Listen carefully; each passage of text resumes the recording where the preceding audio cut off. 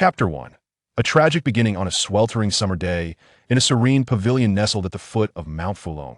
A handsome young man stood, his demeanor tense. Beside him lay a boy of approximately 15 or 16 years, sprawled on the ground. His tattered garments soaked with blood, his pallid complexion suggested that he was teetering on the brink of death not far off. A fearsome beast lay lifeless, having succumbed to its injuries. A small group of onlookers nearby whispered amongst themselves. Casting furtive glances in their direction, the handsome youth, already irritable, could no longer contain his frustration and shouted at them. "It's Fong Ning. Let's go." Indeed, we should leave. Fong Ning is not one to provoke. Thunder's luck was appalling. Attacked by a level 2 beast behind the mountain, he looks like he's finished. Let's disperse. Fong Ning's expression is far from pleasant. He's clearly distressed. Thunder is utterly useless. As the gossiping crowd gradually dispersed, only Fong Ning and the gravely injured boy remained, the former's brow furrowed deeply in concern. "Thunder, you can't really be done for, can you?" Fong Ning sighed as he looked down at the boy's rising and falling chest. He then scooped him up, making his way toward a nearby building. At present, saving a life took precedence. A warm ray of afternoon sunlight streamed through the small window of the room, casting light upon the boy, yet he seemed oblivious to the warmth of the sun. His body was tense, trembling, and his chest heaved frantically as if he were trying to draw in all the air around him. Suddenly, his taut form began to settle into stillness. The room fell into a brief silence. "Oh no. Where's my sister? Why hasn't she arrived yet?" Fong Ning, anxiously peering out the door, noticed the stillness of the boy on the bed, his heart racing with alarm, and his face turned ashen. Damn it, he can't really be dead. Can he? A thought struck him, and he rushed to the bedside, shouting desperately at the boy. "Wake up. You can't die. You must hold on, my sister will be here soon." Seeing no response, he raised his hand, poised to strike the boy's shoulder, but halted midair as he beheld the horrific wound suddenly. It seemed the boy heard his cries. He gasped sharply, eyes flying open, and began to gasp for breath as if he were struggling to inhale. "What the hell? What is happening? Where am I?" The boy was momentarily taken aback. A sudden, excruciating pain surged through his body. Jolting his mind into action, he grimaced and cried out, "It hurts, it hurts, oh, it hurts so much." Confronted with the unfamiliar room and the cacophony of voices, he felt a surge of panic, enduring the agonizing pain as he instinctively propped himself up as he moved. The wound was inadvertently tugged, and he felt as though his bones were being shattered, with pain pervading every part of his being. Cold sweat streamed down his forehead. "Where am I?" In a daze, he hurriedly surveyed the confines of the small room, which contained nothing but a single bed. His gaze, filled with confusion, fixated on a youth standing beside the bed, brimming with questions. "Who are you?" "Wonderful. You're alive." The boy, witnessing the sudden awakening, disregarded his previous bewilderment and was instantly filled with joy. Upon noticing the boy's attire, which was starkly dissimilar to anything modern, clad in garments reminiscent of ancient warriors, with a finely crafted long sword hanging at his waist, he felt a surge of panic. His body trembled with excitement, triggering a jolt in his mind. A wave of excruciating headache erupted, prompting a cry from the boy as he sensed an inexplicable force crashing against his consciousness. He recalled moments prior, when he was engrossed in an online game at an internet CAF. As an avid gamer, he dabbled in various games. He had been playing a web-based Naruto game, unleashing ninjutsu to vanquish the Ten Tails. His technique was a combination of the famed skills of the Senju and Uchiha clans, invoking the Susanoo to obliterate the beast. The carcass of the Ten Tails was drawn into a vortex resembling a black hole. Yet this black hole persisted, leading him to suspect a malfunction with the monitor. Unconsciously, he pointed at it with his finger. In that instant of contact, his entire consciousness plummeted into an abyss of darkness. Upon awakening, he found himself in this bewildering state. What is happening? His attention swiftly shifted to his own being as he lifted his hands, uttering in disbelief. His last memory lingered in that dark void, after which he lost all awareness. Surveying the utterly unfamiliar surroundings, his Adam's apple bobbed slowly, but his mouth opened wide without producing a sound. He swore to the heavens that this was neither his home nor a hospital. He had never encountered such furnishings and decorations. Everything felt like a dream. "What on earth is this place?" the boy shouted, his heart racing at the incongruity of the environment. There were no computers, no electric lights, nothing at all. "Young Master Lei, you haven't been struck down by a beast, have you?" "This is the Academy's back mountain." The handsome youth, hearing his words, cast a puzzled glance at the figure on the bed, and upon seeing him awake, his anxious demeanor relaxed. "Academy? Young Master Lei?" At the mention, a brief silence enveloped the room. The boy's mind seemed to freeze, his eyes vacant as they stared ahead, his lips moving without sound. Is young Master Lei referring to me? I was just playing a game. Is there a crime in that? He murmured to himself, his gaze empty transmigration. As a young person of the new era who had perused numerous novels, this felt remarkably akin to the plots he had read. Had he stumbled upon a stroke of serendipity? He was at a loss whether to laugh or cry. For experiencing such an occurrence firsthand felt entirely different. The youth, however, was somewhat agitated, his mind racing with fervent thoughts. Suddenly, a powerful force struck his consciousness, causing his already frail body to collapse onto the bed as if it had lost all support. Ah! With a horrific scream, the young man promptly lost consciousness, slipping into a deep faint. Meanwhile, hurried footsteps echoed from outside, quickening further in response to the anguished cry. Fong Ning, what is going on? What happened to my elder brother? Two voices rang out from outside, one sharp and piercing, the other calm and flat. The door swung open, revealing a striking woman, approximately 20 years of age, with flowing hair that danced in the breeze, exuding beauty. Accompanying her was a tall, handsome young man, who bore a striking resemblance to the figure sprawled upon the bed. Big brother. Upon entering, the youth's gaze fixated on the bloodied figure lying on the bed. His previously placid demeanor shifted subtly, and he swiftly moved past the woman, clearly distressed. Fong Ning, what happened to my brother? He questioned the earlier youth, who, now identified as Fong Ning, could only manage a bitter smile and a shake of his head. He was attacked by a level 2 magical beast on the back mountain. By the time I arrived, it was already too late. Upon hearing this, Lei Ming's expression tightened as he stared intently at Fong Ning. This is not the time for blame. If you wish for Lei Ting to survive, then. The woman behind them maintained a frosty demeanor, her piercing gaze locking onto the two young men, her voice icy and commanding, causing them to shiver involuntarily. Step aside. Yai's sister. Quickly, Lei Ming and Fong Ning retreated, clearing the space in front of the bed. The woman approached and began to assess the injuries. After a moment, the previously furrowed brow of the woman relaxed. What a tenacious spirit, she exclaimed in astonishment, gazing incredulously at the injured man on the bed. What is it, sister Yue? Lei Ming and Fong Ning inquired as they stepped forward. Nothing serious. He was knocked unconscious by the beast attack, she replied coolly, her brow furrowing once more as she examined Lei Ting's wounds. Stand back then.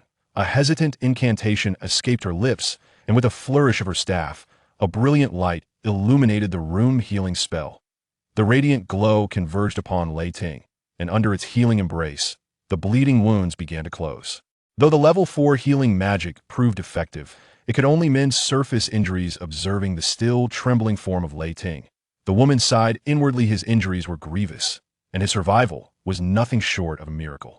Her earlier words had merely served to comfort her brother. Wonderful. The bleeding has stopped, Fong Ning exclaimed, clapping his hands against his chest as he slowly exhaled in relief. You seem to have forgotten fear this time. Timely intervention was crucial. Had it been any later, the woman exclaimed with a fierce tone, you truly possess an audacity that knows no bounds, allowing him to venture alone to the back mountain. Yes. Yes, indeed. Without waiting to finish, Fong Ning, disregarding the woman's furious demeanor, hurriedly acquiesced. The woman cast a deep glance at Fong Ning, then turned her gaze to Lei Ming, speaking slowly. Lei Ming, you should return. Leave this to me. Your elder brother is out of danger now, and you be gone. Yes, yes, elder sister. Upon hearing this, Fong Ning swiftly turned and fled, not even pausing to say farewell, his figure vanishing from the room, likely propelled by a surge of adrenaline. Then I must trouble you. You are hearing this. Lei Ming nodded with a calm demeanor, observing the battered form of Lei Ting, seemingly relieved, before he turned to depart. The room was suddenly enveloped in silence. After a brief moment, the young man on the bed seemed to be roused by the pain, furrowing his brow and opening his eyes awake. The woman, standing by the window and gazing at the scenery outside, turned her beautiful face, her expression grave as she looked at the young man lying on the bed. Seeing the young man attempting to rise, she quickly exclaimed, do not move. She was acutely aware of his physical condition and, with a swift motion, appeared beside the bed, gently pressing him back down. The young man blinked at the woman before him, inhaling the faint fragrance that emanated from her, feeling as though he were caught in a surreal dream. I have truly traversed worlds, into a realm of swords and sorcery. Chapter 2. Awakening the System, 9 Horns. I have truly traversed worlds, into a realm of swords and sorcery. In the moments of unconsciousness, gleaned from the depths of his mind, and bombarded by countless novels, he recalled the scenes he had just traversed. He had soul transcended into the body of a boy who had previously perished. Wrapping his head lightly, he began to ponder the information left behind by his predecessor. After a brief while, The young man felt a surge of despair, while others who traversed worlds often became princes or emperors, or gifted prodigies surrounded by adoration. He found himself in a world where strength reigned supreme. The individual into whom he had transmigrated was also a young master, named Lei Ting, the legitimate heir of a noble marquis household in the Dragon Martial Empire. However, it was astonishing that this young master lacked the corresponding talent for cultivation and the requisite resources logically. Within such affluent families, a prospective bride was assessed not only on her beauty and demeanor, but also on her martial aptitude. For those with higher innate abilities were more likely to bear exceptional offspring. At 16, he was not only frail and sickly, but had yet to even enter the ranks of cultivation in this world, rendered almost as a useless being, despite bearing the title of young master. Moreover, his mother had passed away shortly after his birth, and his father had since remarried, producing a younger brother who was not only intelligent but also a prodigy in martial arts, receiving all the attention and affection within the Marquis estate. In contrast, he was left with merely the title of young master, devoid of any true merit or recognition, especially in terms of cultivation and innate talent. His younger brother far surpassed Thunder under various circumstances. His life in the manor had been far from satisfactory, and he had suffered greatly. Even the servants of the Marquis' residence looked down upon him. The reason he found himself lying here was that the young master of the Fong family had invited him to meet at the back mountain. However, upon his arrival, he found no one waiting for him, but instead encountered a frenzied level 2 magical beast. Given his feeble constitution, the outcome was predictable. Had Fong Ning not arrived in time, this body would have already become a meal for the beast. As a newcomer to this world, Thunder couldn't help but feel a mix of amusement and despair, pondering what divine being he had offended to warrant such a difficult existence ahead. Lost in thought, Thunder appeared somewhat dazed. "You are fortunate this time, as you did not perish beneath the claws of the magical beast," came the calm voice of Sister Yuer, jolting Thunder back to reality. "Have you not yet come to your senses?" she said, her expression laced with sarcasm as she regarded the dazed Thunder Boy. "Do you think your life is so valuable, or do you genuinely believe you possess considerable strength?" She continued, her tone shifting to one of anger. "Are the beast's claws not sharp? Look at your state bones fractured, wounds all over, bleeding profusely." Sister Yuer fixed her wide eyes on Thunder intently. Thunder stammered, gazing at the furious woman. She was his fiancée's sister, a name he instinctively recognized thanks to his merged memories. He opened his mouth, but words eluded him. Suddenly thrust into this unfamiliar world, he was at a loss as to how to survive. Seeing the pitiable expression on Thunder's face, Fong Yuer sighed softly. Gripping her staff tightly, she began to chant a spell, and a soft incantation resonated in the room as the staff emitted an increasingly brilliant glow. Yet, to Thunder's eyes, it was not blinding light of healing. As her incantation concluded, a gentle radiance detached from the staff and enveloped his body.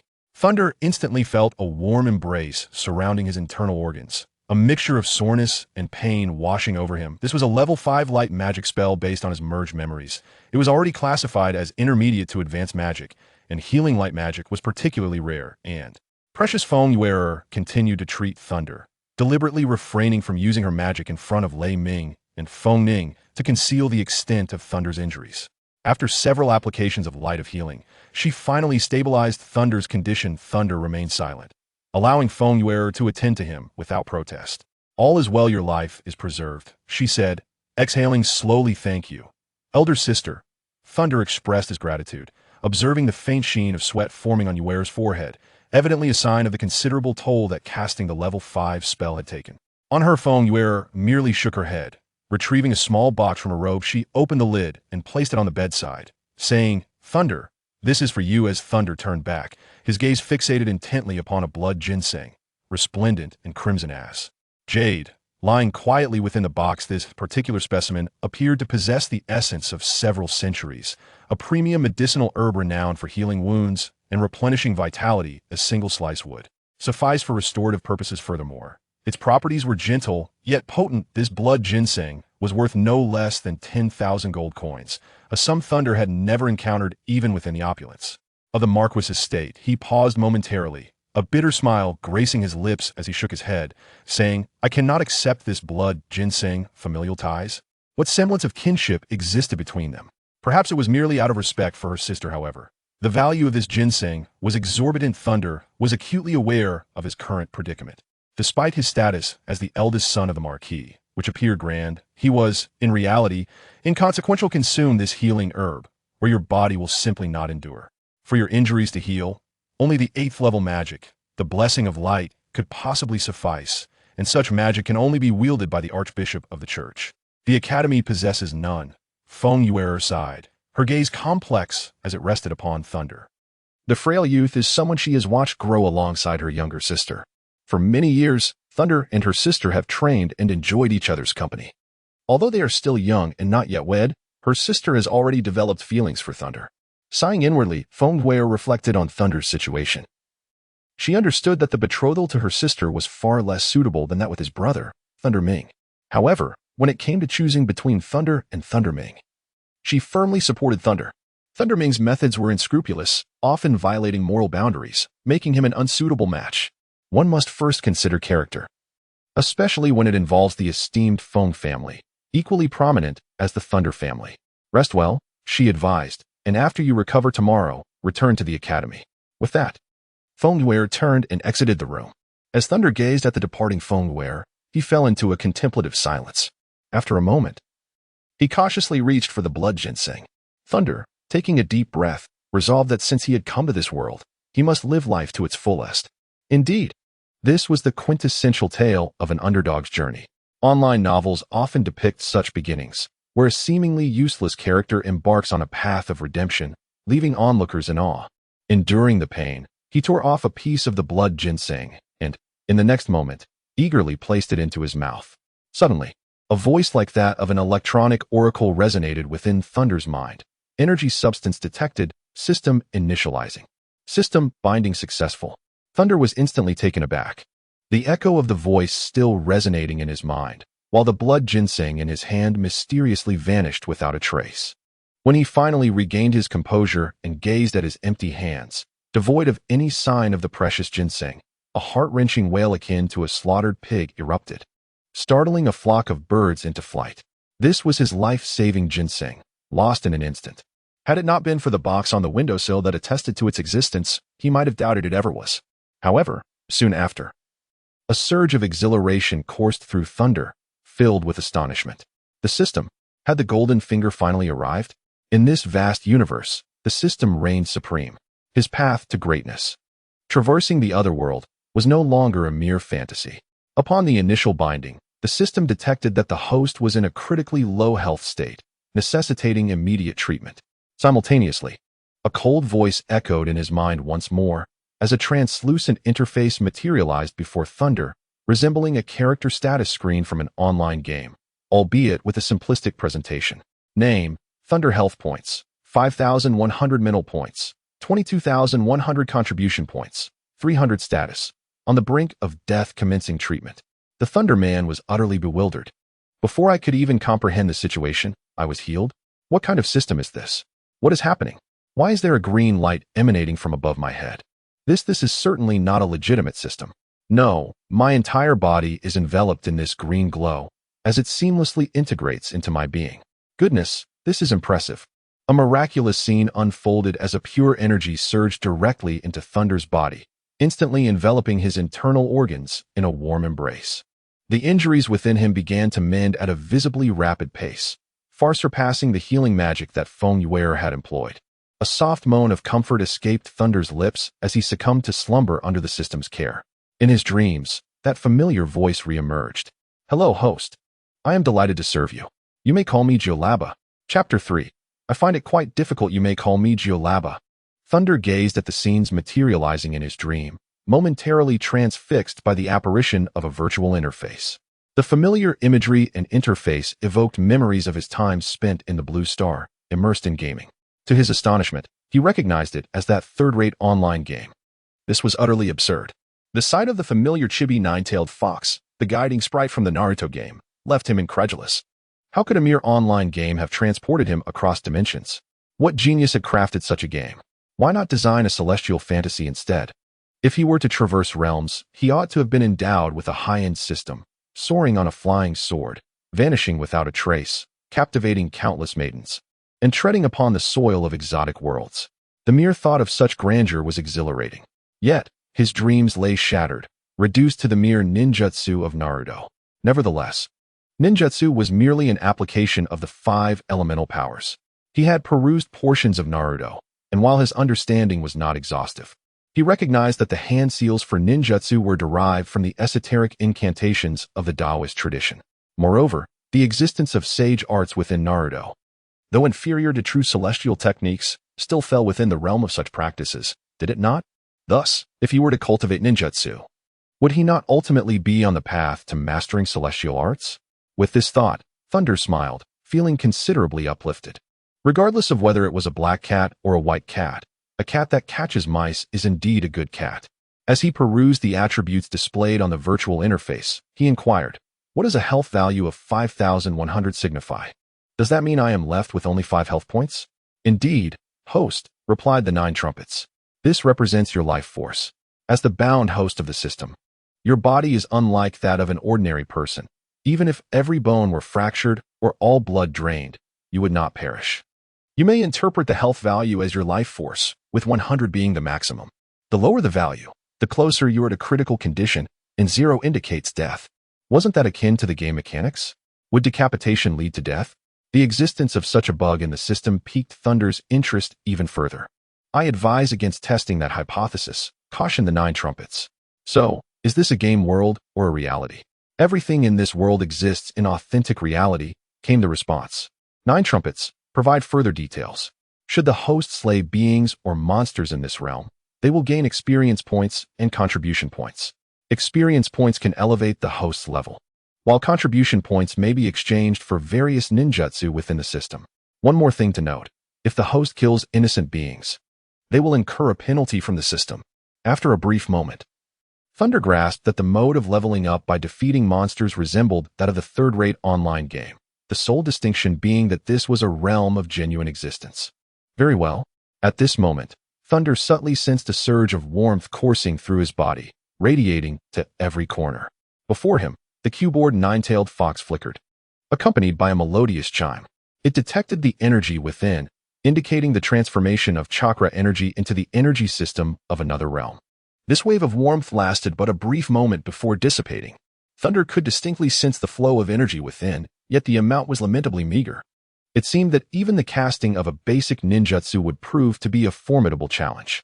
With the completion of energy conversion, the host was now able to harness the power system of this world to perform ninjutsu.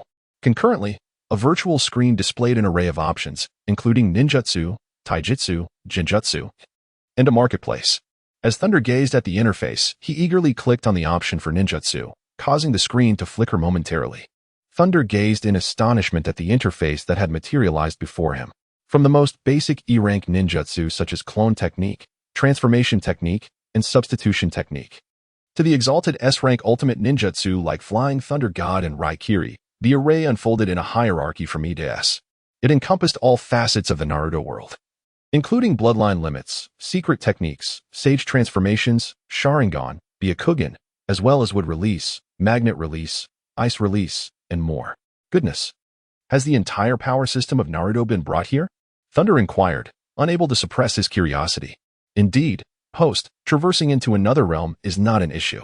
Upon hearing this, Lei Ting was rendered speechless. While it resonated with his innermost feelings, the system was undeniably frivolous. His delightful mood was momentarily overshadowed by the system's shortcomings, until he glanced at the exchange values for ninjutsu. E-rank ninjutsu, shadow clone technique, requires 100 contribution points. D-rank ninjutsu, binding technique, requires 500 contribution points. C-rank ninjutsu, Great Fireball technique, requires 1,000 contribution points. As he delved deeper, he discovered that the higher the rank of the ninjutsu, the greater the combat power and the more substantial the contribution points required. Subsequently, an anguished scream escaped his lips. By the heavens, what kind of abominable system is this? Return my wood release, return my Susanoo, my 3 great ocular techniques. The flying thunder god that ensures my survival. Why must the contribution points be so exorbitantly high? S-rank, bloodline limits, and top-tier secret techniques demand over 1 million points, while wood release and Susanoo exceed 10 million. System, who do you think you are? This is quite the affront. As the contribution value increased, the Thunder's spirits waned. His dream of donning the Susanoo's colossal form shattered into fragments. Thunder wore a grim expression, overwhelmed by a sudden urge to weep. He had hoped that the system would elevate him, captivating countless maidens and leading him to the pinnacle of life. It appeared, however, that such aspirations were a distant dream, leaving him to languish in mediocrity. Upon closer inspection, he noticed a line of small text at the top of the system interface. Host, Thunder, Apprentice Ninja, Review, a novice. Slightly stronger than an average citizen, yet inferior to the students of the Ninja Academy. Young man, strive harder to level up swiftly. Reading this, Thunder's countenance turned a shade of green. A novice indeed. He felt utterly belittled. Nine-tailed fox, come forth. We need to converse. Allow me to show you the might of my formidable fists. With that, Thunder brandished his tightly clenched fist before the keyboard, yet received no response.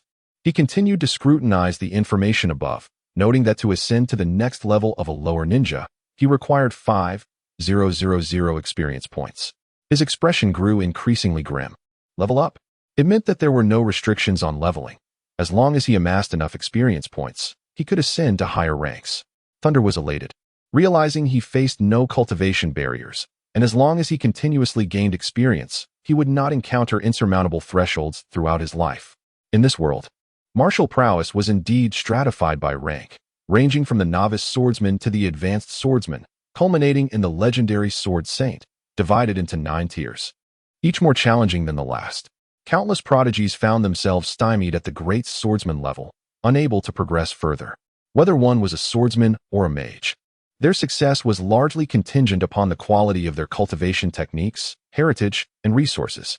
Without superior cultivation methods and ample resources, reaching the esteemed rank of Sword Master was akin to scaling the heavens. The Sword Master rank was a coveted aspiration for many martial artists and represented a significant milestone in their training. A successful body refinement not only extended a warrior's lifespan but also granted them the status of nobility within the empire, ensuring a life of luxury and prosperity for their descendants. However, the successful transition to a sword master was exceedingly rare. Haha, nine-tailed fox, how I adore you, Thunder exclaimed, laughing heartily, though thoughts of the exorbitant contribution points soon dampened his spirits. How else could contribution points be acquired? They could be exchanged for items from this world, with rarer items yielding higher exchange values. Upon hearing the system's response, Thunder's eyes sparkled with intrigue, and he promptly inquired, how many contribution points can I obtain for the blood ginseng I just mentioned? The system replied, the blood ginseng can be exchanged for 5,000 contribution points. But upon hearing the mention of 5,000 contribution points, Thunder's eyes gleamed with anticipation. He pondered the possibility of exchanging them for several C-rank ninjutsu, while the remaining Thunder calculated how to redeem these techniques. However, the system's subsequent declaration abruptly pulled him back to reality. The resources had already been allocated for the host's healing. What? 9 trumpets, are you jesting with me? Such exquisite medicinal materials, and yet, they offer no exchange value. Upon hearing 9 trumpets' words, Thunder's fury ignited. Are you toying with me? Host, the healing provided by the system incurs a fee. According to the system's regulations, when the host is on the brink of death, the system will directly seize the most valuable item as compensation to restore the host's health. Healing injuries? Such a splendid provision. Thunder's excitement surged upon hearing 9 trumpets, his expression shifting faster than a flickering flame. He paid no heed to the subsequent words. All he grasped was that the system could mend his wounds. Wasn't he that rather shameless? Nevertheless, I find it delightful. Just when you think you are about to end my life, I miraculously recover before your eyes, revitalized and full of vigor. That sensation is simply exhilarating. 9 trumpets. Does that mean I cannot be killed? Thunder chuckled heartily. Host, you may attempt it. However, I must caution you that, per the system's regulations, during the newbie protection period, you may utilize healing only once, and that opportunity has already been exhausted. Upon hearing this, Thunder's expression turned blank. What? Are you mocking me? Thunder nearly succumbed to despair. Where is my blood ginseng? Where are my hard-earned points? Why must I face such adversity? Others traverse realms with immortality or invincibility. Yet I am beset with so many challenges. Although I possess a golden finger, this wretched system seems to ensnare me as well. Is this a game? Or am I merely a pawn? Chapter 4. The Newbie Package in light of the host's novice status. It is advised that the hosts swiftly engage in combat to level up, acquiring experience and reputation points to enhance their prowess. 9 trumpets relentlessly continued to deliver blows to Thunder's spirit, The first step on the path of a novice must indeed begin with a novice. Thunder gazed at the virtual interface and defiantly raised his middle finger. 300 contribution points. System, you are indeed generous. Starting with 300 contribution points. Is it possible to dominate another realm? Thunder gazed at the interface displaying a contribution value of 300 points and could not help but express his sardonic amusement. However, it also brought him a sense of relief. At least it was not a complete failure. He examined the ninjutsu list, which featured several E-rank techniques: shadow clone technique, substitution technique, transformation technique, rope escape technique, and binding technique. Without hesitation, Thunder chose to exchange for the shadow clone technique, transformation technique, and substitution technique. He decisively opted for the shadow clone technique. This foundational technique from the world of Naruto is a marvel within the entire ninjutsu system, intricately woven into the fabric of the storyline. While its power may be limited, it serves as a quintessential skill for survival and escape, akin to a bug within the system. Very well, host. You have successfully exchanged 300 contribution points for the E-rank ninjutsu, shadow clone technique, transformation technique, and substitution technique. We encourage you to continue striving towards the pinnacle of your existence. Thunder felt an influx of information within his mind, encompassing the utilization and intricate analysis of 3 ninja techniques, as if it were indelibly etched in the deepest recesses of his consciousness, innate to his being. Even more alarming was the apparent mastery he possessed over these techniques, which seemed to have reached an unparalleled zenith. Such was the terrifying power of the system. While others might require months, or even years, to fully comprehend these skills, Thunder needed only to speak a few words. Subsequently, Thunder engaged in extensive dialogue with the 9 horns, inquiring about numerous matters, until the discontented grumbling of his stomach drew him back to reality. Through their exchanges, Thunder managed to gain a tenuous understanding of the system's overarching functionalities. The golden rays of the setting sun filtered through the window, casting a veil of hazy light across the room. Thunder reclined upon the wooden couch, his entire body swathed in bandages. Although his wounds had long since healed, he felt compelled to maintain the facade. Otherwise, should he venture out like this, it would be surprising if the people of this world did not rush to dissect him. A near-death individual who could spring back to life after merely lying down for a while would surely astound even the most revered holy mage of this realm. At that moment, the door creaked open, pulling Thunder back from his thoughts. A youth, bearing a respectful demeanor, approached the bedside and set down a food container filled with medicinal delicacies and sumptuous dishes. He spoke softly. "Young master, the young master is concerned you might be hungry. Please partake of some nourishment. The young master worries for your health and has specially prepared this exquisite medicinal meal to aid in your recuperation, ensuring a swift recovery from your injuries." The visitor paused briefly before continuing nonchalantly. "In the academy, it is only the young master who shows such concern for you. You must hasten your recovery. Otherwise, my young master will be unable to report to the Marquis and may even find himself implicated." Thunder slowly opened his eyes, squinting slightly as he turned his head to regard the youth before him, his gaze devoid of emotion. This young man, named Wang Jun, was a subordinate of the second son, possessing striking features and already exhibiting the prowess of a novice swordsman. He had previously taken pleasure in mocking Thunder from the shadows. Upon sensing the weight of Thunder's gaze upon him, Wang Jun felt a flicker of astonishment within his heart. Was this the once timid and ineffectual young master who would shy away at his mere presence? Lifting his head, he scrutinized Thunder closely, his eyes narrowing slightly. He was acutely aware of the severity of Thunder's injuries, which could be described as life-threatening. Yet now, aside from the concealed condition of his body, there was a hint of color returning to his complexion. A man on the brink of death would not appear so vibrant. The distinction between a dying individual and a healthy one was unmistakable to him, and this realization struck him as peculiar. Even after receiving treatment, such a rapid recovery seemed implausible. Concealing his astonishment, Wang Jun refrained from revealing his thoughts, for he was not an inconsequential figure. Having secured his position beside the young master and the lady, "Young master, how fares your injury?" Wang Jun inquired, gradually crouching beside Thunder. One hand gripping Thunder's arm while the other pressed gently against his chest, the site of the most severe wound. He closely observed the changes in Thunder's expression. Thunder grunted in response to Wang Jun's sudden pressure on his chest, his brow furrowing in discomfort. The pain was genuine, although the injury had been treated. True healing would require a period of rest. Noticing Thunder's pained reaction, Wang Jun rose to his feet and strode away with an air of confidence. Thunder gazed at the departing Wang Jun, a slight frown creasing his brow.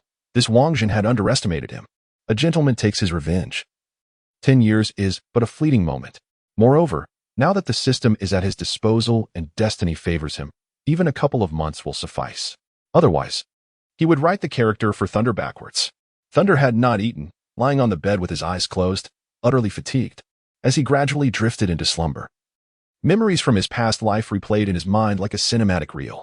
He was the scion of a prestigious family, his status esteemed. However, as he matured, his martial prowess waned, rendering him incapable of mastering even the foundational techniques of his clan. Consequently, he often found himself bullied within his family.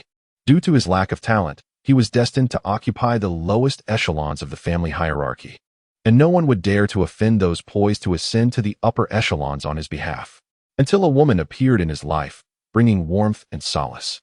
Slowly, Thunder opened his eyes, his gaze shimmering with tenderness as he softly murmured, "Jar."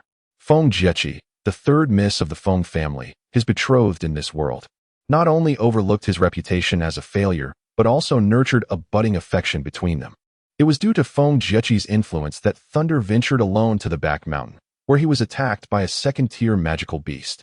At the age of 16, Thunder found it rather shameful that he was unable to defeat even a second-tier magical beast, especially within the confines of the academy. However, he had grown accustomed to this and paid it no heed. "You still have a novice gift package awaiting collection. Would you like to claim it?" The voice of Nine-Tailed Fox echoed. Thunder was taken aback for a moment, but then he quickly recalled that newcomers to the game were always bestowed with a gift package. He had not anticipated that such a reward could be claimed here, and his heart filled with joy as he thought to himself, "Claim it." Before Thunder appeared a space backpack reminiscent of a gaming interface, containing an ancient wooden box. A spatial backpack. This is truly remarkable. What a delightful surprise to discover that this world possesses items for spatial storage akin to the space backpack. Though Thunder had not anticipated that the system would also incorporate this feature, it is quite user-friendly. What the game offers, the system also provides. Can outsiders see or utilize the 9-horn space backpack? No, the system's spatial backpack is unique, visible and usable solely by the host. Haha, splendid, splendid. Amidst his hearty laughter, Thunder reached out and directly tapped the wooden box within the backpack. At the moment of contact, the box instantly opened and vanished, while the voice of the 9 horns echoed. "Congratulations, host, you have obtained mastery of basic body techniques. Congratulations, host, you have acquired the Bloodline limit." Bloodline limit? The Thunder stood frozen, momentarily astonished. Chapter 5, The Promise. The Fulong Academy, an extensive complex spanning over 10 miles, gathers tens of thousands of prodigies who come to study here. It can be said that those who emerge from this place possess at least the strength of a novice swordsman. The bustling youth flit between the buildings, an atmosphere of vitality and exuberance permeating the air. Thunder deliberately delayed his departure, leaving the temporary shelter where he had been accommodated. Guided by the familiar memories in his mind, he strolled along the verdant path, traversing a small grove, and returned to his residence. As the eldest son of the Marquis, his dwelling at the academy was not in a large dormitory, but rather in a serene villa, nestled amidst flowers and trees. Upon arriving at the villa, Thunder was momentarily taken aback. Outside stood a graceful young woman, her countenance forlorn and solitary, with red-rimmed eyes that betrayed her sorrow. She was exceedingly beautiful, with large eyes, lustrous black hair, and fair skin, adorned in elegantly muted attire that exuded an air of nobility. "Joe!" Thunder exclaimed, unable to contain his surprise. The sorrowful woman immediately lifted her head, her expression brightening upon seeing him, and she could no longer suppress her emotions, bursting into tears. "Brother Thunder, woo-woo. They said you were going to die, woo-woo. I searched for you all night, but couldn't find you. Where were you? I was so scared." Witnessing Jiao's heart-wrenching expression, Thunder felt a jolt within his heart and hastened towards her. "It's all right. I'm fine. Fong Ning was only trying to frighten you. There's no need to worry. I'm perfectly all right. If you keep crying, you'll turn into a little kitten." He gently patted Jiao's back, offering comfort to the familiar yet strange woman as they entered the villa.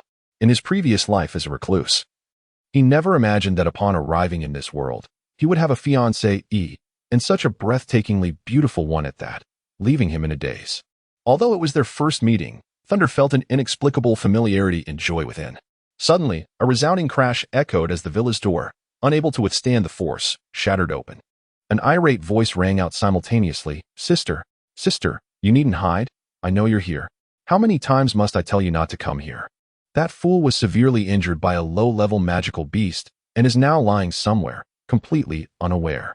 With that furious voice, Fong Ning strode through the broken door, his countenance dark and foreboding.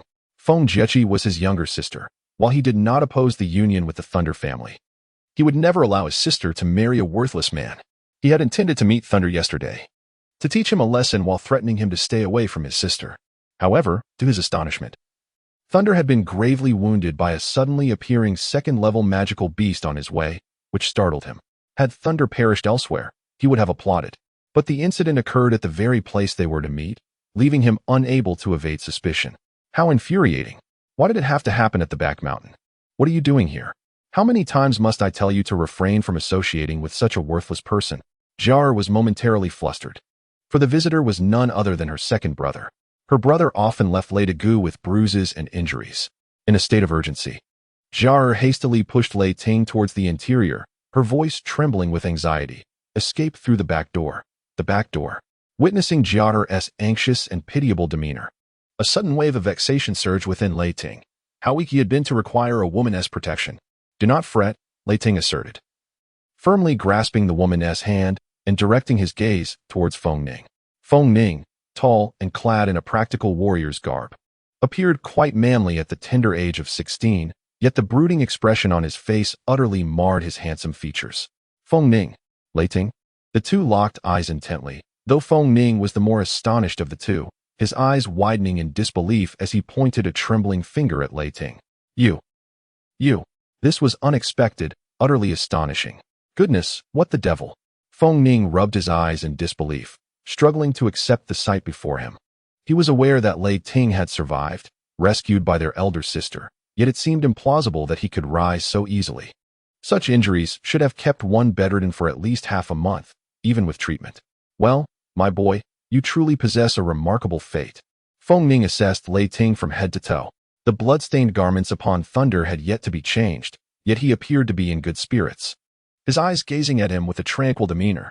Fong Ning's lips twitched in disbelief as he exclaimed, "Sister's strength is truly astonishing. She has managed to heal you." This useless wretch. Thunder did not utter a word, but scrutinized Fong Ning, for it was through his grace that this body was traversed. Fong Jiechi remained oblivious to the astonishment that lingered between them. Instead, she positioned herself before Thunder, her expression beseeching as she gazed upon him. Witnessing his sister's actions, Fong Ning erupted in fury. "Is this truly my sister? Sister, come here at once and distance yourself from that worthless creature." Fong Ning bellowed, gesturing emphatically. "Who here is the outsider? How dare?" Jia regarded her enraged second brother, biting her lip as she shook her head. "Come here. Do you not heed your brother's words?" Fong Ning's glare was fierce and commanding. Jia, confronted by her elder brother's unprecedented severity, felt a mix of fear and determination. "Brother, if you release Brother Thunder, I shall go with you." "What? Release him?" "Haha, my dear sister, that useless." Very well. I shall grant your request just this once." Fong Ning, observing the resolute visage of his sister, managed to temper his fury and acquiesced. "Brother Thunder, I must take my leave now and rest well."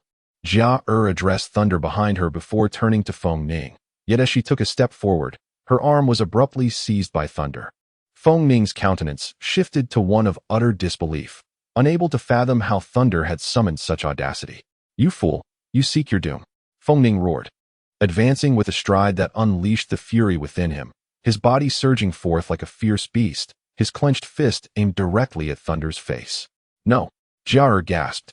Witnessing her elder brother's furious approach, she swiftly interposed herself. In her understanding, Brother Thunder stood no chance against her brother's wrathful strike. She could only rely on her own strength to compel her brother to halt. "Little girl, I am not so feeble as to require your protection." In that moment, a rush of warmth whispered in her ear, and then a figure surged past her, confronting the impending threat. Upon seeing his sister's bold maneuver, Fong Ning's face turned an alarming shade of red. Yet he was compelled to retract his fist, though upon glimpsing the advancing figure, incredulity washed over him. What audacity! A smile of disbelief emerged, and his fist flew forth once more. Fong Ning, your target is me. With a slight exclamation, Thunder summoned a faint surge of combat energy to confront Fong Ning. However, his foundational strength proved insufficient. Despite the enhancement of basic martial skills, he was utterly overpowered. Just managing to evade a punch, he was subsequently struck back by Fong Ning's even swifter blow. The body, repelled by the thunderous force, utilized the strength beneath its feet to gradually dissipate the overwhelming power, managing to stabilize itself despite the earlier turmoil. In times past, such a force would have sent me crashing to the ground with a single blow. While the fundamentals of physical technique have enhanced my agility, I still find myself lacking in strength. Thunder exhaled forcefully, his gaze fixed intently on Fong Ning, who was clearly yielding to him. However, Fong Ning looked at Thunder with astonishment. Martial arts. Indeed, Thunder had just demonstrated a form of martial technique, albeit a rudimentary one. When did Thunder acquire such skills? Fong Ning furrowed his brow in contemplation. Brother Thunder, are you all right? Jar exclaimed, observing the disheveled state of Thunder. Her concern palpable.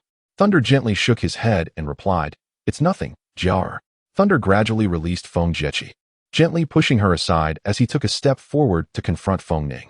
His piercing gaze locked onto Fong Ning's eyes, his voice low and resonant. Fong Ning, I am aware that what transpired yesterday was not orchestrated by you, and I shall not utter a word of it to anyone, not even to the Ho residents. Haha, are you threatening me? Fong Ning retorted, snapping back to reality, his tone dripping with derision. No, Fong Ning, this is merely the truth, is it not? The situation has escalated. Even as the young master of the Fong family, extricating yourself will not be so simple. Grant me 1 month. If I can overcome you then, you shall not prevent my union with Jar. Overcome me?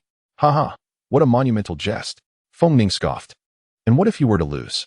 If I were to lose, I would willingly propose the dissolution of the marriage. Do you have the audacity to do so? Do you doubt me? Fong Ning pointed at himself, incredulity etched on his face, as if he could scarcely believe that this fool had lost his senses. He laughed, a flicker of confidence gleaming in his eyes. He was a high-ranking swordsman, a prodigy at the academy, and gazing upon Thunder's frail physique. He pondered where this audacity stemmed from. Initially, Fong Ning had been devising ways to annul his sister's engagement, yet unexpectedly, this fool had presented such an enticing wager. Ha ha. Ha ha ha. Splendid. I accept your challenge. A month from now, I shall see if you can withstand even a single blow from me. Very well. Thunder responded with a nonchalant grunt, then raised his hand to gently tousle the hair of the astonished Jar before him. Brother Thunder, you. Do not worry. Jar, I will prove that I am not a mediocre talent. I believe in you. Fong Ning observed the two, his eyelids twitching. Had it been his usual demeanor, he would have surely attacked Thunder, yet now he restrained himself. A challenge. In a month, I shall defeat him and sever the engagement with ease. Humph. Must it come to a life-and-death struggle before you relent? Sister.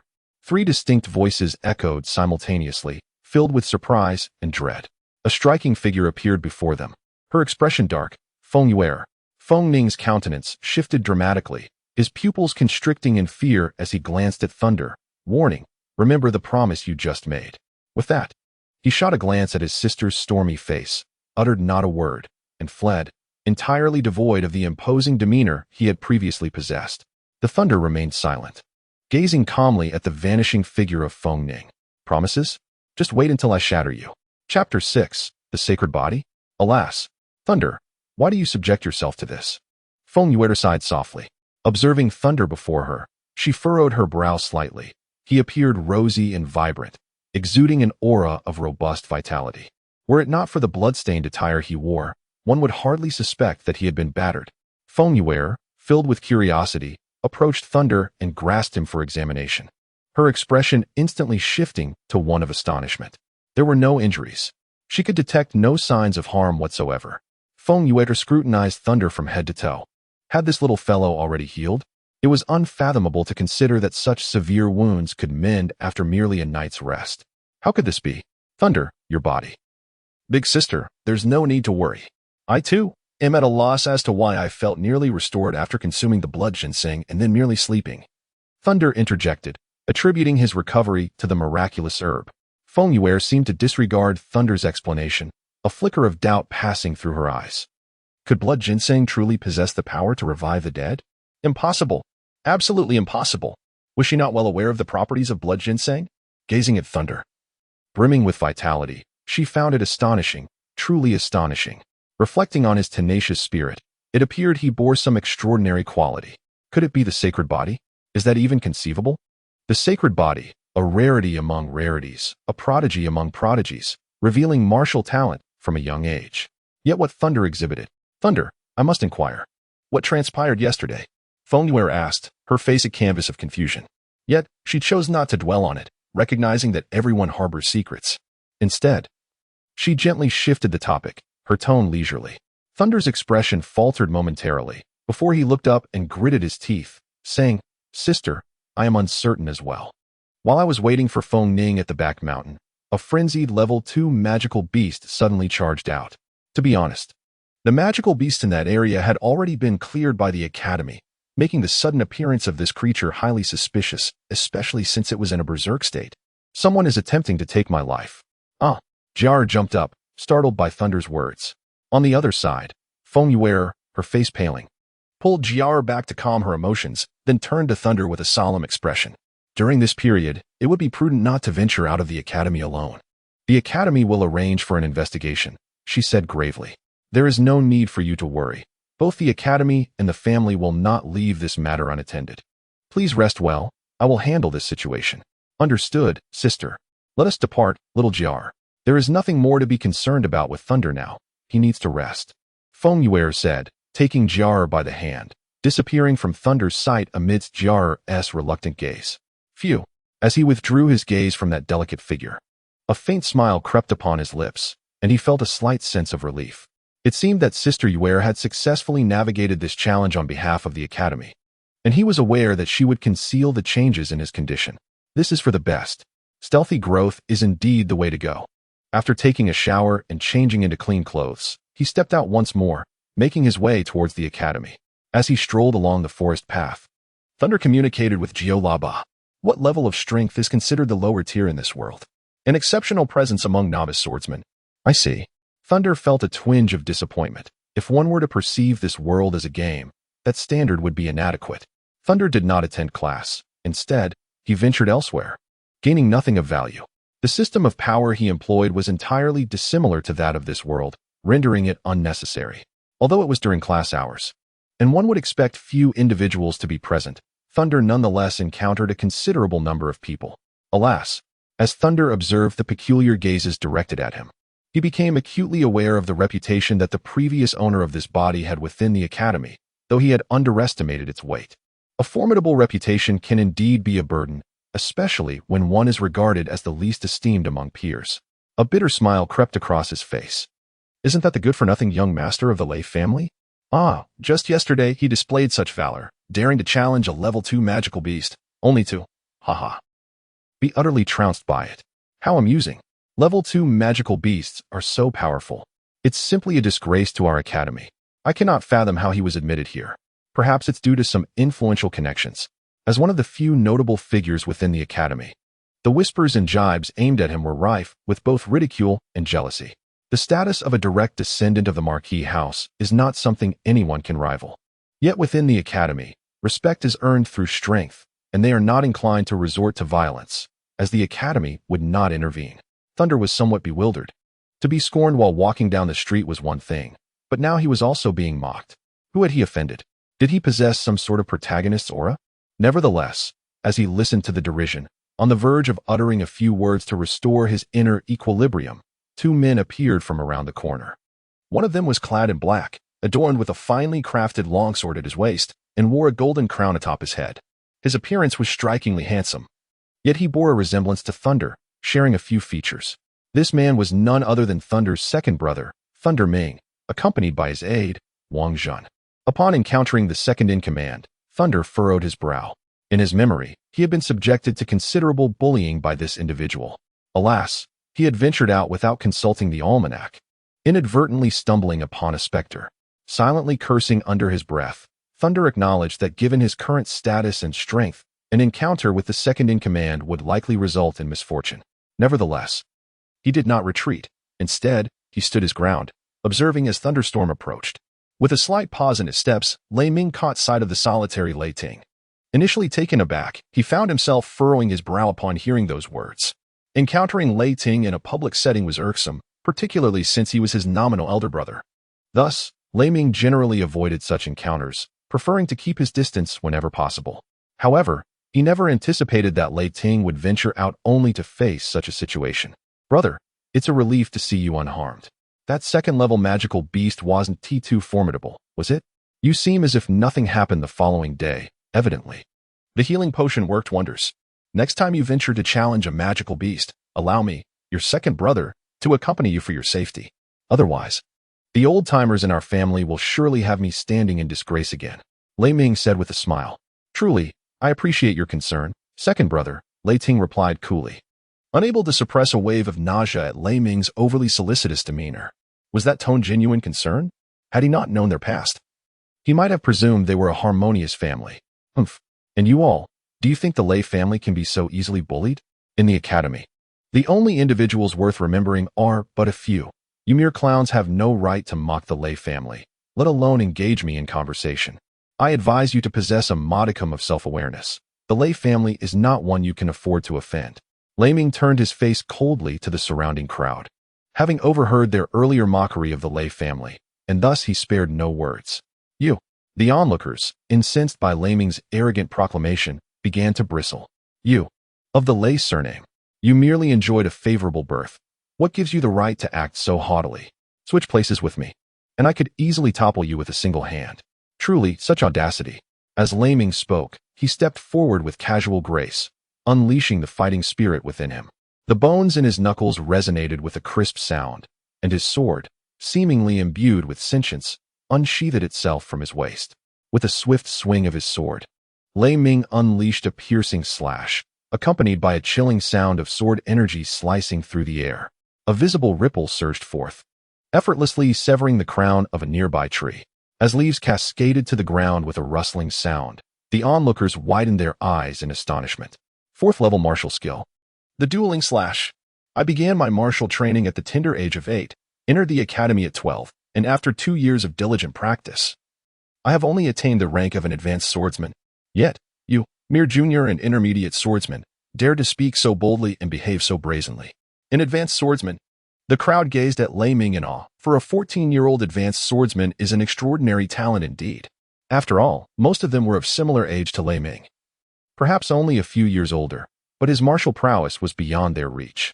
Thunder, however, gazed intently at the lightning. Thunder took a deep breath. Utterly astonished by the splendid performance orchestrated by Thunderous, he felt an overwhelming urge to applaud. This younger brother, overtly intimidating the crowd, was, in essence, issuing him a warning, subtly insinuating that he was unworthy of his position. What a remarkable display of acting. To refrain from pursuing a career in the theater would be a grave injustice to such talent. Brother, do you not agree? Thunderous beamed, responding with a radiant smile. Indeed. Well said, dear brother. Thunder raised his hand, addressing the crowd with a resonant voice. Moreover, you must remember, do not covet what does not belong to you. And certainly do not engage in disputes over it. Otherwise, you shall meet with disgrace and be unaware of your own demise. Well said, elder brother. Upon hearing Thunder's words, Thunder's echo paused momentarily before bursting into hearty laughter. With a sharp whistle, he sheathed his sword, a smile gracing his face as he cast a glance at Thunder before turning to depart. Take care, second brother, Thunder uttered a courteous farewell. Once Thunder's echo had distanced himself, he muttered under his breath, Bah, a hypocrite. Watching Thunder's echo leave, he was acutely aware of the pointed exchange that had just transpired. However, Thunder felt no regret. One must learn to endure in life. If one's strength is insufficient, patience is essential. Should one become overly ambitious, yet persist in their endurance, they risk becoming a timid turtle. Furthermore, Thunder's echo would not dare to act against him, for he understood the principle of using one's strength to intimidate. With the system at his disposal, what was there to fear? The key lay in swiftly enhancing his power. Reflecting on how to bolster his strength, Thunder's echo recalled a certain place, the mission hall of the Wulong Academy. Chapter 7. An Unexpected Surprise? Thunder quickened his pace as he navigated through the bustling streets of the Academy's vibrant commercial district. This area represented the epitome of the Academy's prosperity. Resembling a marketplace from a previous life, with shops selling weapons, clothing, medicinal herbs, and hotels lining both sides of the road. As he surveyed the scene, a sea of faces surrounded him. The multitude of students and faculty at the academy did not recognize Thunder, and thus paid him no particular heed. A waft of enticing aromas compelled Thunder to pause, and upon turning his gaze, he discovered a shop named Min Pavilion. Thunder felt a pang of hunger, rubbing his belly, as he had not had a meal since last night. Suddenly, a resounding crow echoed through the air, followed by a majestic rooster soaring over the walls of Mingda Courtyard. Diving towards Thunder, the thunder struck without the opportunity to retreat, channeling its meager strength to deliver a powerful blow. Suddenly, his pupils constricted sharply, leaving him momentarily stunned. "My apologies. I deeply regret this," said the newcomer, a companion from Mingdexuan, as he glanced at the rooster felled by the thunder's assault and promptly extended his apologies. However, observing the dazed and unresponsive Thunder, one couldn't help but wonder if he was simply foolish. Haha, perhaps there is merit in this as well. A sudden burst of laughter from Thunder startled the attendant, who promptly inquired, "Are you all right, sir?" At that moment, Thunder paid no heed to the attendant, as his mind was entirely consumed by thoughts within his own consciousness. Ding! Congratulations, host, you have achieved your first kill. Experience points, 20. Reward contribution points, 999. Goodness gracious. That is astounding, Thunder exclaimed, momentarily losing his composure. Gazing at the rapidly increasing contribution points, his eyes widened, revealing an expression akin to that of a money grubber. The thunderous figure was already lost in dreams of mastering ninjutsu, adorned with the formidable Susanoo and standing upon the nine tails, with a Rasengan in his left hand and a Chidori in his right. However, reality delivered a harsh blow. As his contribution points soared towards the millions, he beheld a disheartening sight. Just after the first digit 9, a decimal point gradually emerged. Thunder was struck dumb, as if hit by a bolt from the blue. How did the 9 trumpets transform into 9? 9. It was beyond comprehension. My contribution value of 900 million. Where's my 9 trumpets? With arms flailing like a tempest, he bellowed, frenziedly exclaiming, "This system is utterly ridiculous." Frustration boiled within him as he lamented the broken system that toyed with him, his eyes blazing crimson. The associates of Mingdexuan, witnessing the sudden outburst and the wild gestures of Thunder, couldn't help but think, this is bad. Could he truly be a fool? The system was supposed to prompt him to slay monsters to level up, yet those poultry, equivalent to level 1 magical beasts known as Fury Chickens, were rumored to possess a trace of divine beast's bloodline. A laugh escaped him at the thought, as his breath quickened. He fixated intently on Mingdexuan, realizing that the ingredients provided were not mere poultry but live Fury Chickens, freshly killed. This indicated that Mingdexuan still housed living Fury Chickens. Each of these represented experience and contribution value. For Thunder, this was an opportunity. "Is there a reward for killing now?" he inquired. Insufficient permissions to respond, the system replied. "The more I slay, the greater the reward?" He pressed on. Insufficient permissions to respond. "What can you do?" Thunder retorted, exasperated. Insufficient permissions to respond.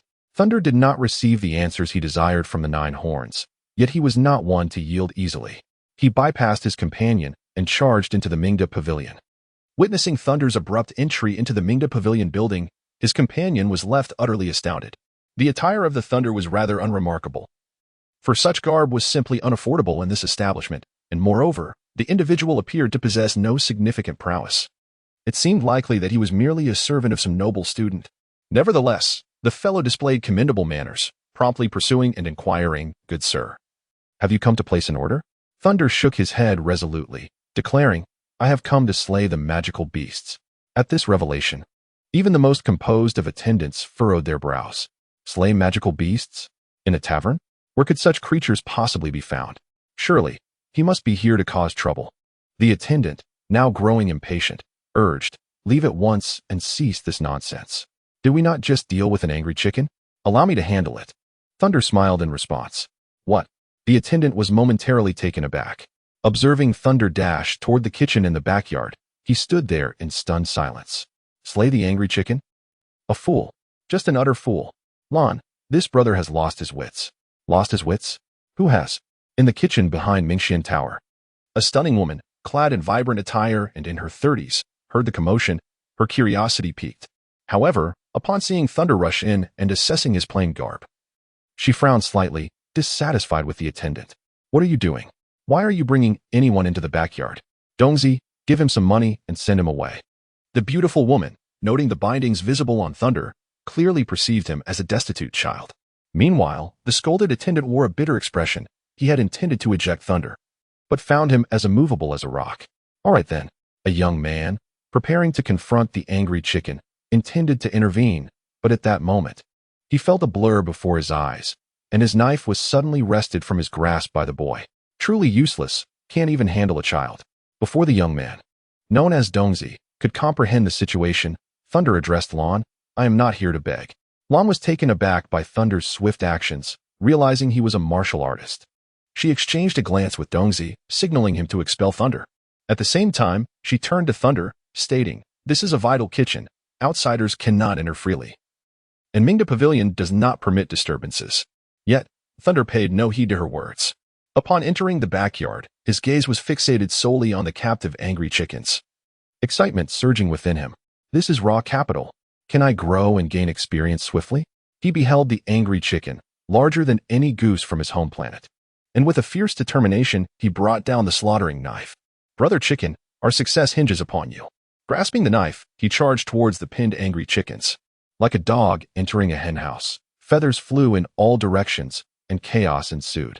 The onlookers in the backyard were rendered speechless by the sudden frenzy of the youth. What is happening here? Dongzi muttered, bemused. Is it possible to go mad over a mere chicken? Unaware of Thunder's earlier encounter, he could only witness the aftermath of the slaughter of one angry chicken, spiraling into madness. Where did this mad lad come from? Quickly, expel him. The enchanting woman shouted at the dazed Dongzi, her gaze fixed on the unfortunate angry chicken that had fallen victim to the youth's cruelty, her anxiety mounting. The signature dish of Mingdexuan was braised chicken, with the primary ingredient being the angry chicken, which must be fresh and slaughtered on site. Otherwise, there would be no reason to keep so many angry chickens in the backyard. If they were all slaughtered, there would be no opening for business in the coming days. And you, hurry up and lend a hand, or I will dock your wages. She yelled at the unresponsive staff, lamenting their lack of initiative, destined to remain mere workers for a lifetime. Dongzi, still in a stupor, suddenly regained his senses, realizing the stakes involved, and rushed toward the chaos. However, although Thunder was not on par with the novice swordsman, the little bit of fighting spirit he possessed made him no easy target for the ordinary. Both Dongzi and the attendant found themselves unable to drive Thunder away. The backyard erupted into a frenzy, and the commotion soon attracted the attention of the students dining in the front hall. Eager for excitement, the onlookers gathered around. Insanity! Truly mad! The beautiful woman exclaimed as the scene in the backyard grew increasingly chaotic, while some students began to point fingers at Thunder, further fueling her rage. Her lovely face flushed. You scoundrel! I will catch you and vent my anger. She gritted her teeth, glaring at the culprit, Thunder, and addressing the spectators, she declared, whoever catches that mad boy will receive a complimentary serving of today's braised chicken from Mingdexuan. Wow, Sister Lon, how generous, remarked one of the onlookers. A serving of braised chicken costs 3 silver coins. This is quite the expense. Yet, despite the flattery, no one moved. The students who dined at Mingdexuan were not concerned about such trivial amounts. What captivated them was the spectacle, a rarity in the academy. Huh, kid. There's one to your right. Draw your knife. They exclaimed, thrilled at the sight of the figure darting through the chicken coop, as if experiencing the thrill of the hunt themselves. Isn't that the wasteful young master of the Lei family? One onlooker recognized Thunder's familiar face, astonished. The shame of the academy? That can't be true. I heard he was nearly beaten to death by a level 2 magical beast yesterday, and today he is up and about? Indeed, it is the young master of the Lei family. I've seen him a few times. Although his face is somewhat unfamiliar, it is not easily forgotten. The Lei family's young master is so ferocious. In their minds, the young master was inherently weak, incapable of even harming a chicken. To witness such ferocity now seemed implausible. The lively scene fell into a momentary silence as the crowd shared their bewilderment. Do you think it's possible that he has been driven mad by the level 2 magical beast and is now seeking revenge on the angry chickens to vent his frustrations? As soon as these words were uttered, the crowd suddenly awakened to a profound realization, their eyes sparkling with clarity. In the next moment, a lively commotion ensued. Remarkably, it seemed entirely plausible. I could only surmise that he had been driven to folly by some substance. I would affectionately refer to him as the young master of chicken slaughter. The entire backyard was abuzz with excitement. The adage that good news seldom travels far while bad news spreads like wildfire proved true, once the tales of Thunder's exploits began circulating from Mingxian Tower to the academy. Who among the students was not familiar with young Master Lei? It would be a disgrace to be part of the academy and not recognize him. Moreover, as the rumors passed from person to person, they grew ever more sensational. What? The young master of the Lei family is engaged in chicken slaughter? Surely you jest. Has the young master of the Lei family lost his mind amidst a frenzy of poultry? Ultimately, it was said that he was driven mad by the chickens. In no time, rumors soared throughout the academy, with some audaciously claiming that the young master of the Lei family was entangled in a romantic affair with the stunning Sister Lan from Mingdexuan. Such wild conjecture. Can you believe how absurd these tales have become? The last vestige of Thunder's reputation was utterly obliterated, as he was mercilessly subdued and humiliated. Chapter 8. The Art of Substitution. Those who kept a vigilant watch on Thunder received the news without delay. Bang! Within the opulent villa, the sound of a collision echoed, followed by an enraged voice bellowing, "This scoundrel is tarnishing the Thunder family's dignity." At this moment, Thunder's handsome visage was overshadowed by a grim expression, his eyes ablaze with fury. The table beside him had fulfilled its final purpose, enduring the brunt of its owner's wrath, and now lay in ruin. "Young master, what shall we do now?" Wang Jin inquired cautiously, observing Thunder's furious demeanor. Upon hearing Wang Jin's question, Thunder glared at him like a ferocious beast, his piercing gaze instilling a chill down Wang Jin's spine. Even with myriad strategies at his disposal, he found himself at a loss for composure. "What are you waiting for? Go capture him for me at once." "Do you intend to wait for me to disgrace myself?" Thunder roared. Yes, young master, I will go immediately," Wang Jin replied, dashing out as if fleeing. "Brother, I want to see Brother Thunder," Jiara whimpered, on the verge of tears. In that moment, she appeared exceedingly anxious, attempting to rush outside, but was intercepted by Fong Ning. Her expression was equally grim as she addressed her younger sister. "Sister, you must relinquish this notion." Feeling her sister's resolve, Fong Ning delivered a harsher blow. "You have no future with him. How could that worthless fool ever be deserving of you? Have you considered that the Thunder family, despite their power, would allow Thunder to ascend without strength or support? Would the higher-ups of the Thunder family ever consent to that? If Thunder were to rise, Ming would undoubtedly oppose him and rally the support of the family. The Thunder family will not permit a wastrel to lead them. In this world, power is paramount. No, brother, we can assist him. Is not the Fong family equally prestigious? Sister, be realistic. Do not be so naive." Fong Ning took a deep breath, hesitating before continuing. "You have lost your chance. The elders of our clan will petition the Thunder family to dissolve your engagement." "What?" Jiara exclaimed, her agitation mounting. "I will not agree." With that, she seized the moment while Fong Ning was distracted, slipping past him and darting outside. Yet, could she truly evade capture? Clearly, that was impossible. Barely having taken a few steps, she was struck down by a swift blow to the neck, her vision fading to black as her petite form crumpled to the ground. Fong Ning stepped forward to catch the fallen figure, sighing as he said, "Sister, this is for your own good." Often, the outcome of failure is devoid of a favorable resolution.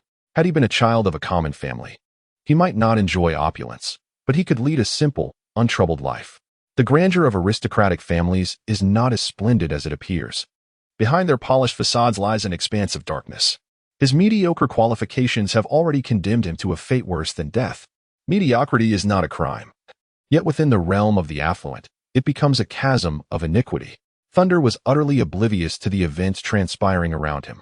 At this moment, he was filled with exuberance as his experience and contribution points surged at an astonishing rate. His experience had already surpassed the milestone of 2,000, while his contribution points had reached 1,000. The prospect of leveling up was within reach. His gaze, fixated on the chickens scurrying about, grew increasingly radiant. These creatures were the very foundation of his future endeavors. This journey was indeed worthwhile. With a playful lick of his lips, Thunder erupted into laughter. The scene of Thunder, in all its intensity, left everyone utterly astounded. Within moments, the entire Mingda Pavilion erupted in exclamations. Young Master Lei has truly lost his mind. Yet, apart from this possibility, could there be any other explanation? The truth is singular. Young Master Lei is seeking vengeance against the foul. Sister Meili's eyes twitched in disbelief. A grudge against chickens? That does not justify the slaughter of my poultry. Observing Dongzi and his companions remaining idle, she realized she could no longer rely on these onlookers. Frustrated by the gruesome scene before her, she bellowed, "Why are you not apprehending him? Are you waiting for me to do it?" As her words echoed, Dongzi seized the moment. Taking advantage of Thunder's momentary stupor, he lunged forward. "Young Master Lei, someone is charging from behind. Quick, evade." The commotion caused by Dongzi caught everyone's attention. Yet the warnings from the others came too late. If he were a swordsman, Dongzi's movements would have exhibited numerous flaws. However, for the individual before him, it sufficed. The bystanders, witnessing Thunder's continued inaction, began to believe it was all over. With Thunder's feeble cultivation, he could neither perceive nor respond to the impending threat. At last, it was happening. Observing the still figure before him, Dongzi exhaled in relief. His form resembled a ferocious tiger pouncing upon its prey, crashing down upon the figure before him. In his mind's eye, he envisioned Thunder being brought down.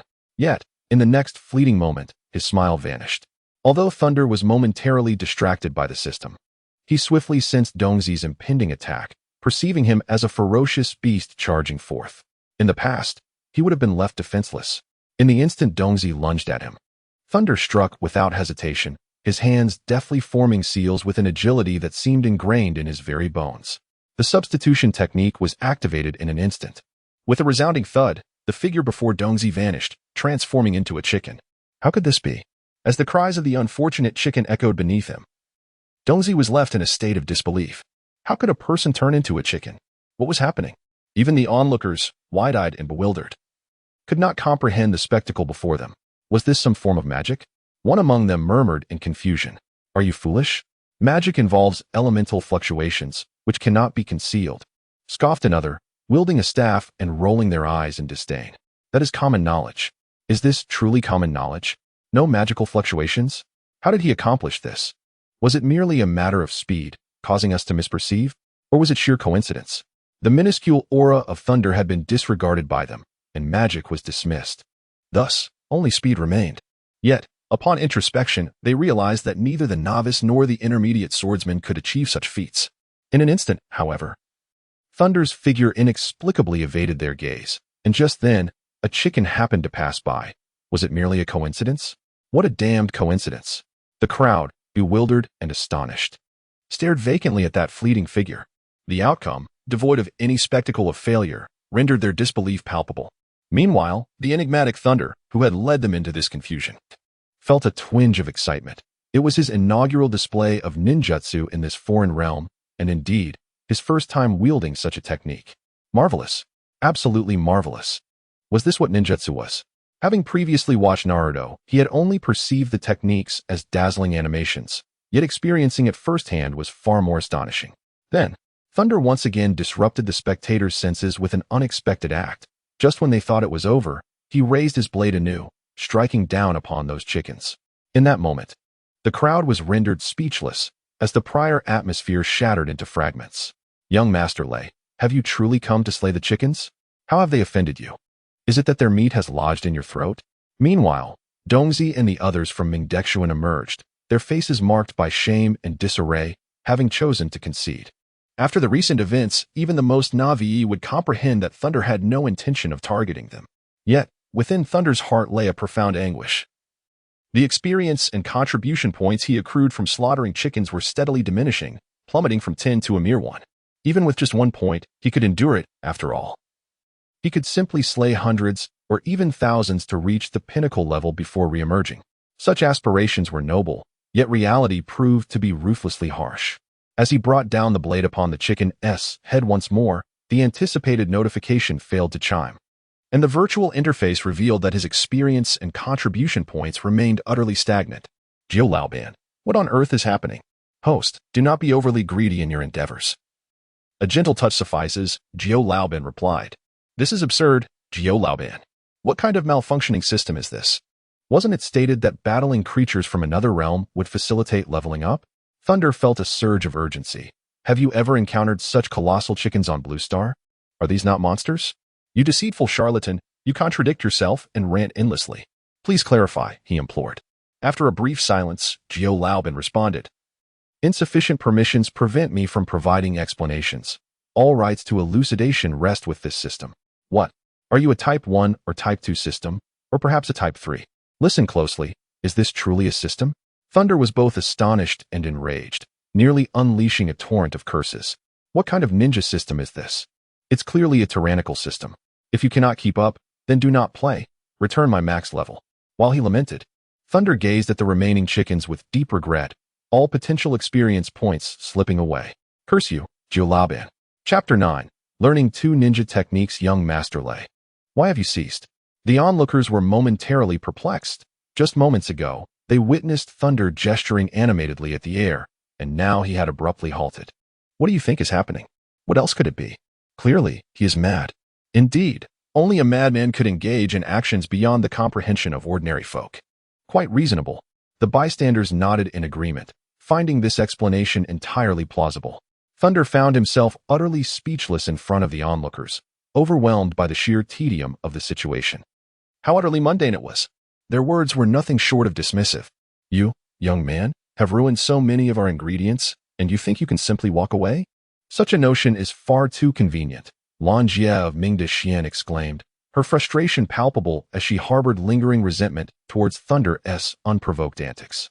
All of this requires compensation. Compensation?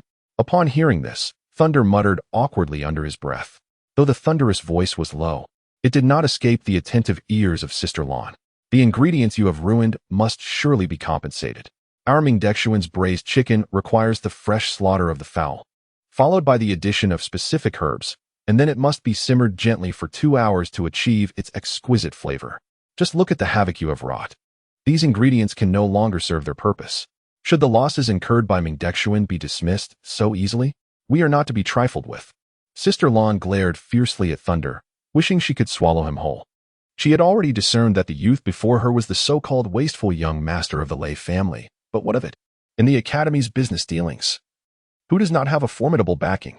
Moreover, this incident is not the fault of Mingdexuan. Thunder came to an abrupt halt.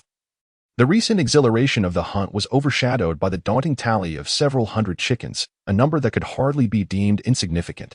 Yet, the purse was rather scant. This young master of a prominent family, renowned yet devoid of substance, found himself ensnared by mere monetary concerns. Young Master Lei, should you encounter any difficulties, we could pay a visit to the Ho residence. As the steward of Mingda Pavilion, Sister Lan immediately discerned the young master's predicament, though her words were elegantly understated. The onlookers were filled with excitement, well aware that young Master Lei was devoid of substantial wealth. Observing Thunder's discomfort, the chance to indulge in the tales surrounding the Marquis's heir was indeed a rare delight. The allure of this tale only grew more enticing with each passing moment. Thunder took a deep breath, surveying his surroundings. Returning to the Marquis residence was utterly out of the question. He was already ill-favored there, and given the current situation, it would be a miracle if he avoided confinement or the disgrace of kneeling in the ancestral hall. I accept these losses. What is this? Surely, they do not intend to evade compensation. At this, Dongzi displayed signs of impatience. Compensation is, of course, a necessity. Let us dispense with the theatrics and settle the payment swiftly. It is no wonder that Dongzi and the others grew impatient. Thunder's demeanor appeared to be one of attempting to flee. Thunder disregarded their doubts, his eyes shining as he fixed his gaze on the familiar figure among the onlookers. Isn't there a cash machine right here? Without a hint of remorse, he pointed directly at the silhouette and commanded, Wangjin, you will compensate for the damages here. The crowd readily cleared a path for Wangjin, with some impatient individuals pushing him forward, irritated by his hesitation. Wangjin's expression was as if he had just consumed something distasteful. It was deeply unpleasant. He had just arrived and was still unaware of the situation when he was summoned. The young master sent me to fetch you, he stammered. No rush, no rush.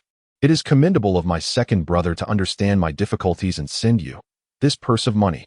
Your only task now is to cooperate with Sister Lan and assess the damages. It's not much. You shall compensate precisely for what is lost. I trust you with this, Wang Zhen, Thunder stated, waving his hand dismissively. Upon hearing this, Wang Zhen nearly spat blood in frustration. He had failed to accomplish his task, had not apprehended the target, and was now embroiled in this mess. The scene before him was undoubtedly far from trivial. Today would surely be one of the most miserable and unforgettable days of his life. In front of so many witnesses, he could neither refuse nor retaliate. If Thunder were to act recklessly under the name of the Marquis estate, No one could contest it. Yet, even with tenfold courage, he could not do so now. Though this world revered power, it also recognized hierarchy. Thunder was the eldest son of the Marquis estate, the future heir. To resort to violence in public would not only draw the ire of the estate as higher-ups, but would also invite the wrath of the academy students. What does it mean to be rich in martial prowess but poor in scholarly resources? Even the most talented, without cultivation resources, could do little but stare in despair. Most students admitted to the academy hailed from affluent or noble backgrounds. A servant who unprovokedly assaulted his own young master would be deemed utterly insubordinate, an act deserving of death. A stark reality. Returning with a failure would surely invite punishment from the young master. The thought of the young master's method sent a chill down his spine. Today, he resigned himself to his fate, casting a venomous glare towards Thunder, vowing that this was not over. He swore to make Thunder pay dearly. What are you staring at? Hurry up. Thunder bellowed at the unresponsive Wang Zhan, memories of Wang Zhan's previous insolence towards him flooding back. In a fit of anger, he delivered a sharp slap to Wang Zhan's face, exerting even greater force. The sound echoed through the courtyard, a resounding crack. This is merely a lesson. There will be no next time, Thunder said with a grim countenance, his tone laced with cold severity. Wang Zhan's left cheek swelled. 5 distinct finger marks visible as he gazed incredulously at Thunder. He could hardly believe that the young master he had so often bullied dared to strike back. Fury coursed through him. Wang Zhan's teeth ground together in anger, his countenance darkening to an extreme. His right hand instinctively grasped the hilt of his sword. Yet a flicker of reason still lingered within him. With a scowl, he flicked his wrist, and with a sharp clang, the sword transformed into a brilliant arc, pinning a frenzied, angry chicken to the tiles of the courtyard. How humiliating. Ever since aligning himself with the young master, Wang Zhan had never felt such indignity. When the opportunity arises, he vowed to exact his revenge. Indeed, young master. As Wang Zhan seemingly released some of his pent-up resentment, his tone grew more subdued. What a pity. Thunder shook his head, having endured enough. Nonetheless, a smile crept upon Thunder's face as he regarded the respectful Wang Zhan, his expression shifting from elation to a mocking grin. Oh dear, my hand. Your skin is so tough it has left my hand aching. I must seek Sister Ware for a remedy. With that, Thunder ostentatiously raised the hand that had struck Wang Zhan's face, feigning great pain, his face beaming as he strode towards the exit of Mingda Pavilion. Upon hearing Thunder's words, Wang Zhan's fury surged, his eyes blazing with fire, his face reddening further as he fixated on Thunder's retreating figure. How utterly contemptible. Thunder felt an unparalleled sense of relief. The unexpected joy from Mingdexuan not only yielded experience points and contribution value, but also provided an opportunity to teach Wang Zhan a lesson, thus alleviating some pin-up frustration. Wang Zhan's arrival was purely coincidental. He merely seized the moment to deliver a reprimand. However, the swiftness of Wang Zhan's sword left Thunder furrowing his brow. To be candid, he had no confidence in evading it. It was simply too rapid, and considering that Angie was merely a novice swordsman, the disparity in their abilities was staggering. Although today's humiliation allowed him to vent some anger, he knew this young man would undoubtedly seek retribution, not openly, but covertly. Thunder's mood darkened at this thought. That fellow had actually backed down. He needed to hasten his strength's enhancement. If things continued as they were, not only would he struggle against the second rank, but even Wang Zhan could easily outmaneuver him. This cursed system was thwarting his efforts to develop steadily. With a sigh of frustration, Thunder shook his head, having hoped to emerge invincible. Strength must be prioritized. Lacking combat capability meant he wouldn't even dare to step outside the academy's gates. The immediate task at hand was to bolster his strength, with all else rendered secondary. 9 trumpets, open the interface, Thunder silently commanded. Understood, host. As Thunder gazed upon the virtual interface before him, his heart swelled with exhilaration. Ha! A staggering 156 experience points and 578 contribution points. In an instant, he felt a rush akin to sudden wealth. Thank you, my fellow brothers. With 578 contribution points, I can exchange for 1 C-rank ninjutsu and 1 D-rank ninjutsu. The body replacement technique serves well for evasion and disguise, but its limitations in combat are considerable. It is all about speed and attack. Reflecting on the descriptions of martial arts from the previous life, it is often said that in the realm of combat, there exists a principle: the ultimate skill is invulnerable. Yet it is speed that renders one unassailable. This timeless adage resonates across all worlds.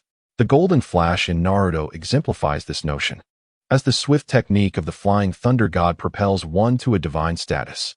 Moreover, techniques such as Body Flicker and the Lightning Shadow further illustrate the prowess of speed-oriented ninjas. The same principle applies in this world. Among the D-rank ninjutsu, there exists a speed-based technique known as Body Flicker technique, which proved exceptionally practical during the early stages of Naruto. Kakashi has even introduced this technique to Naruto and Sasuke. The Body Flicker technique allows the user to move within the bounds of their chakra with a swiftness akin to the wind, rendering their movement nearly imperceptible to the naked eye. To an ordinary observer, it appears as if the practitioner has vanished without a trace. The reason this technique is seldom observed in the later stages of Naruto is due to the fact that the combatants are predominantly of shadow-level strength, whose normal speed during sudden bursts surpasses that of most users of the Body Flicker technique. By the time one attempts to weave hand signs, they are often swiftly dispatched by these formidable foes. Hence, it may seem somewhat lacking, but this is merely a comparison against extraordinary opponents. When contending with those endowed with exceptional abilities, one must also wield their own extraordinary techniques. At this stage, the Body Flicker technique is entirely sufficient for Thunder. 9 Trumpets. Learn the Body Flicker technique. Understood, host. Deducting 500 contribution points. D-rank ninjutsu, Body Flicker technique. Learning successful. The offensive C-rank ninjutsu left Thunder in a quandary. Among the frequently encountered C-rank techniques in the Naruto series are Uchiha's Great Fireball technique, Phoenix Fire technique, Dragon Fire technique, and Jiraiya's Firebomb. These ninjutsu are considered quite powerful, while other C-rank techniques may have average lethality or specific usage limitations. His favorite was Jiraiya's Firebomb, which boasted greater destructive power than other techniques of its kind, though it required a toad as a prerequisite for its use. The Dragon Fire technique and Phoenix Fire technique had already surpassed a contribution value of 1,000 points, thus earning the rank of S. Ultimately, Thunder's gaze fell upon the Great Fireball technique, a signature ninjutsu of the Uchiha clan, which manifests as a formidable fireball upon invocation. It possesses a vast attack range and considerable lethality, allowing for long-distance assaults with a concentrated high-temperature fireball, thus rendering it more potent than the dispersed Phoenix Fire. Moreover, its advantages are significant. The magnitude of its power can be adjusted according to the chakra expended by the user, and its consumption is minimal, aligning perfectly with Thunder's current requirements. This technique is a subject of considerable debate among Naruto enthusiasts, with some asserting that the Great Fireball is ineffective, inflicting limited damage and often failing to hit its target, lacking any recorded fatalities. Given its prevalence in the Naruto universe, it is well understood and often countered. One must also consider the caliber of opponents faced by the Great Fireball, typically elite J-nin or prodigious ninjas, who can undoubtedly execute various evasive maneuvers and blocks. In the broader context of C-rank ninjutsu, few possess such renown. The confrontation between Itachi and Kisame serves as a testament to its power. Itachi utilized the Great Fireball to neutralize Kisame's Water Shark Bomb. The latter's potency is unquestionable, categorized as an A-rank ninjutsu, yet the Great Fireball managed to counter it, demonstrating its formidable nature despite the elemental disadvantage. 9 Tails, learn the Great Fireball technique, Thunder declared without hesitation. Understood, host. C-rank ninjutsu Great Fireball technique has been successfully learned, deducting 1,000 contribution points. Alas, with only 2 digits remaining in his contribution points, Thunder sighed. Although his strength had not significantly increased, he had acquired a means of self-preservation. Chapter 10. First Kill of a Novice Swordsman Gurgle. Upon exiting the Mingda Pavilion, Thunder's stomach voiced a severe protest. Thunder rubbed his belly, having just indulged in a fray so chaotic that he momentarily overlooked his hunger. He reached into his pocket and discovered a modest sum of money. As the scion of a marquis, he received a monthly stipend from the marquisate. Though it was not substantial, it sufficed for his daily sustenance. He found a noodle shop and chose an inconspicuous spot to settle down. The establishment was open plan, featuring only a handful of tables, occupied by over a dozen students dining together in small clusters. Thunder, however, sat alone, savoring his noodles while eavesdropping on their conversations. The triennial academy assessment was approaching, and he pondered his chances of securing a commendable rank. You are overthinking it. With merely the strength of a mid-level swordsman, you would only place in the 30s. Consider how many prodigies have emerged in the past 2 years. Thunder, Fong, Ning, Li Shaoran, and others, who have already ascended to the level of advanced swordsman. Is it truly possible? They must have only joined the academy 2 or 3 years ago. I suspect their aspirations lie within the top 10, representing the academy at the Magic Martial Arts Tournament. To qualify for the tournament on their first attempt would be quite impressive. Unlikely. Over the years, only those of great swordsman or even master swordsman caliber have participated in the tournament. Advanced swordsmen still fall short. However, it is said that there will be rewards, techniques, advanced weapons, and even rare treasures capable of enhancing one's cultivation. Upon hearing about the rare treasures, Thunder's eyes sparkled with excitement. A mere small blood ginseng could be exchanged for 5,000 contribution points, so one could only imagine the value of the treasures associated with the Magic Martial Arts Tournament. The academy assessment and the tournament beckoned enticingly. Thunder murmured to himself, reflecting that the academy assessment was less about evaluation and more about selecting participants for the magic and martial arts competition. Furthermore, rewards were not only available at the competition, but also for the top 30 students within the academy. No wonder the students were diligently cultivating and enhancing their skills. However, could he truly catch up? To compete, or to resort to theft? What a jest! Did he possess such capability? As Thunder pondered, his expression suddenly changed dramatically, and his pupils unnaturally constricted. A danger alert was triggered, indicating that a hostile figure had entered within 100 meters of the host. The minimap activated. At that moment, a robust student entered the noodle shop, wielding a longsword. He took a seat at the entrance, ordered a bowl of noodles, and sat quietly, appearing to be merely an ordinary passerby. However, Thunder was anything but calm, for the appearance of this individual had triggered a sudden alert on the minimap, marking him with a small red icon. What is the meaning of this? Host. The system identifies and marks individuals or forces that have previously attacked the host. And the minimap? It activates randomly and automatically. Are there any other system settings?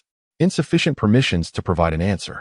Thunder gazed at the minimap, the glaring red figure standing out vividly. He yearned to rush towards Sister Yu, yet he restrained himself, for this was a rare opportunity, an exceptional chance to level up. The lad was remarkably fortunate to have survived under the claws of a beast. A burly man lounged at the entrance, casting a sidelong glance at Thunder, his heart brimming with indignation. Cursed Fong Yu. She had thwarted his ambitions. Otherwise, he would have been frolicking on the road to the imperial capital by now. He was aware of the target's identity, yet the alluring promise of generous rewards from a mysterious figure stirred his excitement. Advanced martial techniques and 100,000 gold coins. An offer too enticing to fathom or easily decline. In that fleeting moment of hesitation, audacity surged within him. Though fraught with peril, the rewards were so substantial that they beckoned him towards risk. However, he never anticipated that the beast he had deployed in the back mountains would fail, compelling him to act against the target once more. His gaze scanned the surroundings, yet his peripheral vision remained fixated on Thunder's figure. He could crush this worthless fool with a single punch, but he needed to bide his time amidst the throngs of passers-by. What level was that 9-horn? Thunder wondered internally. He found no answer. Could I defeat him? Silence echoed back. Damn it. Thunder did not receive an answer. After finishing his meal and settling the bill, he made his way outside, unwilling to let this opportunity slip away. As Thunder departed, the burly man promptly rose, discarded his payment, and followed in Thunder's footsteps. The rear mountain of the academy. Thunder walked through the verdant woods, a place so remote that not a single soul was in sight. His gaze was fixed intently on the small red figure on the map, and he abruptly halted. They have arrived, Thunder silently mused, his hands moving swiftly to form several hand seals. Suddenly, a figure appeared, charging towards him with alarming speed, closing the 100-meter gap in an instant. Kid, your misfortune is not my concern. The cold glint of a long sword pierced through Thunder's form. With a soft thud, the body that had been struck by the sword vanished, transforming into a piece of wood. What? The abrupt turn of events left the burly man momentarily stunned, as the anticipated bloodshed and cries of agony failed to materialize. Surprised, aren't you? Thunder taunted from a short distance away. How did you detect my presence? The hulking figure realized that Thunder had become aware of his pursuit, deliberately luring him here. His eyes widened in disbelief. Do you possess some hidden support? He scanned the surroundings cautiously, wary of potential ambushes. Haha, support? Rest assured, it's just me here. There is no one else. What? The burly man regarded Thunder as if he were a fool, then burst into laughter. Well, last time you narrowly escaped the claws of a beast. But this time, let's see who comes to your rescue. It is indeed you. Who sent you to kill me? Thunder's expression turned grave upon hearing the man's words. "Kid, once you are down, you will find out," replied the burly man, his internal energy surging explosively as he lunged forward with his sword aimed at Thunder. "You, a waste from the academy, what do you intend to use to resist my attack? Surrender, and I may grant you a swift end, sparing you from further suffering. Then do not blame me. Prepare to die." The icy blade was thrust directly towards Thunder's heart. "The one who shall perish is you." With eyes narrowed, Thunder fixated on the ever-approaching figure. During their exchange, he had already prepared a ninjutsu. As the final seal was completed, a massive fireball erupted towards the assailant. Fire release, Great Fireball technique. How is this possible? A magician? The sudden onslaught of the searing fireball left the burly man aghast, forcing him to halt and attempt to evade. However, the proximity was too great. Before he could escape the fireball's range, the engulfing flames still engulfed him. No. With a piercing scream, the burly man, now ablaze, burst forth from the fireball's attack. "It hurts. It hurts. How excruciating." Although the burly man was not struck directly by the blazing fireball, his body still endured the searing heat, suffering immense damage in a fleeting moment. His entire body was charred, convulsing uncontrollably, while waves of excruciating pain assaulted his nerves, with certain areas even scorched by the intense flames. Alas! Thunder detected the acrid scent of burnt flesh and felt a pang of regret. His ambush had been evaded, and this man's reflexes were astonishingly swift. Glancing at his attribute panel, which displayed a mere 40 points of mental energy, he couldn't help but click his tongue in disbelief.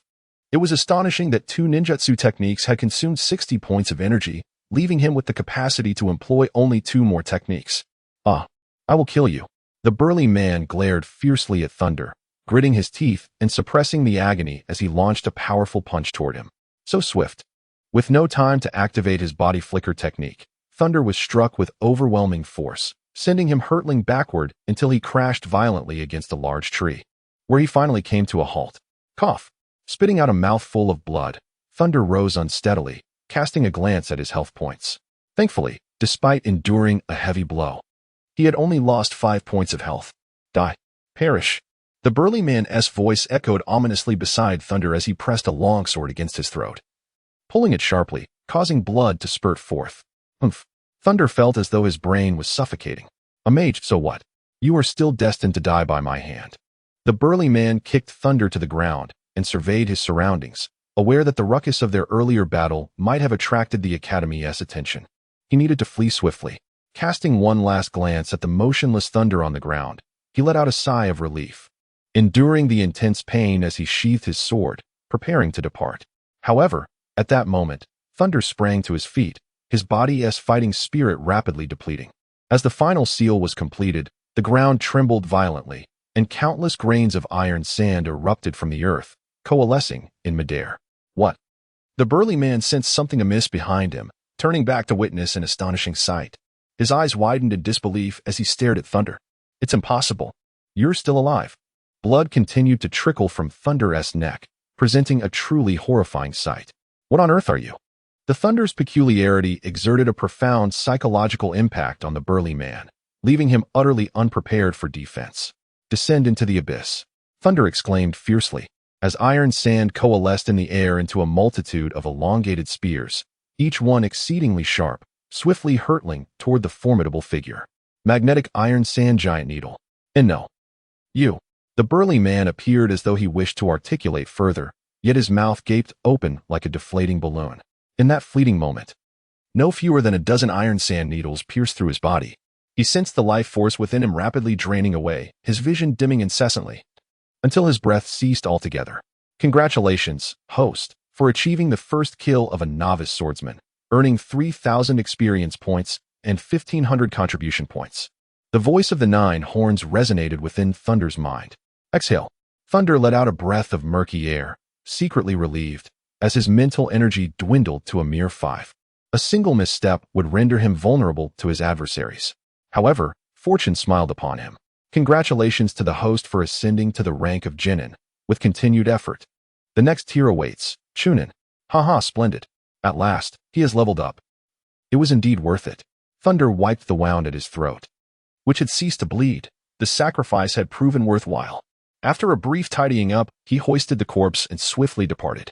Not long after Thunder's exit, the sound of slicing winds heralded the arrival of the Academy's enforcement team, observing the bloodstains and the signs of a struggle on the ground. They questioned who had engaged in combat with the sorcerer. "Let us proceed. This matter exceeds our jurisdiction and requires immediate reporting to the Academy." Chapter 11. Layered Blood. Layered Blue. After disposing of the body deep in the mountains, Thunder took a circuitous route back to his villa. He harbored no concerns about the corpse being discovered, for nature would ensure that wild beasts or magical creatures would take care of it. After indulging in a refreshing bath and donning a new set of clothes, he felt an exhilarating sense of anticipation as he began to assess the day's harvest. 9 trumpets. Open the attribute panel. Very well, host. Level, lower ninja experience points, 115. 620,000 name. Thunder health points, 120, 200 spirit points, 300, 500 ninjutsu. Body replacement technique, instantaneous technique. Great Fireball technique taijutsu, basic taijutsu, bloodline limit. Magnet release contribution points, 1, 578 9 trumpets. Do health and spirit points increase with level advancement? Thunder inquired, observing the fluctuations in his health and spirit points with astonishment. This rudimentary system was indeed impressive. With 500 spirit points, he could unleash numerous ninjutsu without concern for resource management. Indeed, host, as your level increases, your health and spirit points will also rise. Excellent. Upon hearing this, Thunder's eyes sparkled with brightness. This was indeed a fortuitous development. The system was indirectly augmenting his health and mana. However, the crux of the matter lay in the fact that both his health and mental stamina could regenerate autonomously. Haha. This is utterly magnificent, an indomitable spirit akin to an unkillable cockroach. He felt an overwhelming urge to burst into song, reveling in this exhilarating sensation, akin to that of a lavish spender in a game. You cannot vanquish me. Oh, 9 trumpets, you are simply delightful. Thunder suddenly realized that the virtual interface before him appeared far more pleasing, no longer merely a tool for the exploitation of the working class. After a light cough, Thunder reined himself in, amassing 1578 contribution points, signaling that it was time to enhance his strength. With the 3-body technique, instantaneous movement, and the fireball technique at his disposal, his offensive capabilities remained relatively feeble, which was a significant shortcoming. In his encounters with novice swordsmen, his physical prowess proved inadequate, often leaving him at the mercy of their attacks. Had he possessed immense strength at that moment, he would not have been so defensively inclined. Physical techniques in the Naruto realm rely entirely on bodily confrontation, requiring no hand seals to launch an assault. Renowned techniques include the 8 gates, the Raikage's body techniques, and the Senju's superhuman strength. However, the first 2 were currently beyond his reach. The 8 gates demanded millions in contribution points, while the Raikage's body techniques necessitated the secret Lightning Release Chakra Mode, which he could not access. As he pondered, he abruptly realized his financial constraints. Unable to redeem anything, his unexpected joy vanished without a trace, leaving him on the verge of cursing at the interface. When would he attain financial freedom? A wave of melancholy washed over him. Nevertheless, he set his sights on the Senju clan's superhuman strength. Although its level was not particularly high, its explosive power was undeniably formidable. Tsunade's superhuman strength was particularly memorable. In her early days, few dared to provoke her, as she could effortlessly alter the landscape with a mere disagreement. Sakura, having inherited Tsunade's superhuman strength, developed an even more terrifying explosive power by combining it with her precise control of medical ninjutsu chakra. During her battle with Kaguya, she stunned her adversary with this technique. While Sakura's superhuman strength was impressive, it came with a prerequisite, mastery of medical ninjutsu. Thus, Thunder resolved, 9 trumpets, learn superhuman strength. Very well, host. C-rank physical technique, superhuman strength. Consumption, 1,500 contribution points. Exchange successful. Instantly, Thunder felt a surge of information in his mind. Moments later, he channeled his internal energy into his arms, feeling a destructive force build between his hands. Ah, splendid. This power is magnificent. He sensed that he could easily fell a bull with a single punch before dispersing the energy in his hands. Now, he felt confident to confront novice swordsmen once more. While he might not achieve an instant kill, he could certainly dominate. The exhilaration of leveling up was intoxicating. Determined, Thunder donned his attire and ventured out once again. This time, he equipped himself with the family-supplied long sword under the afternoon sun. As Thunder traversed the halls of the Fulong Academy, he was astounded by the bustling crowd of students. For the young cultivators of the Dragon Martial Empire, Fulong Academy represented a gateway to greatness, a threshold beyond which they could ascend to unparalleled heights. The academy boasts a profound legacy of martial arts, where the abundance of cultivation resources is secondary to the invaluable techniques of combat and martial prowess that reside within its walls. These are the coveted treasures that every practitioner yearns to possess. The combat techniques and martial skills represent the distilled essence of countless predecessors' explorations and endeavors over centuries. Without access to these methodologies, the arduous journey of solitary cultivation becomes even more grueling. The techniques available in the marketplace are merely commonplace commodities, and achieving the rank of an intermediate swordsman is already a considerable feat. Authentic mid to high-level techniques rarely circulate in public. They are strictly guarded by various powerful factions. This is precisely why Fulong Academy has emerged as the sanctum of martial arts within the Dragon Martial Empire. At Fulong Academy, advanced techniques and superior martial skills are attainable for those endowed with exceptional talent and formidable strength, opportunities that are virtually non-existent outside its precincts. It is akin to the hidden villages in the world of Naruto. Only the prominent ninja villages possess complete inheritances of profound ninjutsu, while the techniques available in the wider world are merely rudimentary. Moreover, Fulong Academy is graced by the presence of a sage, said to bear a legacy of the sacred. Hence, even the illustrious families of the empire are irresistibly drawn to its teachings, eager to gain access to invaluable martial skills and techniques. These esteemed families are willing to send their most gifted offspring to the academy, hoping to earn the favor of the sage. The sage-level powerhouses represent the pinnacle of combat strength in this world, a privilege possessed solely by the royal families of various empires and the colossal top-tier factions. For these noble families, the presence of a sage is indispensable for their aspirations to ascend into the ranks of the elite. The Thunder possesses a system, naturally looking down upon these legacies. It would be foolish to cultivate the techniques of this world when one already has a system. Observing his hurried peers, engrossed in their training, Thunder's serene demeanor seemed incongruous, as if cultivation bore no relation to him whatsoever. Suddenly, a commotion arose in the bustling crowd, and upon turning to look, he beheld a pristine white luxury carriage approaching, accompanied by the crisp sound of hoofbeats. The horses pulling the carriage were none other than the esteemed wind chasers, capable of traversing 1,000 miles in a day, with remarkable endurance. Each horse alone was worth nearly 10,000 gold coins. It is no wonder that even the scions of noble families would hesitate to procure one. Thunder himself, lacking such grandeur, wielded a standard sword used by the Marquis guards, which paled in comparison to Wang Zhen's sword, rendering him a veritable pauper. The individuals within that carriage could be likened to the elite players of Blue Star driving Bugattis. Could they possibly be royalty? Thunder pondered silently. At that moment, someone beside him remarked, "Did you see the emblem of the sword and shield on that carriage? It belongs to the foremost family of the empire." The Young family. Related to the imperial lineage?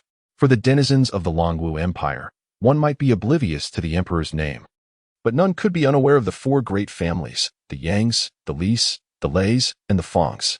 These four clans constitute the pinnacle of nobility within the Longwu Empire, wielding control over its economy, military, and politics. The Yang family, having amassed wealth rivaling nations over the past century, dominates much of the empire's external trade. It could be said that should the Yangs merely sneeze, the empire's economy would tremble. Likewise, Thunder's Lei family presides over the empire's largest military fortress, while his fiancée, Jar, hails from the Fong family, which oversees military provisions, and the Zhu family holds sway over the court. At that moment, the carriage halted near the entrance. The carriage curtain was drawn back, and a young maiden emerged. Upon witnessing her, Thunder gasped in awe, while the surrounding male students were left utterly captivated, understanding then the true meaning of breathtaking beauty. The maiden donned a suit of white soft armor, her long black hair cascading gracefully, her skin as flawless and radiant as fine jade. She exuded an enchanting blend of elegance and spirited vigor, an unparalleled beauty devoid of any imperfection. As she stepped through the grand entrance, all eyes turned towards her in sheer admiration. Around the Thunder, whispers began to circulate. How perfect! Who is she? Who is she? Can it be that you, who devotes yourself to incessant training day and night, remain unaware of her? She is none other than Yang Shui, one of the four most beautiful women in the academy. Renowned alongside the Fong sisters, the cherished jewel of the Yang family's patriarch. How could she not be captivating? How did we end up in the task hall? Surely, Yang Shui is here for the academy's assessment as well. Senior Yang Shui is an established high-ranking swordsman. Enhancing one's prowess requires more than mere training. Honing one's skills is equally essential. The task hall is indeed a place that cultivates strength. As one person remarked, praising her, not only does she possess a formidable background, but her abilities are also impressive. Complemented by her ambition, she embodies the ideal of a goddess in one's heart. However, undertaking tasks is arduous and fraught with danger. Is someone of her stature truly suited for such endeavors? You are quite mistaken. Such prodigious women not only embrace hardship but are also frequent visitors to the task hall. Chapter 12. Triggering the System Task. Task Hall. Hearing the discussions of others. Thunder was reminded that similar tasks were issued in the Hidden Leaf Village for ninjas to undertake. Reflecting on this, Thunder could not help but silently scorn the previous owner of this body, realizing that 3 years spent at the academy had been in vain, as he had never once visited the crucial task hall. The task hall, a significant feature of the academy, was an initiative created in collaboration with the imperial authorities to better train students. The Empire would assign simpler tasks such as escort missions and bandit eradication to the academy, which in turn would distribute these tasks to students, thereby enhancing their experience. Particularly, the military frequently issued tasks aimed at gathering intelligence and conveying information, along with more advanced protective missions. The academy's leadership believed that only through the crucible of blood and fire could students grow more rapidly. This was the original intent behind the establishment of the task hall. However, as the efficiency and strength of the task hall became known, it attracted the attention of wealthy families, nobility, and merchant associations, who sought to post their own missions due to personnel shortages or the need for protection and the hunting of magical beasts. The academy possessed the capability to fulfill these requests, with tens of thousands of enrolled junior swordsmen and even great swordmasters, while particularly lucrative tasks could entice mentors to intervene. Such a formidable force was not something the Empire wished to squander. Moreover, every task came with corresponding generous rewards. The greater the difficulty of the task, the more substantial the reward, and completion of these tasks also granted students academy points. One should not underestimate the significance of these points, as they could be exchanged for martial skills and techniques at the academy. Apart from the standard curriculum, acquiring more advanced martial arts and techniques could only be achieved through this means, unless one received personal guidance from a mentor or made a considerably larger contribution. This was a key reason for the popularity of the task hall. The resources provided by the academy were limited, and many students could only strengthen their abilities by accumulating points through completing tasks, thus exchanging them for more advanced martial skills and techniques. This was one of the few paths available to them. After all, not every student came from a wealthy lineage, nor did everyone possess ample training resources. The Thunder proceeded directly towards the mission hall. Upon entering, a cacophony of voices greeted them. The expansive space was bustling with activity. At its heart lay the mission reception desk, crowded with individuals inquiring and exchanging tasks. Surrounding this central hub were vast task boards, where numerous people stood engaged in discussion. With a glimmer of excitement in his eyes, Thunder stepped forward. The tasks of gathering herbs, escorting merchant caravans, and purchasing magic cores were commendable. Yet they still fell short of his aspirations. Just as he was about to depart, his gaze caught the bold inscription, "Hunt Magical Beasts." He paused, lifting his eyes to read further. The task was to hunt the second-level magical beast, the Crimson Porcupine, with the requirement of bringing back its short fangs. Instantly, a spark ignited within Thunder. At that moment, a voice echoed in his mind, signaling the activation of the system. System task initiated. Hunt the second-level magical beast, Crimson Porcupine. Completion rewards, 2,000 experience points and 1,000 contribution points.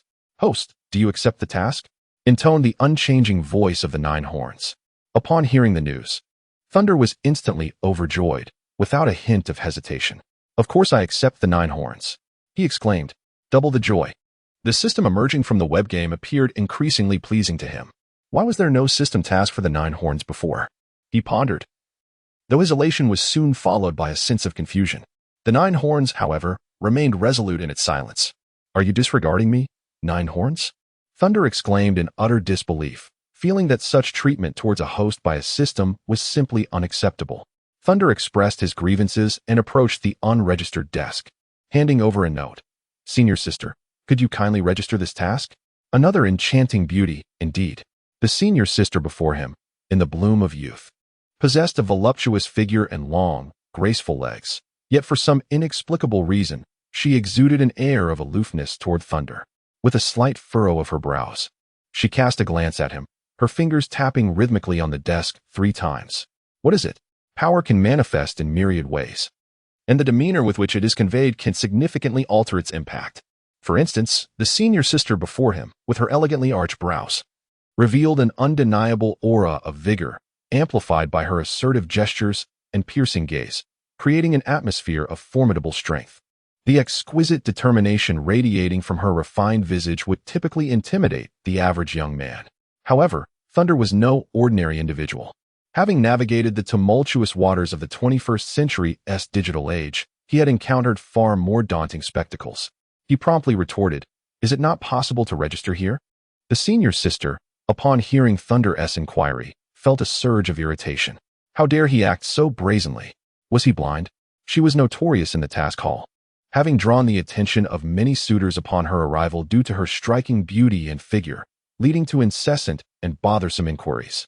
Particularly vexing were those with ulterior motives, who, instead of pursuing genuine tasks, would flock to her with insipid questions, their gazes lingering on her curves. This incessant attention had angered her greatly, prompting her to dismiss them with disdain. Yet, there were always those shameless individuals, akin to flies, who insisted they were merely seeking task-related information, devoid of any impure intentions. In response, she proved to be quite formidable. Her prowess as a high-ranking swordswoman left few capable of challenging her. Many were swiftly subdued, and one particularly audacious lecher, fixating on her ample bosom, received a swift kick between the legs, nearly meeting his demise. This incident stirred quite the commotion, ultimately drawing the attention of the Academy's higher-ups, who intervened and allowed the matter to dissipate quietly. Though many male students harbored grievances, those who could best her held their disdain in check, and the unwise ceased to pester her. The memory of that fateful kick haunted them, leading to whispered curses regarding her future prospects. Henceforth, the space around her became a veritable no-man's land, an unspoken agreement settling over time. Just as she prepared to unleash her wrath, a gentle and melodious voice interrupted. "Lingjia, what is the matter?" Upon turning towards the sound of thunder, he was instantly struck dumb. The girl before him was none other than Yang Shui, the cherished jewel of the Yang family. Her identity as the daughter of the foremost noble family in the Longwu Empire, coupled with her remarkable beauty and formidable prowess, rendered him utterly self-conscious, despite possessing the formidable power of the Thunder system, which led him to believe he was destined for greatness and would ascend to the pinnacle of this world. At that moment, Yang Shui remained a figure of unattainable heights for him, one burdened with the weight of genius, while he bore the stigma of inadequacy. Akin to the radiant moon juxtaposed against a flickering firefly, Thunder could hardly fathom encountering Yang Shui in this place. However, the bewildered expression he wore was interpreted quite differently by his senior sister, who perceived it as the unmistakable demeanor of a lecher. She scornfully thought to herself that a toad was vainly aspiring to court a swan. The sight of Thunder's foolish, infatuated countenance upon seeing Yang Shui left her thoroughly displeased. With evident irritation, she remarked to Yang Shui, "This fellow is here to flirt, and I was just preparing to give him a proper lesson." The latter part of her statement was directed at Yang Shui, but Thunder, perplexed by the former, interjected, "Flirt? When have I ever come here to flirt? Is this not the task registration hall?" He directly asserted, "I am here to register for a task. All other areas are overcrowded, and yours is the only one that is vacant. Please refrain from making baseless assumptions." "Registering for a task? Are you not aware of the circumstances?" The senior sister pointed her slender finger at Thunder, speaking with a tone that was far from amicable. Thunder was momentarily taken aback and casually remarked, "What is going on?" "Huh," pretending to be oblivious again.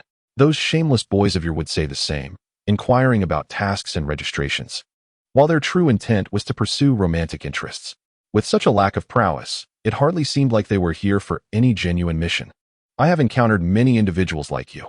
The senior sister's tone was unkind. Thunder gazed in silence at the senior sister before him, who appeared to be in a state of agitation. I was not the least bit angry. Rather, it was she who seemed incensed. How could one maintain such an attitude while working here? In Blue Star, one would be swiftly reported and sent home. At that moment, Yang Shui interjected, Ling Jia, let it go.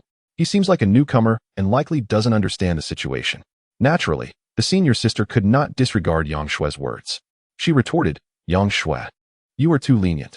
The moment you show any weakness, these individuals will take full advantage. They ought to be taught a lesson through force to instill some respect. A lesson? Thunder was taken aback and replied, you seem to be a student as well, and this is the task registration office of the mission hall. How can you act recklessly? Humph, you are walking directly into the line of fire. I assure you, I can take action if necessary. This is tacitly approved by the Academy. Leave at once, or you shall face the consequences. Thunder was somewhat exasperated. He had never encountered such unreasonable behavior, with the other party steadfastly insisting that he was merely pursuing romantic interests. With a deep sigh, Thunder lamented, I truly came to register. Take a look at this task. The senior sister cast a glance at the task slip presented by Thunder, scoffing derisively, do you think you can fool anyone with this? With your current strength? Embarking on a task involving the hunting of formidable magical beasts is a laughable notion. Yang Shui, you frequently undertake missions. You should be well aware of the perils associated with slaying magical creatures. Yang Shui regarded Thunder with a hint of curiosity, discerning the faint aura of his fighting spirit. She remarked, Junior, even a novice swordsman would find it arduous to hunt a second-tier magical beast. Are you fully cognizant of what you are attempting? This is a path to certain doom. The senior sister chuckled triumphantly, saying, I must ask you, little lecher, do you still intend to pursue this task? With a flourish, she waved the task slip before Thunder, her tone dripping with mockery. Are you frightened? Do you possess the courage to proceed? It could very well lead to your demise. Upon hearing the exaggerated laughter, Thunder felt an overwhelming sense of disbelief. What was wrong with this woman? Was she abandoned by a man, leading to such erratic behavior? Yang Shui, feeling somewhat helpless, noted that her senior seemed to harbor a certain bias against men. Why provoke someone unnecessarily? Sister Ling, perhaps it's best to let this go, she suggested. Yang Shui, you are just too kind-hearted. With no other option, Yang Shui turned her attention to the young man before her and said, Dear classmate, you should reconsider. You have a future ahead of you. There is no need to jeopardize it in a fit of passion. Yang Shui felt compelled to dissuade Thunder, hoping he would relent.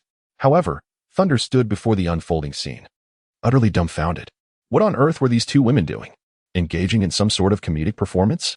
His mood was fraught with frustration, caught between urging, mocking, and threatening. What was this situation? He could only exclaim, let us hurry up and register the task. Both women paused at Thunder's words, and Yang Shui felt a surge of indignation. How could he be so unreasonable? It would be better to admit his fault than to stubbornly cling to this farce. Was he courting disaster? Yang Shui was on the verge of losing her composure as she firmly stated, Classmate, do not act rashly. Very well, very well. The senior sister replied, promptly taking the task slip to register. Soon, she presented Thunder with a paper brimming with text, gesturing to the signature line. Sign here. If you're so bold, let the Red Boar have you, she thought. Sister Ling, lives are at stake. Yang Shui watched in shock as her senior's demeanor confirmed her seriousness. This was no idle threat. This fool is digging his own grave. Yang Shui lamented. Do not worry, Yang Shui. Even if he is slain by the Red Boar, it would be his own doing, her senior remarked without a hint of courtesy. Since he has chosen this path, let him face the consequences. The fewer nuisances, the better. Just a word of caution. Within 100 miles of the Academy lies the Beast Mountain, frequented by Red Boars. Though they are only second-level beasts, they are pack hunters. Even an intermediate swordsman would do well to avoid them, so be careful. Classmate, since you intend to venture into the Beast Mountain for your task, why not join my team? I also plan to go there, providing mutual support. Moreover, the reward for your task need not be shared with me. It can be entirely yours. What do you say? Yang Shui spoke earnestly, her tone laced with sincerity, and coupled with her angelic visage, it was truly difficult to refuse. Thunder hesitated. In truth, he was quite tempted by Yang Shui's proposal. However, time was of the essence for Thunder, with merely 3 months remaining until the Academy assessment. He needed to enhance his strength as swiftly as possible. According to the system's logic, the monsters slain by others might not even count towards his achievements. With Yang Shui present, there was no need for concern, yet it also meant he would not have the opportunity to showcase his abilities, as second-tier monsters were hardly a challenge for a skilled swordsman. Consequently, aside from the task at hand, there was little to gain from this endeavor. With a hint of regret, Thunder declined. saying, "I am truly sorry, but I have other matters to attend to and cannot join in a team expedition." Upon hearing Thunder's words, Yang Shui was momentarily taken aback, then expressed her profound disappointment. Oh, how unfortunate. She had never anticipated being rejected by the individual before her. In an instant, she began to question her own allure, even feeling a tinge of grievance. The senior sister was left in a state of disbelief. Her mind was blank. This young man had actually turned her down. What on earth was happening? Yang Shui extended an invitation, only to be rebuffed? Was this fellow truly a man? How could he so decisively decline? Hey, young man, do you even know who she is? Thunder's heart simmered with anger. Have you become addicted to teasing me? You were the one who invited me over under the pretense of flirting, and now that I have declined your invitation, you refuse to let me go. He was certainly aware of Yang Shui's identity, yet he chose to refrain from discussing it further, intentionally steering clear of the topic. Sister, the task has been officially registered. I am free to leave now. Who are you calling sister? The senior sister, hands on her hips, swiftly positioned herself in front of Thunder, exuding an air that suggested he would not be allowed to depart without providing an explanation. Thunder was rendered speechless. This was truly domineering. Now, he was undeniably certain that he had been abandoned by a man. To be frank, although he hailed from the era of the information explosion on Blue Star, facing two enchanting women alone was no easy feat, especially considering that their prowess surpassed his own. At that moment, Yang Shui chuckled softly and said, "Sisterling, let him go. If you find the task difficult to accomplish in the Monster Mountain range, you may wait for me in Monster Town. Just remember not to take any risks." Thunder was momentarily taken aback, his expression turning serious as he said, "Thank you." He then strode away. Chapter 13. Fong Yuer's vigilance. The afternoon sun of summer seemed to carry a hint of languor, casting a drowsy aura over all it touched. A gentle breeze stirred, causing Fong Yuer's flowing black dress to sway gracefully, accentuating her flawless figure. With a slight furrow in her brow, she gazed into the distance, seemingly lost in thought, as if burdened by some unspoken worry. Sister Yue. A figure approached slowly, wrapping their arms around Fong Yuer's slender waist, and exclaimed with a playful tone, "If those men saw you like this, they would surely be enchanted." "Yang Shui, you're here." Fong Yuer swiftly pushed the newcomer away, turning to inquire, "What is the situation? What is Thunder doing at the mission hall?" "He took on a mission." Yang Shui's playful demeanor quickly turned serious, a hint of hesitation in her voice. "It's a task to hunt the Crimson Boar." "What? A mission to hunt the Crimson Boar?" Fong Yuer was jolted awake, her beautiful eyes widening in alarm. "A level 2 magical beast?" "Indeed, Sister Yuer," Yang Shui replied with a wry smile. "I had sent him a party invitation to ensure his safety in the Monster Mountain range, but he declined. It seems he intends to undertake the mission alone. His strength is inadequate. Without protection, he might." Fong Yuer's expression grew grave, her brow furrowing in contemplation. After a long pause, she sighed, "Thank you. Yang Shui, you must also prepare for your mission in the Monster Mountain range. Please convey my regards to your mentor." "Of course, Sister Yuer," Yang Shui responded before turning to leave. Once Yang Shui departed, Fong Yuer's countenance shifted to one of agitation. Within the academy, she could ensure Thunder's safety, but beyond its confines, she felt powerless. In truth, it was not merely the Fong family that wished to save Thunder, it was her own desire. Had she not watched him grow over the years, she would have preferred to remain uninvolved in this turmoil. The prominent families were embroiled in conflicts and collaborations, yet they never interfered in the internal matters of each other. Those who sought to harm him had already dared to act within the academy. What would prevent them from doing so outside its walls? Moreover, a severe altercation had erupted on the academy's back mountain today, although the perpetrator had concealed themselves well. The enforcement team uncovered a partially devoured corpse by wild beasts deep within the mountain, inciting the ire of the academy's higher-ups. Through thorough investigation, it appeared that Thunder had also been present on the back mountain at that time, though his disgraceful reputation had seemingly been forgotten by the academy. Upon reflecting on this, Fong Yuer was astonished by her bold conjecture, filled with doubt. Could there be some connection between them? Does he possess such capability? This boy, why can't he just stay put? Fong Yuer muttered to herself, a sudden surge of anger welling up within her. Why could he not remain at home, but instead ventured to the back mountain? What mission could possibly warrant such reckless behavior? As the sun dipped below the horizon, Thunder returned to the villa, utterly exhausted, never anticipating the toll that preparing supplies for the Beast Mountain range would take on him. However, gazing at the array of materials within his system space, He felt a sense of gratitude for possessing a spatial backpack to store these items. Otherwise, he would have faced considerable hardship, having prepared living supplies for over a month. He intended to linger in the Beast Mountain range for an extended period, ensuring that provisions for sustenance and hydration would not be lacking. The Thunder no longer finds satisfaction merely in completing tasks. Today, the reward for vanquishing a mere novice swordsman is so substantial.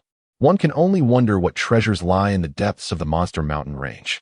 He fantasizes about slaying beasts for rapid advancement. Slaying monsters, leveling up.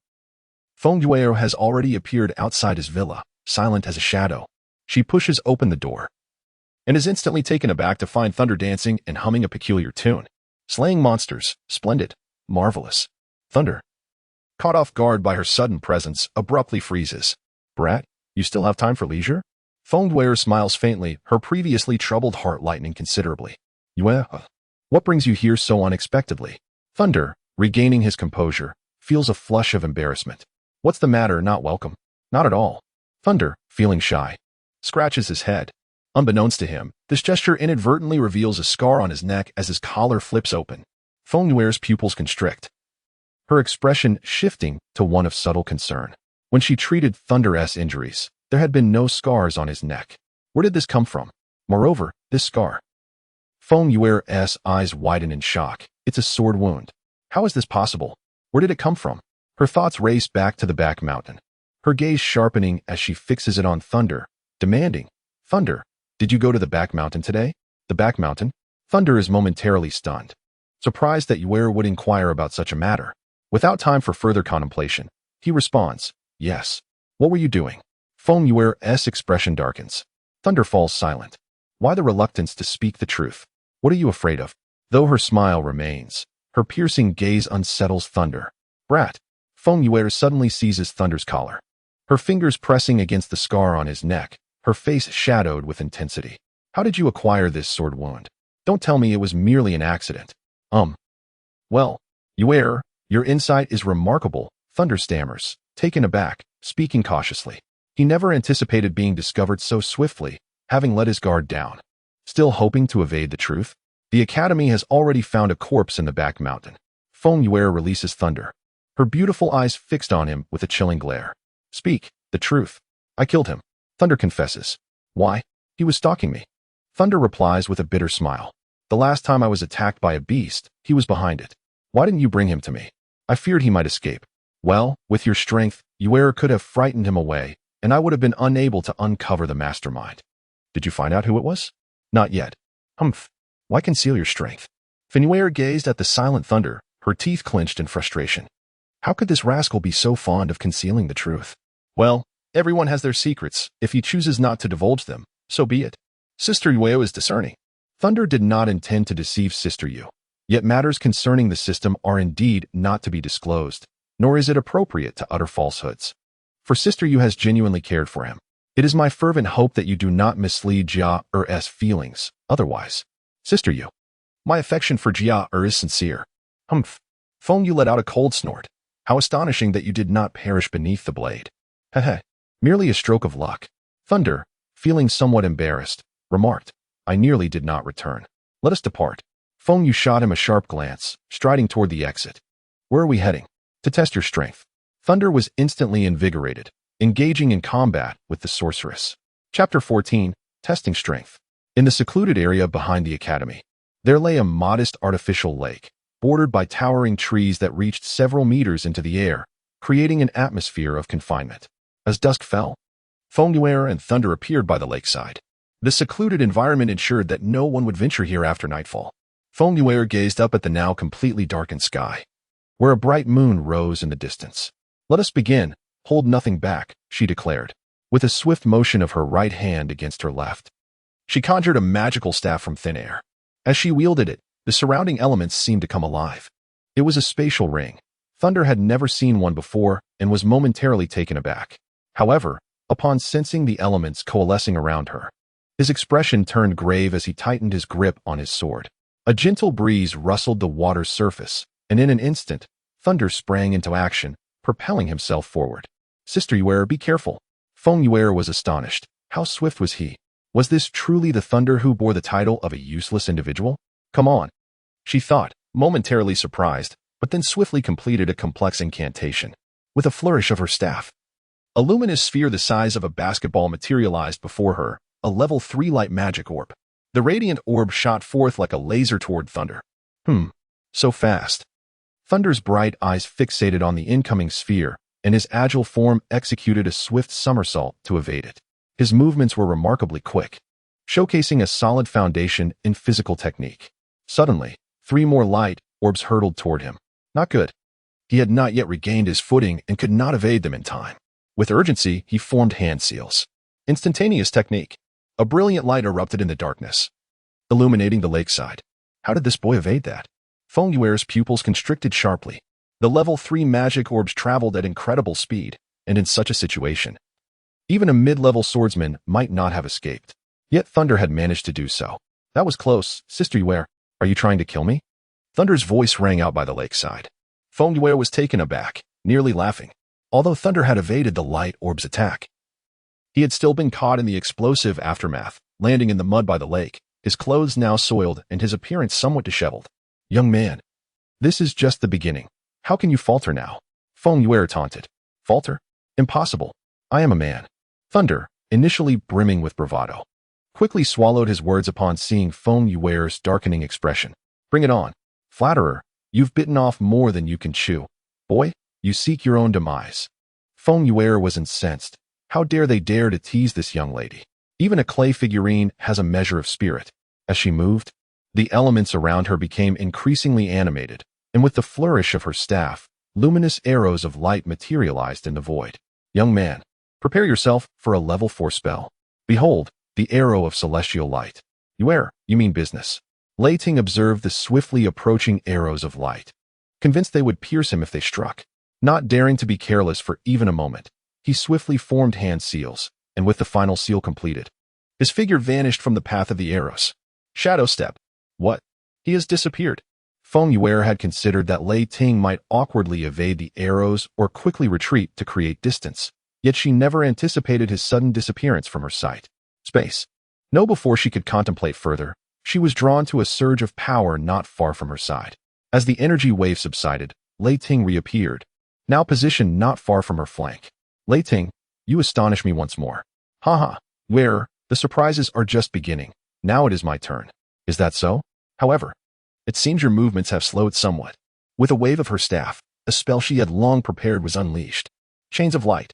Numerous chains of light extended from the void, binding Lei Ting's limbs and body, rendering him immobile. This was a level 4 binding spell. Even a great swordsman would find it difficult to break free. Yuer, you are speaking too soon. With a resounding thud, Lei Ting's figure transformed into a piece of wood. Substitution technique. At the very moment when the thunder took shape through the art of magic, it evaded danger once more by employing a technique of substitution. Impossible. Fong Yuer gazed incredulously at the transformed segment of wood that thunder had become, shattering her comprehension of the world's power structure. What kind of martial skill is this? No. What kind of magic? Magic? Thunder observed Fong Yuer's astonished expression with great satisfaction and replied with a smile. Let us call it magic for now. A form of substitution magic. Upon hearing Thunder's words, Fong Yuer fell into deep contemplation. Substitution magic? Does such a thing truly exist? For the first time, she felt her knowledge was insufficiently profound. Sister Yuer, now that I've endured your onslaught, it's my turn to strike back. Thunder interrupted Fong Yuer's reverie, startled by the approaching thunder. Fong Yuer furrowed her brow, and the unfamiliar incantation resonated once more. As she waved her staff, spheres of light surged forth towards Thunder.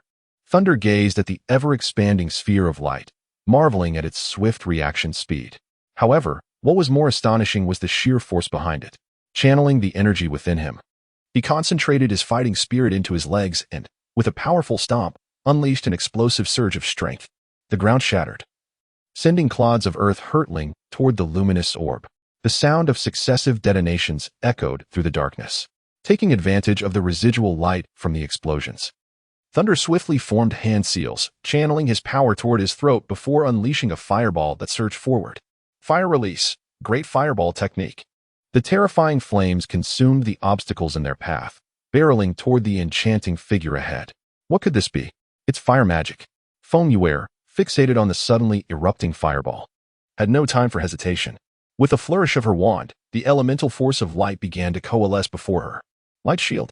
As her words resonated, a massive shield of light materialized in front of her. With a thunderous roar, the flames collided with the shield, producing a cacophony that startled countless birds into flight. The tumult refusing to subside. Is this not too excessive? Thunder thought, alarmed by the sheer magnitude of the unleashed power. He had expended a full 80 points of mental energy on that fireball, its potency exceeding his expectations.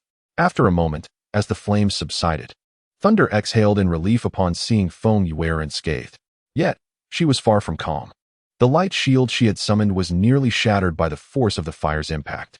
In that fleeting moment, she felt the searing heat and the looming threat of death. Her level 5 protective magic had almost been breached. In most magical confrontations, only spells of equal or higher rank could surpass one another. Thunder had surprisingly come close to achieving what only a grand sorcerer could accomplish. A pair of beautiful eyes fixed intently on Thunder. Was this truly the same Thunder who bore the title of Useless? Sister Yue, I am sorry. I did not anticipate this. Thunder hastily explained, sensing Fong Yue's penetrating gaze. I had no idea that this little fireball could possess such immense power. Little fireball? My dear child, that seemingly insignificant fireball can be deadly. Fong Yue, putting away her staff, was instantly amused by Thunder, her face breaking into a radiant smile.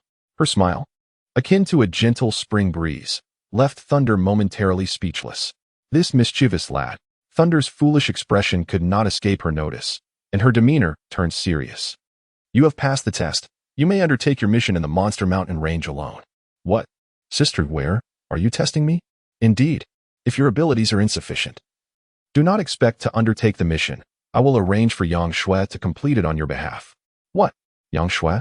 Upon hearing that name, Thunder recalled two figures from the mission hall, and a shadow of dread enveloped him.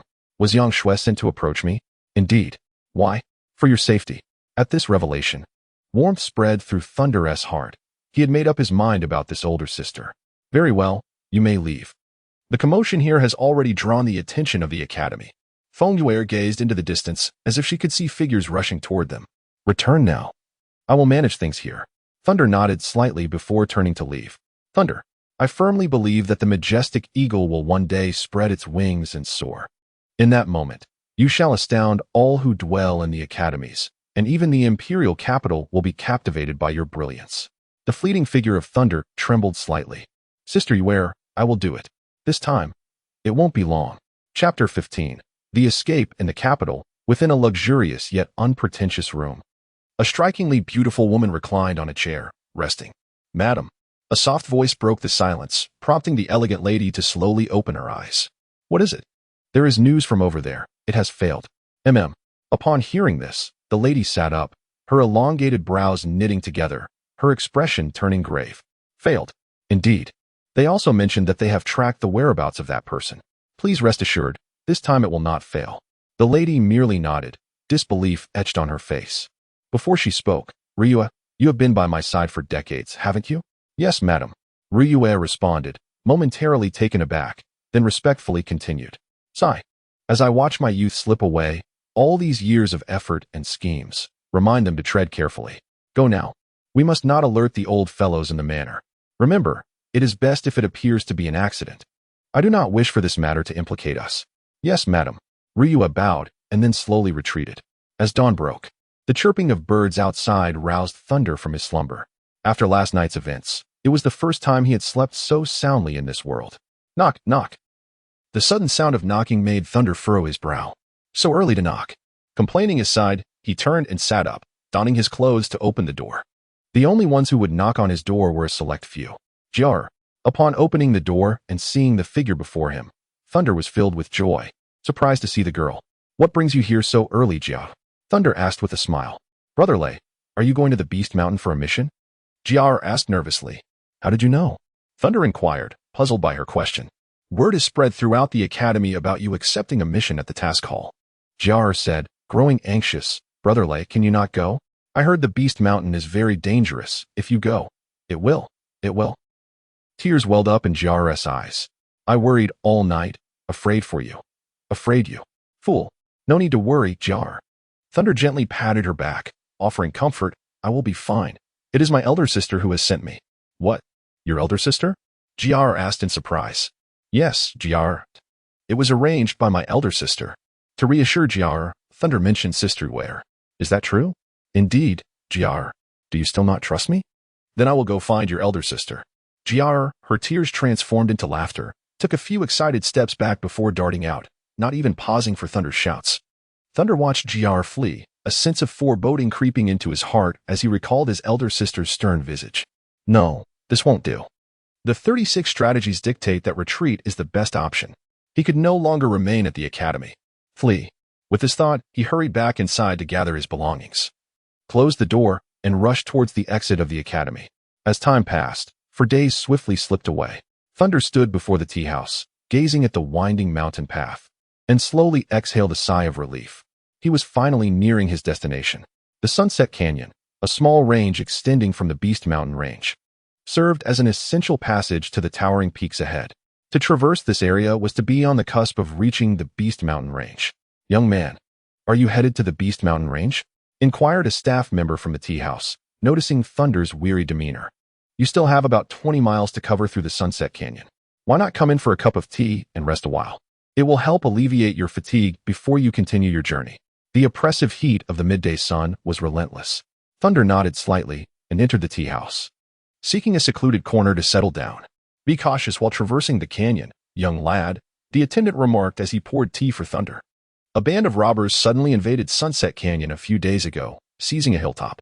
I advise you to travel in the company of others. Indeed, my friend, chimed in a nearby herbalist, sipping his tea. I no longer dare to venture too deeply into Sunset Canyon for gathering herbs. Fortunately, there have been no reports of murder or looting since they took the hill. Their activity has ceased, the attendant added. Yes, that is indeed a relief. As long as they do not impose on us, their occupation of that area is a matter for the authorities. Thunder listened intently to their conversation, his gaze sharpening with concern. They refrained from murder and robbery. Could these bandits be concealing something? Or perhaps, am I their target? It was no surprise that he harbored such thoughts, as his whereabouts had already been exposed within the academy. If there were individuals lurking in the shadows intent on his demise, they would undoubtedly seize this opportunity. At that moment, the small map of the Thunder system flickered briefly, revealing 3 tiny red figures. They have arrived, but Thunder glanced at the mini-app, noting that 2 figures approached from the direction of the canyon, presumably the bandits, while another individual seemed to follow in Thunder's footsteps. Could it be that they were not allied? The 3 men simultaneously entered the tea house, all being robust adults burdened with packages, resembling travelers.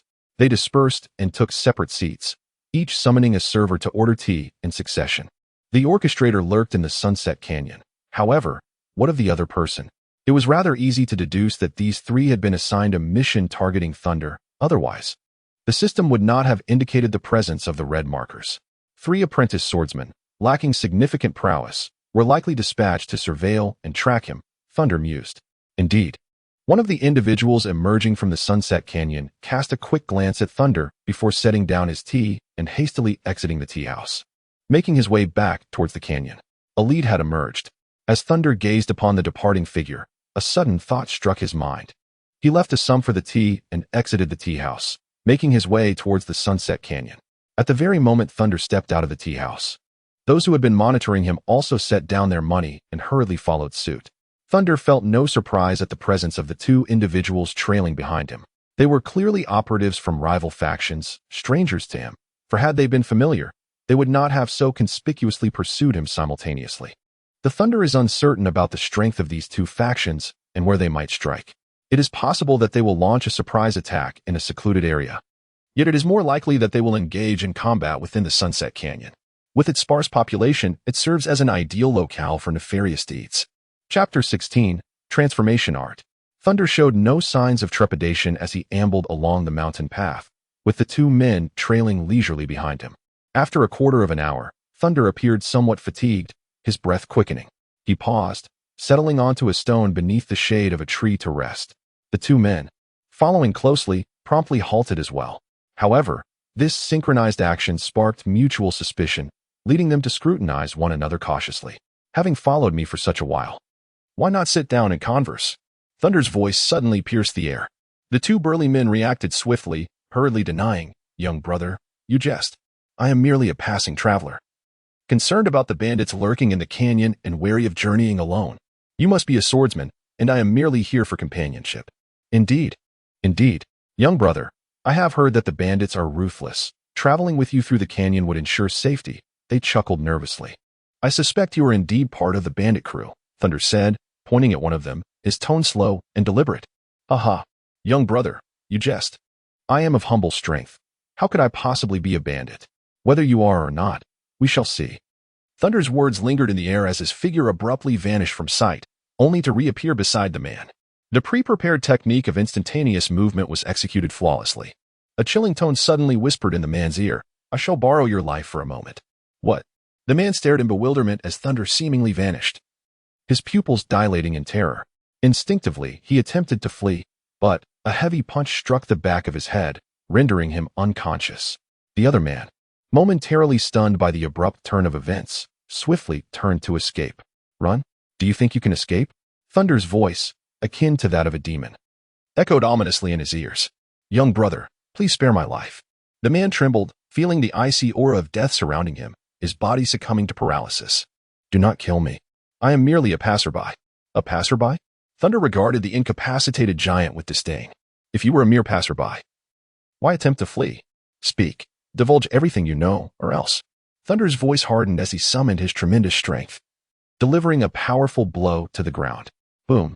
The earth fractured, and rocks scattered. Is your body hard, or is the stone? The man gazed at the shattered rock, swallowing hard, his eyes wide with terror. Please, sir, spare me. I will speak. I will speak. Ah, now you are being obedient. Thunder smiled slightly, inquiring, who sent you? The man shook his head, replying, I do not know. I was only instructed to follow and observe. Beyond that, I am unaware. Are there others? There are indeed, my lord. They maintain a distance of 5 kilometers from us. How many are there? What is their strength? My lord, there are 5 individuals. One is an intermediate swordsman, while the others are all novice swordsmen. Where do you intend to strike? In the Sunset Canyon. They should be on their way. Upon hearing this, a glimmer of brilliance flashed in Thunder's eyes. My lord, I have said all I needed to. I beseech you to spare me. The man looked at Thunder with a pitiful gaze. Thunder remained silent, meticulously scrutinizing the individual before him. He swiftly formed a series of hand seals. Transformation technique. In a swirl of smoke, Thunder's figure instantaneously morphed into that of the other person, bearing an uncanny resemblance that rendered them indistinguishable. If they were to stand side by side, it would be impossible to tell them apart. The individual gazed in astonishment at Thunder's sudden transformation, feeling an inexplicable familiarity, and his eyes widened in disbelief as he pointed at Thunder. How can this be? You. I never promised to spare you. With those words, a powerful fist struck the man's neck. There was a sickening crack, and his neck twisted grotesquely, robbing him of life, his face still etched with shock. Congratulations, host, for achieving the first kill of a novice swordsman. You have earned 500 experience points and 250 contribution points. Is it truly only 500 for a novice swordsman? Upon hearing the sound of the 9 horns, Thunder felt a twinge of reluctance. Why does a novice swordsman possess 3,000 experience points? The system responded, host, a first kill yields system rewards, and the rewards are greater for slaying foes of a higher level. Conversely, defeating weaker opponents results in diminished gains, as your level surpasses that of a trainee swordsman. The rewards and experience points you receive will correspondingly decrease. I understand now. After a brief silence, Thunder discarded the lifeless body into the jungle, concealing it from view. He then continued his advance into the canyon, carrying the unconscious bandit with him. In Sunset Canyon, atop a hill, a voice echoed, Bossy. Bossy. He has arrived, he has arrived. The speaker ran while shouting, catching the attention of other bandits who emerged from the shade of the trees. Shaoli, are you itching for trouble, making such a commotion? The leader of the bandits and an intermediate swordsman, awoke from his slumber beneath the trees. A displeased expression etched on his face. What do you mean, he has arrived? If you don't provide a reasonable explanation, I will flay you alive. Bossy, the guest we have been waiting for has arrived. I simply wanted to bring you this good news. Shaoli replied with a forced smile. Really? The burly man named Yi's face brightened with joy. Indeed, Bossy, he looks exactly like the person in the portrait. Haha, it seems the heavens are on our side. Just as I arrived in this forsaken place, this little brat shows up. It appears that not only do we wish for his demise, but even the heavens are assisting us. He laughed heartily, exuding an air of ease. Bossy, we cannot allow him to escape. We've had enough of this desolate place. Indeed, Bossy, he is just a young lad. We can subdue him in a heartbeat. Let us not underestimate him. Is he alone? He waved his hand, inquiring. Just one. Bossy, aren't you being overly cautious? In our line of work, caution is never misplaced. That young man is of noble descent. He may have hidden protectors. Rest assured, Boss E, we have brothers monitoring the situation. Should anything unexpected occur, they will inform us promptly, Shally assured confidently. Very well. Let us descend now. After completing our task, we will treat everyone to the pleasures of the world. He thought of the more than 100,000 gold coins reward. His excitement mounting. With a booming shout, he charged down the mountain, sword in hand. He could hardly bear to linger in this place, devoid of women and wine. Unable to rob passing merchants. It was nothing short of torment. Thunder treaded slowly through the canyon with the man in tow, who had regained consciousness and was intermittently uttering sounds of distress. His jaw had been dislocated by Thunder, rendering him incapable of speech, and he was now engulfed in terror. Your companions are approaching, Thunder remarked, his gaze fixed upon the distant figures gradually drawing nearer along the mountain path. Upon hearing Thunder's words, the man's eyes widened in alarm as he beheld the advancing crowd with increasing agitation.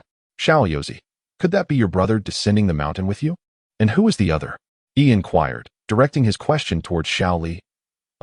Xiaoyozi responded, raising his gaze to scrutinize the scene. Despite his modest strength, he possessed keen eyesight, capable of discerning details from afar, an asset that had earned him a place as a scout within this band of robbers. Yes, Bossy. But it appears he has been taken hostage. Xiaoyozi's voice quivered with anxiety. Taken hostage? Chapter 17, Witness my performance. As the distance diminished, Xiaoyozi exclaimed in disbelief. No doubt about it, boss. He has indeed been captured. His declaration incited a cacophony of outrage among the bandits. Who is the fool that dares? Boss, let us eliminate that scoundrel. Over a dozen bandits erupted in fervor, their indignation palpable. It was a rare occurrence for someone to dare interfere with their predatory pursuits. Is that the person? Boss E remained composed, his expression inscrutable, his eyes glinting with caution. It was this very caution that had allowed him to evade numerous ambushes, not merely his strength. A mid-level swordsman, while formidable, was but a minor threat in the grand scheme of the empire and noble houses. No. Xiaoyozi was taken aback, realizing the captor was not the man he had initially presumed. He seems familiar. Where have I seen him? Bossy pondered. Where indeed? I recall now. At the tea house at the canyon's entrance. He was with us when we entered, likely just a traveler. Xiaoyozi's eyes widened in astonishment. But what could have transpired in between? Regardless of whether he is a traveler or not, we must rush in and apprehend him. We are many. We need not fear. Indeed, boss, we cannot stand idly by. He, still gazing ahead and unaware of their surroundings, finally spoke. First, we must rescue him. Yes. The crowd responded in unison, transforming into fleeting shadows as they swiftly surged forward. From a distance, Thunder observed the accelerating approach of the bandits, his expression sharpening with intensity as he gripped the individual before him tightly, his heart racing with apprehension. He fervently hoped that his other companions would not falter. Given his current strength, he could not confront these adversaries head-on. The only path to success lay in stirring the waters, allowing him to navigate through the chaos. Young man, which underworld do you belong to? Release my brother, and I may spare your life, called out Big E, his voice resonating as their figures drew nearer. Is that so? Thunder responded non-committally, his gaze fixed intently on the dozen or so figures approaching, sweat beginning to bead in his palms. The gravity of the situation was escalating. He tightened his grip on the man's wrist, who felt the pressure around his neck intensifying, prompting frantic struggles and cries of fear. Let him go, you scoundrel. You're courting death, boy. I am a man of my word. Release my brother. Big E, taken aback by the sudden turn of events, raised his hand to signal his comrades to halt. A slight smile played on Thunder's lips as his eyes gleamed with determination, an extraordinary strength surging within him. Then prepare to receive this, he declared, delivering a powerful punch to the man's back. The immense force propelled the body forward, crashing into the throng of bandits, who struggled momentarily before succumbing to lifelessness. The thunder struck without hesitation, leaving the bandits utterly stunned. That young man actually took a life before their very eyes. Congratulations to the host for slaying the apprentice swordsman. The reward. Thunder had no time to heed the sound of the horn as he launched his attack. He swiftly propelled himself backward. Damn it, that little brat. Big Brother E, witnessing the tragic demise of his comrade, felt his composure shatter. His eyes reddening with fury, he was utterly incensed by Thunder's actions, forgetting even the purpose of their arrival, his gaze fixated solely on the figure ahead. Kill. Kill him. I shall flay his skin. Before his words could fully escape his lips, the figure lunged at Thunder like a fierce tiger. Kill. Avenge my brother. Slay that bastard.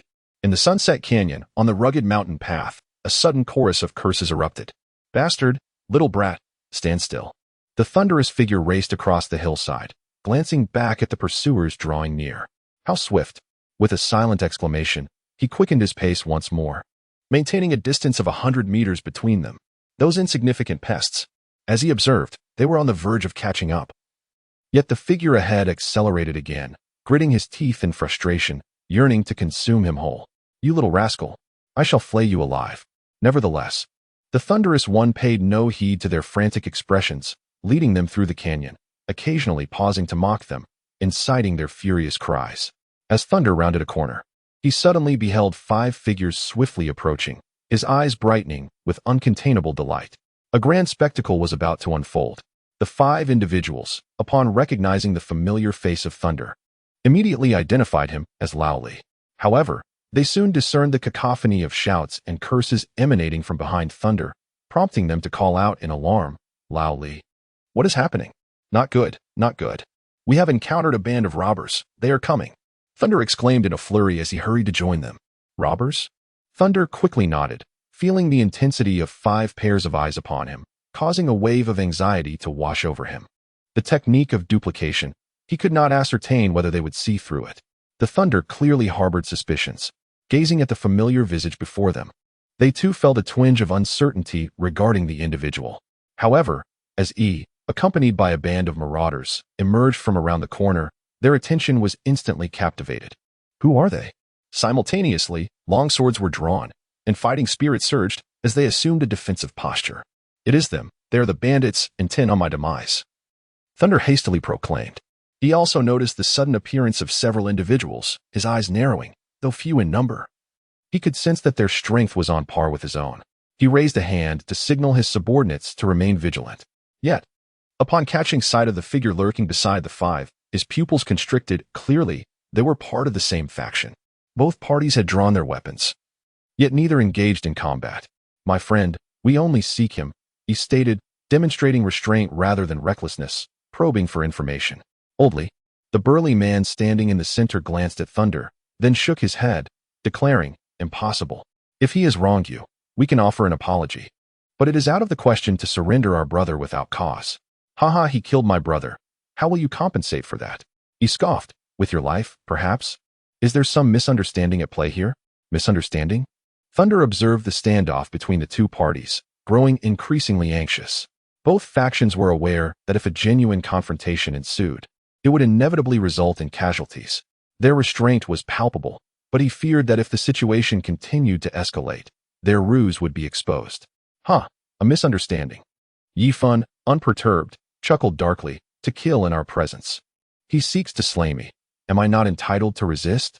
Shall I simply stand by and accept my fate? Thunder quickly interjected, embellishing his words to further provoke the hot-headed brigands, deftly diverting their ire towards him. As Thunder's words fell, chaos erupted around him. Oldly, be silent. The burly man cast a fierce glance at Thunder. What did you say, you little bastard? Distorting the truth. I will kill you. A hot-tempered bandit could no longer restrain himself and lunged at Thunder with his sword. An opportunity. Observing the shadow rushing towards him with lethal intent, Thunder felt a surge of delight within. How could he let such a splendid chance slip away? Do not kill me.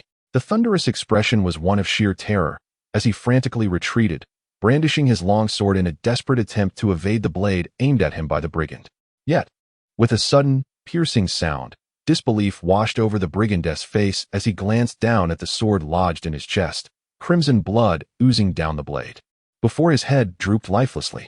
The unexpected turn of events left everyone astounded, witnessing the figure collapse slowly. You little wretch, I will kill you. I will have his blood for my brothers. Chapter 18. 3 kills in succession. Stimulated by the shock, the brigands erupted in fervent cries, their blood surging as they charged forward recklessly. 1 became 2, and soon, the majority of the brigands, save for a few clear-headed individuals, surged ahead. Witnessing the frenzy of his comrades, recognized the futility of stopping them, his eyes blazing with fury as he fixed his gaze on Thunder. A battle was inevitable. Kill. Avenge our brothers. The intermediate swordsman unleashed his full power, rushing to the forefront to confront the hulking man. The giant, glaring fiercely at the oncoming brigands, turned his ire towards Thunder and bellowed, "Old Lee, your share is gone." With that, he grasped his long sword and charged at E, intent on slaughtering him with all his might. At this juncture, there was nothing left to discuss. The brigands were blinded by vengeance, their only recourse to subdue their enemies through force. Instantly, the area erupted into chaos, a cacophony of battle cries, thunderous clashes, and anguished screams. As Thunder witnessed the onset of a fierce battle, a sense of exhilaration surged within him. While deftly evading the attacks of the robbers, he keenly observed the unfolding skirmish. The moment he spotted a fallen robber groaning in agony, he swiftly executed a substitution technique, his sword gliding through the air to sever the life from his adversary, claiming another head. The brutality of the conflict had escalated, and the identity of the slayer became inconsequential amidst the bloodshed. The melodious voice of the ninth horn echoed continuously in his mind, congratulating the host for the kill. Suddenly, with a resounding crash, a figure tumbled down before him. Elated, Thunder rushed forward, only to pause momentarily in astonishment as he recognized the silhouette in faint shock. "What has happened? Are you all right?" "Do not worry. I am here to save you." Without hesitation, Thunder lunged forward, his arms instinctively reaching out. It was Old Lee, who had just been ambushed. Upon realizing Thunder's presence, the man immediately lowered his guard and protested, "I can take on 3 of them by myself." Indeed, Thunder replied with a grin, extending his right hand toward the man's neck. In an instant, an overwhelming strength surged through him as he crushed the neck with a brutal grip, followed by a swift twist. With a crack, the man had yet to comprehend the betrayal before he felt a sharp pain and succumbed to darkness, his face still bearing a smile, utterly oblivious to the fatal turn of events. This transpired within mere breaths, unnoticed by the others. "Congratulations, host." Thunder's theatrical display ensued, his voice rising in a wail as he clutched the lifeless body, drawing the attention of the burly man and his 3 companions. "Dead? Who has died?" They turned to see the motionless figure cradled in Thunder's arms, an ominous premonition dawning upon them. "Old Third is dead?" Upon hearing this, Thunder nodded slowly, neither affirming nor denying the sentiment. This was the first junior swordsman to fall in the gathering. "Bastards, avenge the third," he cried with fervor. "Ha ha. Avenge? Ye, wielding a great sword," retorted coldly. "Let us all descend together for a reunion." As his words echoed, his fighting spirit erupted, and he swung the great sword fiercely towards the hulking figure before him. Several of his subordinates had already succumbed, although they were merely apprentice swordsmen. He felt a profound sense of loss for his already meager forces. After the demise of the junior swordsman, Thunder discerned a grave predicament. Their side was unexpectedly subdued by the bandits. Both the intermediate and junior swordsmen were restrained by foes of equal standing, and the only one capable of maneuvering had fallen victim to treachery. This situation was untenable. Should those men perceive their imminent defeat, they would undoubtedly retreat. Yet every one of them represented potential experience points. None could be allowed to escape. A sinister smile crept across Thunder's face as he harnessed the force of his retreat to roll toward the bushes at the roadside. "Do not let that brat escape. Kill him," Yi commanded immediately upon noticing Thunder's movements, directing his bandits with urgency. Yes. In an instant, 3 figures leaped into the underbrush, charging toward Thunder's position. Thunder sensed it immediately. In truth, the trio did not regard Thunder with any seriousness. They believed they could easily overpower him, as he was merely a novice swordsman like themselves. However, after pursuing him for a brief moment, their expression shifted dramatically, for it appeared that Thunder had vanished from their sight. All that remained in their eyes were the lush thickets of the forest, the Thunder concealed amidst the foliage. Observing the bewildered trio with a chilling smirk, swiftly formed hand signs. Shadow clone technique. As the clones emerged, they leaped forward, drawing the attention of the 3, who were then quickly obscured. The clones were mere illusions, lacking substance, designed solely to confound the enemy. Where did it go? Suddenly, the lush underbrush began to tremble, and a figure materialized within their line of sight. There. Almost simultaneously, the three surged towards that figure from three directions, their weapons gleaming with a fierce chill. Little pests. Perish. The trio launched their assault upon the apparition, and it seemed one could hear the deathly wail of the figure, yet. Bang. No agonizing cries. No blood splattering, only a cloud of smoke erupting in the wake of their strike. How could this be? What is this? As the smoke dissipated, an eerie emptiness greeted them. Before their eyes lay an unsettling void, enveloping them in a chilling atmosphere. The scorching sun hung high above, waves of heat swept through. Yet the three felt an unshakable chill, immune to the warmth. Their breaths quickened, and they turned to scan their surroundings, eyes betraying a profound dread of the unknown. They sought the thunder, yet found nothing. Little pests, cease your hiding. I see you, emerge. The piercing voice echoed repeatedly through the jungle, instilling further terror within them. They exchanged glances. Shall we go? Just then, the figure of Thunder materialized at their side, eyes narrowed, gripping a long sword. It's you? The trio gasped at the sudden appearance of Thunder. Eliminate him. One after another, they struck. Bang. Splurt. Two distinctly different sounds resonated as their weapons simultaneously cleaved into Thunder's form. Yet at that moment, another figure surged forth, a long sword slicing through the air, and two heads soared into the sky. The two had no inkling of what had transpired. Madness glimmered in their eyes as consciousness slipped away, leading them to their demise. Only one remained, perceiving clearly the scene. He witnessed the figure they had aimed to slaughter erupt in a cloud of smoke, while another Thunder swiftly appeared beside them.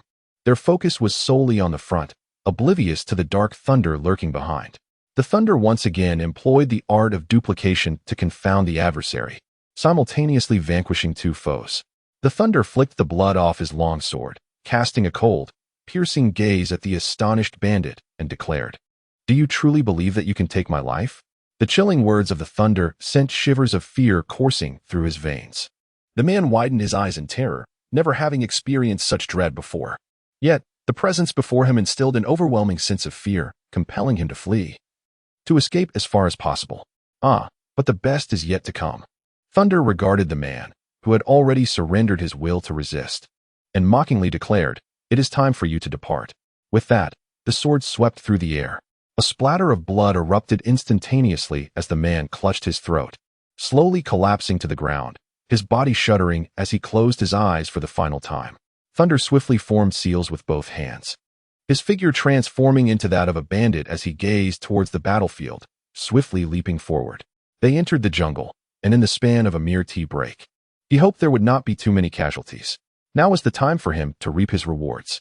There remained 6 junior swordsmen, 3 apprentice swordsmen, and 2 intermediate swordsmen. The thought of claiming the first kill of an intermediate swordsman filled Thunder's eyes with brilliance. Congratulations to the host for slaying 3 apprentice swordsmen, earning. Chapter 19. You shall die at this moment. Within the valley, both sides bore the scars of battle, their strengths nearly equal, with little to distinguish one from the other. The sole advantage for the bandits lay in the presence of 3 apprentice swordsmen. Yet their role in combat was merely to provide distraction. Crash. 2 figures collided violently before swiftly separating, stabilizing their stances. Exhaling a breath of stagnant air, the burly man fixed his gaze on E and spoke, "Let us cease this. If we continue, both you and I shall pay a heavy price." "What? Afraid?" he scoffed. "Does it matter? We've come this far. Do you still wish to negotiate?" After all, bandits had long walked the razor's edge, fighting more fiercely and bloodily. "Humph," the burly man coldly retorted, then prepared to pay a dire price. As his words fell, the man's fighting spirit erupted once more, surging towards E. "Well, come forth." E brandished his great sword to meet him. However, the man suddenly pivoted, rapidly charging towards another combatant not far away. "Bastard! Be wary of ambush," he shouted as he watched the man unexpectedly turn, rushing towards another individual, prompting him to pursue swiftly. The bandit, entangled in combat, heard E.'s warning and managed to fend off his assailant before hastily retreating, though his speed was no match for the explosiveness of the intermediate swordsman. As the burly man drew nearer, the other combatant rolled to the side just in time to narrowly evade the icy long sword. But he had no chance to catch his breath. "Roll!" A voice rang out, followed by a heavy fist striking his waist with tremendous force, sending him hurtling, his body tumbling towards the bushes by the mountain path. Hidden within the foliage, Thunder observed the incoming figure with delight and rushed forward. Brother, don't move. I'm here to save you. The man, seeing Thunder approach, was initially startled, but upon recognizing the familiar face, he let out a sigh of relief. It's that brat she. Come help me up. Feeling the intense pain radiating from his waist, he grimaced, struggling to rise. I'm coming. Thunder dashed forward as if he had spotted a feast. Slow down. Don't touch that. It hurts so much. Does it hurt a lot? As Thunder listened to the man's words, a subtle smile graced his lips. It won't hurt for long. What did you say?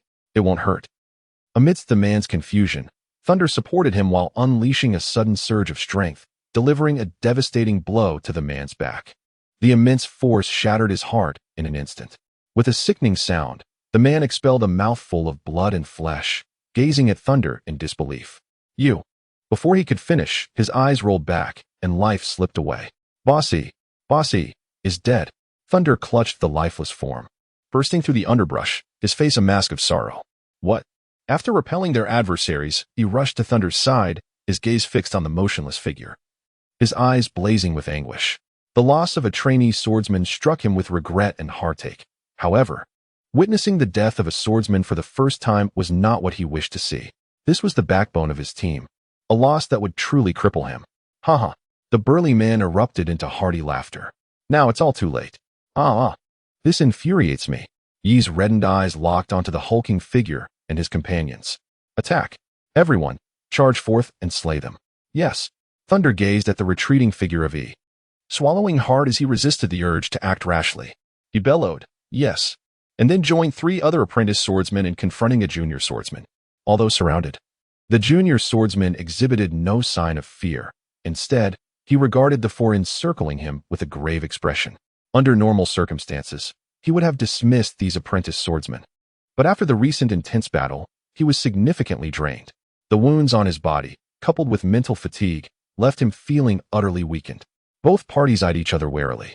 The brigands understood that the junior swordsman was not an adversary they could easily overcome, while the junior swordsman was intent on stalling to regain his strength. Come on, brothers. Let us go. Thunder observed the stalemate and recognized that the longer it persisted, the more detrimental it would be for him. With a fierce shout, he declared, Do not be afraid.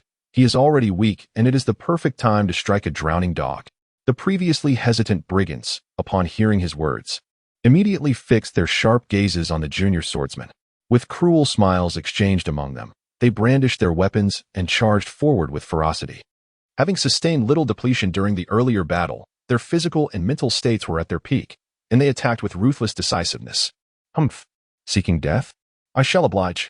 The junior swordsman's eyes flashed with murderous intent as he beheld the approaching foes, his countenance contorted with rage.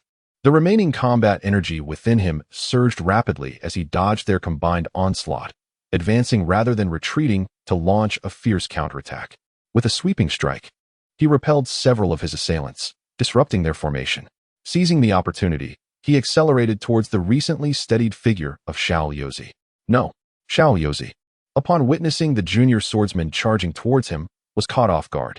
He received a crushing blow from the junior swordsman, crashing to the ground. His face contorted in agony as he struggled. It was evident that the blow had severely injured him.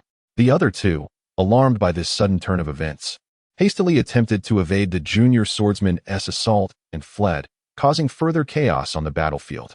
In the midst of this turmoil, Thunder dashed to the struggling Xiao Yozi. Upon seeing Thunder approach, Xiao Yozi extended his right hand, uttering in pain, Help me. Rest assured, I am here to rescue you. Thunder replied, reaching out with both hands. Hearing Thunder's words, Xiao Yozi's expression shifted to one of gratitude, but that gratitude quickly morphed into shock. Safe travels. The Thunder whispered softly in his ear, and then, with a sudden surge of strength in his right hand, he effortlessly snapped his neck. After eliminating the first assailant, Thunder swiftly advanced towards another fallen robber. Before the brigand could even comprehend the situation, Thunder ruthlessly snapped his neck, leaving him oblivious to the reason for his demise. With 2 more lives extinguished, Thunder reflected on the merits of transformation techniques, which allowed him to masquerade as one of his own before striking unexpectedly, leaving no opportunity for resistance. With a cold gaze, he observed the robber, who was retreating in a disheveled manner under the assault of a novice swordsman, and began to move his hands. Instantaneous movement.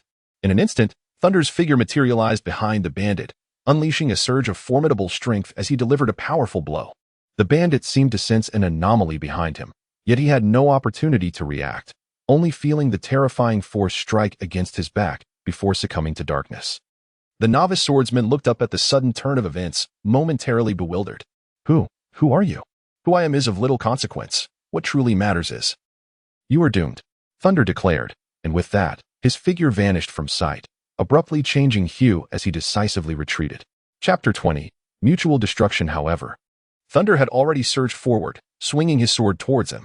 The man raised his sword in response, parrying Thunder's first two strikes. But on the third, Thunder's gaze turned icy. A sudden eruption of strength propelled his long sword downwards with overwhelming force. Bang! The man was forcefully repelled, stumbling back over 10 steps before regaining his balance, his grip on the sword causing his palms to bleed, crimson trickling down the hilt. Such formidable power. The man trembled in astonishment, his already weakened body shaking uncontrollably. It's time for you to perish, Thunder stated coldly, planting his foot firmly on the ground as he lunged forward. Not so fast. The man bellowed, his internal energy surging violently. His gaze fixated on Thunder as he swung his sword in retaliation. Observing the man's movements, Thunder swiftly formed seals with his hands while in motion. Shadow clone technique. As the clones materialized, they charged towards the man. The man, witnessing the sudden emergence of another figure, widened his eyes in shock. It was beyond his comprehension. Which of the two figures was the illusion, and which was the reality? As the two silhouettes approached, his mind became chaotic. Upon focusing his gaze, one figure abruptly vanished from his sight. What? Where did he go? His heartbeat quickened, anxiety gripping him as fear enveloped his senses. He raised his long sword high, preparing to strike at the approaching figure. Bang! Thud! Two distinct sounds resonated simultaneously, and the man felt a terrifying force collide with his back, propelling him away with immense strength, causing him to spit blood before losing consciousness. Congratulations, host. You have slain a novice swordsman and earned 1,000 experience points and 500 contribution points. A novice swordsman. I can now dispatch them with ease, Thunder mused. Gazing at the lifeless body on the ground, he could sense the astonishing rate of his growth in just a few days in this world. He could contend with novice and even intermediate swordsmen. How splendid it is to possess a system. Thunder reveled in his thoughts. This time, his gains were plentiful, yet greater rewards awaited him. Thunder raised his head to gaze at the other two battlefields. In the preceding skirmish, he had already distanced himself from them, which was the very reason he felt no apprehension about being exposed. Boom. Crash. The sounds of impacts continuously echoed in Thunder's ears. Haha. All of it belongs to me. Thunder listened intently to the sounds of combat, finding them utterly enchanting. His eyes sparkled with excitement as he slowly made his way forward, unfazed by the urgency of the situation. It was in the aftermath of mutual destruction that he would seize his opportunity. A resounding crash echoed as two figures collided violently, producing a cacophony of sound. The force of their confrontation sent them both hurtling backward, crashing heavily to the ground. Both combatants were gravely injured, blood trickling from the corners of their mouths, their internal energies nearly depleted and rendering them exceedingly weak. Ultimately, I have the upper hand. Damn bandit, meet your end. One of the fighters struggled to rise, a victorious smile gracing his lips as he leaned on his longsword, slowly advancing toward his opponent. His sole conviction was to eliminate the other and ensure his own survival. The fallen warrior, writhing in agony on the ground, gazed up at the approaching figure, his expression shifting to one of sheer terror as he beheld the glinting blade drawing nearer. He understood the grim fate that awaited him. No, boss, save me. No one can save you now. Soon it will be your boss's turn. Embrace death. As the anguished cries of the man reverberated through the air, his assailant raised the long sword, a cruel smile curling his lips. With a swift motion, the head flew from its body, blood splattering across the bandit's face. The abrupt turn of events caused the struggling bandit to gasp, incredulously asking, Who? Boss? Thunder swung the longsword with a flourish, casting a cold gaze upon the robber, whose eyes were wide with terror. This man was gravely injured, devoid of any capacity to resist. Phew. it's you? My dear friend. Upon recognizing the figure, the man sighed in relief, his heart brimming with joy as he exclaimed, I was just a hair's breadth away. Your arrival is most timely.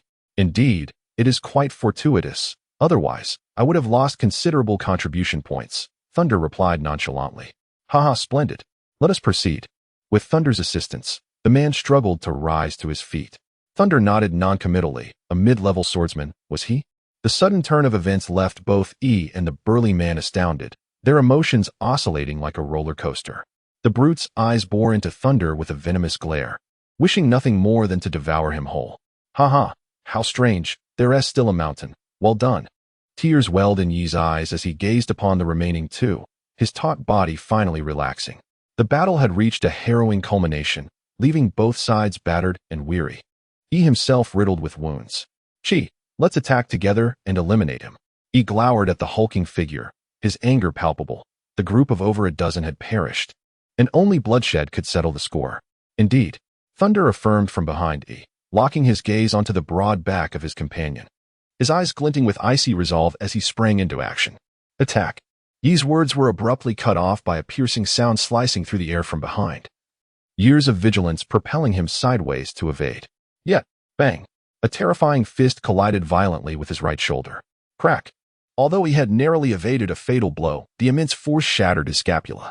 Ah! His anguished cry echoed in the air. The lightning's movements were astonishingly swift. The injured Shan, witnessing the sudden assault, intended to issue a warning, but before he could even vocalize a sound, his life was extinguished. You bastard, what are you doing? E, suppressing his pain, felt beads of sweat cascading from his forehead, his blood-red eyes fixated on the lightnings, wishing fervently to devour the man before him whole. What are you doing? The burly man beside him, taken aback by the lightning's ruthless strike, scoffed. A robber is a robber. He can strike without hesitation even against his own kind. You are not Chi. Who exactly are you? E, now perceiving the stark contrast in Chi's demeanor, gazed intently at the lightning and inquired. Me? What, do you not recognize me? I am Chi. The lightning brandished his sword, and then, amidst their incredulous stares, he thrust it down, piercing Shan's heart directly. You. Shan, pointing a trembling finger at the lightning, unwillingly closed his eyes in resignation. Bastard, who are you? E, witnessing the death of his comrade, was consumed by fury yet felt utterly powerless. Now, only the three of us remain. The lightning's cold gaze swept over the two, and he spoke. Who am I? Have you forgotten your mission? Upon uttering those words, the lightning dispelled his transformation. What? Transformation? It's you? This is impossible. E and the burly man exclaimed in astonishment as they beheld the sudden change, realizing that the figure before them was indeed their target. Weren't you supposed to kill me? The lightning stood at a distance, his gaze shifting to the two, and slowly remarked, Then I shall entice you into fighting each other. Was that old man also a transformation of yours? The burly man asked, his expression darkening. Indeed. It was all part of the plan from the beginning. To lure you into conflict, the lightning replied with a smile. However, the outcome exceeded my expectations. Did you assassinate all our men? Indeed, I seized the opportunity to eliminate them. Chapter 21. Breaking them one by one. Ah, you bastard. Upon hearing the lightning's confirmation, the two were engulfed in regret, lamenting their failure to recognize the signs in time. They had sensed the doubts within but chose not to act. Who instructed you? How could you be foolish enough to engage in a conflict in the same place? The lightning laughed heartily. In the end, it has only benefited me. If he knew, would he not be infuriated to the point of bloodshed? Haha. Do you wish to know? He mocked. I spit on that. I would rather die than tell you. Humph. The burly man coldly chuckled. Do you truly believe you can defeat us? Isn't it obvious? The lightning retorted with nonchalance. Let us join forces. Otherwise, all our brothers will have died in vain. The burly man said to E, This is our only hope for vengeance. He nodded slightly, bearing wounds yet still confident in confronting Thunder and his companions. How curious. He mused that moments ago they were engaged in a life and death struggle, and now they appeared to unite. Thunder, though he mocked, could not conceal the caution in his gaze. Despite their injuries, the prowess of a mid-level swordsman was not to be underestimated. You despicable wretch, only by extinguishing your life can my heart's resentment be alleviated. He seethed through clenched teeth. It is either your demise or ours. Let us cease this futile exchange. The burly man cast a glance at Thunder before charging forth. intent on vanquishing him. To arms. Yi sprang into action, with a sudden chill in his demeanor. Thunder let out a cold smirk before swiftly turning and dashing towards the thickets on the hillside. Damn it, what the hell, they cursed in unison, bewildered. This guy is breaking all the rules. Just moments ago, he proclaimed the fiercest of challenges, and now he is fleeing. The expressions of E and the burly man shifted dramatically as they exchanged glances, and without hesitation, they pursued him. In a frantic chase, 3 figures plunged into the thicket, while Thunder maintained a distance of 100 meters, toying with them. A fool would choose to confront you head-on, Thunder thought. A gleam of brilliance flashing in his eyes as he quickly formed hand seals. Shadow Clone Technique. Disperse. Though the technique paled in comparison to the Shadow Clone Jutsu and had considerable limitations, it could still serve to bewilder those unfamiliar with such tactics in this world. The 2 pursuers, upon encountering the 2 dispersing figures, were momentarily thrown into confusion. Clones? He gritted his teeth in frustration. Due to the distance, they could not distinguish which of the 2 figures was the genuine Thunder. Martial arts? Magic? It doesn't matter. Let us split up. He can't run far. The burly man suggested in a low voice. All right, one of us will pursue each. Let us go. He nodded and took off after one of the figures. Thunder gazed at the 2 individuals who had dispersed, a smile gracing his lips. Success. Heh, it seems Ichue has actually come. Thunder suddenly turned around, his longsword striking directly at E.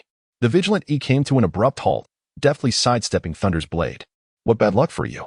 Thunder stood not far from E, gripping his sword, and remarked nonchalantly, I can't believe you chased after me. Observing Thunder's refusal to flee, he heightened his vigilance. In that moment, understanding dawned upon him. Thunder had no intention of fleeing. His sole objective was to separate himself from the giant and defeat him one by one. This moment was precisely what he had been waiting for. How astutely you lead us apart. He mocked. You shameless wretch. Do you truly believe your schemes will succeed? This place shall be your grave. Is it merely your frail body that you rely upon? Thunder retorted. He, seemingly devoid of the inclination for idle chatter, unleashed the remaining energy within him. With a tightly clenched left fist, his legs surged with explosive power, propelling his body forward like an arrow aimed at Thunder. With a swift leap, he evaded the impending strike. Boom.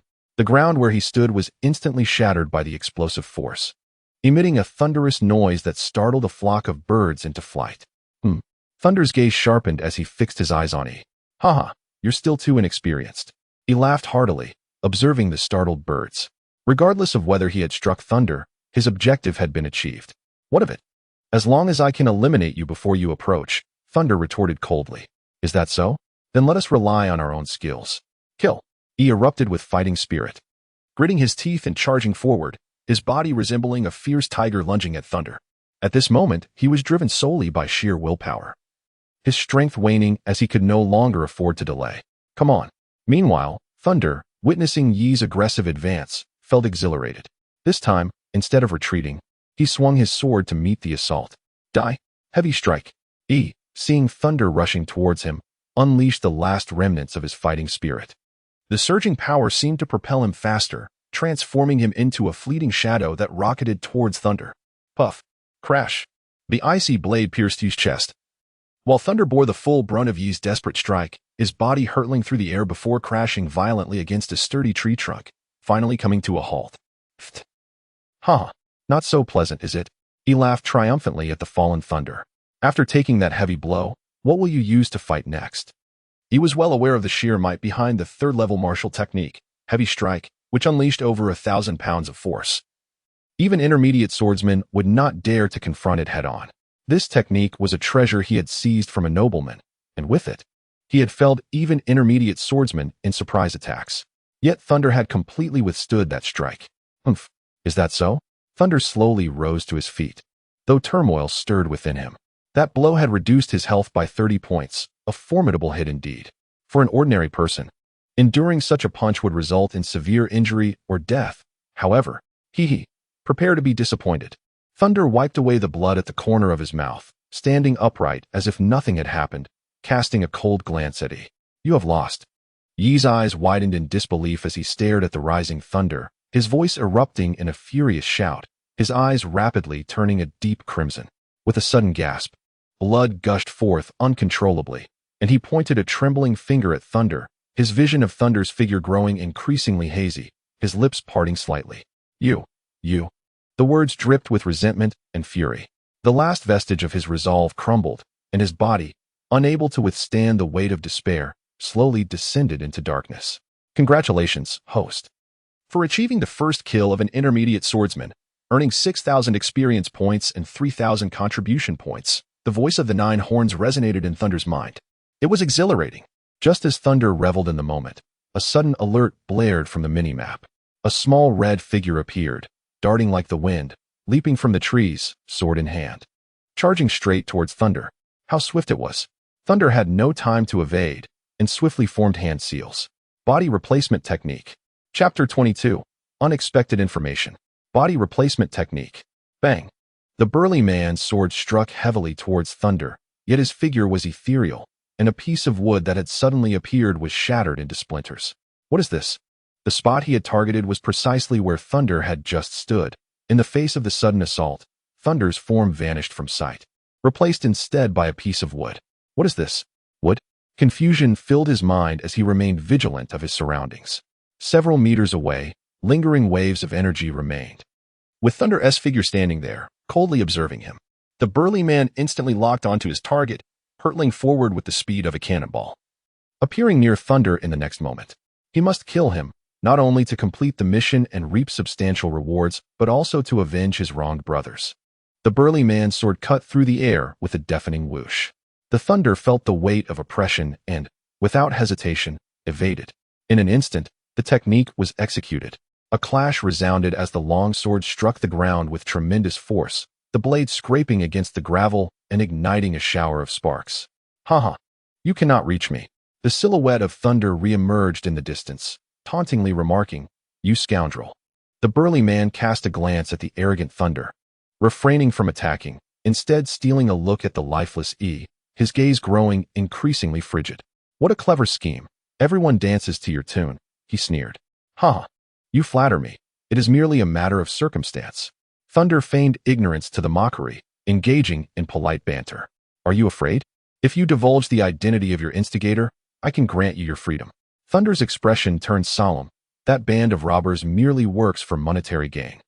They could never access the mastermind, but you are different. This was also the reason he had directly targeted E. You are delusional.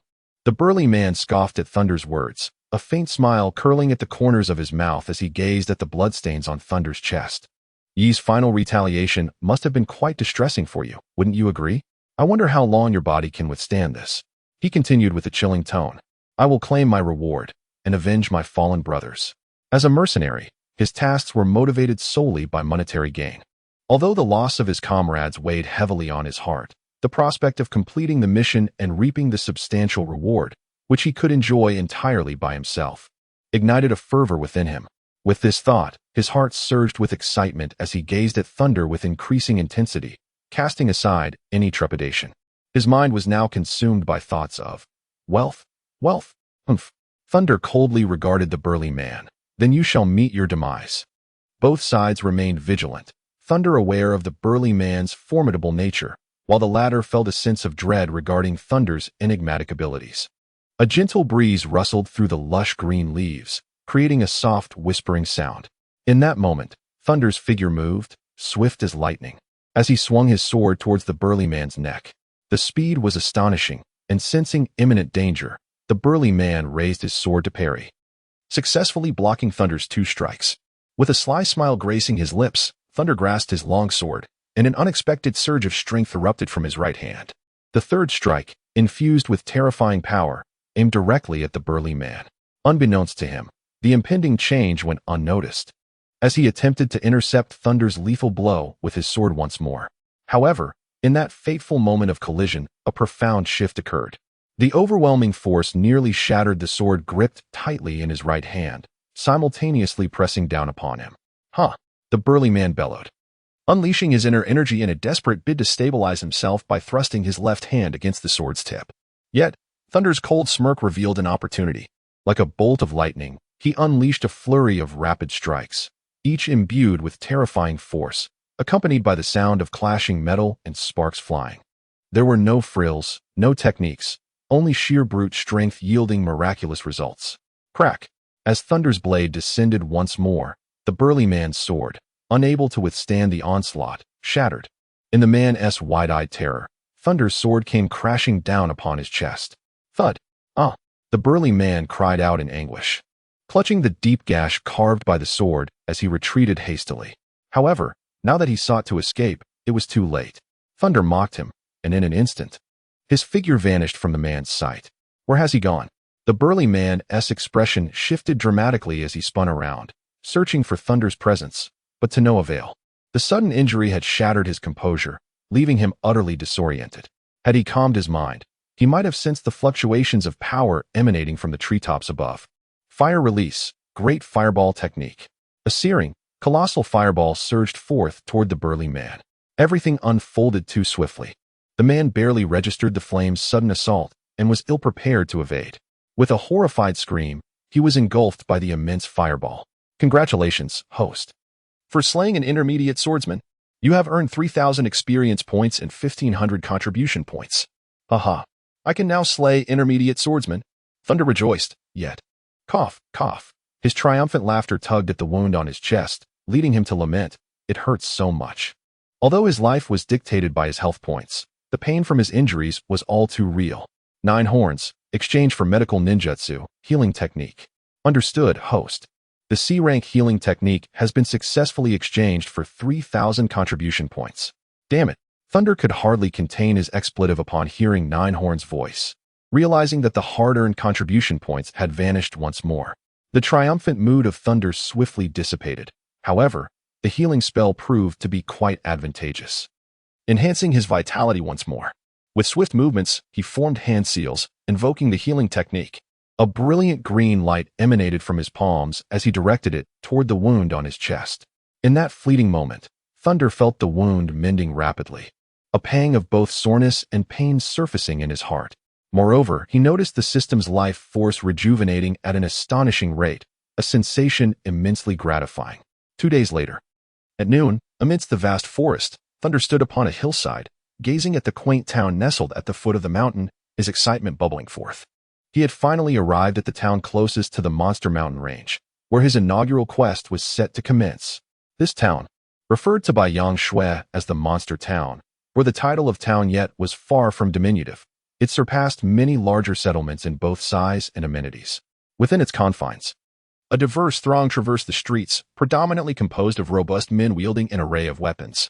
These were undoubtedly the mercenaries who frequented the perilous Monster Mountain range.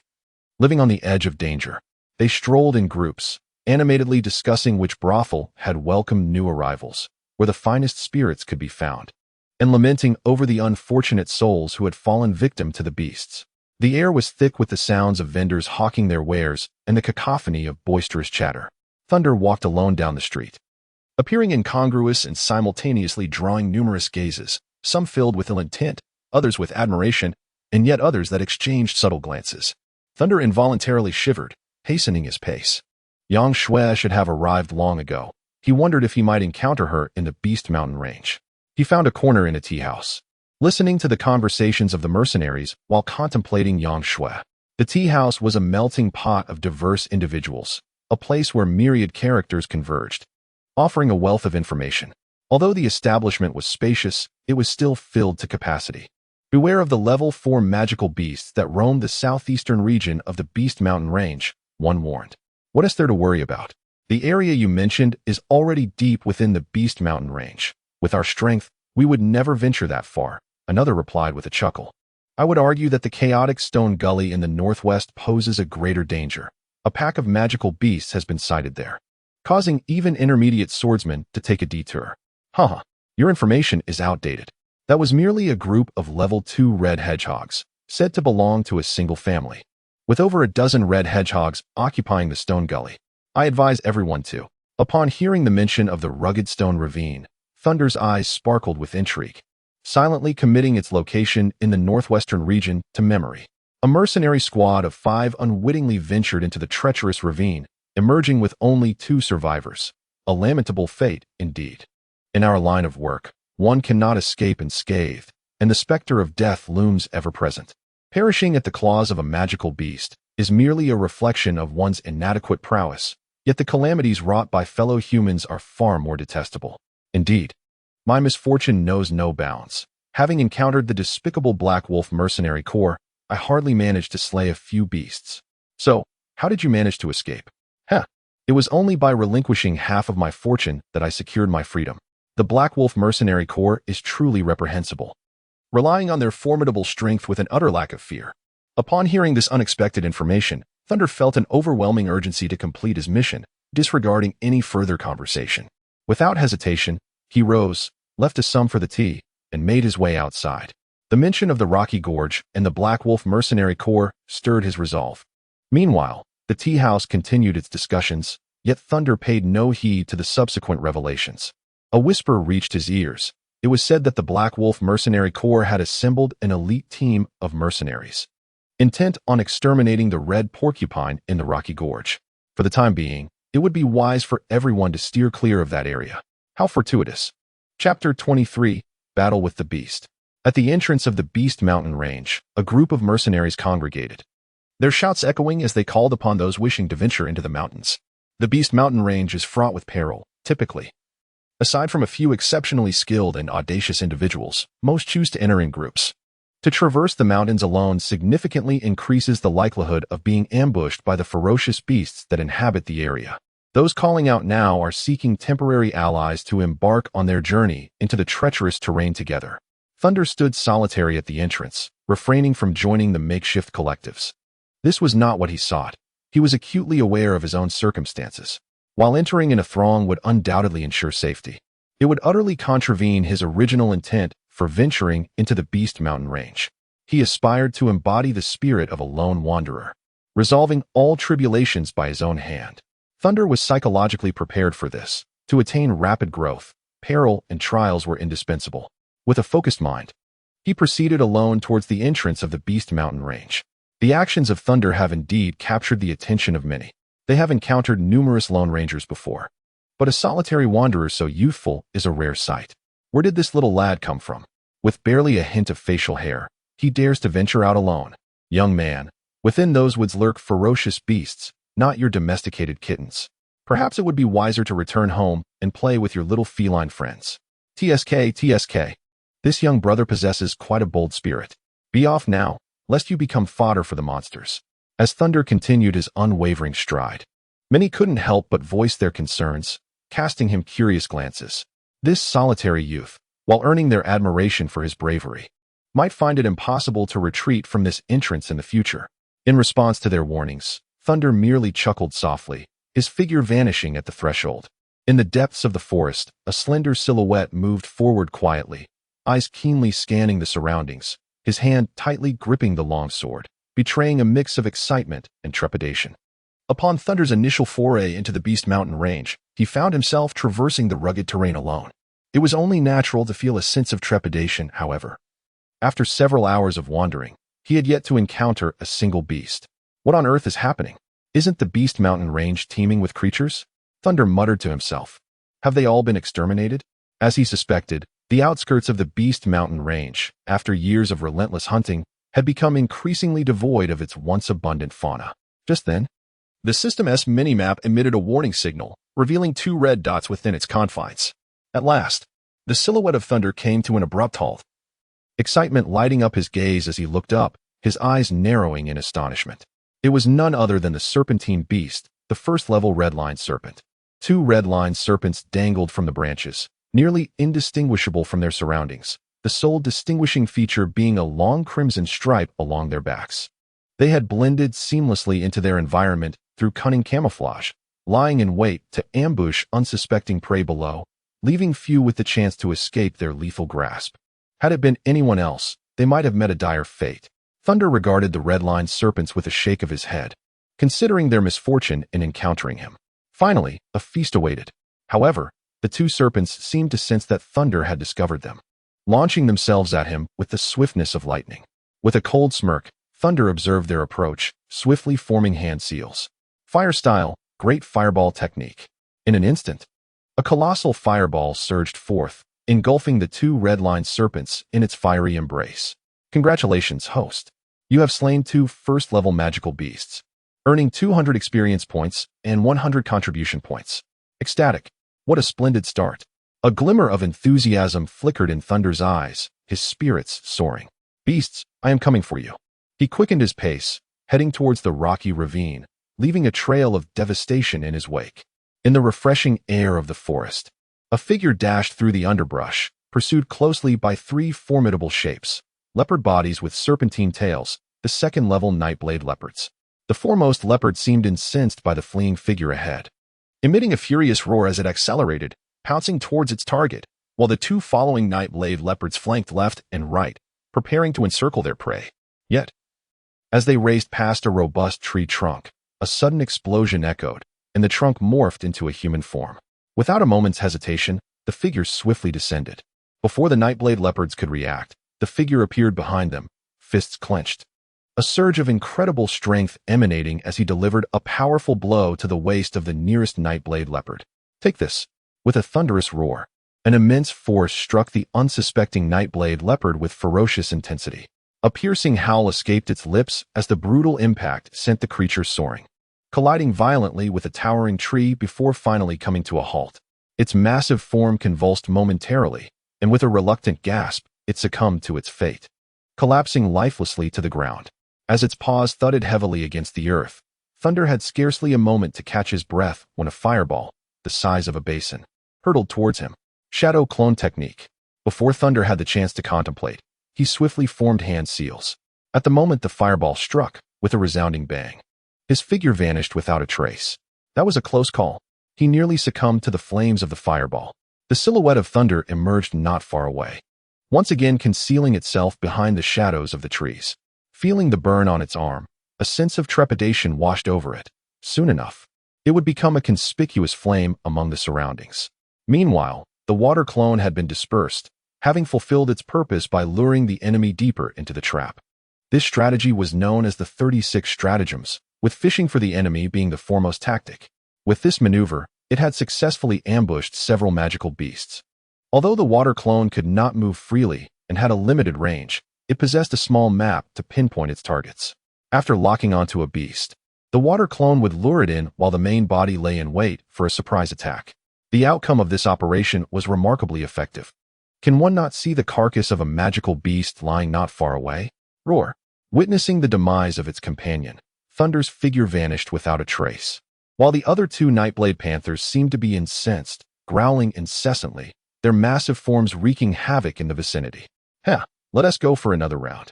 Thunder endured the pain in his arm, watching the silhouette of the Nightblade leopard drawing closer. With both hands forming seals, a water clone materialized before him, to which he nodded. The water clone instantly surged forward, charging at the approaching Nightblade leopard. Bang! A formidable force struck the Nightblade leopard. Yet the water clone possessed only a meager strength of 10, unable to breach its defenses. Nevertheless, the immense body of the Nightblade leopard staggered backward from the impact. Meanwhile, another Nightblade leopard lunged at the water clone. Now is the moment for the instant body technique.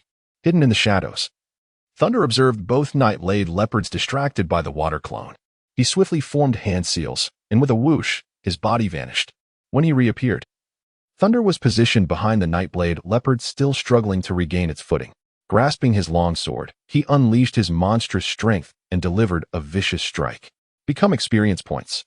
Chapter 24. Level Up. Due to Thunder's astonishing speed, the Nightblade leopard had not yet reacted. With a sickening sound, the longsword sliced down along its spine, cleaving open its belly and nearly severing its body in 2. Roaring in agony, the Nightblade leopard writhed, its innards spilling from the gaping wound. Within moments, the creature ceased its struggles, lifeless. Simultaneously, the sound of the 9 horns notification echoed in his mind, but there was no time to check. The last Nightblade leopard, its eyes glowing crimson with ferocity, lunged at Thunder with its glinting claws, filled with rage. The fierce wind from its charge stung Thunder's face, and as he raised his gaze to the Nightblade leopard, he could clearly see the fury in its eyes. Damn it, there's no time, I'll have to fight. Cursing the ineffectiveness of the water clone in his mind, he realized that the Nightblade leopard was already upon him, and he had no time left. Thunder took a deep breath, with no time to draw his sword, as an overwhelming force surged rapidly into his limbs, unleashing a terrifying strength that continued to coalesce. Feeling the power coursing through his arms, a fierce battle intent surged upon his handsome face, his gaze fixated intently on the approaching night-blade leopard. Come forth. With a thunderous roar, he felt the fabric of his sleeve billow, infused with formidable energy, his eyes unwaveringly locked onto the night-blade leopard. The thunder did not shy away. Instead, it extended its hands, fiercely grasping at the enormous claw. The colossal body of the beast, combined with the force of its pounce, could effortlessly snap a tree in half, yet here it was, attempting to seize it with mere hands. In the fleeting moment the night-blade leopard lunged. It swiftly withdrew its right foot, leaving a deep imprint on the ground, and then, with both hands raised, unleashed a surge of incredible strength. Rise! With a thunderous roar, he seized the colossal claw and lifted it with great force, sending the night-blade leopard soaring over 10 meters before it crashed to the ground. A resounding boom echoed through the forest, lingering in the air. As the night-blade leopard staggered to its feet, shaking its head, Thunder's expression shifted. He had not anticipated this creature's resilience. However, instead of launching an attack, the night-blade leopard merely let out a low growl, fixating its gaze upon Thunder. The display of power he exhibited had instilled a sense of hesitation within it. As a level 2 magical beast, it possessed a modicum of intelligence, and the successive blows had ignited a desire to retreat. Yet, with a fierce roar, the night-blade leopard unleashed a rapidly forming fireball, hurling it towards Thunder. A fireball? Huh. Such a diminutive size. Allow me to show you what a true fireball is. Observing the approaching fireball, roughly the size of a basin, he smirked and swiftly formed hand seals. Fire release, grand fireball technique. A massive fireball surged forward, and upon the collision of the two fireballs, the gigantic sphere engulfed the smaller one, hurtling towards the night-blade leopard. What Thunder did not foresee, however, was that the night-blade leopard would turn and flee. Thunder was instantly taken aback, wondering if this beast had somehow attained sentience. Where could it possibly escape to? As Thunder regained his composure, he propelled himself upward, his figure immediately darting after the night-blade leopard. "Leave it to me," he exclaimed, swiftly forming hand seals. Body flicker technique. In mere moments, Thunder caught up to the night-blade leopard, which seemed to sense impending danger and instinctively quickened its pace. However, extraordinary strength. The thunderous strike propelled its leaping form into the air. "I commanded you to flee." The Thunder swiftly pursued, delivering another blow. Once more. Bang, bang, bang. The figure of Thunder flickered continuously, its power erupting in relentless waves. A barrage of fists rained down upon the Nightblade Panther, which had completely succumbed to defeat. The final, crushing blow sent the creature hurtling to the ground.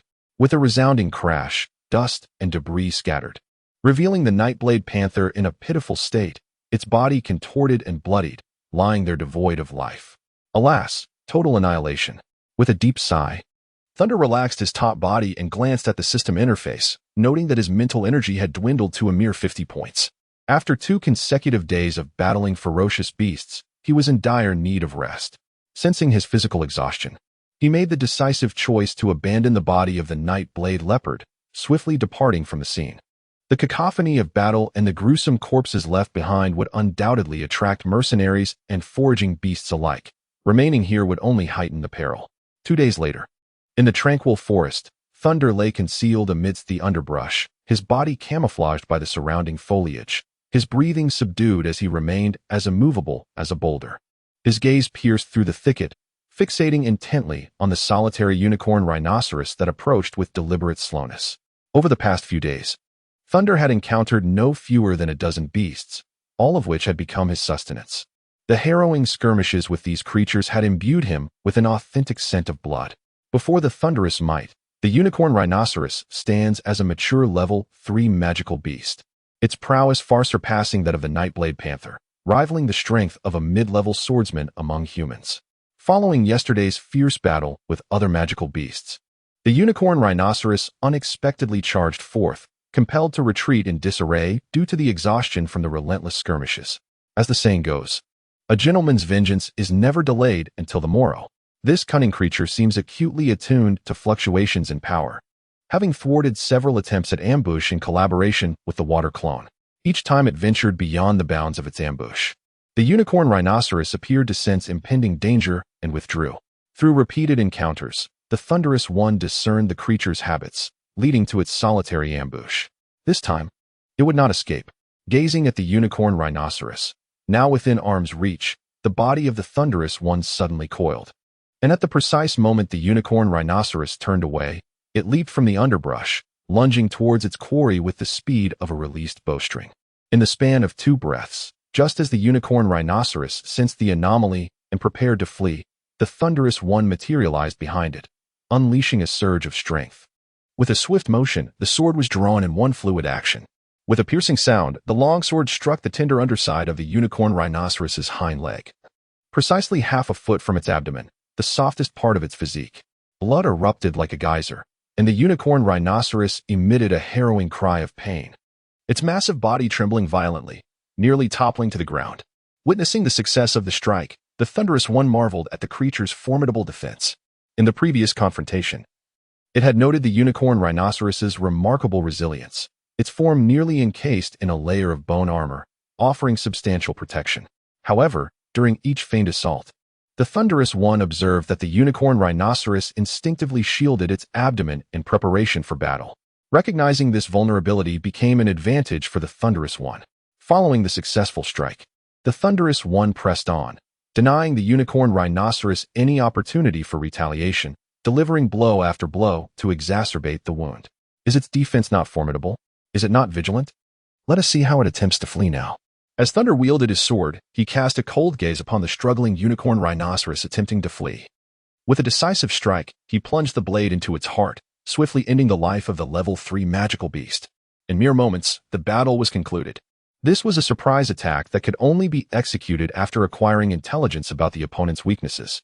Congratulations, host, for slaying a level 3 magical beast and earning 3,000 experience points and 1,500 contribution points.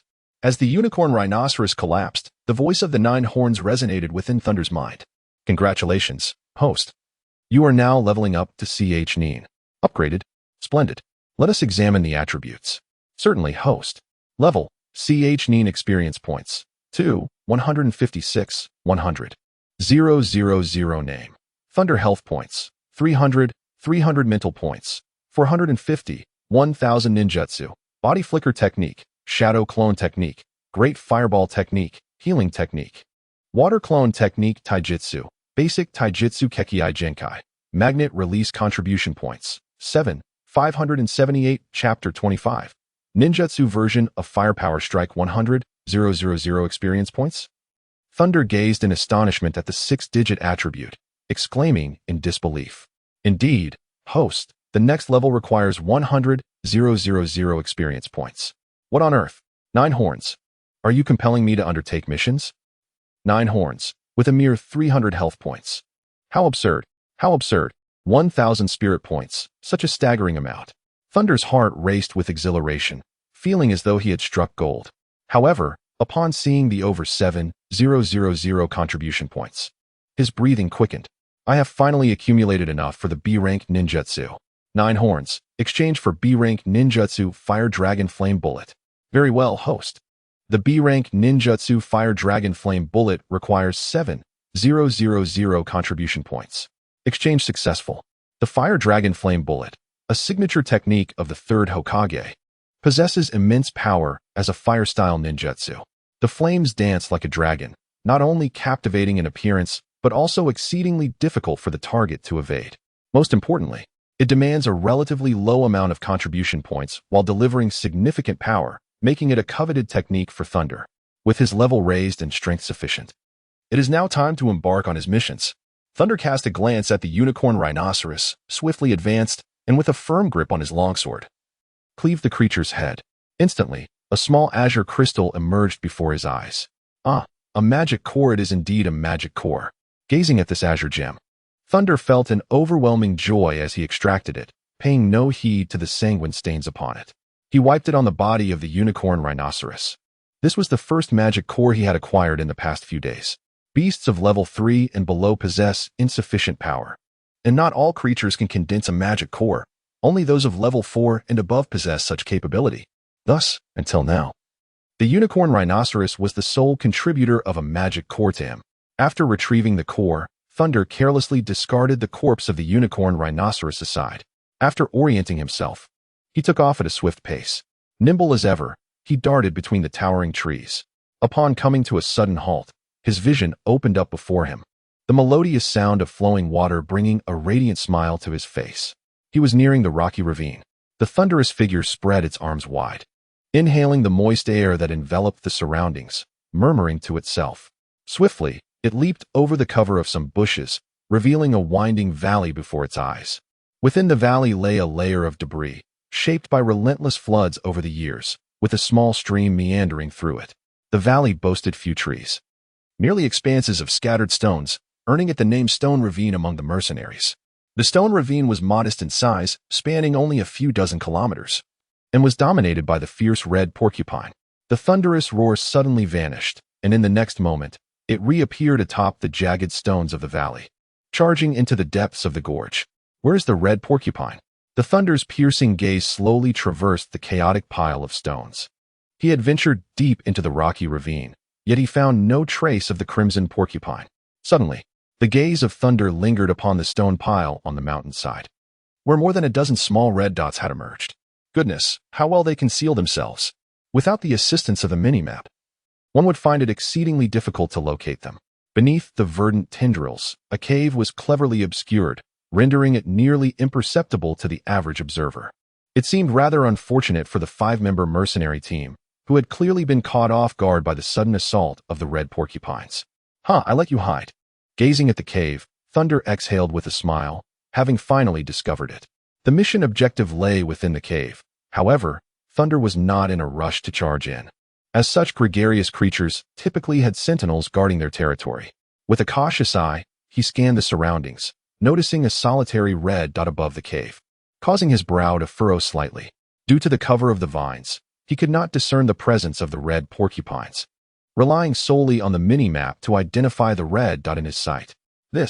Thunder was momentarily taken aback. They truly excel at hiding. He dared not approach recklessly. Should he charge directly? Although he was aware of the red porcupine's location, the open terrain made it exceedingly difficult to conceal his presence as he inched closer to the cave.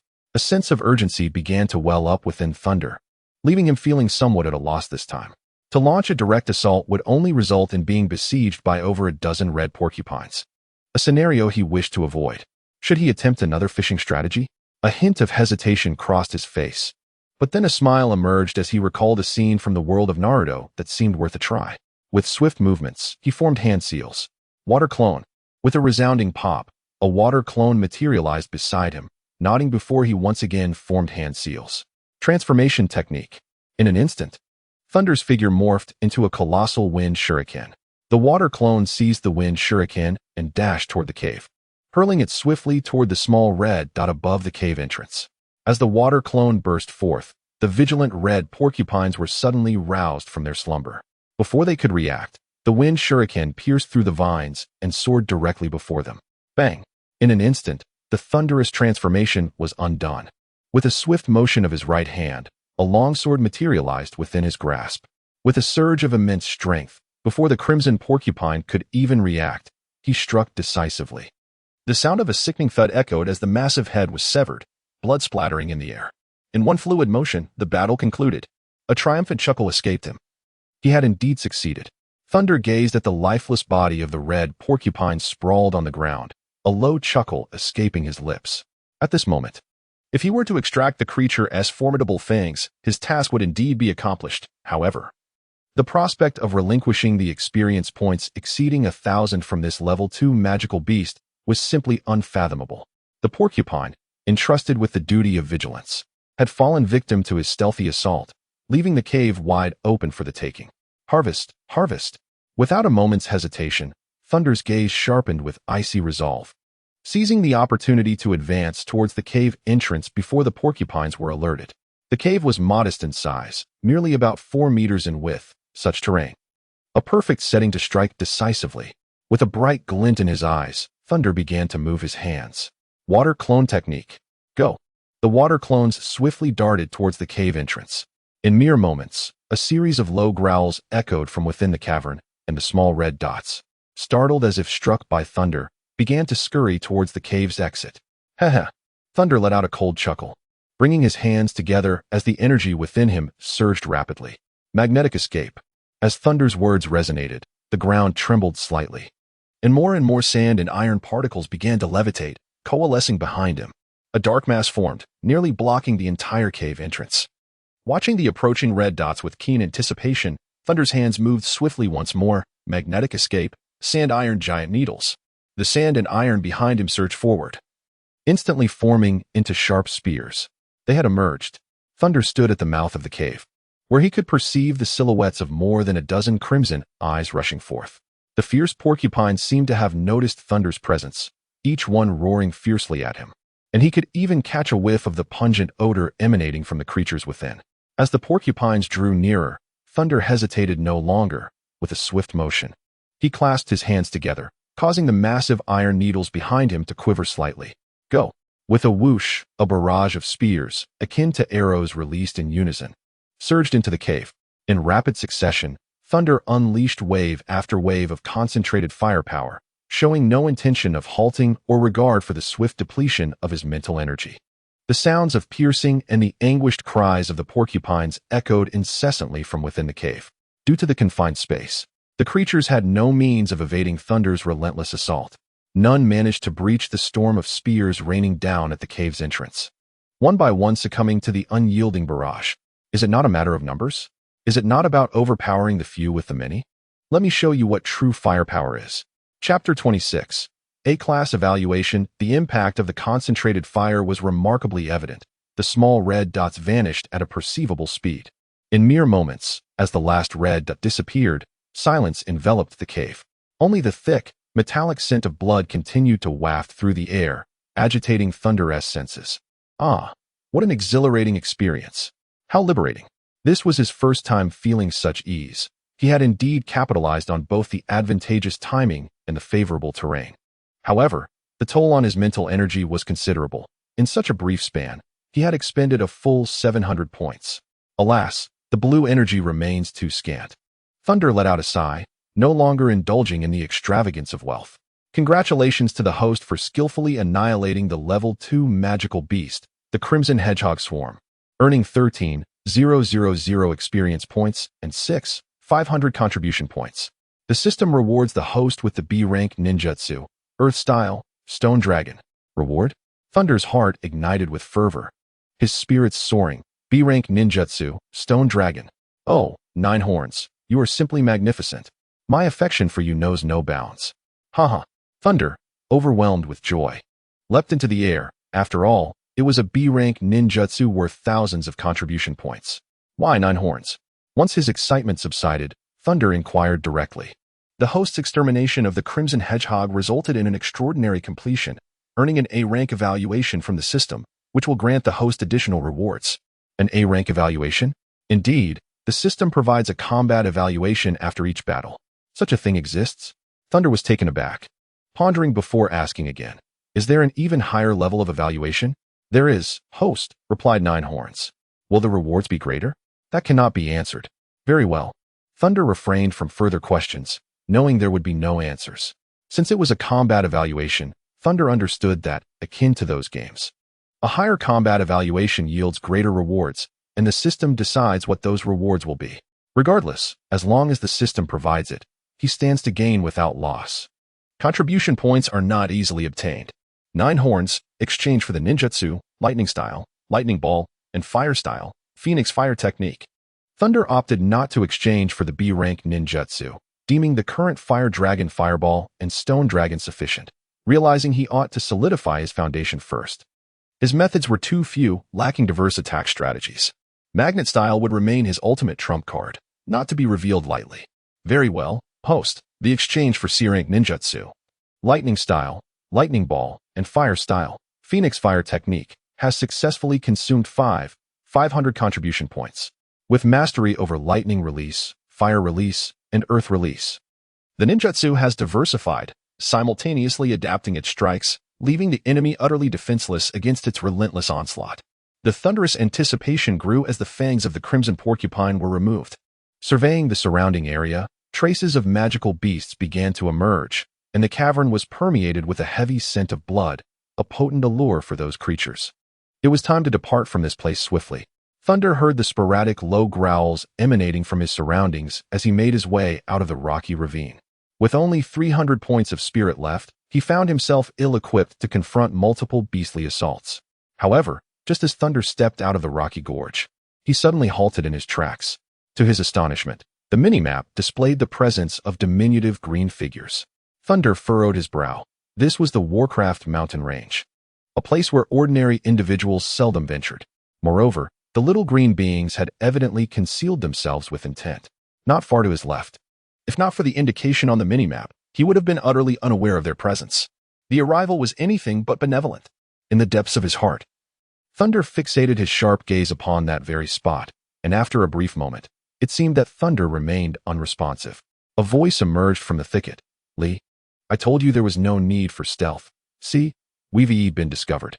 "Silence, Wong," came a more resonant voice tinged with irritation. "We were just on the verge of ensnaring our prey." "Hey, Lee, that young lad is lingering and staring this way. Is there really a need to hide? He even spotted our hiding spot for a surprise attack. How embarrassing, don't you think?" Upon hearing Lee's words, a figure casually emerged from the underbrush, grumbling nonchalantly, his expression one of flippancy as he regarded Thunder. "One can't be too sure. Despite his youth, his prowess is formidable. He has even slain over 10 second-tier magical beasts, the Crimson Hedgehogs. TSK, hardly a weakling. It's unfortunate for him that he has fallen into our grasp. Only those gifted with potential can truly be called geniuses."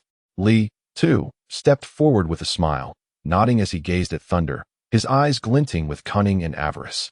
The individual who had ventured to scout the Crimson Hedgehogs reported the situation to him, leaving him utterly astounded. He had silently compared himself to Thunder in his mind. Under equal cultivation levels, facing more than 10 second-tier magical beasts would only lead to retreat. Death was not an option. As his words faded, over a dozen figures emerged within Thunder's line of sight, their cold stares fixated upon him as if he were mere prey. In a seamless display of coordination, they swiftly surrounded him, effectively locking him down. The sudden turn of events caused Thunder's expression to darken significantly. These mercenaries exuded a palpable aura of bloodlust, unmistakably born from prolonged combat. It appeared he had stumbled upon a band of opportunistic marauders. Although Thunder was not easily swayed by this malevolent energy, he understood that a direct confrontation would not yield favorable results. After surveying the surroundings, his gaze ultimately settled upon a towering man. His eyes narrowed. A high-ranking swordsman, this individual radiated a distinctly perilous aura. Flanking him were 2 mid-tier swordsmen, while the rest were peak novice swordsmen, forming a quintessential elite mercenary team. Thunder suppressed the astonishment within, his visage calm as he remarked, "Esteemed guests, I merely passed through this place and shall not disturb your gathering." As soon as his words fell, they incited a chorus of laughter from the crowd. "What a riot. Passing through?" guffawed the first speaker, Wong Matsi, with unabashed mockery. "Young lad, do reveal all. The fangs of the red porcupine. The most valuable possession of the red porcupine is indeed its fangs, which explains why the mission directive solely requires their retrieval, an item fiercely coveted by mercenaries." Upon hearing this, Thunder's eyes narrowed as he replied, "I apologize, but the Fong is a part of my mission and cannot be entrusted to you." This remark was met with a chorus of laughter. "Hey there, my friend. I must regretfully inform you that the Fong is also a part of our mission. What do you propose we do about it?" Wong Matsi sneered, his gaze icy as it fixed on Thunder. "I regret to inform you that the items over there are free for your taking. Young man, be straightforward. Do not toast with wine only to receive punishment. Having taken what rightfully belongs to us, do you believe you can depart so easily? Oh, since you have so generously offered it up for our collection, I can only surmise that with your delicate and tender flesh, you would fetch a fine price in a brothel, allowing me to indulge in a round of flower wine." Laughter erupted once more. Upon hearing the words, Thunder furrowed his brow. Chapter 27, Instant Kill. Wong Matsi, do not frighten our young friend. We, the Black Wolf Mercenary Corps, are reasonable folk. Your prowess is commendable, and you are indeed qualified to join our ranks. As for the tasks, everything can be discussed, mused the burly man. Lee too. The Black Wolf Mercenary Corps? Thunder's eyes narrowed as he recalled the conversations in the tea house, realizing that there would be no easy resolution. Indeed, young man. The Black Wolf Mercenary Corps is one of the top 10 mercenary groups, a formidable force in the mercenary world. Countless individuals aspire to join, but find no avenue. Your talent is remarkable, and I would be willing to recommend you for membership. It is far better than wandering alone, Li Tu spoke enticingly. Li Tu held a high regard for Thunder, not only for his impressive strength, but also for his extraordinary cultivation talent. At such a young age, he had already attained the rank of intermediate swordsman, and he had single-handedly hunted over 10 level 2 magical beasts, the red hedgehog. Such talent was indeed rare. Observing Thunder's calm demeanor in the face of danger only strengthened his desire to recruit him. Well, what do you say, young man? While Li Tu spoke, his aura firmly locked onto Thunder, and those around him simultaneously exuded a palpable pressure, their intense malevolence directed toward Thunder. The Thunder, at the slightest sign of unrest, would be met with their merciless onslaught. Li, it would be better to strike him down with a single blow. Why indulge in such futile chatter? Our Black Wolf mercenary group has never negotiated terms. Wong Matsi, casting a cold gaze filled with murderous intent at the unyielding Thunder, smirked. Wong Matsi's words ignited a wave of enthusiasm among the mercenaries, each one turning to the towering figure of Li. However, Li paid them no heed. His gaze remained fixed on Thunder, as if awaiting a response. In his mind, he was convinced of Thunder's impending defeat, ready for them to be slaughtered. Thunder raised his gaze to the faces of those before him, each one emanating a palpable aura of hostility. He spoke softly yet resolutely. I refuse. Refuse. Li, taken aback by Thunder's words, reacted with a chilling demeanor, his voice laced with menace. No one has ever dared to reject the Black Wolf Mercenary Corps so easily. Then what of it? Thunder replied coolly to the imposing figure of Li, his hands beginning to move deliberately. Do you understand the consequences of crossing the Black Wolf Mercenary Corps, boy? Li warned, his tone dripping with disdain. With no intention of prolonging the conversation, Li added, since you choose to ignore our goodwill, then prepare to face the consequences. Beside Li, Wong, his eyes glinting with lethal intent, declared, then you shall meet your demise. Before the words had even settled in the air, he lunged toward Thunder, brandishing his large blade in a sweeping arc aimed directly at him. Thunder gazed at the approaching Wong Matsi, a chilling intent to kill stirring within him, as he unleashed the prepared ninjutsu. Fire style, Fire Dragon Flame Bomb. In an instant, a torrent of flames erupted from Thunder's mouth, resembling a roaring fire dragon, surging forth to annihilate the oncoming Wong Matsi. The horrifying power of the B-rank ninjutsu erupted, the terrifying fire dragon sweeping across the surroundings. The searing flames forcing the nearby mercenaries to retreat, while the trees obstructing its path were obliterated in an instant. No, Wong, in a state of despair, screamed as he watched the engulfing fire dragon, his figure retreating in haste. Yet, the roaring fire dragon moved with even greater speed, instantaneously consuming him. What? How is this possible? A magician. The vice captain of Wong was utterly annihilated. The mercenaries stood dumbfounded, gazing at the fearsome fire dragon.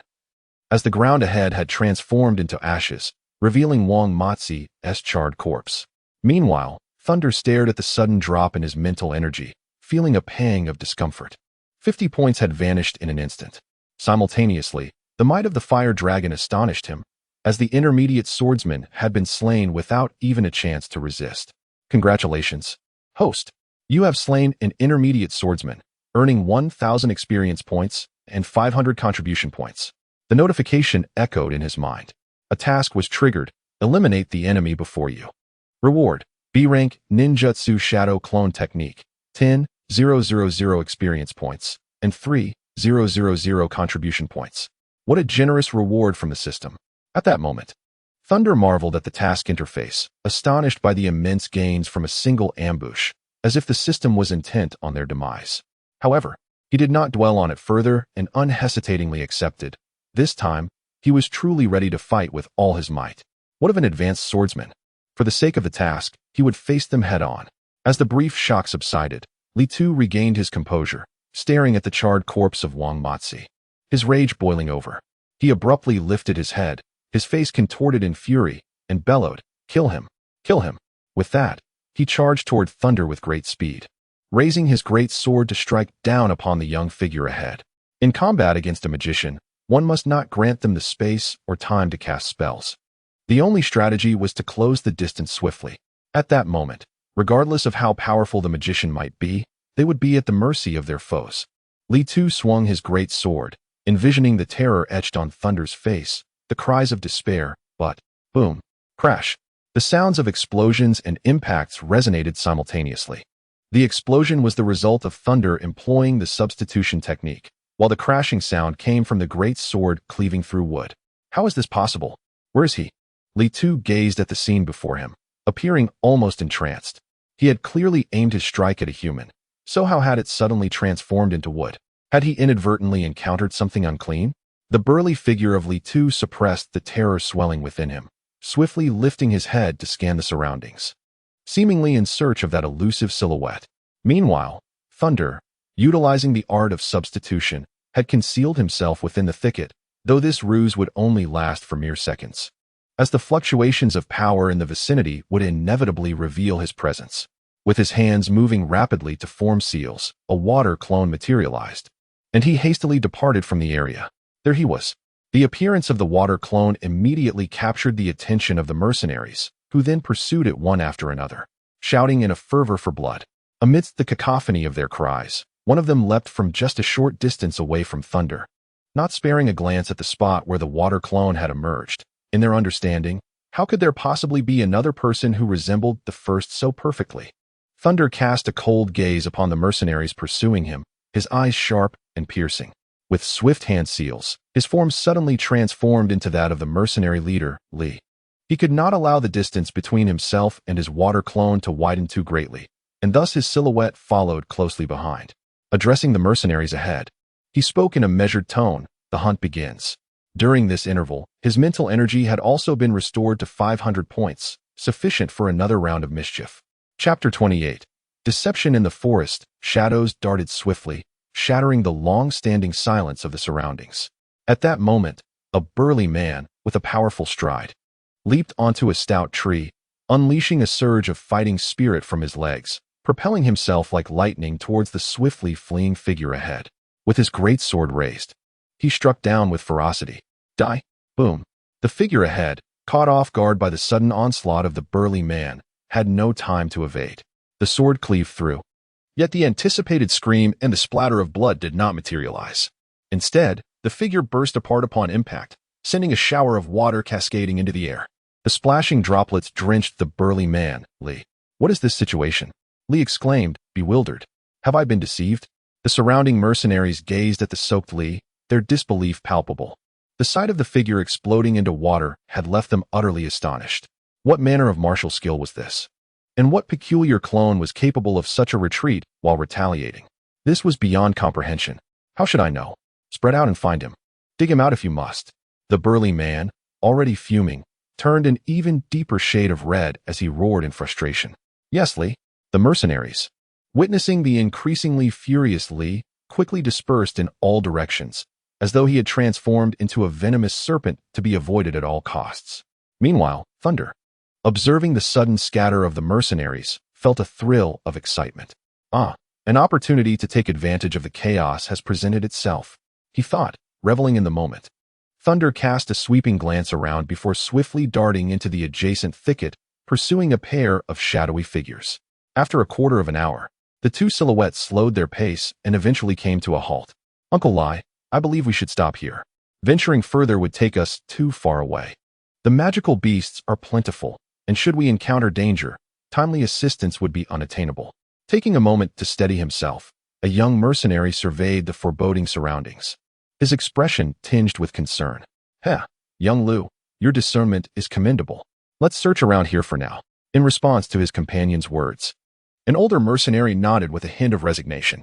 The perilous nature of the Monster Mountain range was ever present, and now that they were separated from their team, the danger was even greater.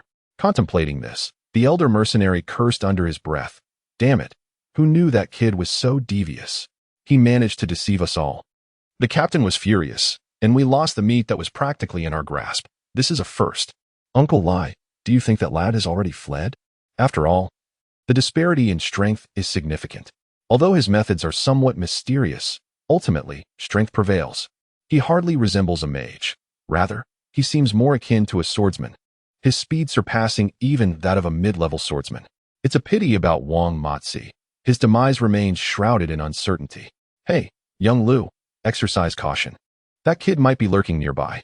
That fellow's strikes are ruthless, Captain Wong was incinerated by terrifying magic without a chance to resist. We should retrace our steps. Glancing at the darkening forest, Uncle Lai furrowed his brow. Indeed, what a shame. If fortune favors us and we encounter him, with our strength, we should be able to hold him off for a while. Young Lu nodded, his expression tinged with regret. Given Thunder's prowess, encountering him alone would merely be an offering. Thus they decided to search in pairs. Haha, let us move, Uncle Lai chuckled and nodded. Just as he turned around, he spotted a figure leaping toward them, his expression shifting suddenly as he assumed a defensive stance. However, upon recognizing the familiar face, he relaxed, a smile spreading across his features. Boss, what brings you here? Humph. The leader, Li, snorted coldly, choosing silence as he regarded them with a frosty gaze. The two mercenaries, witnessing their leader's indifferent demeanor, felt a surge of panic. Fearing their conversation had been overheard. Trembling, they stammered, Boss, we weren't slacking off. We don't know where that kid is hiding. Heh, hiding right behind you. Come out, you little rascal. What? Upon hearing those words, the older and younger mercenaries turned in bewilderment. However, as the elder mercenary spun around, his expression changed dramatically, and he swiftly pivoted back. His extensive experience had evidently alerted him to an impending danger, yet it was too late. A fierce fist, like lightning, struck towards his head. The sudden assault caused Uncle Lai's eyes to widen in shock, and instinctively, he raised his arms in a futile attempt to shield himself. Alas, the opportunity for defense had vanished. The forceful blow landed squarely on his cheek. With a sickening crack, his face was grotesquely contorted by the overwhelming power, leaving him no time to utter a cry as his life was extinguished, and he collapsed. The abrupt turn of events left the young mercenary momentarily stunned, mistakenly believing that their leader had gone mad out of dissatisfaction. He shouted, Li, have you lost your mind? Are you attacking your own? The burly man, however, paid no heed and executed a swift side kick, striking the youth in the abdomen.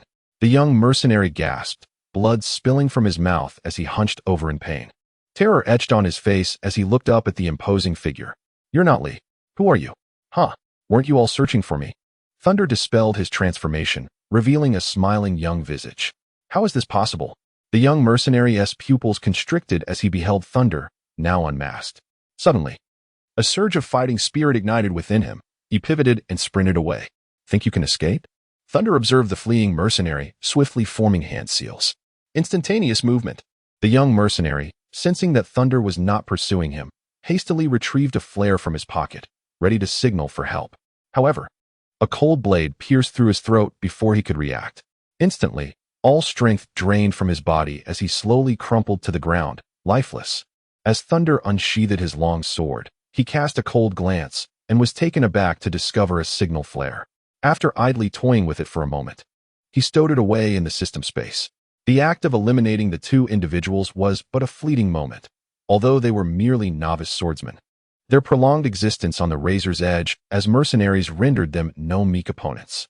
Yet, they fell victim to a sudden ambush with alarming ease. Subsequently, his figure swiftly vanished into the depths of the forest. 2. This was merely the beginning. Under the system's directive, not a single one would escape. Chapter 29. Ambush amidst the thicket. A member of the Black Wolf Mercenary Corps fixated intently on the silhouette of the young boy passing through. He had been lying in wait for an extended period, having meticulously chosen this vantage point after careful observation. It was a crucial thoroughfare spanning several dozen miles, and he had finally awaited the arrival of the boy. An overwhelming surge of exhilaration coursed through him. Without uttering a word, he swiftly produced a signal flare from his pocket and was about to ignite it when a sudden rush of wind assailed him from behind. A chill ran down the mercenary's spine as he activated his fighting spirit, propelling himself forward with great speed. Boom! The figure that had surged through the air landed heavily where he had just stood, causing the ground to rupture and soil to scatter in all directions. The mercenary inhaled sharply at the sight. Had this force struck a human, the consequences would have been dire. Shock flickered momentarily in his heart as he gazed at the figure emerging from the mud pit. His pupils constricted. Was that the boy? Hadn't he just passed by? Why had he reappeared behind him?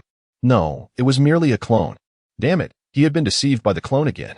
Despite the obscuring debris clouding his vision, the seasoned mercenary did not display any signs of panic. Instead, he swiftly retreated, his keen gaze scanning the surroundings. Then, gathering his fighting spirit, he propelled himself with a burst of energy, darting like an arrow into the forest. The fleeing mercenary felt a sense of satisfaction with this maneuver. This technique for instantaneous speed enhancement had allowed him to evade death on numerous occasions. In his experience, it was exceedingly rare for intermediate swordsmen to intercept someone employing such agility. Just as he intended to swiftly vacate the area to inform his leader, his hurried pace abruptly halted as he spotted a towering figure approaching. To his delight, he exclaimed, "Lee, that kid is over here." "Haha, well done. Watch me tear him apart." Lee replied with a faint smile, the frigid killing intent in his dark pupils sending shivers down the mercenary's spine. Observing the somewhat dazed mercenary, the robust man smirked, his immense strength surging forth as he launched an assault against the unsuspecting mercenary. A look of shock crossed the mercenary's face. Before he could cry out, the powerful gust of wind struck forcefully against his chest. Bang! The oppressive sound caused the mercenary's pupils to constrict, his chest inexplicably caving in. The immense force sent his airborne body crashing heavily to the ground, mud splattering as blood and shattered entrails erupted forth. With wide-open eyes, he gazed desperately at the figure standing on the overhead branch, his finger pointing accusingly at the towering man. He attempted to utter words, but only a hoarse sound escaped his throat, his eyes filled with confusion, resentment, and questions. Moments later, his gaze began to fade, his breath extinguished. He could never have anticipated meeting his demise at the hands of his own leader. The towering man merely cast a cold glance at the nearby corpse, his tongue licking his lips as a bloodthirsty smile crept across his face, softly murmuring, "So you wish to kill me? Let me show you how I will play with your lives." This man was, of course, the towering figure transformed by thunder, while the one who had attacked the mercenary was a water clone, lurking before him, a veritable self-inflicted death sentence. Yet, the mercenary died without ever realizing that his killer was the very youth they sought. The game of reality and illusion was merely a thrill of the heart. Hee. More have arrived. With a cold chuckle, he swiftly concealed his presence. Meanwhile, not far from this scene, two figures were sprinting through the dense forest. One ahead of the other, two middle-aged mercenaries, one stout and the other diminutive. They had toiled in the mercenary world for over a decade, their experience profound. "Quickly. We have been delayed by the magical beasts. I wonder how old Sue is faring in hiding. Has he been discovered? We must hasten. Let us hope there are no mishaps." Their tones were grave, and their pace quickened further. A kilometer was not a great distance for them, and they could already see the concealed location ahead. "Something's amiss," the stout mercenary suddenly declared with caution. "Has something happened? Were we attacked by magical beasts?" The smaller mercenary exclaimed, alarmed. "This is bad. There are signs of a struggle." The stout mercenary's eyes widened in shock, his voice trembling as he pointed at the ground, recently cracked from a violent impact.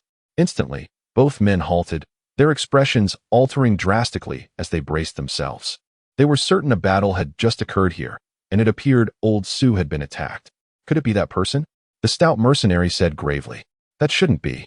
He is clearly a fire mage, and there are no signs of fire here. Could it have been an attack by magical beasts?" The diminutive mercenary speculated based on prior experience. As they navigated through the underbrush, they were left awestruck. "It is."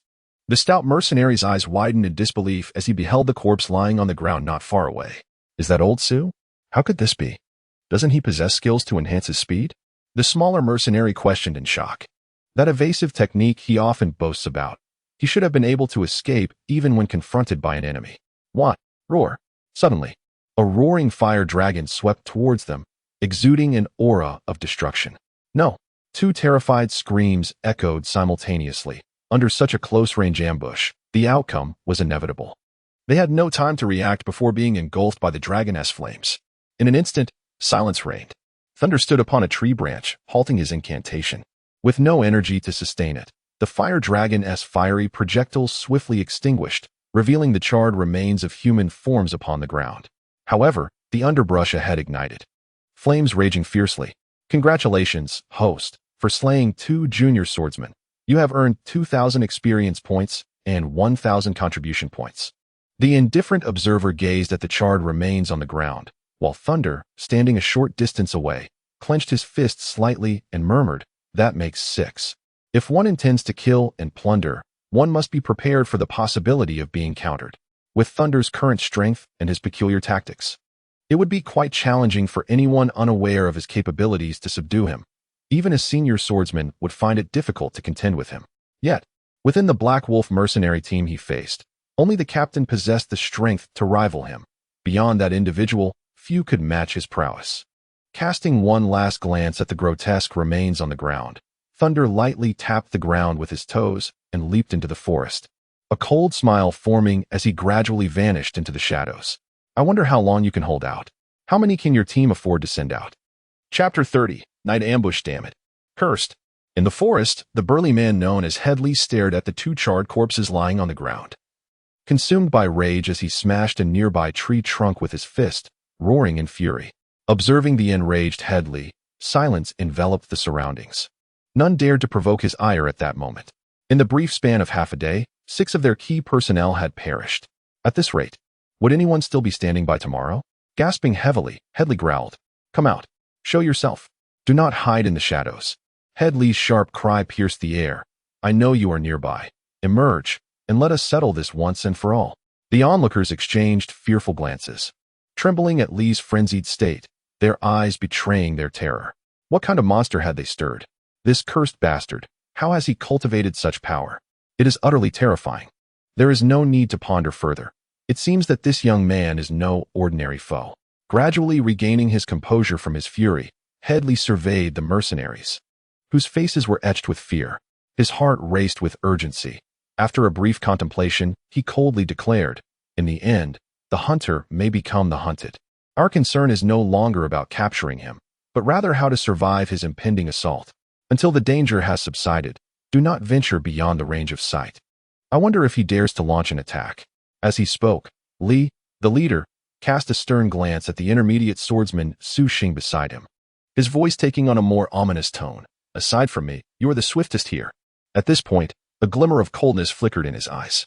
"You must swiftly return to the Beast Town outpost and inform the steward of the situation to seek assistance. I am eager to see how that little rascal can escape the onslaught of our elite 100. It has always been us, the Black Wolf mercenaries, who take lives and plunder goods. What does it matter if he is a genius?" With a firm grip, the burly leader Lee's face was filled with a fierce, murderous intent. Indeed, beneath the soft glow of the moonlight, an open space in the forest revealed several bright campfires, dispelling the surrounding darkness. Thunder stood atop a treetop, shrouded by the shadows and obscurity of the foliage, affording him a clear view of the scene below. His gaze fixated on the 8 mercenaries gathered around the bonfire in the clearing, his targets for the night. Given his current prowess, he could contend with a senior swordsman in single combat, though the odds favored him only if his opponent were unaccompanied. However, to successfully eliminate the burly man, he must first dispatch these mercenaries. Furrowing his brow as he scrutinized the brightly illuminated clearing, he realized that stealthily approaching was an insurmountable challenge. The mercenaries huddled together, making it difficult to strike.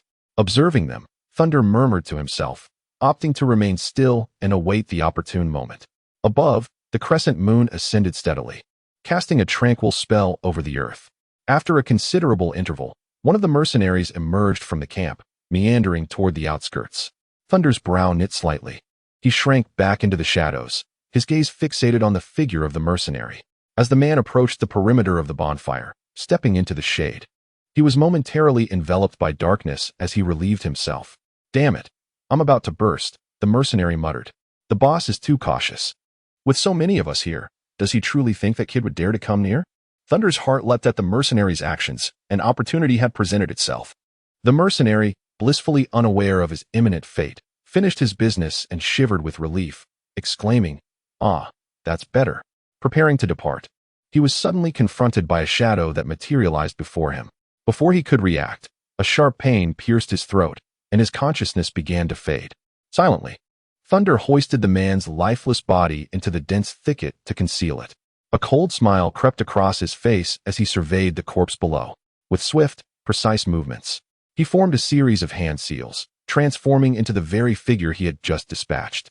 Emerging from the shadows, Thunder clutched the long sword he had obtained from the mercenary and strode toward the campfire. In the clearing, a vigilant mercenary noticed Thunder's approach and smirked, remarking, well, all done. Hurry up and take your turn. It's late, and I need some rest." Thunder offered a non-committal smile and nodded, gradually drawing nearer. "What is taking so long? Hurry up," the mercenary chided, before finally turning to settle down by the fire. Is there really such a rush? Upon hearing these words, the mercenary was momentarily taken aback. Yet before he could ponder further, he felt a chill at his throat, plunging him instantly into darkness. Under the guise of his identity, the sole guard in this vicinity was silently eliminated by Thunder. In the blink of an eye, the entire clearing was left with only the mercenary in the center, undisturbed. With his longsword in hand, Thunder approached slowly, a sinister smile curling at the corners of his mouth. His hands swiftly formed seals, as the energy within him coalesced towards his throat. Moments later, a colossal fire dragon erupted forth, radiating intense brilliance as it surged forward. Fire release, fire dragon flame bullet. The flames ignited, dispersing the surrounding darkness, seemingly instilling a greater sense of security in the mercenaries. The burly man, Li, sat close to the fire, observing his weary subordinates struggle to keep their eyes open. He wondered where that boy was hiding, fixated on the flames. The imposing figure of Li was abruptly shaken from his thoughts by the bizarre boy he had encountered earlier, dispelling any remnants of drowsiness. Regardless of his whereabouts, if they could survive the night, reinforcements would surely arrive by morning. Then, he would flay that boy alive. Suddenly, Li's attention was drawn by faint footsteps, prompting him to turn sharply. It was that boy. Recognizing the familiar face, he understood the youth had slipped away for a brief respite. Yet, recalling the enigmatic boy lurking nearby sent a tremor of unease through him. The cold smile that lingered at the corners of the boy's mouth was far too unsettling. Years spent on the edge of peril had sharpened his instincts, causing his muscles to tense and a flash of caution to race through his mind. Observing the rapidly moving hands and the explosive surge of energy, his eyes widened in horror. It was him. His heart raced as he shouted to the mercenaries beside him, "Fall back," before his words could fully escape, disregarding the bewildered expressions of his comrades. He kicked one mercenary away with force, but there was no time to act again before the fire dragon descended upon them. The sudden magical assault left the mercenaries by the fire in utter shock. Run! Without needing Li's urging, they summoned all their strength to flee, cursing their parents for not granting them an extra leg. However, time was not on their side. The roaring fire dragon was upon them in an instant, consuming 3 slower mercenaries and reducing them to flaming husks, their screams echoing as they collapsed. Damn it! Li, clutching a mercenary, retreated hastily, his gaze fixed on the inferno that had engulfed his comrades. Seeing the 3 mercenaries who had failed to escape the fire dragon's wrath, his eyes turned crimson with rage. "I will make you pay for this. Kill me? Did you not consider the consequences when you chose to strike against me?" In the distance, Thunder spoke coldly. "You little bastard." The burly man, Li too, revealed a fierce intent to kill in his eyes and bellowed, "Tonight, I shall surely end your life. Since you have appeared, I will resolve this here, to avoid a prolonged search throughout the mountains." As he spoke, a faint aura of fighting spirit began to manifest around his robust frame, his grip tightening on the great sword, the knuckles cracking ominously. Chapter 31. The battle with the advanced swordsman. Observing the burly man entering a combat stance, Thunder was taken aback by the level of danger perception this brute possessed, far exceeding his expectations, thus rendering his ambush plan a failure. However, Thunder remained composed. After a night of recovery, his mana was fully replenished, and their team of 8 had dwindled to 3. His eyes gleamed as he regarded the formidable figure before him, an advanced swordsman, seemingly brimming with experience. "You made the gravest mistake by underestimating us as mere prey. That is the most foolish decision." A bloodthirsty smile curled at the corners of Li Tu's lips as he let out a sinister chuckle. With a forceful stomp, he charged at Thunder like a colossal beast, intent on a direct assault. "Mage, what do you possess to contend with me in close combat?" Casting a cold gaze at the approaching brute, Thunder swiftly formed hand seals. In an instant, he declared, "Substitution technique." As the words left his lips, his figure vanished, replaced by a wooden log in his stead. With a resounding crash, the branch shattered under the immense force, and the bloodlust on Li Tu's face gradually solidified into surprise. "You certainly possess some skill," he mused, a shadow of seriousness crossing his features as he examined the splintered wood on the ground. What sorcery allows for such instantaneous substitution? He had never encountered such magic before. Could it be spatial magic? No, it was not spatial magic, for it required preparation time. Li Tu recalled how Thunder had rapidly formed those unique hand seals prior to casting. It was clearly the precursor to his spell. "Haha, clever boy, you nearly deceived me." Though your magic is peculiar, it still requires time to prepare. As long as I can disrupt your casting time, you are nothing, he sneered. A confident smile emerging on his face as if he had seen through Thunder's ruse. Yet, the figure merely regarded him with icy indifference, seemingly unfazed by Li Tu's words.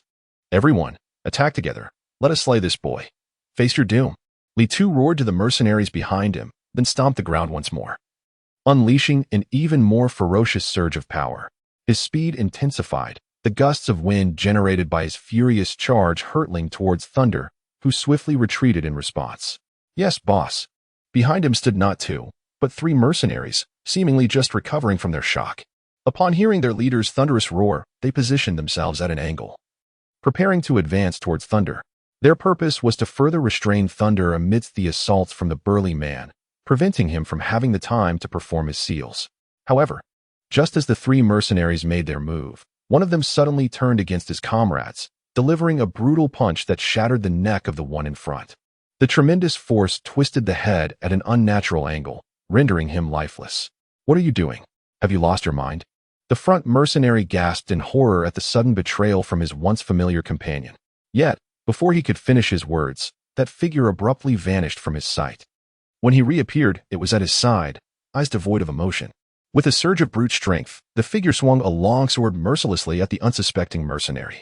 With a sickening thud, a head soared through the air, the face still frozen in disbelief. He could not comprehend why a brother-in-arms would suddenly turn traitor, ruthlessly launching a surprise attack without mercy. The sudden upheaval on the battlefield transpired in mere moments. These novice swordsmen, seasoned by years of grappling with life and death, were far from ordinary mercenaries. Yet, given Thunder's stealthy tactics, combined with the inherently lethal nature of ninjutsu, it would be abnormal if he struggled to eliminate these foes. The brawny man, Li, stood stupefied, gazing at the bodies of his last two subordinates sprawled lifelessly on the ground. His face flushed with rage as he fixed his fiery gaze upon that familiar figure. Why? The figure chuckled heartily, addressing the furious giant. An elite swordsman and two seasoned novices possess considerable strength. Thus I had to employ certain measures to eliminate them first. My apologies for startling you, but it serves to clarify your impending demise. With that, a resounding crack echoed as the transformation technique was dispelled, revealing Thunder's true form, coldly regarding the burly man. Now, it is just you left. After unleashing the fire dragon flame bomb, Thunder cleverly utilized the cover of flames to create a water clone that drew the attention of his adversaries. Meanwhile, he transformed once more into the guise of a vigilant mercenary, blending into the chaos around him. Seizing the opportunity to strike unexpectedly, he swiftly dispatched the remaining mercenaries, all in pursuit of a one-on-one confrontation with the imposing brute. Facing three opponents directly, Thunder harbored doubts about overcoming the high-ranking swordsman, as the execution of ninjutsu required a moment of incantation that could render him vulnerable to their attacks, potentially exacting a severe toll. Additionally, he feared their escape would thwart his mission, prompting him to prioritize their elimination. How can it be you? The brawny figure, his eyes wide with disbelief, felt an involuntary shiver run down his spine at the sight of the young man's countenance. Such tactics were unlike anything he had ever encountered. Even death seemed to come with a veil of confusion. What manner of monster had they offended? At that moment, regret began to seep into his thoughts, contemplating that his brothers might have perished without understanding the cause. Why was this impossible? Yet, did it truly matter? The more he pondered, the more his rage surged. Hearing Thunder's taunts, the fierce brute, Li, snarled menacingly, "I will see you dead, to join my fallen brothers." His aura of fury erupted violently as he stomped heavily on the ground, his figure striking like lightning towards Thunder. Remaining vigilant, Thunder sensed the oncoming tempest of power and deftly sidestepped, the massive blade slicing through the air with ferocity, narrowly missing him. In that instant, he swiftly formed hand seals. Vanishing from his original position, Thunder appeared behind the burly man like a wraith, unleashing a surge of strength as he struck fiercely at the man's cervical vertebrae. The impact resonated with a sound akin to metal clashing. It was the back of a massive sword. Observing the sword's rear that shielded the man's back, Thunder's assault was entirely thwarted. Nonetheless, the burly man still felt the force of the blow, his body propelled forward. With a thud, he stomped on the ground several times before stabilizing his stance, his chest heaving, clearly affected by Thunder's recent strike. If this is all you can muster, then prepare for your demise.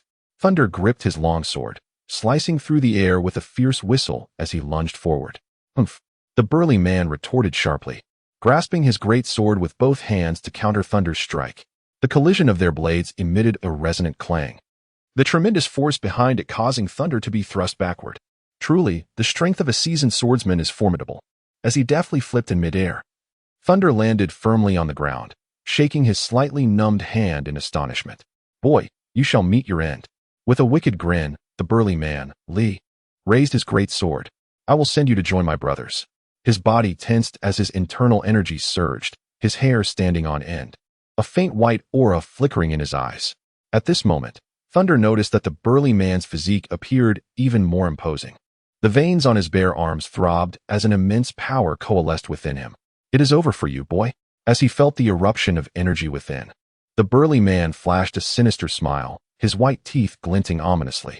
Observing the man's escalating strength, Thunder's countenance grew serious, and his own energy began to circulate rapidly. After a brief moment of brewing power, the burly man reached his peak state, and with a powerful push, he surged forward at an astonishing speed.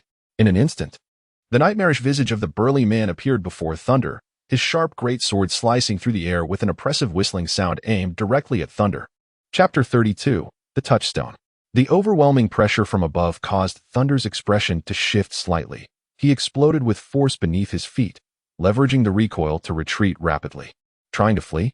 The burly man sneered at Thunder's hasty withdrawal, a faint white energy enveloping his great sword, a terrifying strength rapidly coalescing. The energy infused into the sword emitted a piercing howl. This is the might of a high-ranking swordsman. Once infused with energy, it enhances the weapon's aura and power. Die, he bellowed. Earth-shattering slash. With a sinister grin, the burly man swung his great sword towards the Thunder with a fierce motion. The fighting spirit, concentrated upon the blade, erupted instantaneously, and the sword descended upon the Thunder with the force of a battering ram. The earth-shattering slash, a technique of the 4th rank, was his ultimate skill. With a single strike, even the most skilled swordsman would be compelled to retreat in trepidation. With a fierce gaze, Thunder stomped the ground, his body darting aside as he swiftly formed hand seals to activate the substitution technique. Boom! The burly man struck the earth with his sword, causing the ground to split apart and dirt to fly, showcasing the sheer might of his blow. Dodged. That infernal magic, the rogue. Frustration flickered in the burly man's eyes as he realized Thunder had evaded his attack, an indescribable sense of vexation consuming him. You coward, face me head-on if you dare.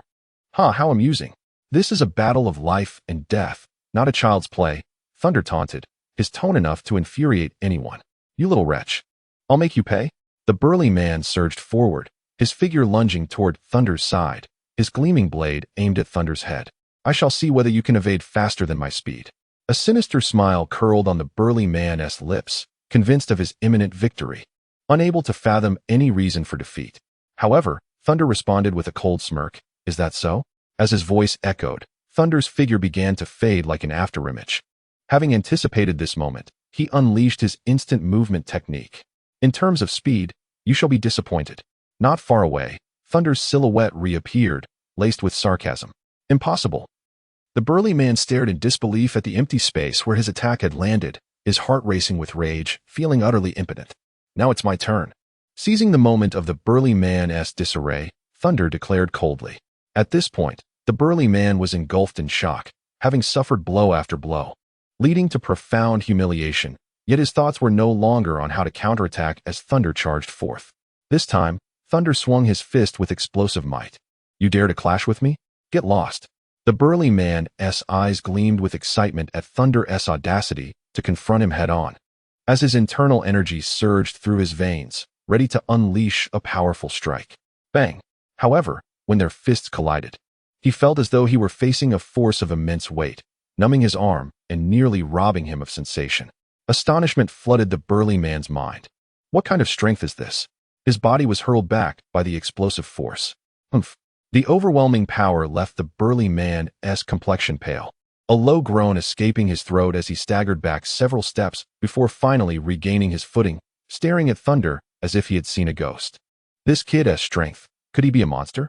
Blood surged within him, and the burly man could no longer contain the tumultuous energy within. A trickle of blood escaping from the corner of his mouth. Has he been bested in both power and speed? Moreover, his magic remains unutilized. How can one possibly engage in battle under such circumstances? I never anticipated that your strength could withstand my formidable assault.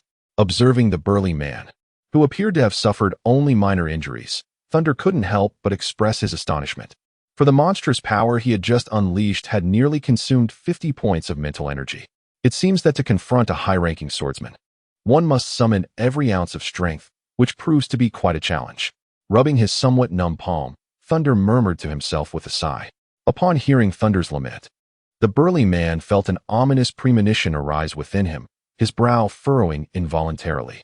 He had already witnessed the capabilities of this young lad. Was it magic? Taking a deep breath, he gazed at Thunder, his expression now laden with gravity and apprehension.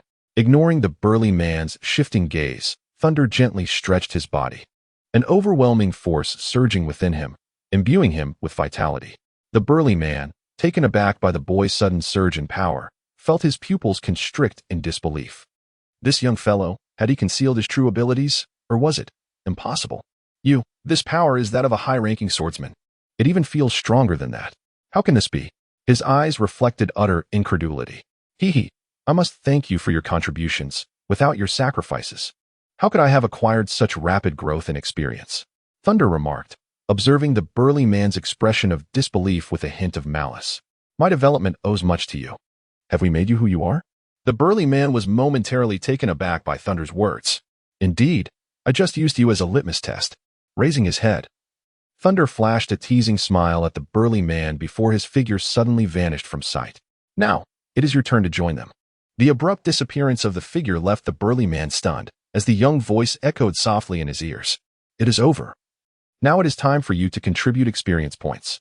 Monstrous strength. As the whisper emerged from behind, the ferocious power contained within Thunder's fist materialized behind the burly man. This is bad. Realizing the ferocity of this force, the burly man's face turned pale with shock. This seemingly slight young lad has managed to cultivate his physical strength to such an extent. With a powerful push against the ground, he let out a fierce roar, his body defying the laws of physics as he executed a sudden lateral movement to evade the blow. Yet Thunder, like a relentless shadow, did not relent and charged forward once more. I will crush you to pieces. The burly man, having just utilized his fighting spirit to forcibly alter his position, could only channel a portion of his energy into the great sword. He intended to counter the strike of Thunder with the blade's sharp edge, fully anticipating that the lightning would evade his attack. Otherwise, it would be directly cleaved by his sword. However, to his astonishment, the lightning showed no intention of retreating, allowing the sword to descend unimpeded. With a resounding crash, the thunderous figure was instantly engulfed in a spray of water. The smile that had adorned the burly man's face froze, swiftly replaced by horror and disbelief. How could this be? A deception? This was impossible. Instinctively, he sought to evade, but it was too late. With a sickening thrust, the tip of the sword pierced through his back, emerging from his heart. Droplets of crimson blood cascading down from the blade. Chapter 33, The Warning of the Nine Horns. When did this happen? The burly man turned to face the lightning, his eyes filled with confusion. The essence of thunder lay beneath his eyelids, yet at this moment, it had transformed into a mere shadow. Casting a fleeting glance at the rapidly fading form of the imposing man, Thunder remarked with indifference, "From the very onset of our confrontation, you dismissed the hidden doppelganger. My technique allows not only for substitution with objects, but can also be employed on clones. At a critical juncture, I exchanged positions with it, leaving you in disarray, though you remained oblivious. Your defeat is not unjust. Moreover, you cannot evade the onslaught of the Black Wolf mercenary corps." The robust figure of the man crumpled to the ground, rendered utterly powerless. Ding! Congratulations, host, for slaying a high-ranking swordsman, earning 7,000 experience points and 3,500 contribution points. Congratulations, host, for completing the strangulation task, rewarded with a shadow clone, 10,000 experience points and 3,000 contribution points. As the sound of the nine horns echoed, Thunder's silhouette gradually receded. The afternoon sun cascaded from the heavens, illuminating the silent encampment below. In mere moments, dozens of figures darted swiftly among the trees, shattering the tranquility. It was too quiet. Where was everyone? Gazing at the stillness of the camp and the remnants of battle, Su Xing felt a sudden chill run down his spine as he hastened to return for aid, gripping his weapon tightly and leaping towards the camp's direction. The mercenaries who accompanied him were also engulfed by an ominous premonition. Who could have done this? Standing on the periphery of the camp, the mercenaries stared at the lifeless bodies strewn across the clearing, which served to quicken their heartbeats. They are all dead. That young rascal. Without a doubt, it was he who did this. Su Xing clenched his teeth as he surveyed the signs of battle. 8 corpses lay within the clearing, and the body of the formidable Li Tu was discovered, lying still on the ground, his blood congealed, his eyes wide open as if he could not succumb to eternal rest. A high-ranking swordsman has indeed been slain. The mercenaries gazed in shock at the rigid form of Li Tu. The captain of the Black Wolf Mercenary Corps has been killed. It is rumored that the perpetrator acted alone. According to inside sources, it was a young lad who single-handedly annihilated the elite team that provoked him. TSK, the Black Wolf Mercenary Corps has truly suffered a disgrace, brought low by a mere youth. I wonder how they will retain their arrogance in the Monster Mountain range henceforth. Whispers of treachery emerged from the shadows, and within a mere span of time, the entire town of Beastmen was abuzz with the news that the Black Wolf Mercenary Corps had suffered the slaughter of its elite squad. In an instant, countless onlookers cast gleeful glances toward the Black Wolf Mercenary Corps, seemingly awaiting an even greater spectacle of misfortune. In the dimly lit hall of their headquarters, the atmosphere was thick with foreboding as the imposing corpse of Li Tu, a formidable warrior, lay before them, casting an even more chilling pall over the already somber space. The gathered members, upon beholding the lifeless body, fell into a hushed silence, not daring to utter a sound, for they sensed the cold malevolence emanating from the man who stood at the center of the hall. Su Xing, was it truly the doing of that boy alone? The voice of the man cut through the oppressive silence like ice.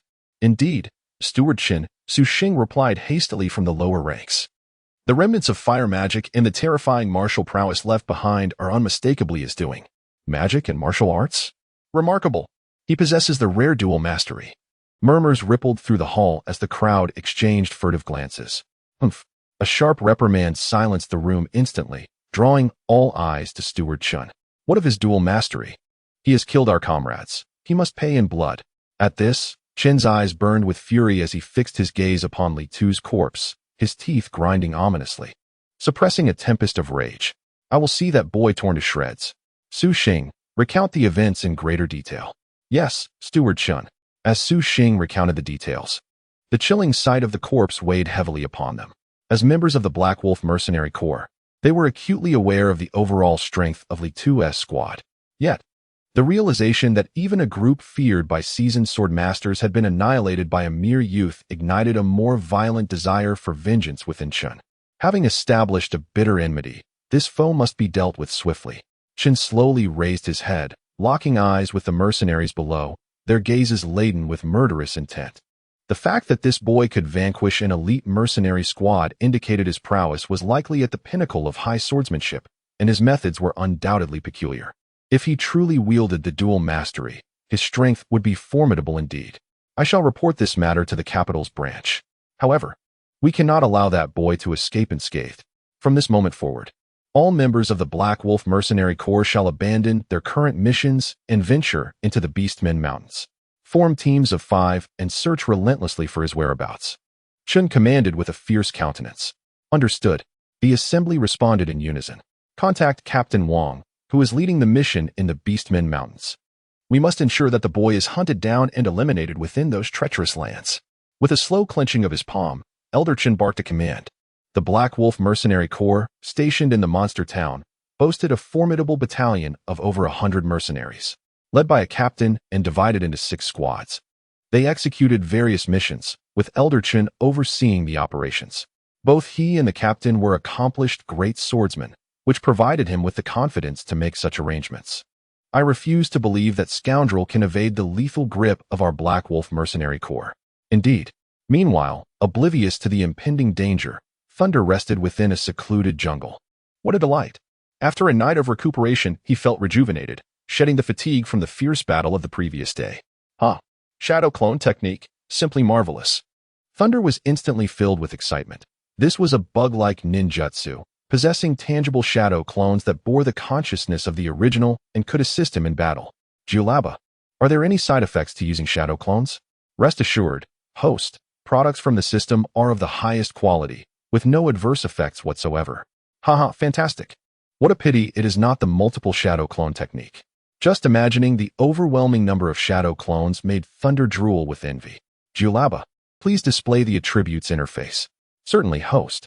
Level, Chunin experience points, 36, 156, 100, 000 name. Thunder health points, 300, 300 mental points, 1, 000, 1000 ninjutsu, body flicker technique.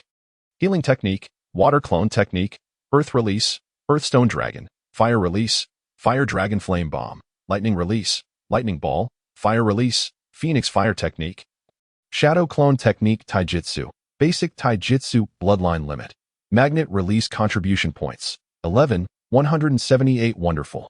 What a bountiful harvest. Thunder exclaimed, his hands dancing in the air with excitement. Open the ninjutsu interface. Understood, host. Laming scrutinized the various ninjutsu displayed on the interface. The voice of the nine-tailed fox resonated once more, suggesting that he prioritized the mastery of chakra control and taijutsu. Subsequently, the screen presented two options, mastery of chakra control and mastery of taijutsu, accompanied by detailed descriptions of each. Laming scrutinized the information and came to understand that these two aspects were essentially the fundamental requirements of a ninja's skill set.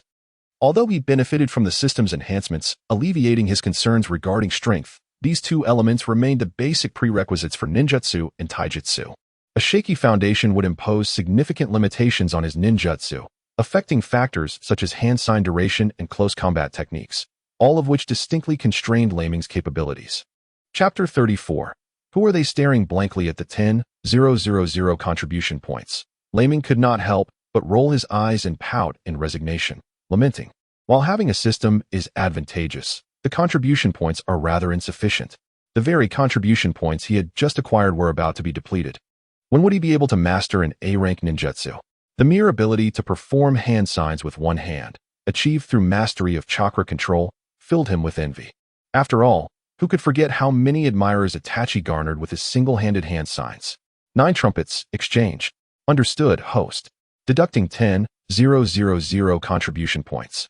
In that instant, a wealth of information flooded Laming's mind, allowing him to instantly grasp the essence of chakra control and taijutsu, while simultaneously calming him to savor the profundity of this newfound knowledge. Time flowed onward. The thunder lingered in his mind for an extended period. When he finally opened his eyes once more, the sky had completely darkened, and a luminous crescent moon now hung in the distant heavens. Suddenly, the thunderous figure rose to its feet, exerting force beneath, akin to a majestic eagle released from its cage, soaring downwards to alight gracefully upon the branch. Thereafter, it ascended step by step along the trunk.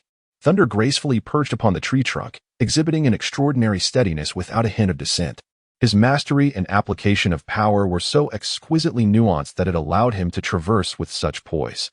This was a feat he had never dared to contemplate attempting before. In the realm of Naruto, scaling trees and fording waters appears deceptively simple. Any ninja might claim the ability.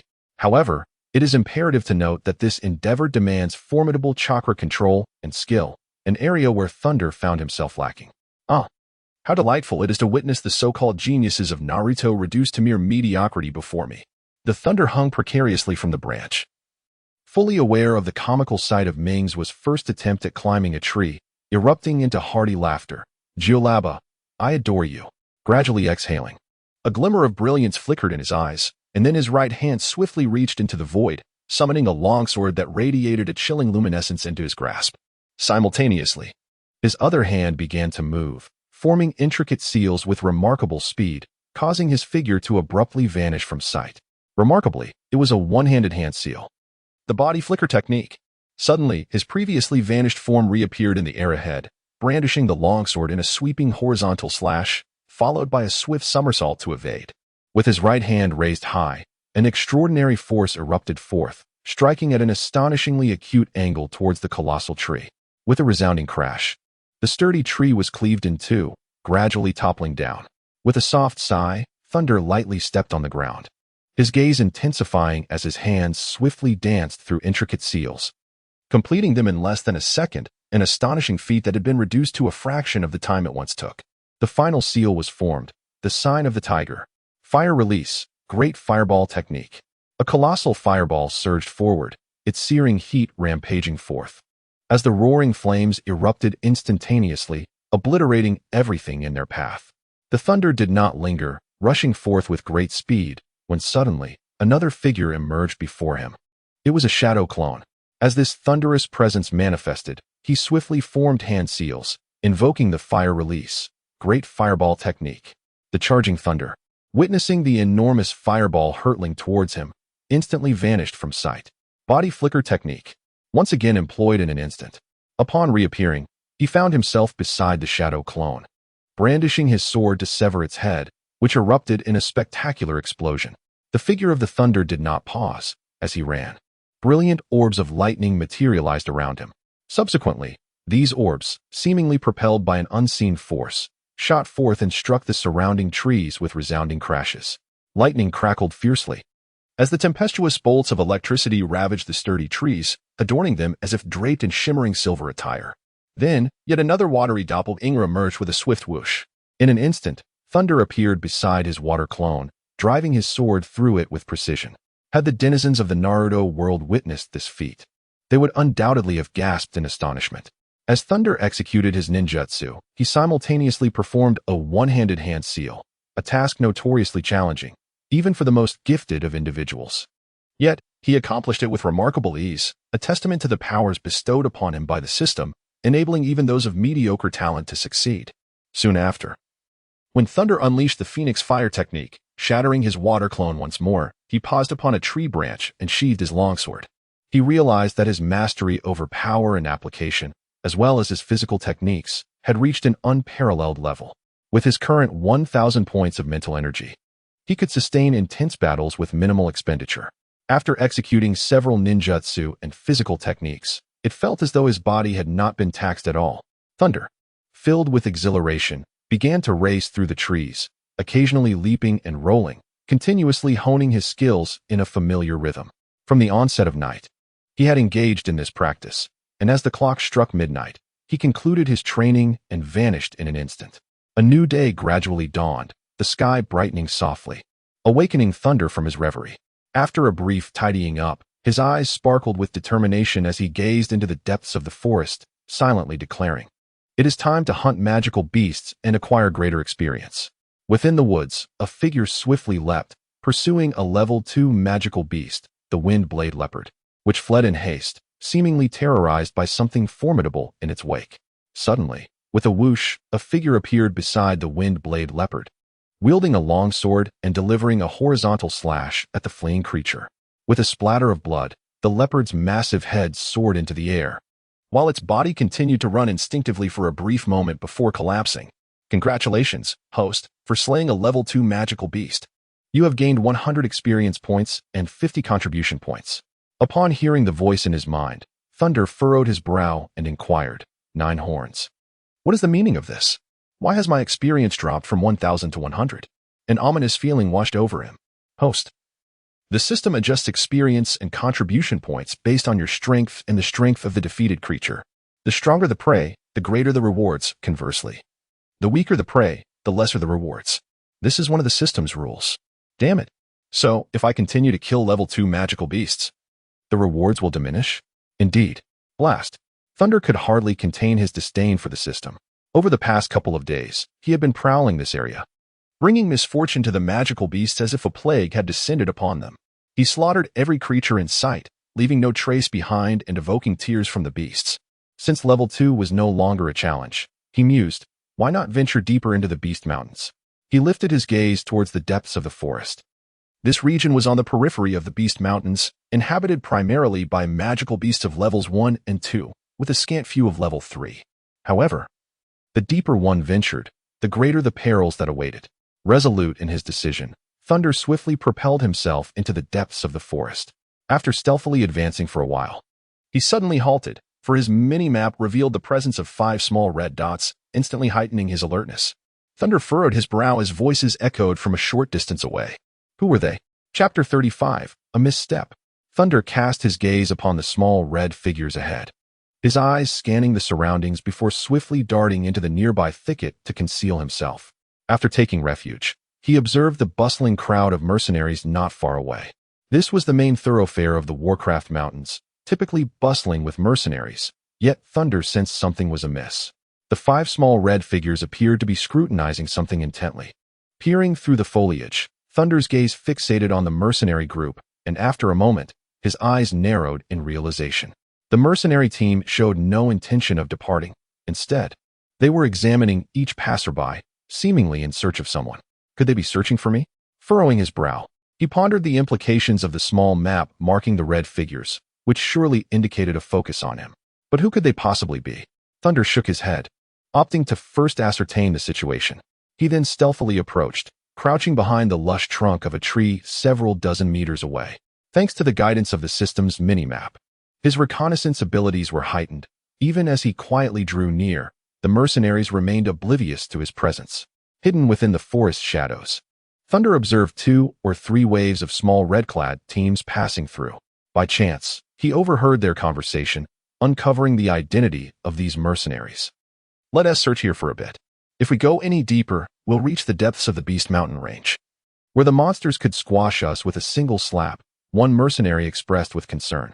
Upon hearing his companion's words, another mercenary's expression soured as he cursed, "Damn it! Where has that brat gone?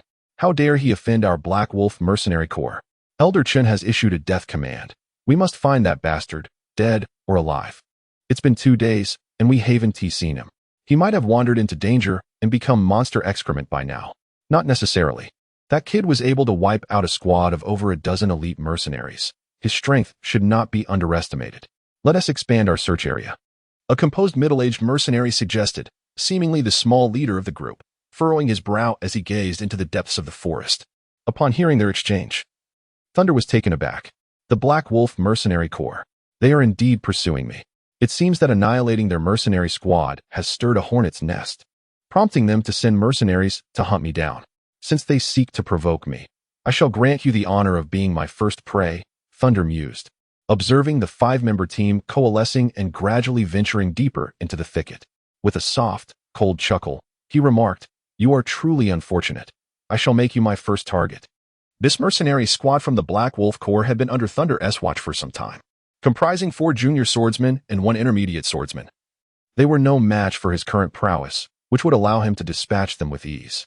Thunder gazed upon the steadily advancing procession ahead, perceiving it as a flowing reservoir of experience points, ever more enticing as their numbers swelled.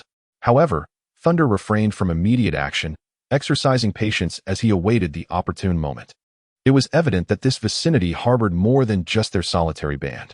Throughout the encounter, they remained blissfully unaware of the stealthy presence trailing closely behind them. Their capacity for counter-surveillance was virtually non-existent, rendering Thunder's pursuit remarkably effortless.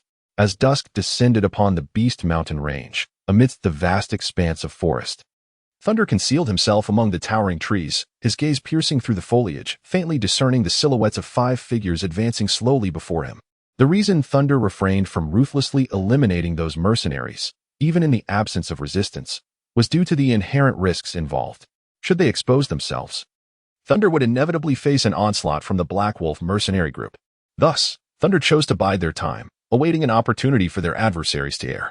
As the middle-aged mercenary gazed at the dimming sky, he suddenly raised his hand as a signal, prompting everyone to come to an immediate halt. He sensed that continuing their search in such a haphazard manner would only increase the likelihood of encountering danger, potentially leading to the forfeiture of their lives.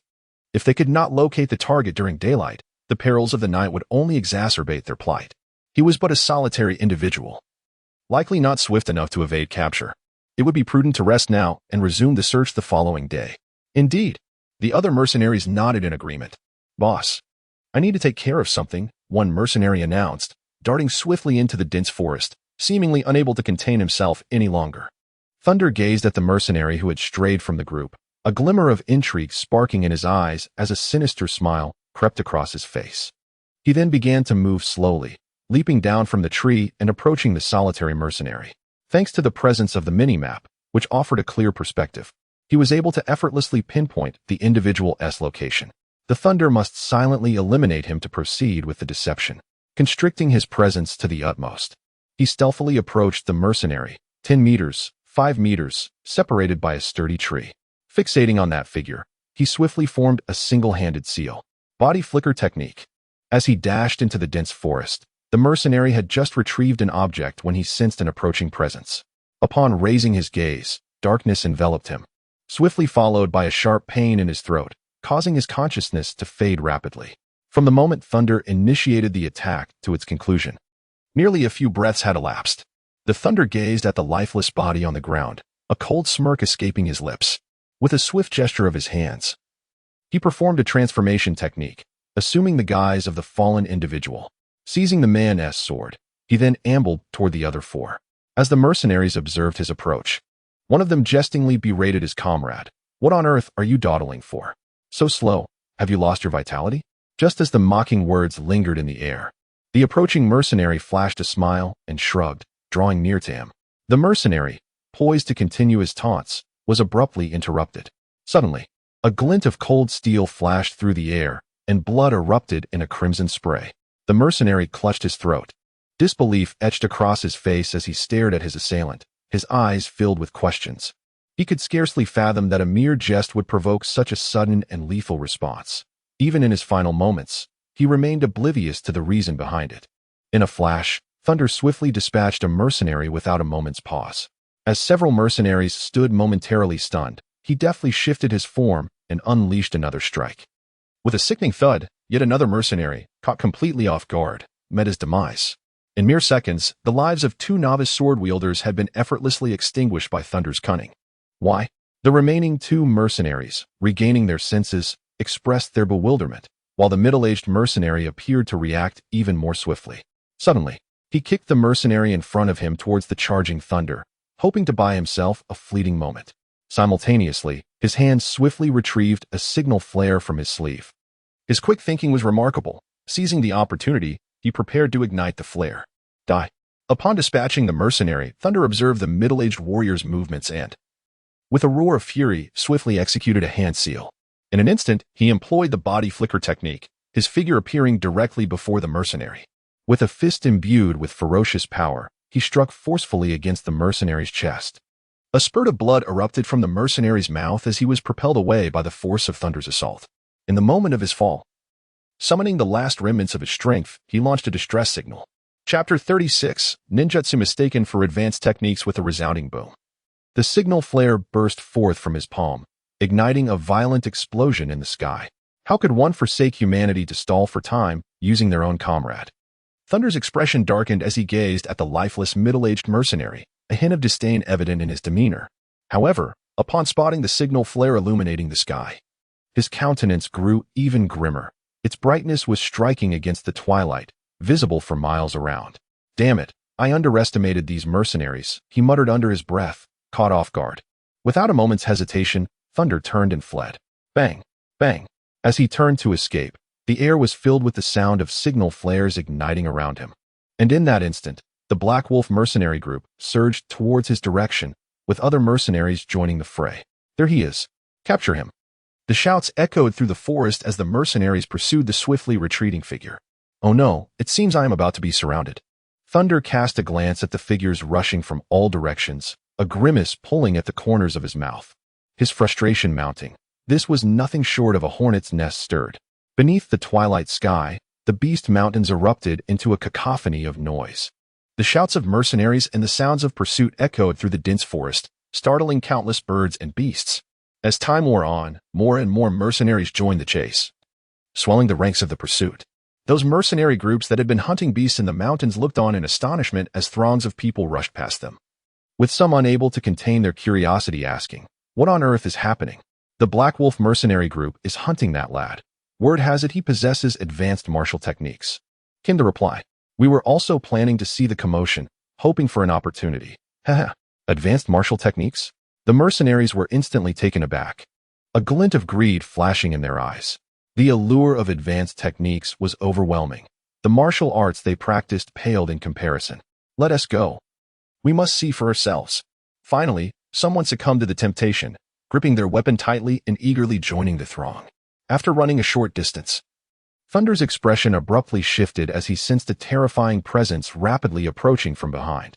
Turning around, he beheld a grim-faced, middle-aged man surging past the mercenary ranks, closing in on him with astonishing speed. What a rapid pace! Upon noticing Thunder glance back, the middle-aged man's countenance broke into a sinister grin as he roared, his voice slicing through the forest, reaching Thunder's ears. You little brat, having killed a member of the Black Wolf mercenary group, do you think you can escape? With a mocking tone, the middle-aged man surveyed the ever-growing throng of pursuers and laughed heartily. You shall not escape the Beast Mountains. Listening to his taunts, Thunder cast a sidelong glance at the encroaching mercenary group, his expression darkening as he retorted coldly, Catch up to me first before you boast. Thunder leaped swiftly between the trees, twisting his body before charging deep into the Beast Mountain range.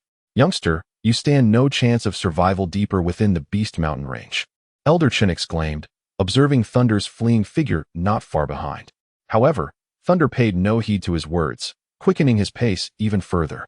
Seeing his warning disregarded, Elder Chin's expression grew increasingly somber. The speed of Thunder surpassed his expectations. If they truly ventured deep into the Beast Mountain range, although it would enable them to eliminate that boy, the casualties they would face could be significant. No. With a slight movement of his lips, he gazed at the figure ahead, determined to intercept that boy before entering the Beast Mountain range. Resolute in his thoughts, he ceased holding back. The potent energy within him surged forth rapidly, a pale blue aura swiftly channeling towards his legs. A low shout escaped his lips. Windstep. As the words of Elder Chun echoed, the energy beneath his feet erupted violently, his foot striking the ground with force, propelling his figure forward at a speed more than double that of before. Curses. The sound of rushing wind behind him prompted Thunder to glance back, and he was taken aback by the swiftly approaching figure. Let us see how you escape. As he beheld the increasingly near silhouette, a bloodthirsty smile crept across Elder Chen's face. You want to get away. With a scornful remark, Thunder swiftly formed hand seals. Fire release, Great Fireball technique. A massive fireball surged forth from his mouth, hurtling towards the approaching individual. Humph. Elder Chun, unperturbed by the colossal fireball hurtling towards him, coldly shouted and swiftly evaded to the side. Indeed, a master of both magic and martial arts. No wonder even elite mercenary squads had fallen before him. He could not be allowed to live. Glancing at the scorched ground, an unusual glint flashed in his eyes. With a chilling smile, he forcefully stomped the ground again, his figure surging forward once more. Taking several rapid steps, he fixated on the frenzied youth. His figure flickered like a ghost, abruptly appearing 5 meters behind Thunder. Elder Chun, now so close he could almost touch Thunder, drew his long sword from his waist in an instant, raising it to deliver a lethal slash. Boy, this is the end, he snarled at Thunder, whose face was now a mask of panic. Energy slash? Observing with his peripheral vision the imminent danger behind him. Thunder's expression shifted dramatically as he swiftly formed a hand seal. A streak of Azure energy was unleashed, slicing through the air towards Elder Chun. Let us finish this. Thunder felt the rapid sound of air being sliced, and as the final seal was completed, he cursed loudly before his figure suddenly vanished before Steward Chin. Instantaneous technique. What manner of movement is this? Steward Chun gazed at the figure that had vanished in an instant, his pupils constricting sharply, his expression turning grim. The 4th-level martial skill, Gale Step, combined with the Chi Slash, had claimed countless lives in surprise attacks, yet now it had been eerily evaded, akin to teleportation. Fixating on Thunder, who had suddenly reappeared not far away, a tempest of turmoil surged within Steward Chin. This was not a spatial martial skill or magic, he was certain of that. And the only explanation, could it be that this young man truly possesses high-level cultivation techniques? His gaze towards Thunder grew increasingly fervent. High-level techniques. If he could acquire them, then the Sword Master. Haha, young man, you have bestowed upon me countless surprises. And Captain Lee and the others met their demise unjustly. Steward Chin's eyes glimmered with avarice as he regarded Thunder. However, as long as you surrender the high-level techniques you possess, I can ensure your survival. High-level techniques? Tilting his head slightly, Thunder paused momentarily, then gazed playfully at the middle-aged man, who had mistakenly identified ninjutsu as high-level techniques. Meanwhile, the massive mercenary group had caught up, halting not far away, their eyes gleaming with excitement. Heh, seeking high-level techniques, are we? Thunder suddenly bellowed, his voice resonating in their ears. Chapter 37, the heart-stirring Earthstone Dragon. With a sudden roar of thunder, the expression on Elder Chen's face shifted dramatically. He was acutely aware that the mercenaries pursuing them were not solely from the Black Wolf mercenary group. There were others who had come merely to witness the spectacle. Yet now, truly, there exists a high-tier martial technique. The mercenaries who caught up, upon hearing the thunderous shout, widened their eyes in astonishment. There could be no mistake. The youth had indeed acknowledged it. This was a promising turn of events. Their gazes fixated on thunder, growing increasingly fervent. Their hands tightening around their weapons, eager to spring into action. There was but one copy of the advanced technique. To whom would it be granted? Thunder, with a playful glint, surveyed the throng of mercenaries, ultimately resting his gaze upon a middle-aged man, and suddenly smiled. Shall it be entrusted to you? Upon hearing Thunder's words, the expressions of the surrounding mercenaries darkened, their looks toward the middle-aged man and the members of the Black Wolf mercenary group becoming increasingly hostile. This is a matter of the Black Wolf mercenary group. They must avenge the slaughter of my mercenary squad with blood. Should anyone dare to intervene, they shall feel the edge of the Black Wolf's blade. Just as Elder Chen's words fell, the sound of unsheathing swords echoed sharply. With over 100 figures exuding a chilling aura, casting cold stares at the encroaching mercenaries, Elder Chun was well aware of Thunder's provocation. Yet he would not easily offend these mercenaries. Shifting his tone, he continued, "Of course, as long as you do not obstruct. The Black Wolf mercenary group shall reward you afterward." This was a blatant threat, but the Black Wolf mercenary group possessed the confidence to back it up. Although the other mercenaries felt aggrieved, they could only take a step back in the face of the overwhelming numbers of the Black Wolf mercenary group. Your plans have been thwarted. Surrender it, and I shall spare your life. After intimidating the other mercenaries, Elder Chen's gaze locked once more onto Thunder. Observing the determined Elder Chen, Thunder glanced at the intimidated mercenaries, a flicker of reluctance and desire passing through his eyes. The thunderous figure gradually lowered his head, seemingly resigned to his fate. With a swift motion of his right hand, a piece of jade materialized within his grasp. This was the level 3 martial technique, Heavy Strike, discovered on the body of that fellow, now proving unexpectedly useful. In this realm, the records of martial arts are not inscribed in books. Many techniques can only be comprehended intuitively and are beyond description, where a single word's misplacement could lead to vast misunderstandings. Therefore, the transmission of martial arts is typically achieved through the gradual engraving of cultivation methods and insights onto jade using spiritual energy, which elucidates why high-level techniques are seldom available in the market. As he retrieved the jade, Thunder held it tightly, displaying an evident reluctance.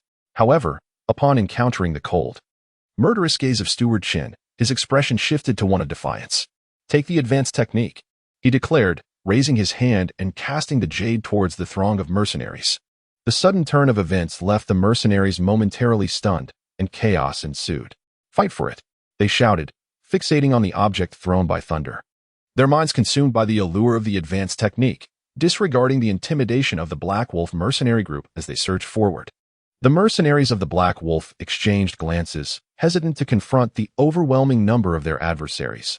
A real confrontation would yield severe consequences for them as well. "You fools, seeking death." Steward Chin seethed at the sight of the pandemonium, but refrained from attacking Thunder. As Thunder had articulated, the advanced technique was singular. Once lost, it would be irretrievable, extinguishing his hopes.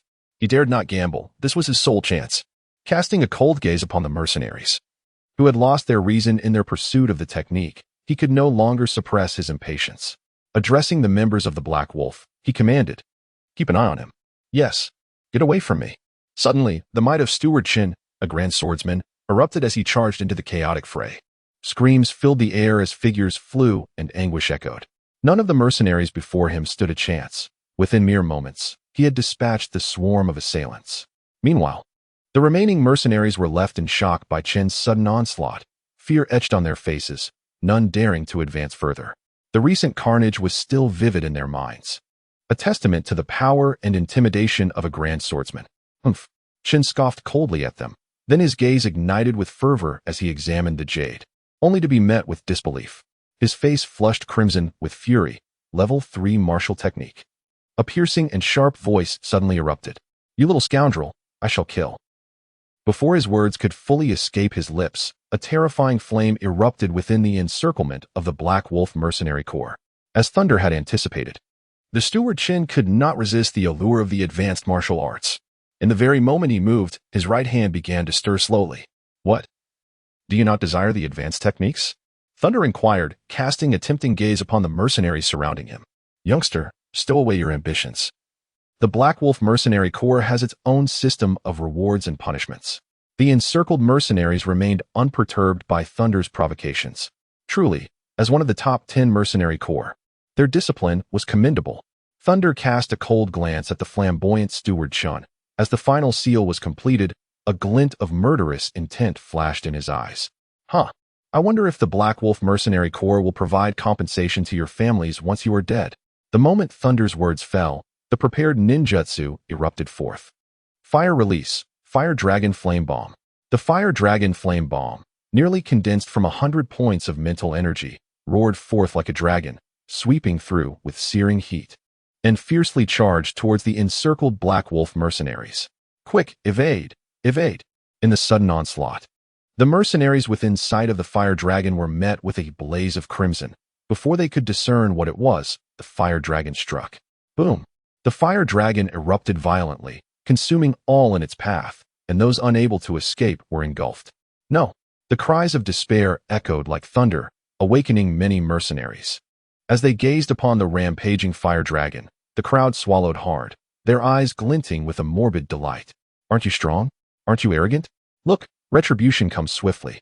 Steward Chin's complexion deepened to a shade of crimson. He had been thoroughly mocked. This realization only fueled his anger, filling his mind with rage. And his voice sharpened. You bastard, I shall tear you to shreds. With no restraint left in his strength, he surged forward, aiming to strike Thunder. However, Thunder offered no opportunity. Amidst the chaos of the Fire Dragon, he prepared another B-rank ninjutsu, coldly observing the stunned mercenaries. He needed to break free quickly, or else. Earth release, Earth Stone Dragon. As the thunderous words echoed, the ground trembled, and a colossal stone dragon suddenly erupted from the earth, coiling gracefully in midair. Casting a menacing gaze upon the mercenaries, the oppressive atmosphere enveloped the scene in silence, as all eyes were drawn to the earthen dragon, leading to a wave of dizziness among the onlookers. Chapter 38. A surprising task if the immense power of the Fire Dragon's flame had left them in awe. The visual terror and oppressive might of the stone dragon surpassed it even further. Suspended in the air, the stone dragon seemed to float as if tethered. While Thunder leaped onto its head, a cold smirk gracing his lips as he declared, Black Wolf Mercenary Corps, receive another blow from me. Go. With Thunder's command, the stone dragon swooped down towards the disordered ranks of the Black Wolf Mercenary Corps. The panicked mercenaries gazed up at the descending stone dragon, as if a massive boulder were plummeting towards them. Get back, retreat quickly, shouted Elder Chun, his eyes ablaze as he beheld the dragon's descent. Captain-level fighters, strike together. Dueling slash. Understood. Are we giving a massage? Thunder remarked, observing the onslaught of dueling slashes racing toward him.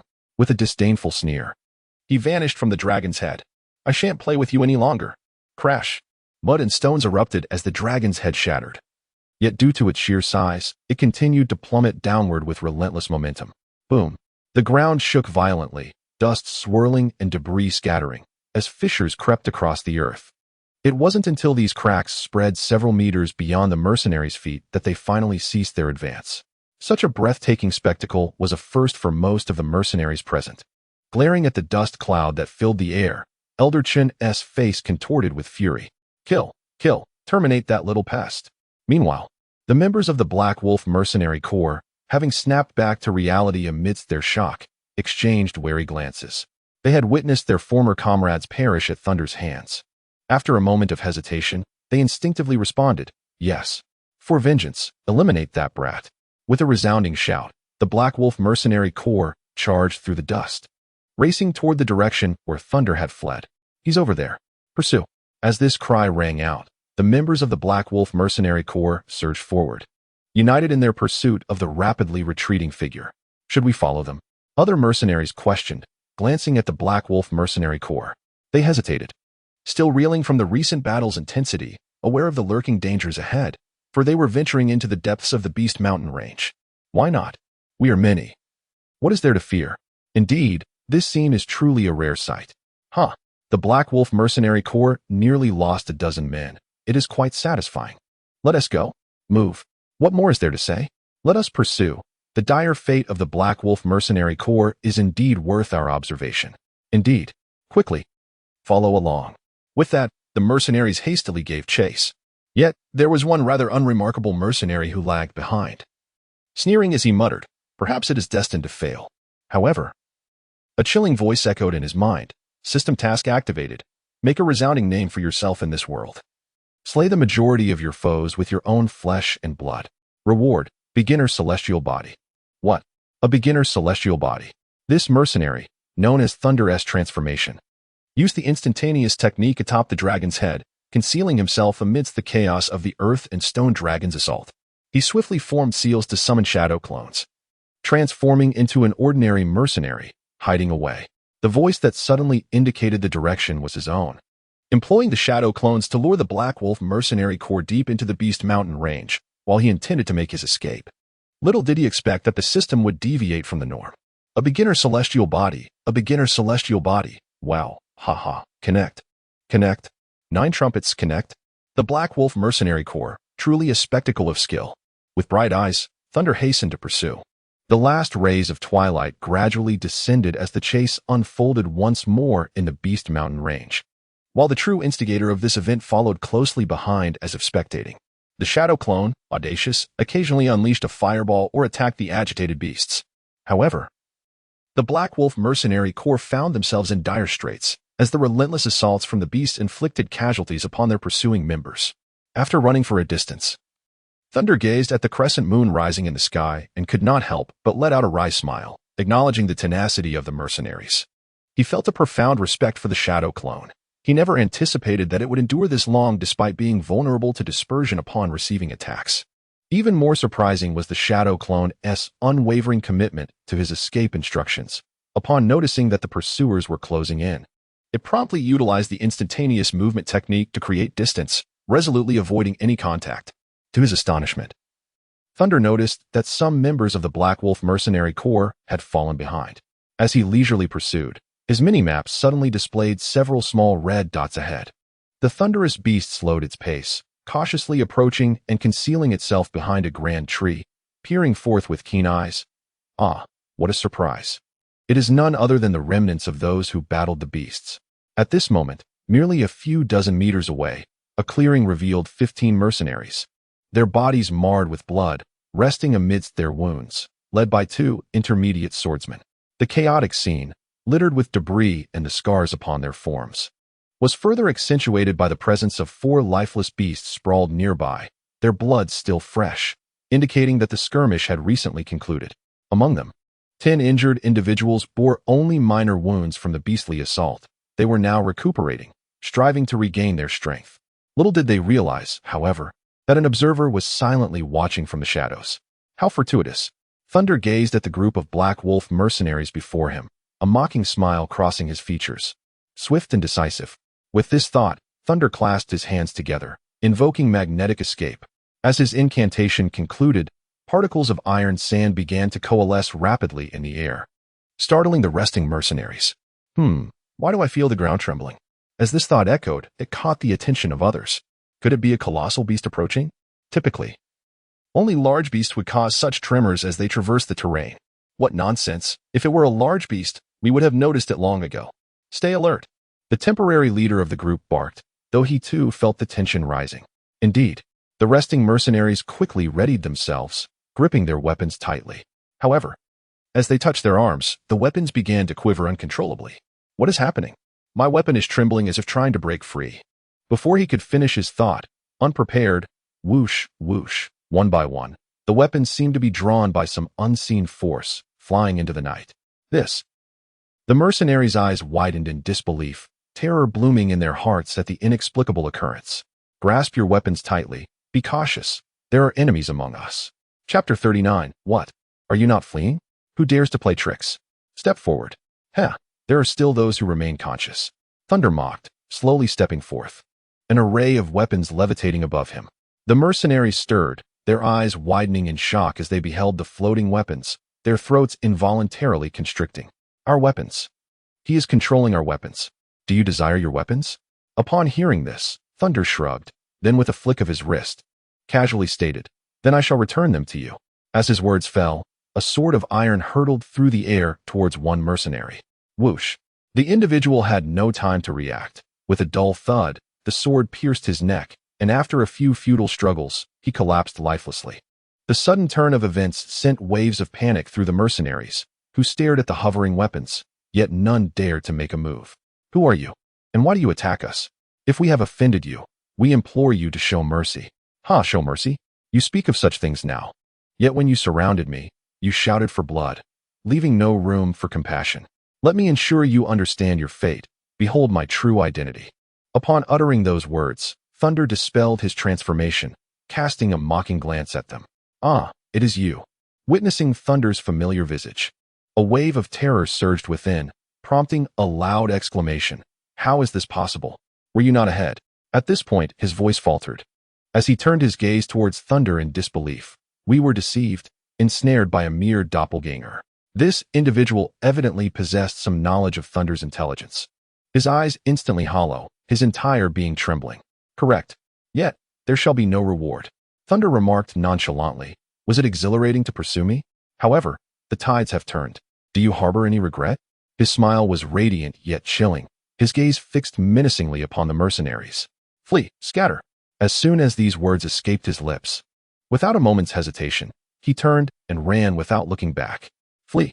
Since I can stand before you, do you truly believe you can escape? Thunder chuckled at the mercenary who had turned to flee, remaining motionless, his demeanor cold as he regarded them with palpable malice. It is too late. Sand Iron Giant Needle. With his declaration, the sand iron needles positioned around them were unleashed in a rapid assault, slicing through the air with a cacophony of wind. Spears. Damn it. So many spears. Countless sand iron spears, intermingled with their own weapons, rained down upon them. No, the mercenaries, already lacking in combat prowess, found themselves utterly defenseless after the fierce battle, and as the sand iron spears struck, chilling cries of despair echoed, one after another, as they fell lifeless to the ground. Devil, you are a devil. May you meet a wretched end. As the final scream ceased, the fleeing figure also collapsed. Humph. The Black Wolf mercenary group. This is merely the beginning. Thunder cast a glance at the lifeless body on the ground, then transformed into a shadow, pursuing ahead where the mission objective remained unfulfilled. Steward Shin, upon sighting the impending precipice, erupted into maniacal laughter, coldly proclaiming, "Little brat, how will you escape now? Run, continue to flee." His tone was laced with palpable resentment as he observed the figure that had halted before him. What is the matter? Unable to fly across. The journey here had cost the Black Wolf mercenary corps dearly, and as they approached the perilous Beast Mountain range, Chun felt a twinge of trepidation. The prospect of deeper entry into the mountains loomed ominously, and with it, the potential for even greater casualties, an outcome he could not bear. The thought of facing accountability from the Imperial Division was a burden he wished to avoid. Yet he had never anticipated that this young man would find refuge at the edge of the chasm. Little brat. This time I shall see how you evade capture. Stepping slowly to a position not far from Thunder, Chun wore a ghastly expression. With a swift motion of his arm, mercenaries who had rushed to his side formed a semicircle, encircling Thunder at the cliff's edge. Oh dear, what now? It's the end. The figure surveyed the chasm, wide in expanse, yet displayed no hint of alarm. Instead, he shrugged nonchalantly, almost mockingly, as if the encirclement of mercenaries was of little concern. Little brat, have you surrendered? Chun advanced a step, gazing at the unperturbed figure, coldly retorting, I refuse to believe you can sprout wings and fly away. I indeed lack wings to soar. But my task is complete. The figure replied with an enigmatic smile. After a lengthy pursuit, his true form should be safe, he mused, casting a playful glance at Chun. Inquiring, old man, how is your heart? I wonder if it can withstand what has to come. Observing the contorted visage of Steward Chun, the figure feigned concern for his well-being. Yet, Chun merely regarded him with icy indifference, akin to viewing a corpse. Boring, the figure remarked, noticing Chun's lack of reaction. Come now, I shall ensure you are thoroughly disappointed. Steward, kill him, avenge our brothers. The mercenaries, incensed by Thunder's defiance, erupted in furious shouts, demanding his demise. Chun maintained his cold demeanor, and after a moment's pause, As Thunder remained still, a sense of relief washed over him. Shameless little brat, this is your grave. A cruel smile crept across Chun's lips, his anticipation to eliminate the figure palpable. With a fierce stomp on the ground, he launched himself forward. Die! He drew his sword with astonishing speed, targeting the heart of his adversary with the swiftness of lightning. Humph! The figure ahead sensed the sharp whoosh of the slicing wind, yet displayed no hint of panic or even the slightest sign of anxiety. Hiss! A successful strike. Chun, the steward, felt a surge of joy in his heart, but his expression rapidly shifted to one of horror. It was merely a wooden figure. Although Chen's speed was formidable, the shadow's agility was equally impressive. Huh! So close, it evaded. As the figure observed the grim countenance of Chun, it added fuel to the fire. Taste my blow, the fire release, Great Fireball technique. Without waiting for Chen's response, the figure lunged toward him, unleashing a searing fireball 3 meters in diameter. Akin to a cannonball hurtling toward Chun. Void Slash. Chen's long sword suddenly danced through the air, conjuring several arcs of sword light before cleaving toward the fireball. At the moment of contact, the fireball was instantaneously severed. Boom. With a resounding explosion, the fireball detonated, sending earth and debris flying. And in that fleeting instant, Chen's figure vanished entirely. Die. Chapter 40. Striking with Fire Techniques. Chen suddenly dove from the air, aiming for the head of the shadow. The figure offered no resistance. Nor did it flee. Instead, it tilted its head back, mocking Chun with a smile. Bang! Chen's long sword pierced through without hindrance, yet there was no blood spattering, no screams, nor any collapsing body. Only the fleeting apparition that dissipated upon being struck. Chen could scarcely believe his eyes, his widened gaze fixated on the sword before him, desperately seeking even a hint of blood. No. In a fit of madness, Chen finally comprehended the words spoken by the figure earlier. They were not taunts or pleas for mercy in the face of death, but rather a warning. What is happening? It's over. We have been toyed with. What we chased was merely a clone. A clone? Indeed, it was the Shadow's doppelganger. The members of the Black Wolf Mercenary Corps were equally consumed by fury, realizing that the figure they had pursued so diligently was but a mere illusion. They had paid a heavy price to corner it in such dire circumstances, only for it to vanish before their eyes. Each member's spirit sank, their expressions reflecting profound despair. Unable to contain his surging wrath any longer, Chun erupted, spewing forth blood. Steward Chun, what happened? Are you injured? The members of the Black Wolf Mercenary Corps rushed to his side as they witnessed him suddenly cough up blood. Heh. I believe he is simply enraged, remarked the other mercenaries who had followed, reveling in his misfortune. Indeed, under continuous assault, anyone would be overwhelmed. That young man truly possessed remarkable skill, managing to deceive us all with a mere clone. I observe whether the Black Wolf Mercenary Corps remains audacious after this. Haha. Scoundrels, what are you saying?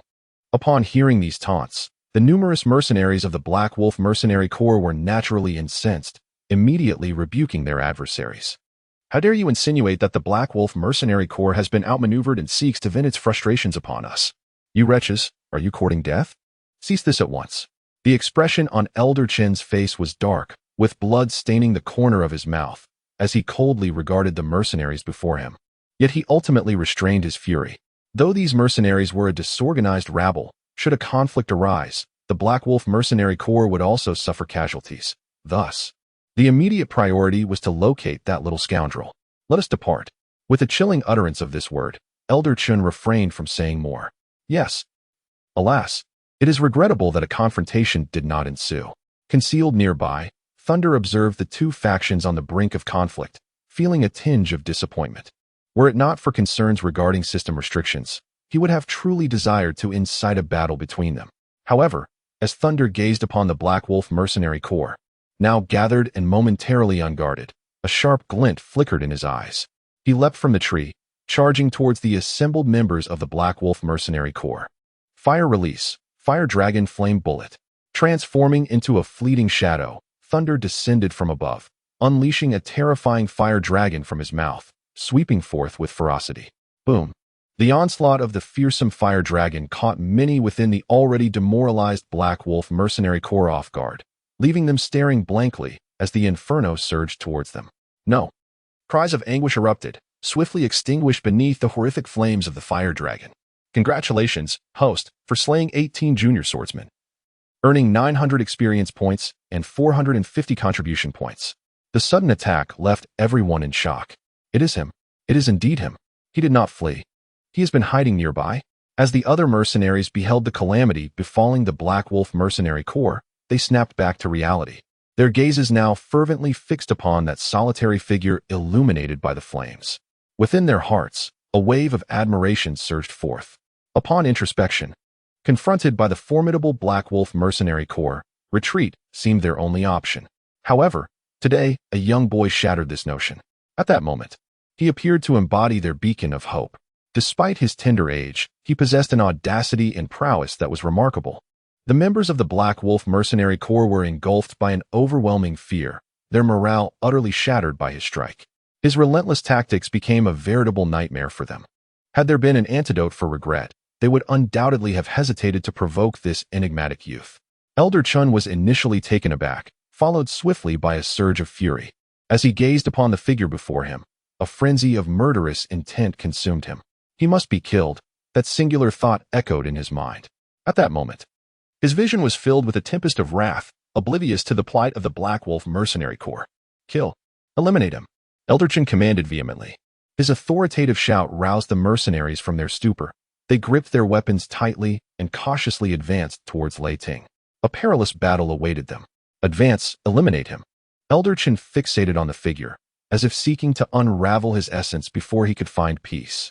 This was the true form. He must be slain. Kill. Upon hearing this command, the mercenaries suppressed their fear and charged towards Lei Ting with fervor. Come on, let us engage in a worthy battle. Thunder gazed coldly at the mercenaries charging forth with cries of battle. They were undoubtedly seasoned warriors, akin to machines of death, and their prowess was undeniably formidable. Kill. These mercenaries had previously maintained a certain distance from Thunder, but now they were much closer, their gleaming blades brimming with the promise of carnage. A glimmer of murderous intent flickered at the corners of Thunder's mouth as he swiftly formed hand seals. Shadow clone technique. Beside him, a duplicate materialized, and they simultaneously began to weave their seals. Lightning Release, Lightning Sphere. Fire Release, Phoenix Fire Technique. Fire Release, Great Fireball Technique. Lightning Release, Lightning Sphere. At this juncture, his full offensive capabilities were unleashed, as a barrage of ninjutsu relentlessly pummeled the advancing mercenaries. The bolts of lightning emitted from the lightning sphere enveloped a 3-meter radius, annihilating and paralyzing the mercenaries caught within its grasp. Those rendered immobile by the explosive currents of the lightning sphere were subsequently engulfed by the onslaught of fireballs. This relentless barrage of ninjutsu resulted in a continuous fall of mercenaries, particularly those targeted by the lightning sphere, whose doom was all but sealed. Yet, their audacity in charging towards Thunder remained unyielded. The thunderous roar of the approaching mercenaries drew his attention. After casting a glance at his shadow clone, he formed hand seals once more. Earth Release, Stone Dragon. Fire Release, Fire Dragon Flame Bullet. The two formidable B-rank ninjutsu surged forward, their combined might far surpassing mere arithmetic. The nearest mercenary, witnessing the oncoming Stone Dragon and Fire Dragon, widened his eyes in terror and turned to flee. Ah, get away. Pull me back. I don't wish to perish. The sight of the earth-shattering Stone Dragon and the raging inferno sent waves of panic through the ranks of mercenaries, who instinctively scattered in all directions to evade the impending doom. The Stone Dragon obliterated all obstacles in its path, swiftly followed by the Fire Dragon, which incinerated everything, leaving only screams and despair in its wake. No. Chapter 41, A Swift and Decisive Harvest. In the wake of the Stone Dragon's terrifying impact, some met instant death, while the injured writhed in agony amidst the flames, their cries echoing in a haunting chorus. Many, who narrowly escaped the initial onslaught, found themselves engulfed by sparks from the Fire Dragon, igniting their clothing and sparking a raging inferno. They frantically beat at the flames engulfing them, shouting for help. Save me! Save me! Their voices were filled with anguish, their frantic attempts to flee a harrowing sight that tested the limits of human endurance. Ah, help me! Those who had not perished in the blaze plunged into the throng, desperately seeking assistance, plunging the mercenaries into chaos. Ah, fool, don't come near. One individual was tackled, flames beginning to spread across his body as he desperately kicked away his assailant, frantically swatting at the fire consuming him. Douse the flames with earth. In the absence of water and lacking magical prowess, only earth remained. Many resorted to striking the ground with their weapons, hoping to gather more soil to smother the flames, while others resorted to hastily unfastening their water containers. Though they survived the fire dragon's assault, their bodies bore severe burns, and they collapsed to the ground, wailing in torment. In the depths of Thunder's mind, the incessant chimes of the 9 trumpets echoed relentlessly. With a single strike, he utterly shattered the encircling mercenaries, instilling fear even in the hearts of the high-ranking swordsmen who had managed to evade the onslaught. The lifeless bodies strewn across the ground surpassed 50 in number. A massacre. Under the assault of ninjutsu, the carnage was achieved. 100 meters away, the expression on Steward Chin's face darkened with terror as he gazed incredulously at Thunder. In that fleeting moment, he felt as if the very heavens had shifted, his vision engulfed by flames. Goodness! The magic wielded by this youth could rival even the most advanced spells, could it not? Witnessing the horrific scene before him, the onlooking mercenaries struggled to believe the reality unfolding, rubbing their eyes in disbelief. This hellish sight was undeniably real. Fire, earth, and even lightning, this young man possessed the mastery of 3 elemental magics. 3 elements. Such a terrifying constitution. The Black Wolf Mercenary Corps is doomed. Yet, unfazed by their schadenfreude, the Black Wolf mercenaries focused solely on the demon illuminated by the flames. 3-element magic? Steward Chin's voice trembled as he regarded Thunder. Are you afraid now? The battle has only just begun. With a piercing gaze, Thunder fixed his eyes upon Steward Chin, mocking him in the process. Steward Chin widened his eyes, staring at Thunder, his breath quickening. Are you afraid? No. In this moment, he was consumed by a profound anger. He glared furiously at Thunder. The emotional turmoil from being toyed with by the doppelganger had led him to issue erroneous commands, resulting in significant casualties for the Black Wolf Mercenary Corps. The sudden magical assault unleashed by Thunder left the novice and intermediate swordsman with little hope of evasion. He never anticipated the sheer ferocity of Thunder's magic. The spell seemed to operate without the need for mental fortitude. It was incomprehensible, yet understanding was no longer necessary. Under the relentless barrage of spells, the Black Wolf Mercenary Corps suffered grievously, with a senior swordsman, 10 intermediate swordsmen, and more than 50 novices succumbing to the magical onslaught. The senior swordsman, unfortunate in his fate, was struck by a lightning orb that rendered him paralyzed, ultimately falling victim to the dual assault of the Earth Stone Dragon and the Fire Dragon's flame. The mercenaries faced catastrophic losses, numbering over 100. Yet their prowess could not be underestimated. Their elite forces remained intact, comprising 3 senior swordsmen, over 10 intermediate swordsmen, and around 20 novices, a formidable contingent. Some bore wounds, yet their combat strength persisted. From several hundred meters away, other mercenaries gazed in astonishment at the scene, witnessing the magical bombardment as a spectacular display. Can that esteemed individual triumph?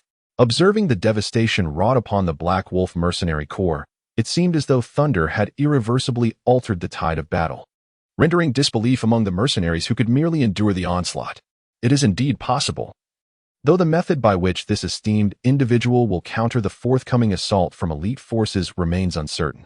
Having borne witness to Thunder's formidable prowess, these mercenaries swiftly adapted their address to esteemed sir, for the term youngster felt painfully dismissive.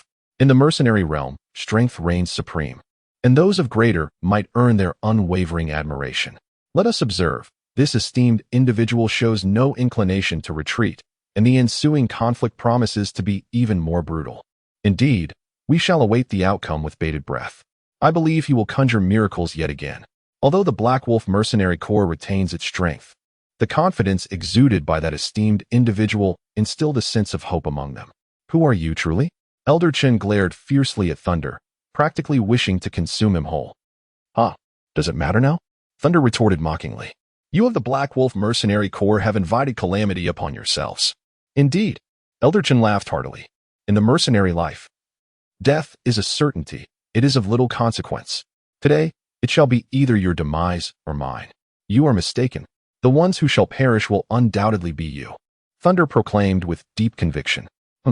Such arrogance. Kill him. Avenge our brothers. Elder Chin's countenance darkened instantaneously, filled with murderous intent as he urgently commanded. The thunder, however, moved with greater swiftness, its target instantaneously fixated upon the wounded mercenaries. These injured mercenaries were predominantly novice and intermediate swordsmen, their nerves incessantly provoked by the searing agony of the flames, causing their cognitive and physical responses to lag considerably. Thunder surged forward, almost instantaneously reaching the struggling mercenaries. With a sharp command, he raised his sword and swung it swiftly. The sound of impact echoed as one mercenary felt the darkness envelop him, succumbing to unconsciousness. A swift kill. Yet Thunder did not pause. His figure moved once more as he swiftly formed hand seals with his left hand. Lightning Release, lightning balls. While on the run, Thunder unleashed 3 lightning spheres in an instant. The mercenaries, witnessing the impending lightning orbs, attempted to leap and evade, but the onslaught was too rapid. Their bodies, still unsteady, were struck by the lightning balls. The lightning ball erupted instantaneously, the surging high-voltage current abruptly extinguishing his life, while the explosive currents simultaneously enveloped the surrounding mercenaries. These mercenaries were instantly paralyzed by the electric surge, their bodies rendered rigid as if ensnared in a state of immobility. How could Thunder possibly forego such a splendid opportunity? Fire Release, Phoenix Fire Technique. In succession, a series of small fireballs were relentlessly expelled by Thunder, the blazing projectiles swirling through the air like dancing sparks, directly targeting the incapacitated mercenaries ahead. These fireballs struck down the mercenaries with the precision of cannon fire, mercilessly claiming their lives. Another 6 mercenaries fell in an instant, swift and decisive. Chapter 42. Sweeping through during this interval. The remaining members of the Black Wolf mercenary group finally reacted, as 3 glimmers of cold light sliced through the air, an imminent danger now enveloping Thunder. With a swift and formidable strike, Thunder wielded his sword to parry the incoming attacks. Clang, clang, clang. 3 formidable swordsmen charged towards him, intent on his demise. Yet, as Thunder defended himself with his blade, his left hand began to move, swiftly forming a series of intricate seals. In an instant, he activated the body flicker technique. His figure vanished from their sight, only to reappear amidst the ranks of novice and intermediate swordsmen, where he unleashed a powerful slash, his strength surging forth. Quick! Scatter! Suddenly, 2 mercenaries had their heads severed, blood spraying forth. At this moment, Thunder's eyes gleamed with exceptional clarity. His mind was razor-sharp. He knew he could not be entangled by the advanced swordsman until he had dealt with the novice and intermediate ones, for otherwise, he would be subjected to relentless harassment and trouble. Thus, his objective was clear, to dismantle the very foundation of the mercenary group. The Thunder observed the mercenaries swiftly dispersing. These seasoned warriors, who had endured countless battles between life and death, were not merely reacting with their intellect or strength, but rather responding instinctively to danger. Could they truly evade it? Thunder mocked as his left hand completed the hand seals, unleashing a barrage of fireballs that hurtled towards them with alarming speed. Fire Release, Phoenix Fire Technique. Boom, boom, boom. The relentless fireballs, akin to a rapid-fire cannon, were launched in succession, targeting their intended victims. Damn it! Bang, bang. The unprepared novice swordsmen were instantly struck by the fireballs, collapsing with anguished cries. Meanwhile, the intermediate swordsmen managed to evade the trajectory of the fiery onslaught. Can they truly escape? Observing the mercenaries dodging the fireballs, Thunder let out a cold snort. At that moment, an astonishing spectacle unfolded. The swirling fireballs inexplicably altered their course in response to the mercenaries' evasive maneuvers, as if they possessed a will of their own, relentlessly pursuing their targets. What manner of magic is this? The mercenaries, now locked onto by the fireballs, were expressions of sheer dread, caught in a dire predicament. They could either brace their bodies against the fiery assault or attempt to extinguish the fireballs. But could they truly evade them? These 2 options, for their current abilities, were evidently far from optimal. Desperation set in. Faced with the inevitable, the mercenaries swiftly made their choice, their fighting spirit surging as they wielded their weapons to strike at the fireballs. As their weapons collided with the flames, an explosion erupted, and some mercenaries who failed to dodge in time were severely burned by the searing sparks or ignited into blazing figures. Ah, it's burning me. Help! Someone, extinguish the flames. Yet Thunder, ever prepared, would not let such chaos slip by unnoticed. In an instant, he appeared like a specter beside a mercenary engulfed in flames, sword in hand, slicing toward the man's neck. The mercenary, fierce and unyielding, displayed a glimmer of madness in his eyes as he disregarded his burning body, swinging his weapon toward Thunder in a desperate gamble for survival. This was a pure exchange of life for life. A fierce glimmer of murderous intent flickered in Thunder's eyes as an explosive surge of strength surged forth. The sweeping sword cut through the air with astonishing speed. And with a sharp sound, a head was sent soaring into the sky, its eyes still reflecting a frenzied madness. "You little bastard. I will kill you." "Ah!" A mercenary rushing to provide aid, his eyes blood-red and emanating an aura of death, swung his blade in a near-manic frenzy, attempting to cleave Thunder in two. Yet, Thunder swiftly intercepted with his sword, rendering the mercenary's strike utterly ineffective. Die. Another mercenary, wielding a sword, seized the moment to strike at Thunder's nape. However, as if he possessed foresight, Thunder swiftly formed hand seals with one hand, invoking the technique of substitution in an instant.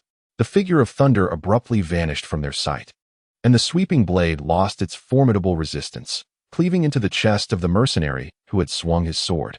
The mercenary's body jolted violently. A spray of blood erupted from his chest, splattering across the face of the mercenary wielding the sword.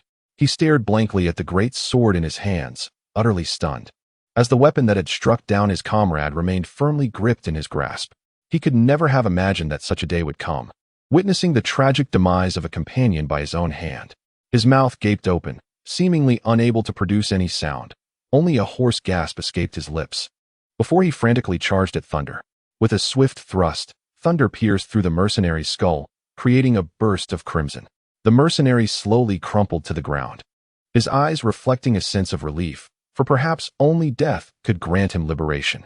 In a fleeting moment, the mercenaries surrounding Thunder were nearly eradicated. Within a mere instant, over 10 experienced mercenaries, seasoned by life on the edge, lay lifeless on the ground. The novice and intermediate swordsmen stood no chance against Thunder, akin to lambs to the slaughter, offering no resistance whatsoever. Yet, Thunder's form came to a halt, as the sound of slicing air resonated behind him. "Die!" Elder Chin charged towards Thunder from behind, swinging his sword with intent to strike. Thunder suddenly pivoted, brandishing his sword. Clang, clang, clang. The two combatants exchanged a flurry of strikes, while the three advanced swordsmen seized the opportunity, advancing towards Thunder, who was entangled with Steward Chun, striking at him. Danger! At this moment, Thunder was ensnared by Steward Chun, unable to evade in time or employ ninjutsu, as he saw the glint of impending peril approaching. The countenance of Thunder shifted abruptly, and with a sudden invocation of magnetic manipulation, he unleashed his power. The three weapons, which had been cleaving towards him, inexplicably veered to the sides as if drawn by an unseen force, losing their intended trajectory. With a splatter of crimson, Thunder's figure vanished from sight, reappearing at a distance of several meters. Cursed be it! Elder Chin seethed with fury as he beheld the silhouette that had eluded him, his chance to strike extinguished. Though he had managed to inflict a wound, it was but a mere injury. What manner of sorcery is this? Meanwhile, the three senior swordsmen stared in disbelief at their own weapons, perplexed as to why their strikes aimed at Thunder had inexplicably deviated, thereby forfeiting this opportunity. Thunder cast a sidelong glance at his left arm, where a wound the length of a palm gaped, flesh torn and blood gushing forth. In the recent clash, he had found himself nearly ensnared by Steward Chun, teetering on the brink of peril. Reluctant to deploy his ultimate technique, the magnetic escape, he had been compelled to resort to it. This technique was his trump card, one he preferred to keep concealed, as over-reliance on it would hinder his growth. Yet, when faced with life and death, no card could remain unplayed. At that moment, after an intense battle, Thunder's mental energy had dwindled to below 200 points, and the voice of the Nine Horns had yet to sound, indicating his mission remained unfulfilled. The immense mental cost of magnetic escape weighed heavily upon him. A swift resolution was imperative. An idea flashed through Thunder's mind. He had but a single chance. With a surge of determination, he invoked magnetic escape, iron sand rain. As he completed the hand seals, a tempestuous wave of iron sand materialized from the void, swiftly coalescing into countless fine needles that hurtled towards Steward Chun and his companions. The sudden onslaught from the thunder caught the Steward Chun and his companions completely off guard, as they beheld the densely packed, rain-like barrage of tiny iron needles shooting forth. Their faces turned pale with shock. This area attack was beyond evasion. There was no time left. Void Slash. Steward Chin's expression hardened as he wielded his longsword. With each swing, he unleashed waves of fighting spirit, obliterating the incoming barrage of needles. However, the three senior swordsmen beside him fared poorly. After executing their own void slashes, they found themselves drained of strength.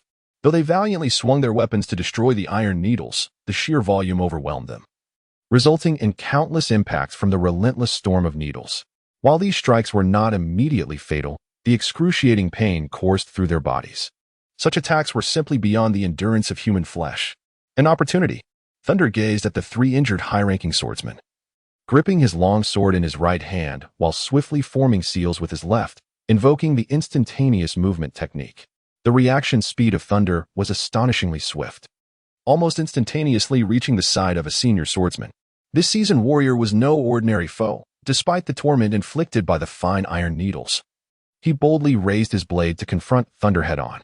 His entire being appeared drenched in blood, as if a fierce resolve had surged within him, and he swung his sword at Thunder with a conviction akin to a death wish. Clang! The clash of blades reverberated as the already wounded senior swordsman staggered, nearly losing his footing. Perish! Having failed in his first strike, Thunder swung his sword once more, his formidable strength surging forth. Haha! You shall also meet your demise. The man, consumed by madness, abandoned all defenses and retaliated with a desperate slash at Thunder. With a sickening squelch. With another sickening squelch, two sprays of blood erupted almost simultaneously. Thunder decisively severed the senior swordsman's head, yet he too was struck by the man's sweeping blade. A deep gash carved into his chest, flesh torn and blood gushing. Nevertheless, Thunder, seemingly unfazed, turned away without a glance and swiftly pivoted to face Elderchin, brandishing his sword in defense. His mental reserves were rapidly depleting. He could not afford to use his last means of survival lightly. Was it impossible to take a life without resorting to ninjutsu? He swung his sword down, one strike, two strikes. Haha, come forth. With a thunderous laugh, Thunder engaged in a frenzied battle with Steward Chun, leveraging his mastery of physical techniques. Each stroke of his sword became swifter and heavier, embodying a relentless strategy of exchanging injuries for injuries. Thunder felt no concern. After all, he could not perish. Damn it! Steward Chun, acutely aware of the injuries afflicting his body, observed Thunder's indifferent demeanor and once again lunged forward with his sword. How swift! Good heavens! My eyes can scarcely keep pace with their speed. The assembly was replete with both high-ranking and mid-level swordsmen, and while they understood the vast chasm between the great swordsmen, they had not anticipated such an immense disparity. Such rapidity rendered their vision inadequate. How could one even engage in combat? The members of the Black Wolf Mercenary Corps felt their fighting spirit reignite. In mere moments, the two combatants exchanged dozens of strikes, each leaving a trail of wounds upon their forms. Yet, Thunder appeared far more grievously affected. In the next instant, a figure suddenly launched a surprise attack against Thunder, who was engaged with Steward Chun. A stealthy ambush, and from a high-ranking swordsman, no less. Humph. A fierce glint ignited in Thunder's eyes as he summoned his immense strength, repelling Steward Chun with a single stroke. The ambush was too sudden. In the midst of his battle with Steward Chun, Thunder lacked the reflexes necessary to employ his ninjutsu to evade. There was simply no time left. With a sudden backward lunge, Thunder executed a reverse thrust. The chilling blade swiftly pierced through his abdomen. In quick succession, his long sword penetrated the throat of the seasoned swordsman before him. Instead of evading, Thunder retaliated, embracing a strategy of sacrificial combat. The battle came to an abrupt halt. Haha. Steward Chun gazed at Thunder's impaled abdomen, his face alight with exhilaration. Haha. We have triumphed.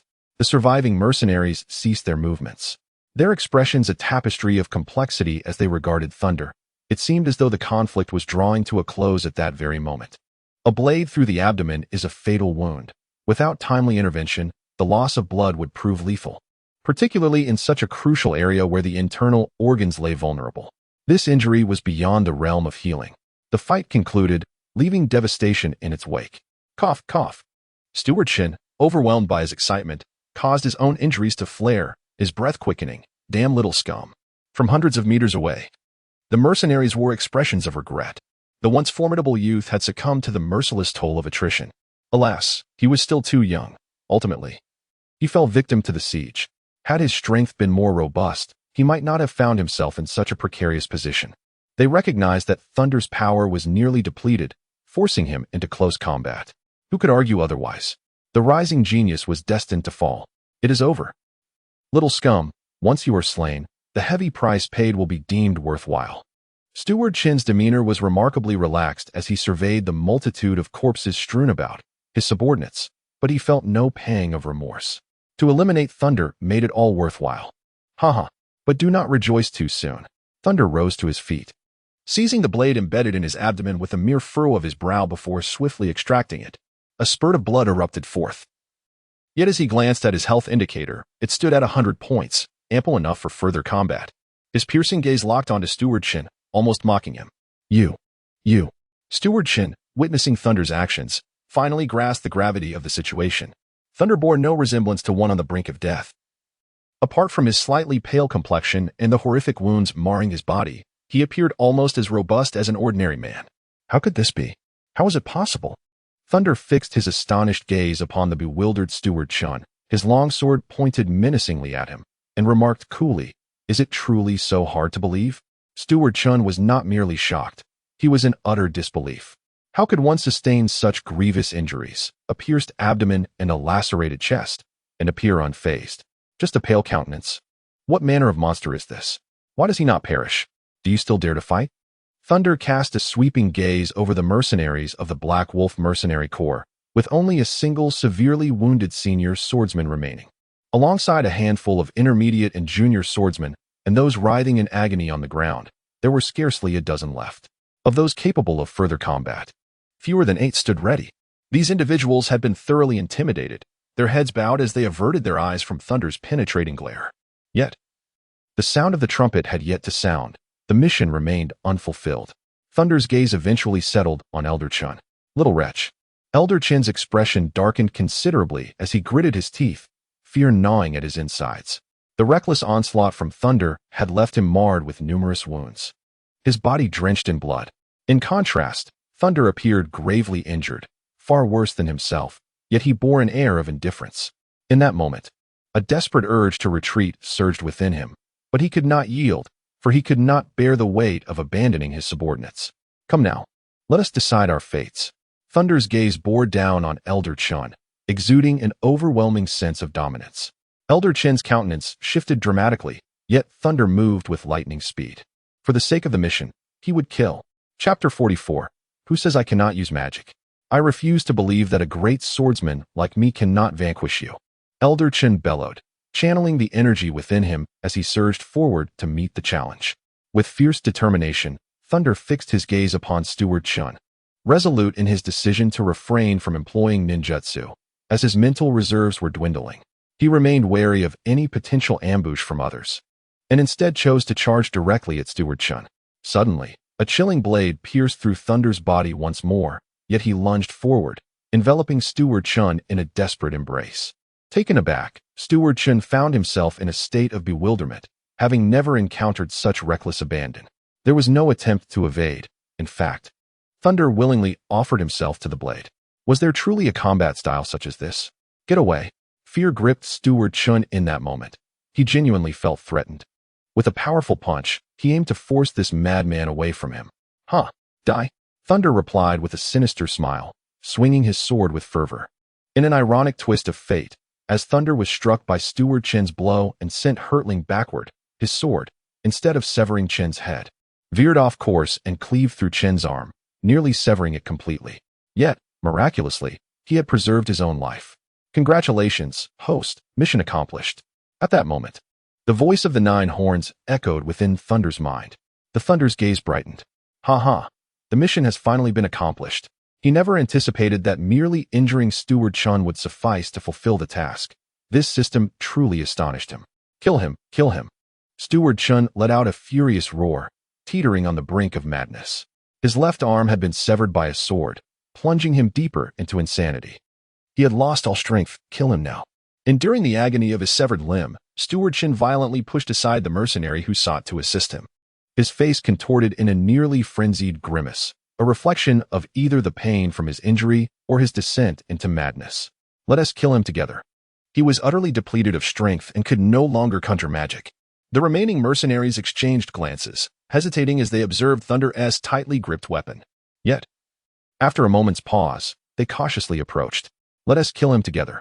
Seeing the mercenaries dawdle, Steward Chun bellowed, his right hand clutching his long sword, enduring the excruciating pain as he charged forward. "Let us fight to the end." With his lead, the mercenaries, no longer hesitating, brandished their weapons and joined the fray. "Ha ha, my mission is complete. It is time to depart. Who said I could no longer wield magic?" Thunder gazed at the mercenaries charging towards him, his hands swiftly forming intricate seals, his remaining mental energy plummeting to a mere single digit. He could no longer endure the fight. Although the system had endowed him with a body of uniqueness, the intensity of the battle, compounded by his injuries, rendered him incapable of continuing. He had no desire to experience the grim fate of losing his own head. Magnetic sand iron wings. This was his last resort for survival, and he invoked it at this critical moment. "No." Steward Chun let out a cry of despair as he beheld Thunder's unleashed magic. In an instant, a pair of colossal bird wings manifested on Thunder's back, and with a powerful flap, he ascended into the sky amidst the astonished gazes of all present. "Ha! Do you wish to slay me?" With the aid of these wings, the Thunder stood amidst the void, gazing down upon Steward Chun and the others, and mockingly exclaimed, "Come on." Thunder gazed down at the nearly frenzied and cursing Steward Chun, and once more remarked, "Are you unable to strike me? Then I shall take my leave. However, before I depart, allow me to bestow upon you a grand gift." As the thunderous words fell, the wings behind him began to flutter rapidly, unleashing countless feathers composed of iron sand, which rained down upon the figures below, including Elder Chin. Though incapable of claiming lives, the assault proved exceedingly discomforting. "You scoundrels, come down here for a decisive battle." With a dismissive farewell, he vowed to return one day to confront them once more. Amidst their cries and curses, Thunder soared towards the opposing cliff, vanishing into the cloak of night. Standing several hundred meters away, the mercenaries were left utterly dumbfounded. What had they just witnessed? An indomitable force? Extraordinary. The climactic battle was harrowing, a brutal display of desperation. "I told you that esteemed individual would surely prevail," they exclaimed. "Is he even human?" With both magic and martial prowess, his spells are nearly instantaneous. Such mastery is extraordinary. Their excitement was palpable as they realized they were witnessing a momentous event. Tomorrow's happenings would reverberate throughout the Beastmaster town. The Black Wolf Mercenary Corps had met an utterly disastrous fate. I wonder how they will maintain their arrogance after this. Who was that esteemed individual? To have turned the tide against an overwhelming force of over 100, his strength was simply unmatched. Yet no one could provide answers. The area returned to its tranquil state, while the events that transpired would echo throughout Beastmaster Town, even sung by rangers across the empire. All factions sought this enigmatic figure, yet none could locate him, as if he had vanished into thin air. A sigh of relief escaped Thunder as he reflected on his near brush with demise. The pain coursing through him sparked a sense of gratitude. Had he not struck fear into his adversaries, he would have struggled to escape their clutches. However, the rewards were substantial. Hearing the familiar roar behind him, he smirked coldly, knowing that their next encounter would bring a heavy gift for Elder Chun. He then made his way into the forest, eager to find a secure location for recuperation. Deep within the Beastmaster Mountains, a haven for high-ranking magical beasts. One misstep could lead to becoming prey. Before long, he discovered a cave nestled within a steep cliff. After sealing the entrance, Thunder's weary body could no longer withstand the strain, and he collapsed. In the depths of darkness, he drifted into a profound slumber, feeling an inexplicable sense of comfort, as if vibrant energies were nourishing his being, swiftly mending the wounds inflicted during battle. The sensation was unparalleled, and he succumbed to sleep once more. Time passed unnoticed until Thunder's consciousness finally pierced through the shroud of darkness. Slowly, his eyes fluttered open, revealing a dim light streaming through the inadequately sealed cave entrance. With a wry smile, he acknowledged, "I truly overexerted myself." He had not anticipated falling into such a deep sleep and felt fortunate to have found this cave. Otherwise, the consequences could have been dire. Thunder rose to his feet, invigorated by the abundant power coursing through him. Upon conducting a thorough examination of his body, he discovered that all wounds had completely healed, including the grievous internal injuries and penetrating traumas, leaving not a single scar behind. Astonishingly, the body of a novice immortal was so formidable, one could only imagine the capabilities of a fully realized immortal form. A smile spread across his face as he contemplated the gains from this experience, his heart swelling with anticipation. 9 trumpets, open the attribute panel. Understood, host. Chapter 45. The transformations brought by the novice immortal body level. Middle ninja experience points. 6115, 610, 0000 name. Thunder health points. 300,300 spirit points. 30003000 ninjutsu. Body double technique. Instantaneous technique. Great Fireball technique. Healing technique. Water body technique. Earth release. Earth stone dragon. Fire release. Fire dragon flame bullet. Lightning release. Lightning sphere. Fire release. Phoenix fire technique. Shadow clone technique taijutsu. Mastery of taijutsu bloodline limit. Magnet release. Novice immortal body contribution points. 14578 3000 spirit points. Thunder was momentarily taken aback, but soon came to understand, realizing that the vast chakra of the sage body was the reason. However, why hadn't his health points increased? Host.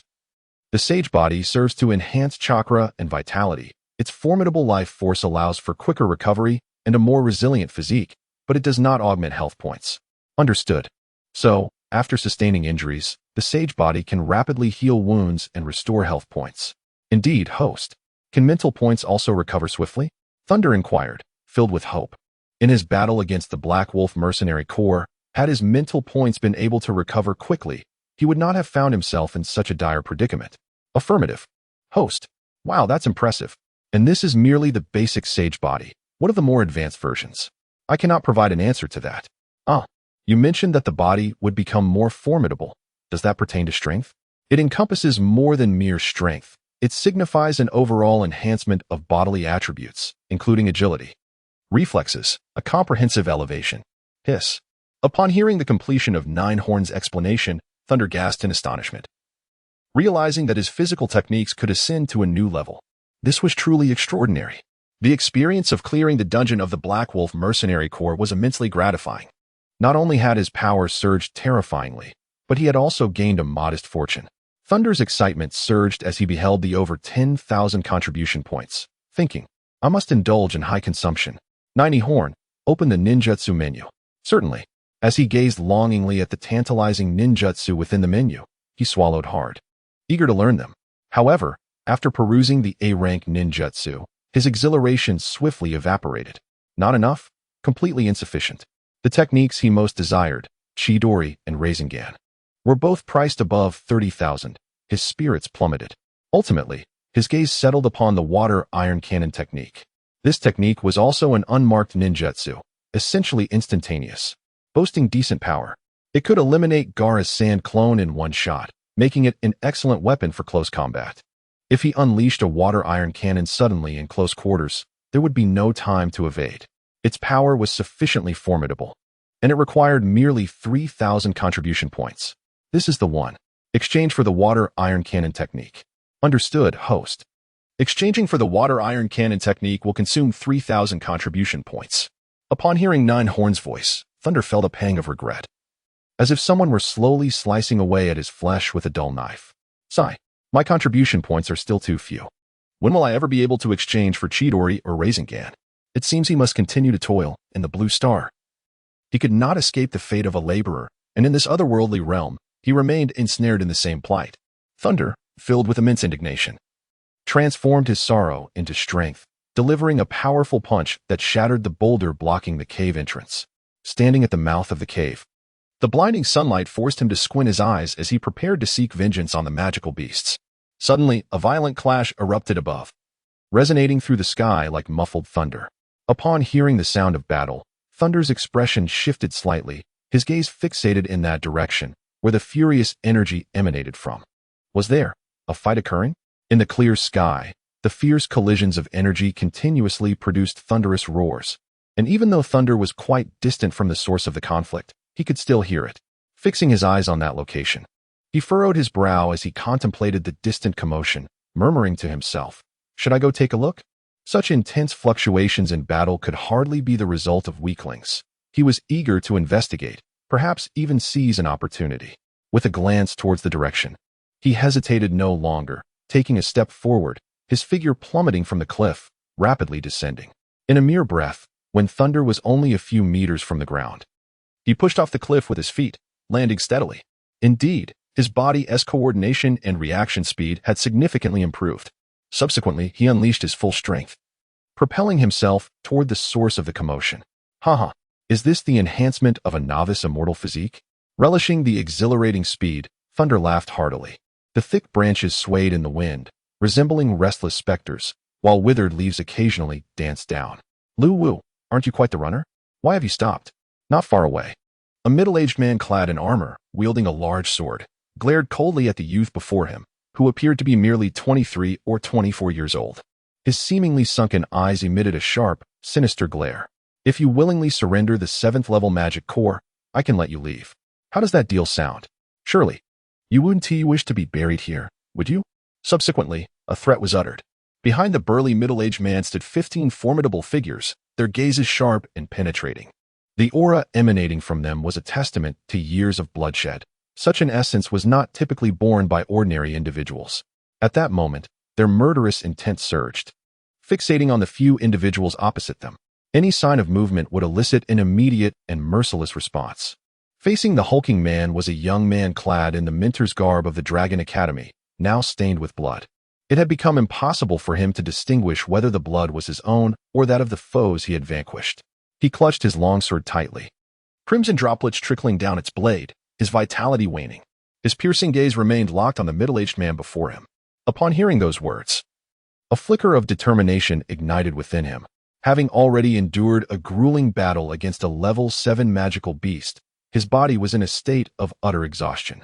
Their relentless pursuit had further depleted his strength, pushing him to the brink of collapse. Despite the mercenaries' unwavering prowess, fate had not altered.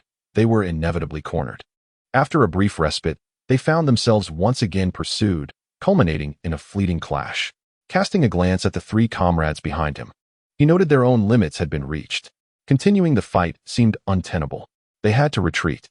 That thought solidified his resolve as he fixed a fierce stare on Chen Gong. Desiring a level 7 magical core? Indeed. Chen Gong erupted into hearty laughter upon hearing Lu Wu's tentative suggestion. Hand over the magical core, and you may depart.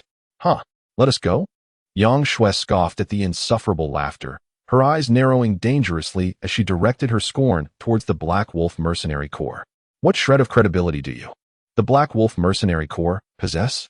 The vile rumors about you are not without substance. We have fought tooth and nail for what we have. Do you truly believe we would so readily relinquish it? On either side of Yang Shui stood 2 robust young men, both students under Lu Wu. The one on the left was named Kai Ming, while the one on the right was called Lu Wu. They too were advanced swordsmen. Their bodies marred with numerous injuries, some inflicted by swords, others by claws, and a few wounds still oozing fresh blood. Yang Shui had accepted a high-level quest in the mission hall to hunt for 5-level fire magic cores. After completing the task in the Beast Mountain range, they unexpectedly encountered a critically wounded 7-level magical beast on their way back. After a fierce battle that demanded a heavy toll, they ultimately managed to slay the beast and acquire the magic core. However, just as they celebrated their victory, misfortune struck once more. Members of the Black Wolf Mercenary Corps had been lying in wait nearby and swiftly surrounded them after the beast was dispatched. A conflict over the 7-level magic core was thus inevitable. Chapter 46. Desperate situation. Given their strength, they initially had no fear of the Black Wolf Mercenary Corps. However, the series of battles, especially the one against the 7-level magical beast, had drained their fighting spirit and left them with varying degrees of injuries. During the ensuing chase against the mercenaries, their stamina waned even more, pushing them to the brink of desperation. To surrender or not to surrender? Chen Gong mocked, feeling no need for further discourse. What did it matter that they were all advanced swordsmen? Strength alone required physical prowess and fighting spirit to sustain it.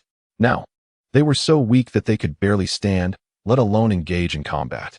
The advantage lay with him. Master, we cannot surrender, Yang Shui declared resolutely. If we do, we will have no chance whatsoever. The Black Wolf Mercenary Corps has a history of murder and plunder. Indeed, Master, even if it leads to our demise, we shall not comply, Kai Ming chimed in, voicing his support for Yang Shui's decision. Lu Wu nodded vehemently, affirming their resolve. Haha, such bravery. Those from the academy truly possess ambition, Chen Gong sneered coldly, his eyes betraying a hint of murderous intent. Lu Wu, I will give you one last chance. You wouldn't want to see them perish here, would you? They've already fed the magical beast. As he spoke, His gaze fixated hungrily on Yang Shui's alluring figure. Though still youthful, her striking beauty and curvaceous form were undeniable. It would be a tragic waste if such a captivating young lady were to meet her end here. Aha, Captain, you should be the first. The brothers can join in the feast too. The mercenaries behind Qin Gong erupted into lewd laughter, their fiery gazes incessantly appraising Yang Shui. The sight of their lustful stares and lascivious grins ignited a furious blush upon her cheeks, fueling a desire to charge forth and slay them all with a single stroke of her sword. It was the first time she had been subjected to such brazen scrutiny and verbal harassment. Scoundrels! The laughter continued, mocking her, even in anger. The little lady has such vigor, far more spirited than the leading courtesans. I shall end you. Yang Shui could hardly fathom such humiliation and was poised to retaliate, yet. Do not act impulsively, Yang Shui. They aim to provoke you into submission. Lu Wu restrained her as she prepared to strike, turning his gaze to Qin Gong. He spoke softly yet firmly, suppress your ulterior motives. Heh, as expected of an academy mentor. You may have the magic core, but first, release them. With that, Lu Wu's aura surged forth, compelling pressure radiating from him. Mentor, mentor, came the reluctant, incredulous cries from behind, but Lu Wu remained silent, gesturing dismissively while his gaze remained fixed on Qin Gong. He was prepared to stake his life for a glimmer of hope for Yang Shui and the others. Heh. Lu Wu. Qin Gong's laughter was icy. What gives you the right to negotiate with me now? His tone turned harsh. You have no right. Surrender the magic core. Qin Gong, what kind of character does your Black Wolf mercenary corps possess? We are all aware. I must remain vigilant. Lu Wu's voice thundered. Let them go. I shall willingly present the magic core. Seeing Lu Wu's unwavering resolve, Qin Gong's expression darkened further, a sinister laugh escaping him, his eyes glinting with murderous intent. After a tense pause, his voice turned frigid. Lu Wu, he bellowed, how could I allow them to leave unscathed? My brothers cannot die in vain. Though your Fulong Academy is formidable, this is the Monster Mountain Range. Who will know if you perish here? Then meet your demise. He commanded. Form ranks, kill. Yes. Slay the men and the women. Let them remain. Yes. Kill. Regardless of the magic core's fate, they must perish. Strike. As Qin Gong's words fell, he surged forward with terrifying momentum, his foot striking the ground as he propelled himself like an arrow towards Lu Wu, his massive blade swinging down with lethal intent. Kill the men, spare the women. A subordinate swordsman, witnessing Qin Gong's assault on Lu Wu, shouted as he led the charge to encircle Yang Shui and her companions. Yes, kill. Begone. Having long been prepared, Lu Wu gazed at the advancing Qin Gong, gritting his teeth to endure the agonizing pain of his injuries. Suddenly, his fighting spirit erupted with ferocious intensity, and he swung his long sword with great force. The emanating energy clashed heavily with the massive blade of his opponent. A resounding impact echoed, accompanied by the sharp sound of metal striking metal, as sparks flew from the point of collision. The tremendous force unleashed at the intersection of their weapons caused a violent explosion. Following the fierce clash, Lu Wu felt a searing pain surge through his chest, followed by a metallic taste in his mouth, and his expression changed abruptly. Indeed, he had overexerted himself. Though his prowess was on par with Qin Gong, both being grand swordsmen, his position as an academy instructor granted him access to more formidable martial techniques. However, after battling a level 7 magical beast, his bodily injuries had merely been suppressed. Yet, that last strike had exacerbated his wounds. No, this cannot continue, or I shall perish.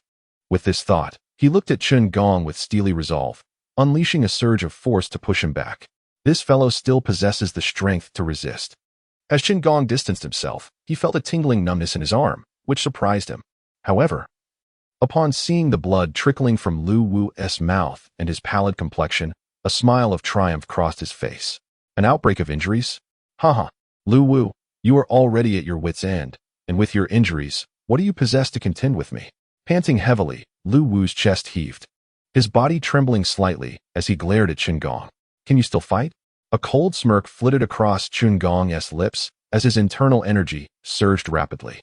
Yang Shui, you all must flee. Lu Wu shouted simultaneously.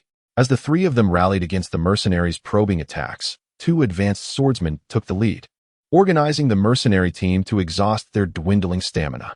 After several exchanges, they were forced into a defensive stance, constantly facing perilous situations. Instructor. Upon hearing Lu Wu's cry, Yang Shui was filled with sorrow and indignation. Go, go, Chun Gong bellowed to the mercenaries. Do not delay any longer. Eliminate them. Yes. Observing the precarious situation of Bai Shui and the others, Lu disregarded Qin Gong in front of him and leaped toward them.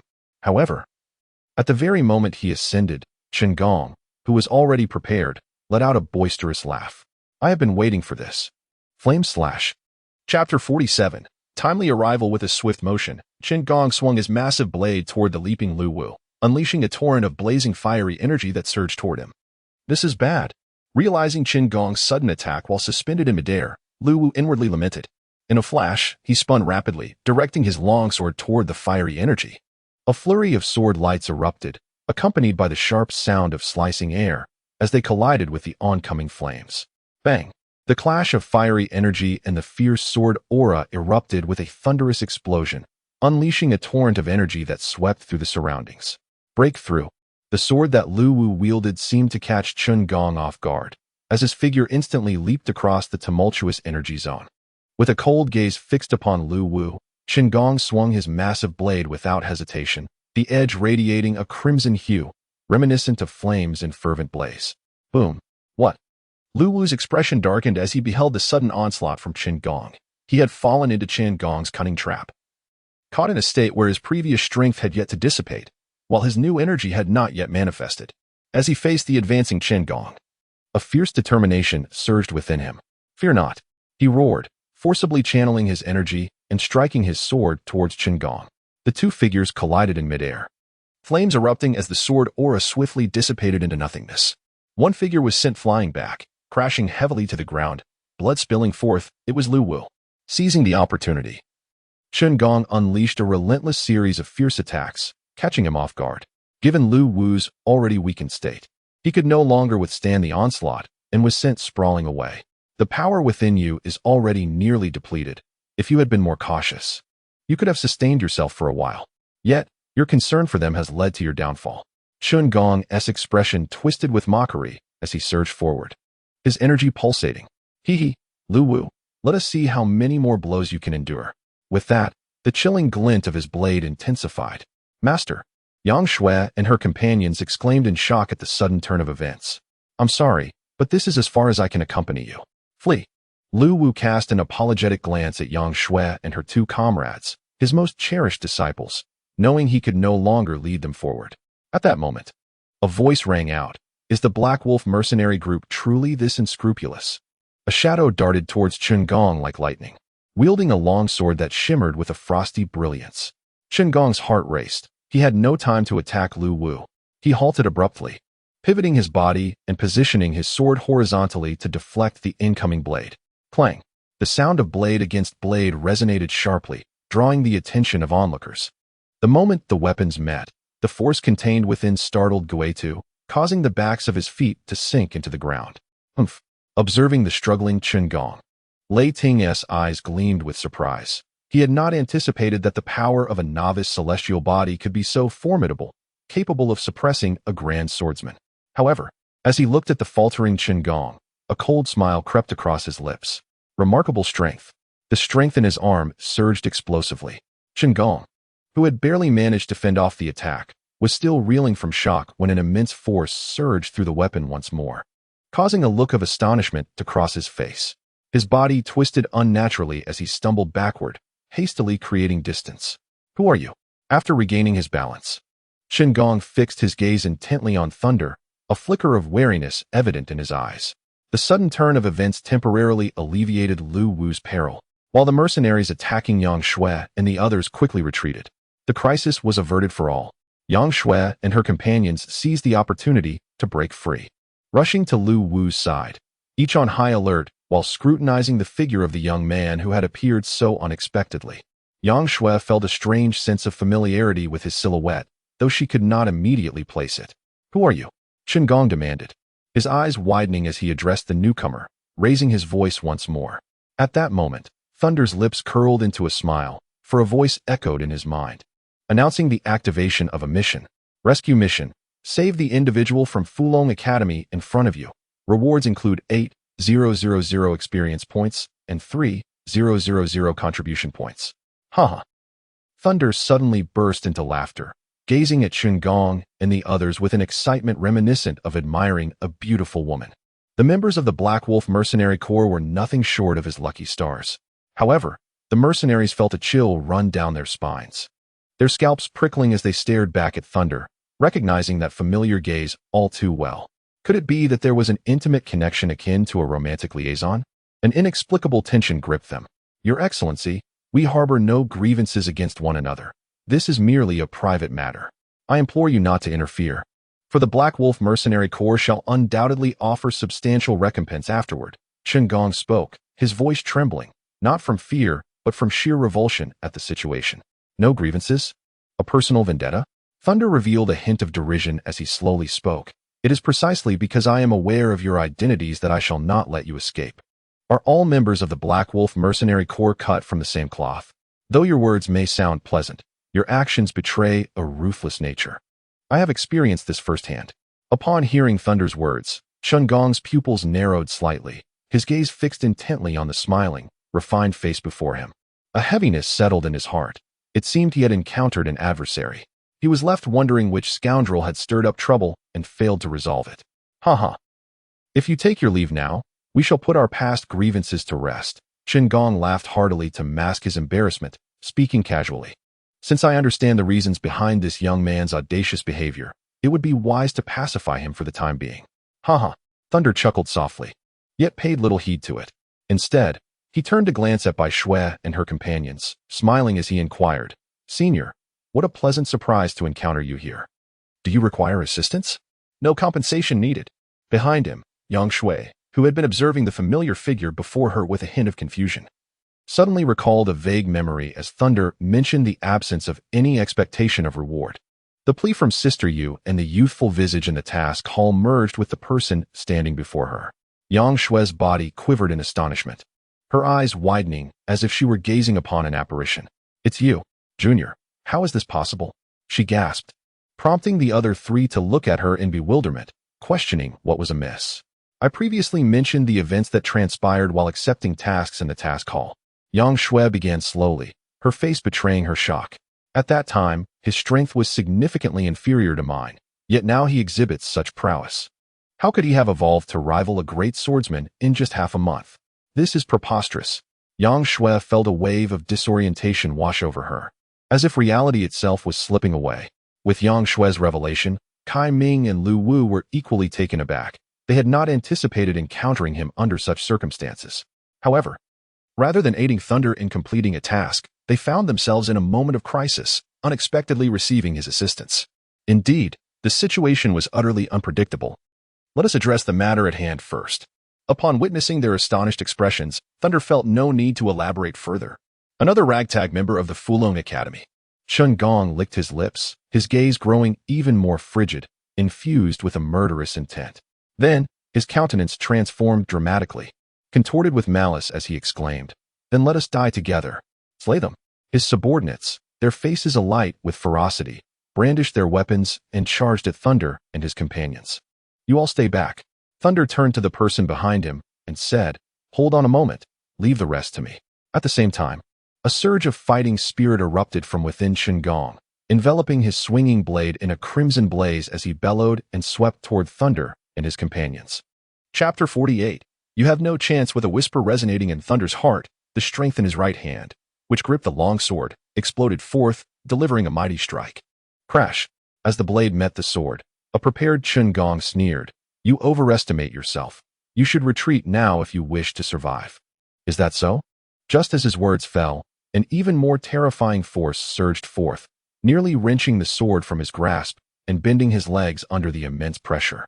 A trickle of blood escaped from the corner of his mouth, and disbelief filled his eyes as he pondered how such overwhelming power could be unleashed. With no time to dwell on the matter, he shouted at the mercenaries charging from behind, Eliminate them.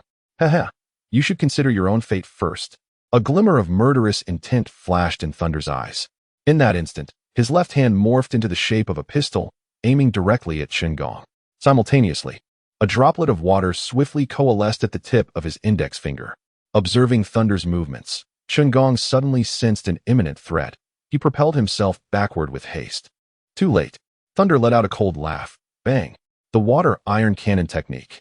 The droplet of water, akin to a bullet discharged from a chamber, hurtled toward the retreating Qingong.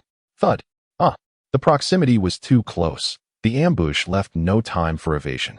Qingong felt a sharp pain in his shoulder as it was instantaneously pierced, blood gushing forth as he let out a wretched scream. While the events unfolded in mere moments, it was a complex ordeal. Qingong was injured.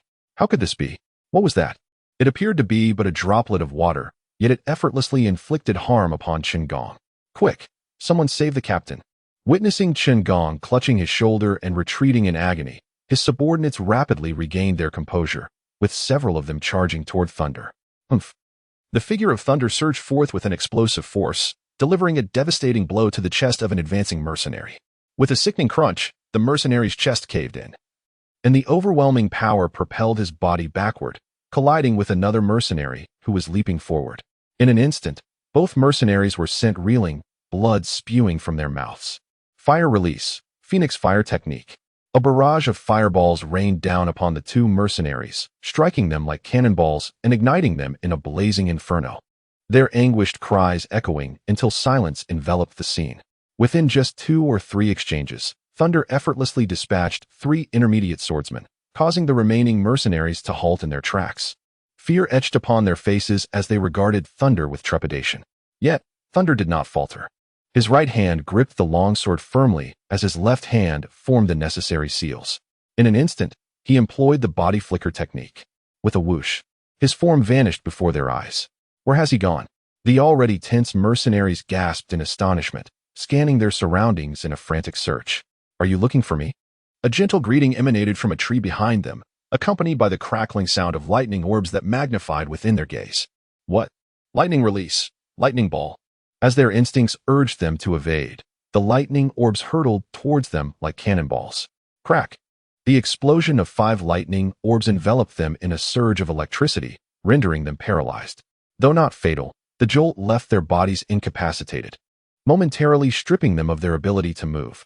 I cannot move, save me. Fire release, Fire Dragon Flame Bullet. Thunder cast a cold gaze upon the desperate mercenaries. Beneath their terrified expressions, a colossal fire dragon erupted from his mouth, its searing flames rolling toward them. No! As they beheld the approaching inferno, the mercenaries yearned to flee, yet their paralyzed bodies rendered them immobile, leaving them to helplessly witness the encroaching blaze. Their anguished screams echoing in the air. They could scarcely believe that this mere 16-year-old boy possessed the ability to wield such terrifying magic. In the blink of an eye, the roaring flames engulfed the mercenaries, the sheer force of the onslaught fully unleashed, transforming the space a mere breath away from Thunder into a sea of fire.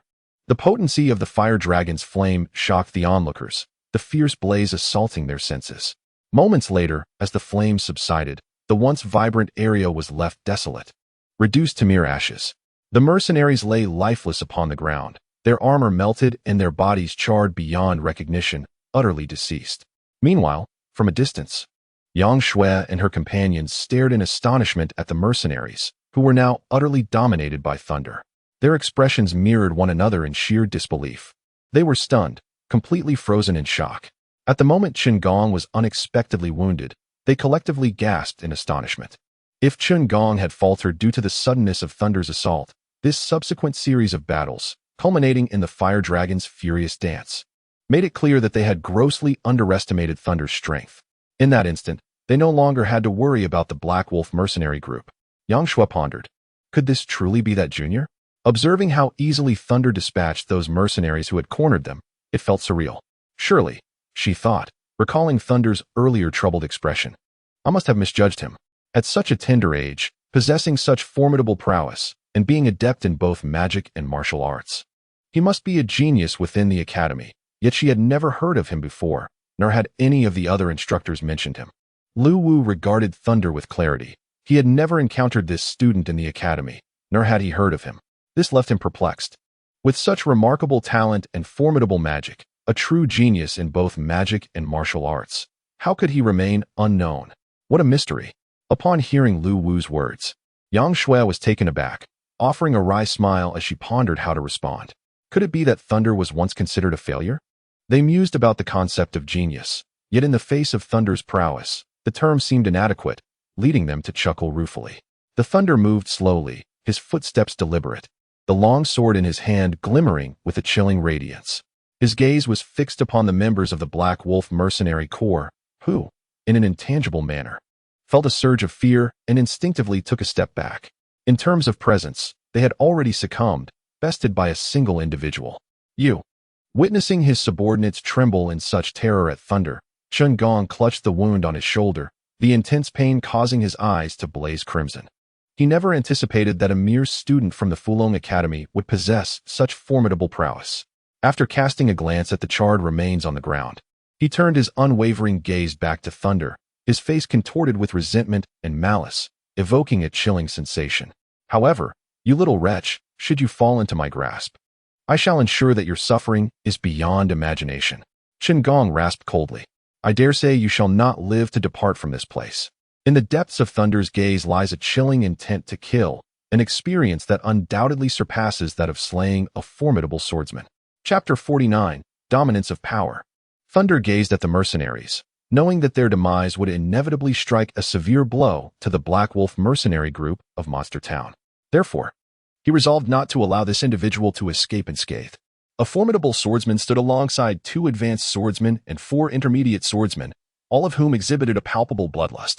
Chun Gong hesitated, refraining from immediate action, instead confronting Thunder directly. Suddenly, as their focus remained fixed on Thunder, another figure burst forth from the woods, racing towards them with a few thunderballs swirling ominously nearby. What? The unexpected apparition took them by surprise, while Thunder's eyes gleamed with renewed vigor as his hands moved swiftly. Dodge! Damn it! Where did this person come from? Thunder escaped Thunderball, explode. Sizzling. 3 thunderballs detonated simultaneously before them, and the previous scene unfolded once more. This was a shadow clone that Thunder had strategically concealed, awaiting the opportune moment to strike. Unbeknownst to them, the shadow clone seized the chance to launch a sudden attack while triggering the thunderballs attached to it. Though the instantaneously released thunderballs could not eradicate them, they effectively incapacitated the mercenaries, granting Thunder a precious few seconds, ample time indeed. This tactic, conceived after the last great battle, surprisingly proved successful in its unexpected execution. Fire escape fire dragon flame bomb. Boom. No. Another fire dragon surged forward, engulfing the 2 advanced swordsmen and 4 intermediate swordsmen, leaving no chance for escape as they were incinerated into ash. Chun Gong, however, was comparatively fortunate. The explosion of the fire dragon and the ensuing debris propelled him away, sparing his life but leaving him scorched by the intense heat. The Thunder ceased its assault, turning its gaze toward Chun Gong. The Black Wolf mercenary team was left with him alone, devoid of any allies. The flames flickered fiercely, illuminating Chun Gong's face, and Thunder observed his growing tension. What is this? No attempt to flee? Humph. The 2 locked eyes. Chun Gong did not retreat, merely issuing a cold rebuke, dismissing Thunder's words entirely. He recognized the futility of escape. Being a seasoned mercenary, his insight was keen enough. Rather than rely on a hopeless flight, he preferred to engage in a fierce battle, striving for a slim chance of survival. Unexpectedly, a laugh erupted from Chun Gong, soon transforming into a grimace. I too shall perish in the monster mountains. This is your doing. Thunder replied indifferently. Is it truly your doing? Chun Gong's expression twisted into a snarl, his voice suddenly sharp. Indeed, it is, but I have no regrets. Today I shall fall. Observing Thunder's calm demeanor, Chun Gong's voice rose further. Even in death, I shall not grant you peace. Burn. Chun Gong cried frantically, his internal energy surging violently. Suddenly, all his fighting spirit was drawn inward, causing his body to tremble violently as an overwhelming force erupted from within. This is bad. He is igniting his fighting spirit. Lu Wu exclaimed, taken aback by Chun Gong's transformation. Yes, indeed, I shall burn my entire fighting spirit, sacrificing my life for a fleeting surge of power. Chun Gong's demeanor turned frenzied. As long as I can take you down with me, what of burning my entire fighting spirit? Even in death, you shall accompany me to the grave. Die all of you. Chun Gong, feeling the explosive power coursing through him, fixed his gaze intensely on Thunder and unleashed his full strength, propelling himself forward. Boom. His body surged toward Thunder like an explosive projectile. Humph. You think you can unleash your might without consequences? Thunder observed Chun-Gong's charge and clasped his hands together, summoning countless particles of iron sand that swiftly condensed in the void. Let us see whose power reigns supreme. Magnetic Iron Sand Cuboid. Under Thunder's command, the iron sand rapidly coalesced into a dense cube, hurtling toward the charging Chun-Gong. Unaware of what was coming, Chun-Gong met the approaching cuboid with his own concentrated fighting spirit. Boom! It struck with the force of a cannonball against a thick metal plate, scattering the outer layer of iron sand. Yet, the cuboid was too robust to shatter entirely. In an instant, it sent Chun-Gong's body flying backward. Uffed! The violent impact, coupled with the toll his fighting spirit had already taken on him, proved unbearable, and he coughed up a mouthful of blood. Haha, you cannot kill me. Yet, Chun-Gong seemed oblivious to the pain, stabilizing his body and unleashing a fierce roar as he charged forward once more. Humph! Thunder regarded Chun-Gong with indifference, his hands shifting the seals once again. The sand and iron in the void underwent another transformation. The magnetic escape sand-iron hand. A colossal hand made of sand and iron materialized in the air, reaching out to seize the oncoming Chun-Gong. As he leapt through the air, he found himself unable to maneuver or evade. He could only strike against the giant hand in a desperate attempt to shatter it. However, disappointment washed over him. The hand's defenses were insurmountable, and his strength was utterly insufficient to disperse it. In an instant, the sand-iron hand captured him, binding him tightly. Chun-Gong, filled with resentment, roared in fury, his fighting spirit surging uncontrollably. Yet, do not waste your efforts in futile struggles. Escape is beyond your reach, Thunder taunted. At that moment, Chun-Gong's complexion turned even paler, his burning fighting spirit nearing its limit. Haha! I curse you to a wretched fate. The Black Wolf Mercenary Corps will not let you go. Damn it! Chun-Gong, driven to madness, continued to hurl curses. He was utterly powerless, left with no choice but to incessantly berate. Then you shall be silent. The thunderous figure gazed at the continuously cursing Chun-Gong, raised his left hand, and in an instant, a droplet of water shot forth like a bullet, aimed straight at Chun-Gong's head. With a splatter, the droplet pierced through his skull, sending blood spraying into the air, and the world fell silent. Congratulations to the host for achieving the first kill of the Great Swordsman, earning 6,000 experience points and 3,000 contribution points. Congratulations to the host for completing the rescue mission, rewarded with 8,000 experience points and 3,000 contribution points. Phew! The battle has concluded. The thunder dispelled the magnetic confinement, causing the iron sand to lose its control and cascade downwards like mere grains of dirt. What a delightful sensation. As Thunder gazed at the mental attributes displayed on his status panel, he reflected upon the unprecedented affluence of this battle. The encounter had consumed a mere 1,000 mental points, culminating in a flawless conclusion. Henceforth, he could initiate ninjutsu bombardments directly. If one attempt fell short, it would simply indicate a deficiency in firepower that required enhancement. A sly grin crept across his face as he contemplated this. Merely a day prior, he had been engaged in a life-or-death struggle against a formidable swordsman, yet now, the endeavor felt remarkably effortless. The augmentation from the sage body was indeed formidable. Meanwhile, the group, including Yang Shui and several others, recognized the moment Chun-Gong ceased his struggles. They understood that the fierce battle had reached its conclusion. What astonished them was the ease with which it had ended. The overwhelming display of strength was undeniable. The remnants of the battle, along with Thunder's unique martial techniques, invigorated their spirits. Chapter 50. Medical Ninjutsu. Is this a technique capable of manipulating iron? A flicker of astonishment crossed Lu Wu's eyes. In contrast to Yang Shui and her companions, who were unfamiliar with this art, Lu Wu, as their mentor, contemplated far more. Subsequently, his body began to tremble with excitement uncontrollably.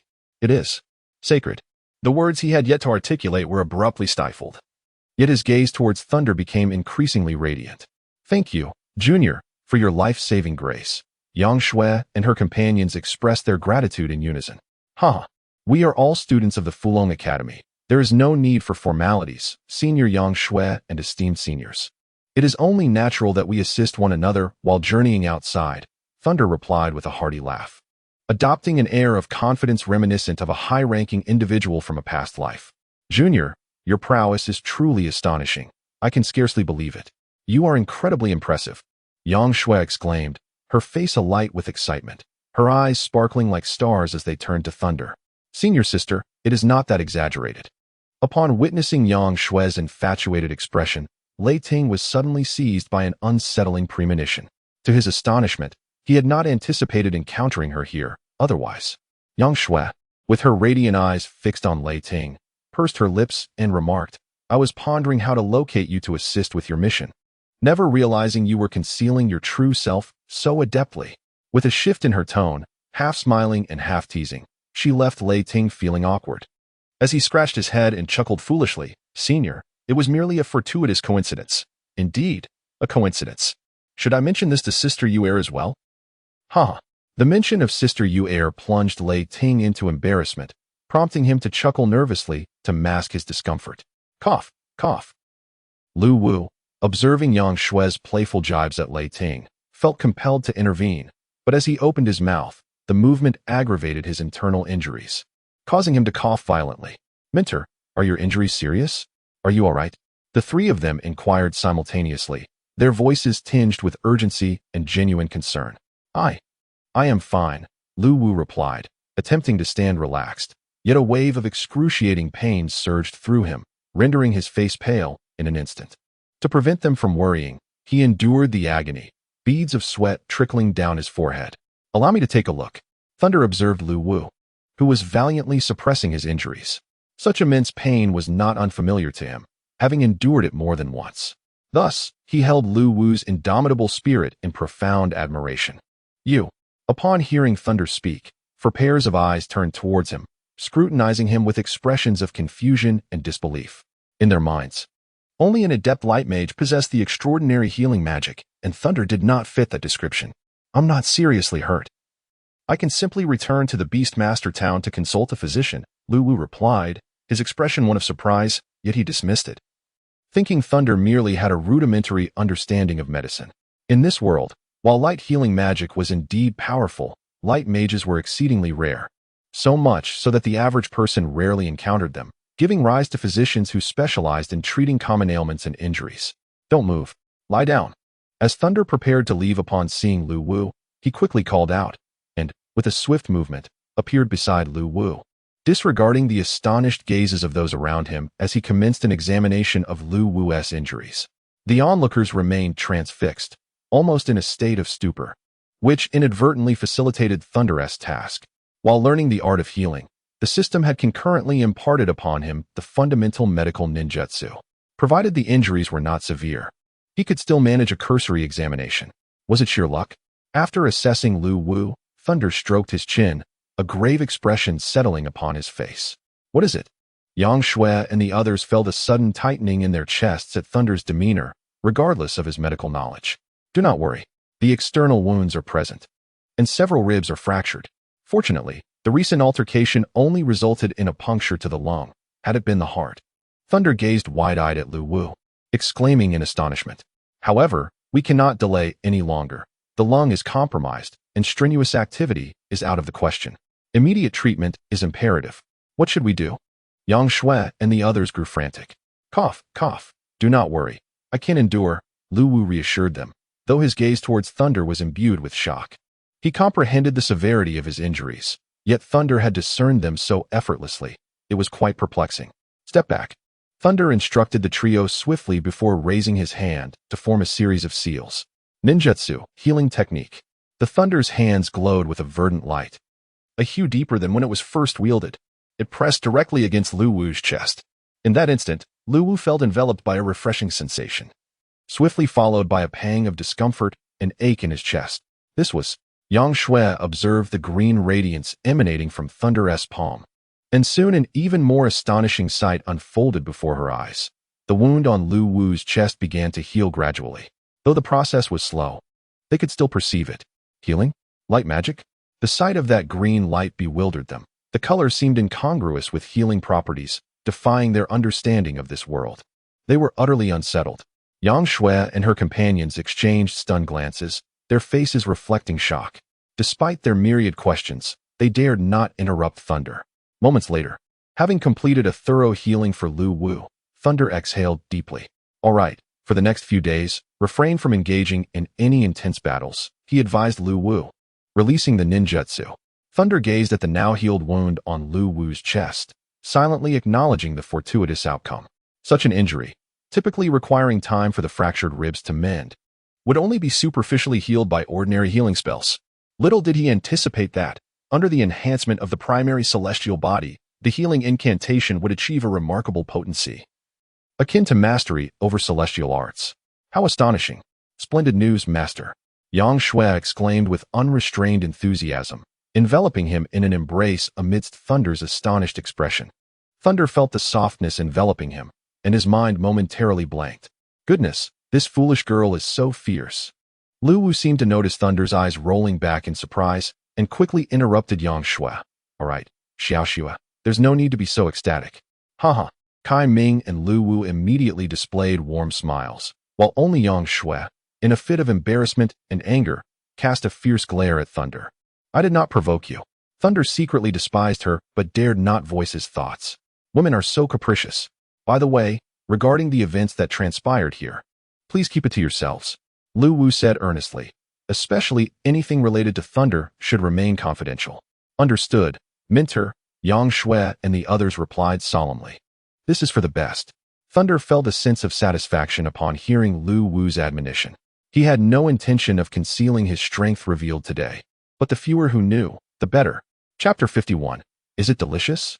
Observing the serious expressions of the three, Lu Wu continued to advise Thunder. Healing magic should not be easily exposed. Why not? Thunder inquired. Lu Wu's expression turned grave as he replied. The Holy Church will not stand idly by. What? The Holy Church? Upon hearing Lu Wu's words, Thunder was equally taken aback. The Holy Sect is indeed a formidable entity, a transcendent presence in this world, having nurtured the majority of light magic practitioners, whose prowess is unparalleled. However, there is no need for concern, for with the Academy and the Empire in place, they would not dare act with impunity. Thunder merely nodded. The disparity in power dynamics would undoubtedly attract the attention of those colossal entities. However, as the adage goes, when soldiers come, one meets them with soldiers. When water flows, one dams it with earth. As long as no provocations were directed at him, harmony would prevail among all. After exchanging a few casual remarks, the group embarked on their journey homeward. The Thunder had ceased its pursuit of the magical beasts and instead returned to the town of magical beasts alongside them. 2 days later, in the afternoon, a sigh of relief escaped his lips. At last, he could indulge in a well-deserved rest. As Thunder gazed upon the bustling town of magical beasts, an unexpected sense of ease enveloped him. The recent expedition into the Beast Mountains had been fraught with challenges. They had nearly been buried beneath its depths, yet fortune favored them, allowing them to emerge unscathed. Let us find an inn and rest for the night. We shall return to the Academy tomorrow, Lu Wu suggested, casting a glance at the 4 weary companions trailing behind. Why the delay? Yang Shui exclaimed, her eyes sparkling with excitement. She was eager to cleanse herself thoroughly, for the conditions in the Beast Mountains had been far from accommodating. Without hesitation, she charged toward the town of magical beasts. Lu Wu observed Yang Shui's impatient demeanor, struggling to maintain the dignity expected of a teacher, and merely remarked, let us be off. We wouldn't want her to grow anxious. The town of magical beasts, the Black Wolf Mercenary Corps, and Elder Chun awaited them. Thunder pondered silently for a moment before proceeding to follow.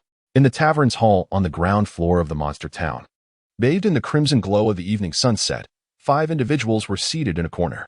After a day of rest, they had rejuvenated their spirits and were now enjoying food while listening to various mercenaries converse. Did you strike it rich again today, brother? Huh. It's a trivial matter.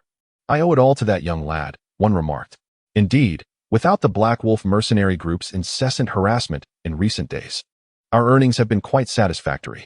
After that devastating blow, the Black Wolf mercenary group has not opened their gates even once. They must be suffering from a severe case of social withdrawal, another chimed in. Is it really that exaggerated? Haha. Such banter elicited hearty laughter among the mercenaries. That young lad is remarkably formidable. He single-handedly incapacitated the Black Wolf mercenary group of over 100 members in Monster Town. Such strength, it's truly unimaginable. However, their captain has ventured deep into the Monster Mountains and has yet to return. We should still exercise caution. What is there to fear? News has just arrived that his corpse has already been sighted deep within the Monster Mountains, and it has been so mangled that it is barely recognizable. That must be a fabrication. When did this occur? To deceive you would be a small matter. The Black Wolf mercenary group has nearly been annihilated, leaving only a few stragglers. We have little to worry about for the time being. Could it be that young lad is doing? He seems to have also entered the depths of the monster mountains. Who knows? Come, let us drink. Upon hearing these remarks, Lu Wu and his companions exchanged glances, astonished at the news of the near obliteration of the Black Wolf mercenary group by a mere youth. Such explosive revelations left them bewildered, and their gazes turned to Thunder, their eyes filled with confusion. The timing of Thunder's foray into the depths of the monster mountains seemed to coincide with the accounts they had just heard, and his displayed prowess appeared to align with the tales. In a moment of unspoken admiration, Yang Shui fixed her gaze intensely upon Thunder, her lips pursed. Please don't look at me like that. Thunder responded with a wry smile, his expression one of innocence. I assure you, it was not my doing. Nor do I possess such strength. Thunder hurriedly denied, fearing a misinterpretation from them. The predatory gaze emanating from the other party instilled a sense of dread within him. Phew. Thankfully, Yang Shui appeared to exhale with relief, her face brimming with excitement. We, who consider ourselves geniuses, have been utterly overshadowed by you. If you truly are that person, how are we to survive in this world? Although they were uncertain of his true strength, the ability to command a mercenary group of 100 was undeniably formidable. Kai Ming echoed her enthusiasm. Indeed, he affirmed. Lu Wu, though few in words, resolutely clenched his fist in agreement. Thunder felt a twinge of shyness as he received compliments before others. What could he say in response? He nodded eagerly, relishing the extraordinary sensation. It wasn't he that he sought to appear ostentatious. Rather, the system compelled him to behave thus. Nevertheless, the experience of being praised in person was undeniably delightful. At that moment, however, Thunder's brow furrowed. The minimap revealed the presence of two little red figures. Could it be that the Black Wolf mercenary corps had discovered him and were now surveilling his movements? Truly, they were relentless. A faint glimmer of murderous intent flickered in his eyes. Let us depart. At this juncture, Lu Wu assessed the situation and promptly declared, Everyone, return to rest. We shall head back to the academy tomorrow. Understood, Minter. In the inn, deep into the night, the bright moon hung high in the sky. Thunder abruptly sat up, his gaze fixed on the two small red dots still visible on the minimap. Regardless of who they were, the priority was to eliminate the threat. With determination, Thunder swiftly formed hand seals. Shadow clone technique. Simultaneously, as the clones manifested, his figure vanished from the room. Body flicker technique. Indeed, a splendid skill for assassination. In a dimly lit corner of the alley opposite the inn's entrance, Lu Qi occasionally glanced up at the window in the middle of the second floor, while his peripheral vision remained attuned to the inn's entrance. As an elite spy of the assassin organization, he never allowed himself to relax during a mission. To become an exceptional spy, one must rely not solely on strength, but on outstanding disguise. Currently, he was masquerading as a vagrant, having exchanged clothes with a genuine homeless man to enhance the authenticity of his guise. Today, he had been tasked with tracking a young individual in the bustling town of Beasts, and at long last, he had spotted his target. However, due to his identity, he could only observe from a distance, for a wanderer could never enter the inn. As time passed, Lu Qi leaned against the corner and retrieved a piece of stale bun that had been given to him by a stranger. The cold, hard bread was difficult to swallow. Is it tasty? Suddenly, a sound caused his body to tense. Who? Lu Qi's expression shifted slightly, quickly adopting a dazed demeanor as he raised his eyes to look. With the faint moonlight aiding his vision, he discerned the somewhat blurred face, and his eyes narrowed. Chapter 52. Assault on the base. However, he managed to mask his surprise well, feigning a pitiful expression as he remarked, It's quite delicious. Little brother, for someone who sleeps outdoors every day, being able to fill my belly is already a great blessing. Hee. Thunder let out a cold chuckle. Had it not been for the little red figure displayed on the minimap, he might have truly been deceived by you. Thunder fixed his gaze upon the vagrant, and after a brief moment, coldly remarked, What a charade. I've seen many spies like you on television. What? Lu Qi's heart jolted in surprise. How could he have been discovered? How did he find out? Thoughts raced through his mind. Truly a genius, masquerading as a homeless man. One could hardly fathom how he endured the hardships of life on the streets, with such tender skin visible beneath his collar. Speak. As long as you reveal the mastermind behind this, I shall grant you your freedom. Little brother, I do not comprehend what you are saying, Lucci replied, genuinely flustered at that moment. It was exposed. Lucci instantly understood, his complexion changing dramatically. With a swift motion of his wrist, 3 concealed projectiles were launched towards Thunder. Hidden weapons. They were concealed within his arm, and he executed his move with remarkable decisiveness. Without a moment's hesitation after his strike, he turned and fled. A flicker of murderous intent flashed in Thunder's eyes, and in an instant, his figure vanished from sight, only to reappear directly in front of Lucci. The panicked Lucci, upon witnessing this sudden apparition, had no time to react before his body was violently propelled away. Thud! He crashed heavily onto the ground, instantly spitting out a mouthful of blood, his eyes wide with terror as they locked onto Thunder. Speak. You cannot escape, Thunder said, crouching down to inquire. Who sent you? Lucci's lips trembled as he gazed at Thunder, whose patience had worn thin, revealing a deadly intent. Fear gripped him, in their line of work. Confronting life and death was commonplace, yet when the moment arrived, he found himself unwilling to embrace death. I beg you, do not kill me. Lucci immediately confessed. I will tell you everything. Speak, he urged. I am a member of an assassin organization. An assassin organization? Indeed. I am merely a lowly scout. A few days ago, I received orders to monitor you. How do you communicate with them? There is no communication. My assignments simply appear unexpectedly in my room. Then how do you make contact? It is this. Lucci produced a small cloth pouch from his person and handed it to Thunder.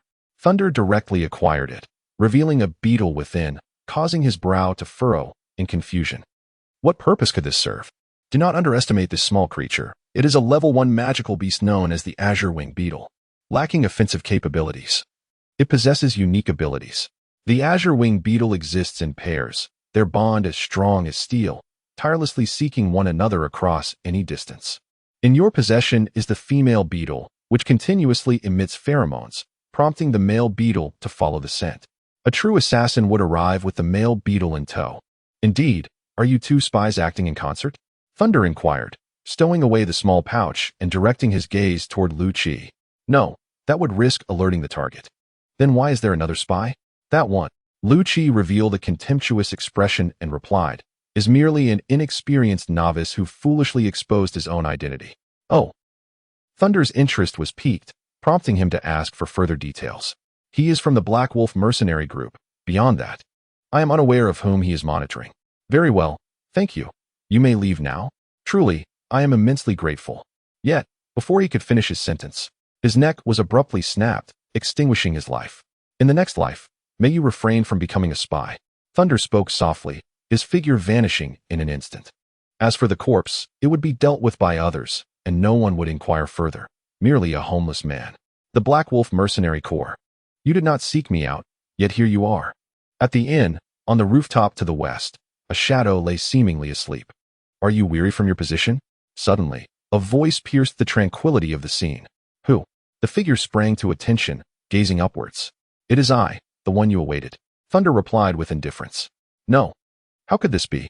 You were supposed to be in the room. The individual faltered, fear gripping him. A doppelganger. Deceived once more, it is but a projection. Indeed, however, there is no reward. Thunder approached him, coldly inquiring. Speak. Why do you surveil me? You demon, perish. The mercenary, emboldened by an unknown source, suddenly lunged forward with a punch aimed at Thunder. Humph. Already on guard, Thunder retorted sharply, extending his right hand into the void, where a sword gleaming with icy radiance materialized in his grasp, swiftly brandished. With a swift motion, the razor-sharp blade severed the man's throat, blood gushing forth. Clutching his neck in despair, the man collapsed. Since you refuse to speak, I shall inquire directly with Elder Chun.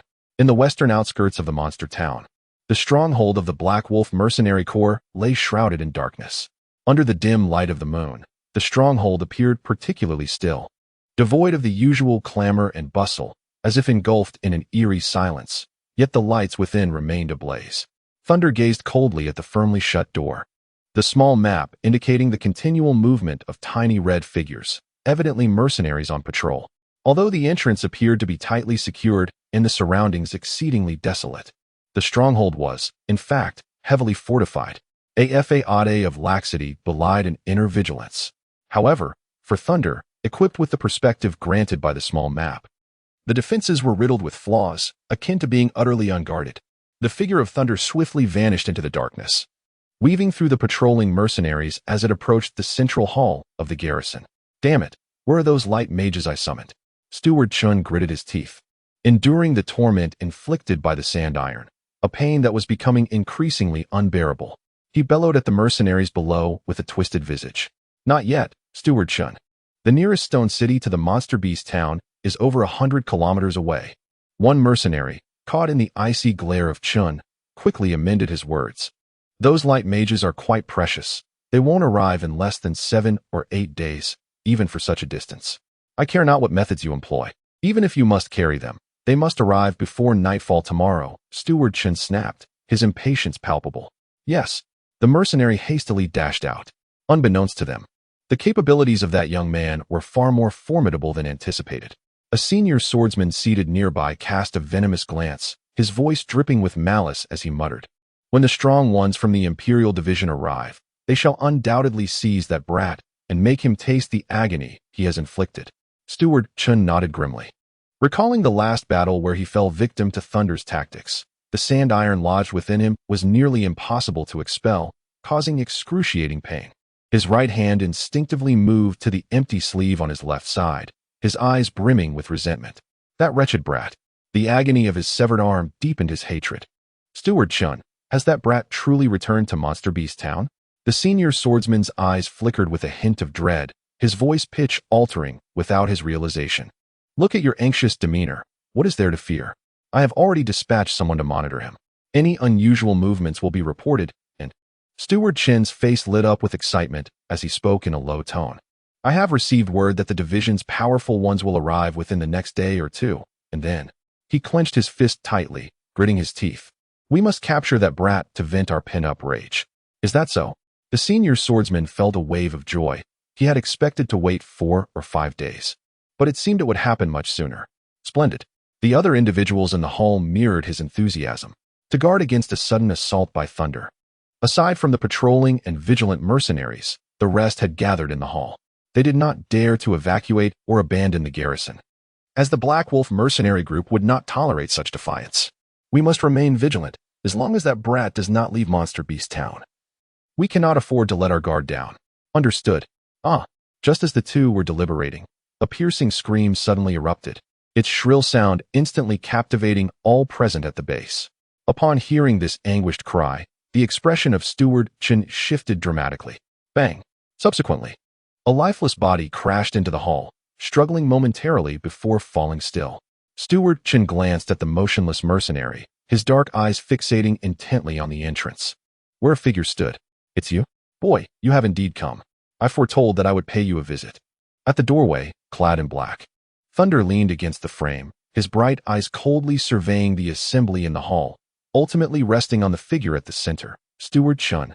The crowd in the hall stared vacantly at the figure that had appeared at the entrance, the horrific scene immediately replaying in their minds. A flicker of dread unconsciously surfaced in their eyes. It is he. The demon. The demon has arrived. We are doomed. Finished. The Thunder cast a glance at the mercenaries, both inside and outside the room, who had descended into a state of chaos due to his arrival. They seemed to encircle him, yet in reality, they had lost the will to fight and posed no real threat. Instead, his gaze shifted to the steward, Chun, who was looking back at him, and he offered a slight smile. His pearly white teeth, illuminated by the flickering light, appeared strikingly cold. Should one describe you as foolish or merely self-deceiving? Not only have you dispatched individuals to watch over me, but you have also gathered together. Could it be? The air was thick with an ominous aura of murderous intent emanating from Thunder. What exactly do you desire, young one? We have already paid a heavy price in the Warcraft Mountains, and there exists no life-and-death conflict of interest between us. Elder Chin's countenance darkened as he regarded Thunder, acutely aware of the palpable threat. Yet, he dared not make the slightest move. At this moment, the roles had reversed, and he felt like a fish at the mercy of a butcher's knife. Even if he were to summon every mercenary present, they would possess no fighting chance, rendering him increasingly cautious. Curse be it, how did this little rascal arrive so swiftly? If only he had delayed by a couple of days.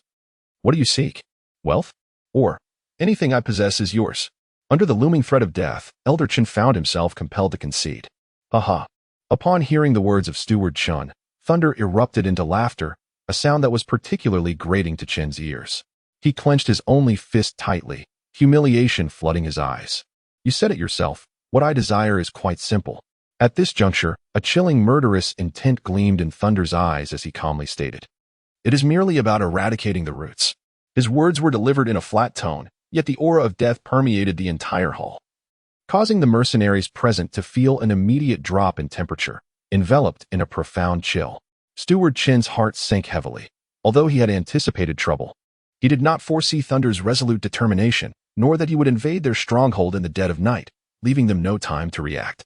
Young man, if you truly intend to unleash a massacre here, it will irrevocably sever ties with our Black Wolf mercenary group, and then it will be a fight to the death. A senior swordsman snarled as he witnessed Thunder's refusal to show mercy. Heh, was it not a fight to the death in the Monster Beast Mountains? Thunder replied nonchalantly, a frosty smile gracing his lips. Moreover, having arranged for someone to monitor my movements, does that not indicate an intent to strike against me? Is it not too late to utter such words now? Since you lack compassion, do not expect me to show you any mercy. The mercenaries in the hall flushed crimson upon hearing Thunder's words, their mouths agape, at a loss for a rebuttal, fully aware that the entire situation stemmed from their own actions. Steward Chin's eyes narrowed sharply, his right hand discreetly grasping the hilt of his sword. Yet he spoke in a grave tone. If you spare us, you may take all the treasures within our stronghold. Wealth? Thunder's interest was piqued at this mention. The senior swordsman's eyes flickered with a glimmer of hope at Thunder's reaction. But the subsequent words from Thunder plunged him into icy despair. I am not interested in riches. However, your lives I shall claim. Killing you will provide me with greater experience points. That is the only value you hold now. As Thunder uttered these words, a palpable aura of death surged forth, and he swiftly moved his hands. Those who wish to live, come at him together. Bind him. Do not allow him to cast any spells. Steward Chun, realizing Thunder's firm resolve to kill them, bellowed fiercely. He unleashed his fighting spirit and charged toward Thunder, hoping that by overwhelming him with numbers, they might cling to a shred of hope. A miscalculation. His intention had been to gather everyone in the hall to prevent Thunder from taking them down one by one. Yet he never anticipated that Thunder would silently breach their defenses and strike. A complete blunder. Upon hearing Steward Chin's command, especially among the many mercenaries in the hall, panic ensued.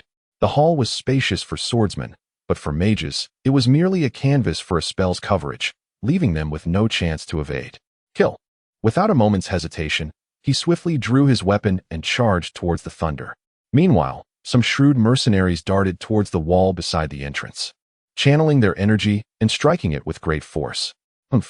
Thunder gazed mockingly at the suddenly surging Steward Chun and the mercenaries rushing in from both inside and outside the room. Could it be that he was genuinely engaging in conversation with them, utterly unprepared? Foolishness. Fire release, fire dragon bullet. Magnet release, sand iron giant needle. Chapter 54, Annihilation. Two voices resonated simultaneously within the chamber. Thunder cast a cold gaze upon the mercenaries, unleashing a furious fire dragon into the room. Simultaneously, the roof was breached by a multitude of massive iron needles, raining down upon the occupants like arrows. The wielder of magnetic ninjutsu, a shadow clone that had long concealed itself atop the roof, launched an assault in tandem with its original. The mercenaries in the hall were instantly caught in a dual onslaught. This is bad. It's over. Steward Chin's eyes turned crimson as he beheld the incoming fire dragon and spears. The mercenaries in this hall were his last remaining subordinates. After this onslaught, how many would survive? Even he was unable to ensure his own safety. Witnessing the approaching inferno, Steward Chun made a swift decision. Clenching his fists, he charged towards a nearby wall, shattering it in an instant to escape. No, yet. Those mercenaries who were unable to evade faced the wrath of the fire dragon and the piercing spears, their screams echoing throughout the hall. Of the 30 or so mercenaries present, only a handful managed to break through the wall, while the others perished within the hall. It's over. All is lost. As he gazed upon the raging inferno consuming the hall, Steward Chin descended into madness. Those who had not managed to escape were essentially doomed. His eyes turned bloodshot as he fixated on the figure standing atop the roof. Die. Void slash. He brandished his sword and struck fiercely at Thunder. Magnetic iron wall. Crack. The sound of violent collisions echoed, leaving mere scratches upon the iron. Yet, it quickly returned to its original form. Impossible.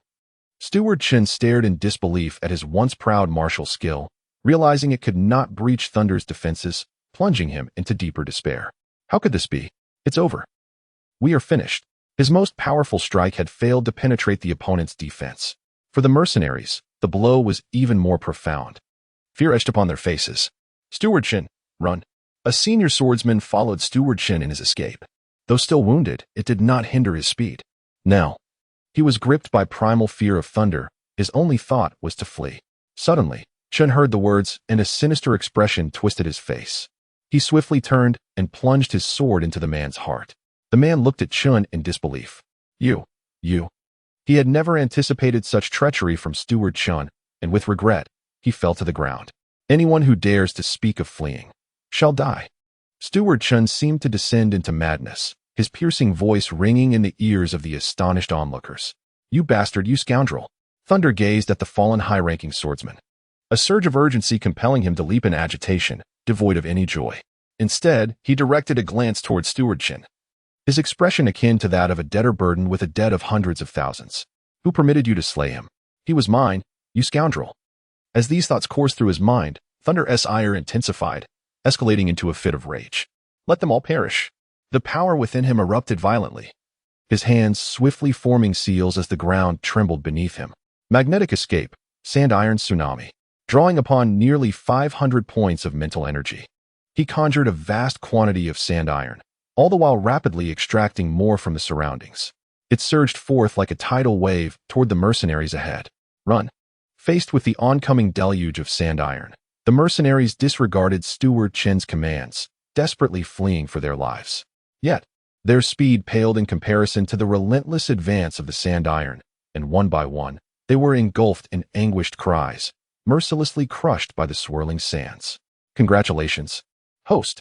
You have eliminated 15 novice swordsmen and 5 intermediate swordsmen, earning 1,200 experience points and 600 contribution points. All annihilated. Let us see how you can continue your slaughter. Thunder cast his gaze upon the only surviving Steward Chen, a faint smile playing upon his lips. Now, it is solely you. Come forth, it is your turn. We cannot allow them to wait impatiently below. Excellent. Splendid. I am keen to witness how you intend to slay me. At that moment, Steward Chen regained his composure, unleashing a thunderous roar as his internal energy surged forth. Akin to a piercing sword, swift wind steps. Yet, to Thunder's astonishment, he turned and fled, darting towards the outside. What a profound irony. How absurd. You spoke grandly. Yet here you are, running away. Thunder gazed at Elder Chen's final choice, rendered speechless by the absurdity of the situation. At such a critical moment, he still chose to flee alone. With a deep sense of contempt, Thunder raised his middle finger toward his retreating figure. Such actions were indeed unscrupulous, yet ultimately futile. The figure of the Thunder vanished instantaneously, employing the technique of instantaneous movement without regard for the cost. He could not allow Steward Chen to escape the encampment, nor did he wish to reveal himself easily to the public eye. The scene of the fierce battle had already roused the mercenaries of the Monster Beast town, and some of the bolder mercenaries rushed over. Whoosh. Perish. A shadow, as swift as a phantom, materialized before Steward Chen, swiftly forming hand seals. Fire release. Phoenix fire technique. Boom. Boom. Boom. A barrage of fireballs, each the size of a grinding millstone, surged towards Steward Chen. He deftly cleaved through the first fireball with his sword, followed by the second, the third, the fourth. Steward Chen relentlessly swung his long sword against the oncoming fireballs, which erupted in a dazzling display of sparks before him. What sorcery is this? Such instantaneous fireballs cannot be wielded in this manner. Steward Chen's understanding of magic was utterly shattered. Yet, he could scarcely afford to dwell on his astonishment, as for every fireball he severed, another emerged. Seemingly an endless onslaught. The Thunder, undeterred by the relentless barrage of fireballs being cleaved apart, continued to unleash a torrent of fiery projectiles towards Elder Chen. As he beheld the encroaching flames, a flicker of cold amusement danced in his eyes. With swift precision, he formed intricate hand seals, and amidst a crackle of electric sparks, summoned forth the Lightning Release, Lightning Sphere. 3 luminous spheres of lightning rapidly coalesced, concealed beneath the still swirling flames, and surged forth towards Elder Chen with lethal intent. Engaged in a flurry of strikes, Elder Chun, upon witnessing another assault piercing through the flames, did not hesitate to raise his hand for a counterattack. However, by the time he discerned the radiant silver currents, it was already too late. Zzz. As the thunderball erupted, the surging electric current surged towards him along the length of his sword, leaving him no time to react. Instantly, he was struck by the explosive discharge. As the current coursed through his body, he felt an immediate paralysis. Helplessly, he watched as the two thunderballs collided with him. The unleashed current elicited a cry of agony from his lips. Success! As Thunder listened to the anguished cries ahead, a surge of excitement coursed through him. However, upon gazing at the fallen Elder Chun, he was momentarily taken aback. How remarkably resilient, he thought, that he had not succumbed to the electric shock. Chapter 55. Jar captured. Observing Elder Chun's futile attempts to rise, Thunder approached him directly. I refuse to accept this. I cannot believe that a formidable swordsman like myself has been bested by a mere youth. Elder Chun continued to struggle, his condition appearing utterly pitiful. His body was scorched by the searing heat of the electric currents, and the acrid scent of charred flesh wafted through the air. In that moment, he resembled a madman, thrashing and howling, completely devoid of the dignity befitting his former stature. Thunder approached Deacon Chun, gazing at his wildly unconventional hairstyle reminiscent of the current trends. With a chilling tone, he inquired, "Are the members from your branch about to arrive?" Upon hearing Thunder's words, Deacon Chun abruptly lifted his gaze, fixating intently on Thunder, seemingly attempting to discern any trace of fear that might flicker across his face. However, to his dismay, none was found. He felt a sense of frustration. After a brief moment, Deacon Chun suddenly broke into a grin, his mouth stretching wide as he chuckled. "Haha. Are you perhaps afraid? If that's the case, then your presence is of no further use." He had already discerned the answer, rendering Thunder's existence unnecessary. Without hesitation, the thunderous kick struck the neck of Steward Chun. With a sharp crack, his neck twisted instantaneously, and after a brief struggle, he succumbed to lifelessness. Congratulations to the host for vanquishing the Great Swordsman, earning 2,000 experience points and 1,000 contribution points. Quite commendable, 2,000 experience points. Thunder surveyed his surroundings, observing distant figures flickering momentarily before vanishing into thin air. The following morning, Thunder rose early, freshened up, and stepped outside, only to find Yang Shui and her companions already waiting for him downstairs. As Thunder met the gazes directed at him, an awkward expression emerged on his face, yet the countenance of his companions remained strikingly serious. "Hurry, we've finished our meal. We must depart from the monster town at once," Lu Wu instructed Thunder directly. "What has transpired?" Thunder inquired, his mouth still full of breakfast. "The Black Wolf Mercenary Corps was attacked last night," Lu Wu replied, his expression turning grave in an instant. "Wow, who had the audacity to raid their lair?" Thunder asked, his heart steady and his face unflinching, curiosity and a hint of schadenfreude lacing his tone. Although Thunder's words distanced him from the matter, Lu Wu's gaze remained fixed on him, as if attempting to decipher his thoughts. After a brief moment, Lu Wu shook his head and said, "It remains unclear." He then shifted the conversation, his tone becoming more serious. "The monster town is rife with rumors linking the incident to that young boy. Some claim to have seen a fleeting, indistinct shadow, though it lacks confirmation. Who could that boy be? He must be incredibly dashing," Yang Shui interjected, her eyes sparkling with admiration, a reflection of her youthful infatuation with heroes. In a sudden shift, Yang Shui declared fiercely, "Those ruffians deserve no sympathy." Her resentment towards the attack on the Black Wolf Mercenary Corps was palpable. "Indeed, they have reaped what they sowed," Thunder concurred, fully supporting Yang Shui's sentiments. The demise of the Black Wolf Mercenary Corps was indeed fitting. Yet Lu Wu maintained his serious demeanor, addressing Thunder. "Thunder, do your utmost to conceal your sand iron manipulation technique from outsiders." Upon hearing Lu Wu's earnest warning, Thunder was momentarily taken aback, his expression subtly shifting. Had Lu Wu uncovered something? Or was it that the traces left by the use of sand iron had not been adequately concealed? Do not overthink it. This is for your own good. Lu Wu seemed to perceive Thunder's bewilderment and reiterated his caution without elaborating further. Instead, his words only deepened Thunder's perplexity. Lu Wu turned to Yang Shui and the others, stating, "We must return to the academy. Monster Town has become a place fraught with peril. The sooner we leave, the better." "Yes, Minter." A day later, at noon, in Stone City. "Minter, we are almost at Stone City." After a day and a night of travel, let us rest for a night before continuing, Yang Shui suggested, her eyes filled with anticipation. Observing the eagerness in Yang Shui's gaze, Lu Wu sighed in resignation and nodded. Very well. We have distanced ourselves from Monster Town, and there is no need to push on through the night. Haha, our mentor is truly kind to us. Yang Shui exclaimed joyfully, as if she were a little girl. Watching Yang Shui's exuberance, Thunder found himself missing Jar, pondering whether the young girl thought of him. Just then, a disheveled figure burst forth, accompanied by cries of alarm and chaos behind him. Stop! Otherwise, I shall take your life. Behind him, a senior swordsman led a dozen family guards in pursuit. Although the young man possessed considerable strength, comparable to that of a senior swordsman, he still found himself unable to contend with those adversaries. The Thunder team was momentarily taken aback, shaking their heads in unison, wary of attracting trouble, and instinctively stepped aside onto the road. Meanwhile, the fleeing youth seemed to have caught sight of them and charged in their direction. What a predicament! Yang Shui murmured under her breath, yet she refrained from voicing any objections.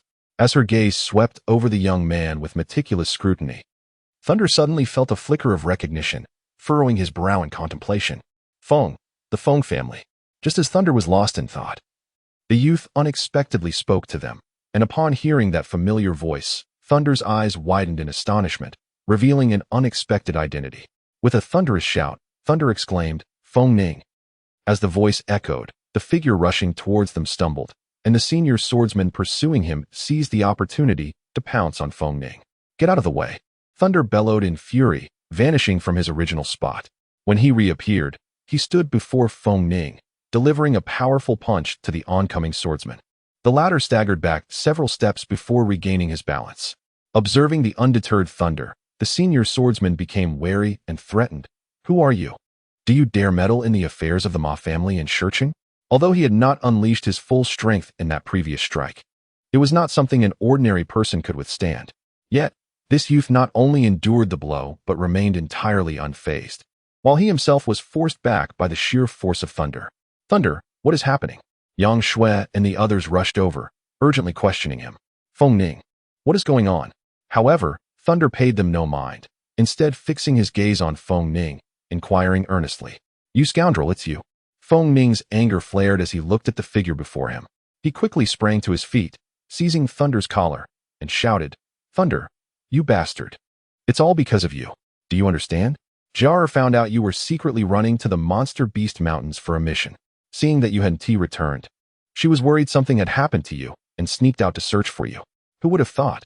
Who would have thought she got captured in Shurching? You bastard. If it weren't for you, would Jodder be in such peril? Would I be unjustly hunted down? Why didn't you just die in the Monster Beast Mountains? At this point, tears welled in Fong Ning's eyes as he gritted his teeth, unleashing his pent-up emotions in a fierce punch to Thunder's face. What? What did you say? Chapter 56, The Ma Family of Shurching. What did you say? After being unexpectedly struck by Fong Ning, Lei Ting paid no heed to it. Instead, upon hearing Fong Ning's words, he swiftly seized Fong Ning by the collar, exclaiming urgently, Jar is in danger. Are you not his brother? How can you abandon him? Aren't you from the prestigious Fong family of the Empire? Do they dare to lay a hand on you? Huh, what use is prestige in such a small place? Fong Ning regarded Lei Ting with a scornful gaze, feeling an overwhelming urge to strangle him. Had he not inexplicably ventured into the Beast Mountain range for a mission, would Jar have dared to sneak out and fall into the hands of others? Reflecting on the purpose of his journey, Fong Ning forcefully pushed aside Lei Ting's hands and urged, Quickly, quickly, there is a manor built against the mountains, 20 miles east of Stone City. Lei Ting hastened to seek help there. It is a secret estate of the Fong family, where a squad of swordsmen is stationed. Thunder slowly shook his head, his gaze sharp as he directed it towards Fong Ning, inquiring, Is it the Ma family of Shurching?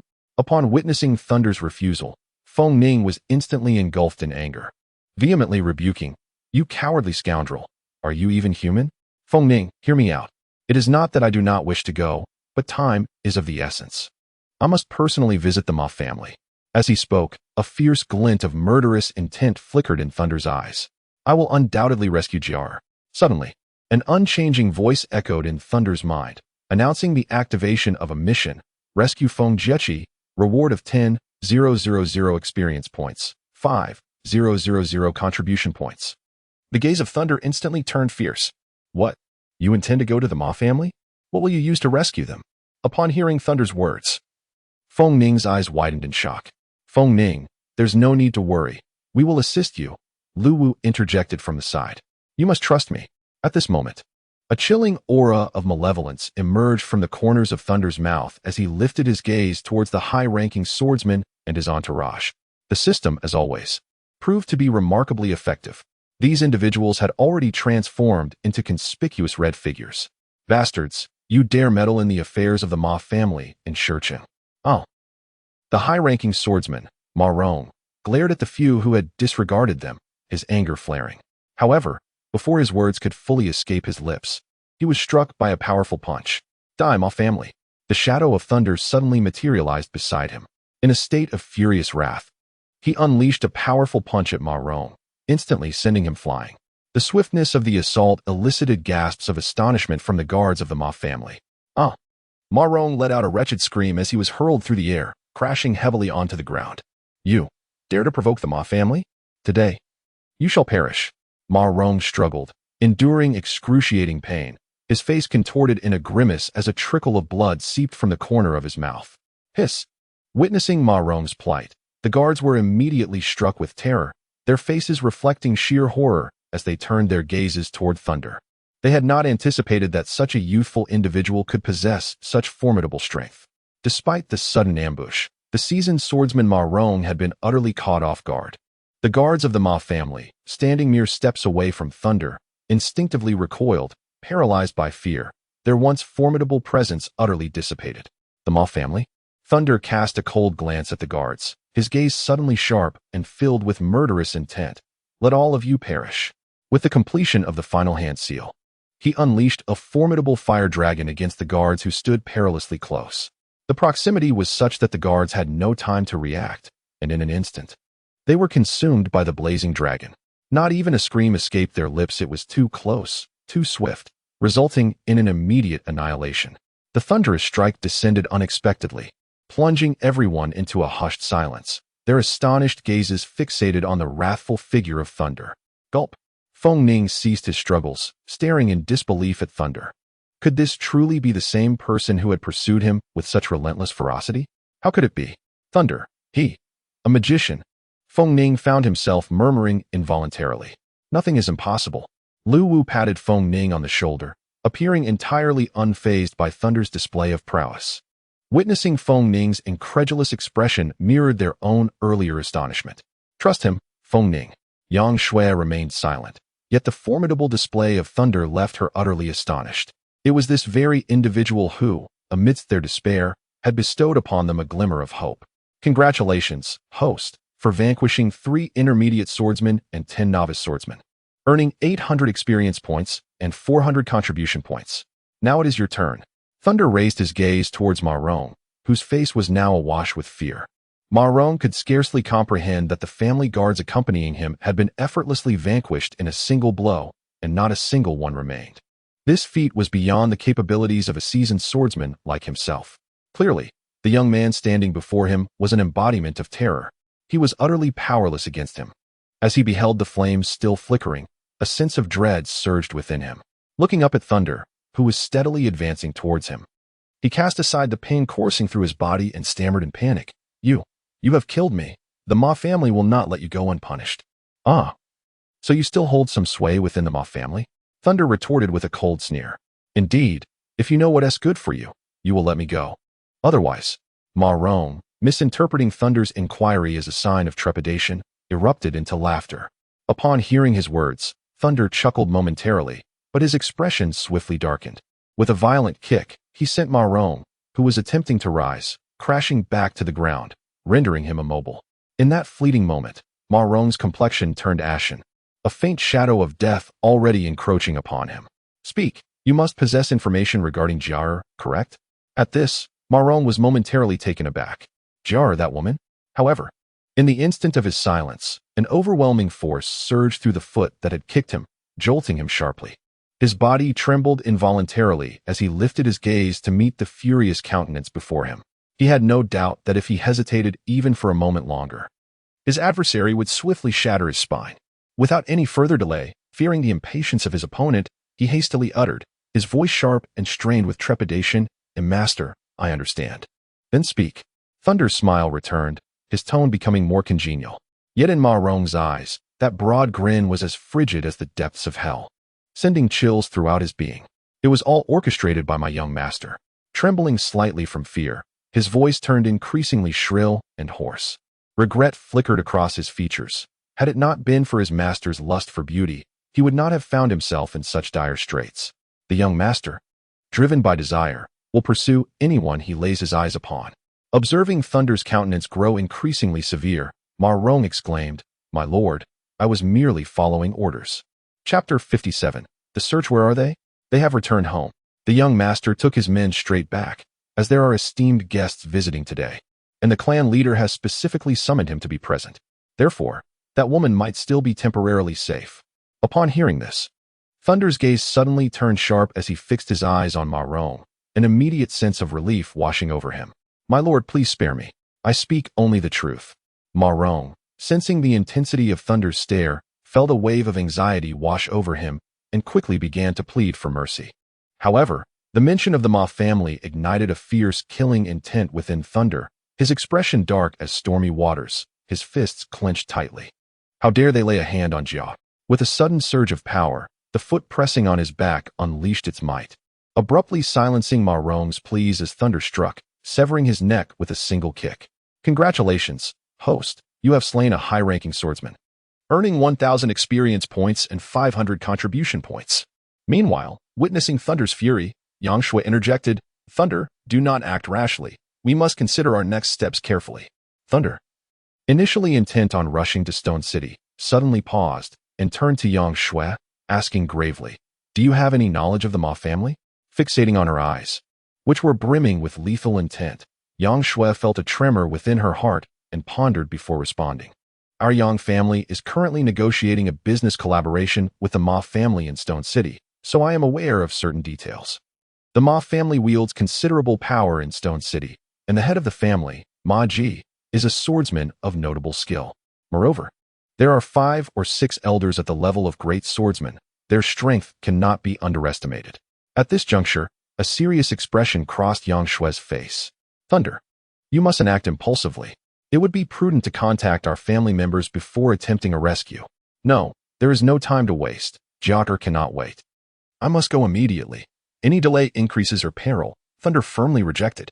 "Here's the plan. I will first go to the Ma family to search for Jiar. You should accompany Fong Ning to the manor to seek help, and then come to the Ma family in Stone City to find me." After casting a glance at Fong Ning, Thunder set off towards Rock City without hesitation.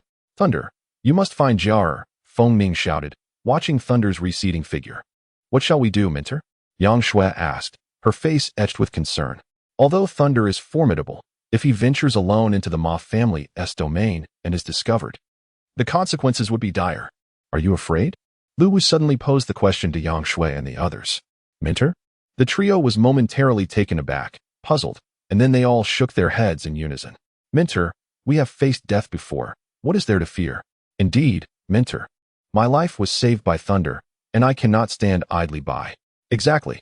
Lu Wu took a deep breath, looking at the three with deep appreciation, relieved to see none of them falter. A smile of satisfaction crossed his face as he addressed them. "Kai Ming, Lu Wu, take Fong Ning to the manor for assistance. Remember to be swift."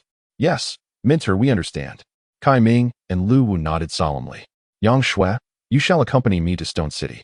If Thunder encounters danger, we can provide support." "Understood, Mentor. Let us proceed with our separate missions." Indeed, after half an hour of relentless travel, Thunder finally burst into Stone City. Navigating through bustling streets, he arrived at the center of the city, where the Ma family resided. Quite imposing, he mused, gazing at the towering walls, where guards patrolled diligently, a shadow of seriousness crossing his eyes. Through the small map, Thunder discerned the presence of over a dozen red figures concealed in the shadows, their vigilant gaze meticulously sealing off all angles of approach.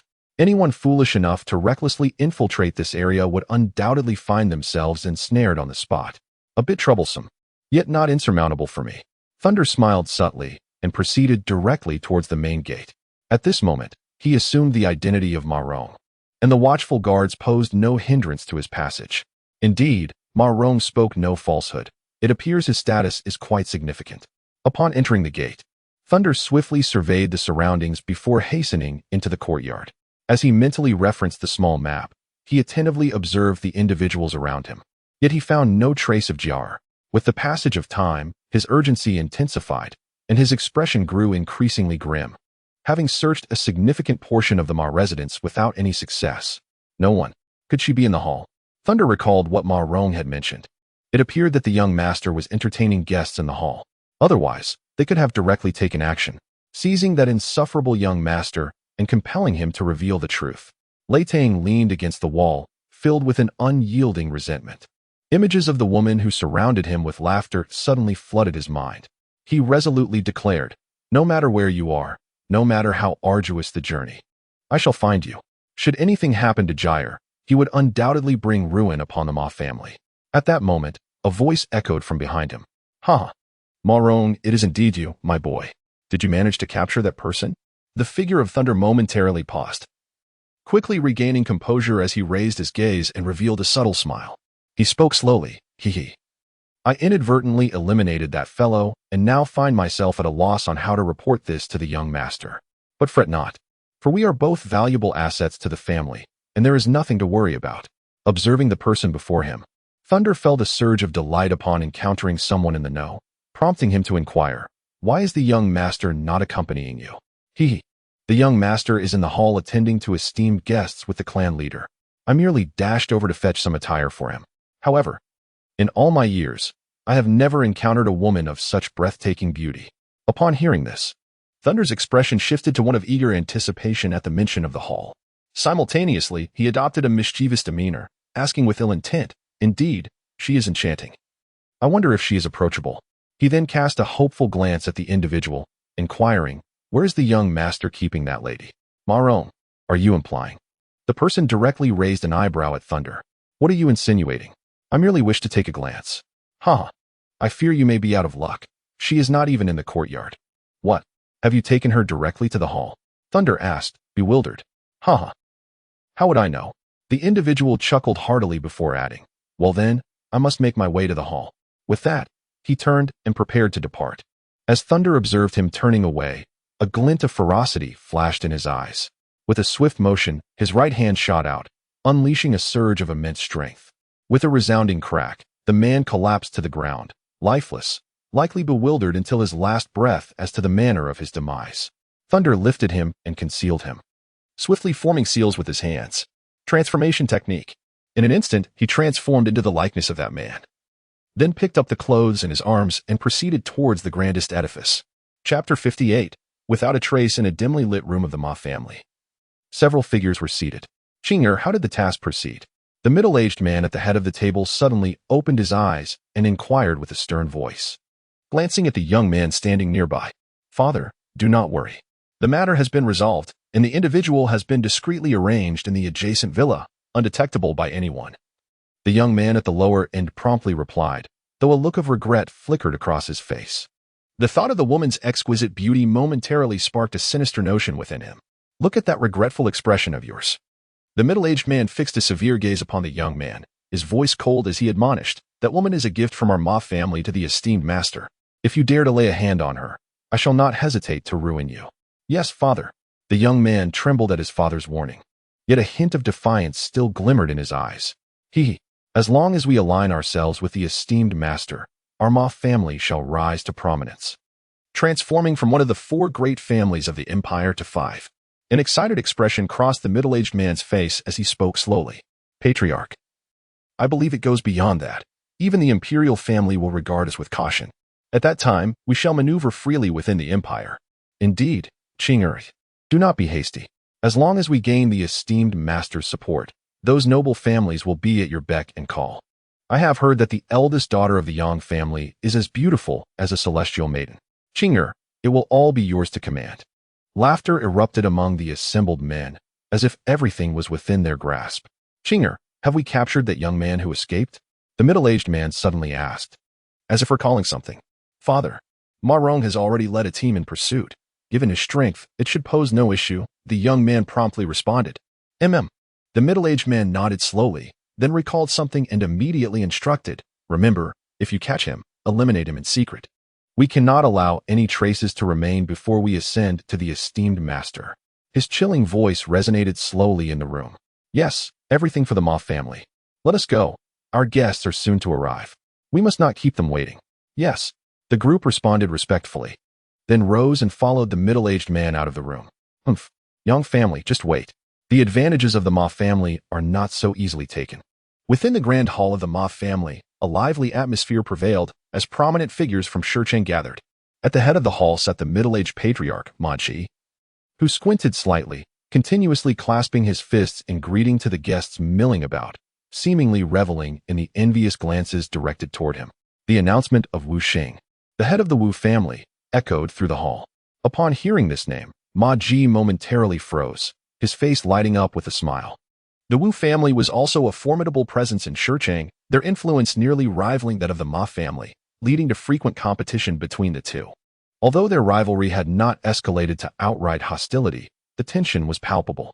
In a surprising turn of events, rather than disrupting his festivities, the Wu family had come to extend their congratulations, suggesting a shift in power dynamics. Welcome, esteemed Wu patriarch. It is indeed an honor, Ma Ji exclaimed, stepping forward with a hearty laugh. Congratulations to the Ma family for forging a connection with the Yang family.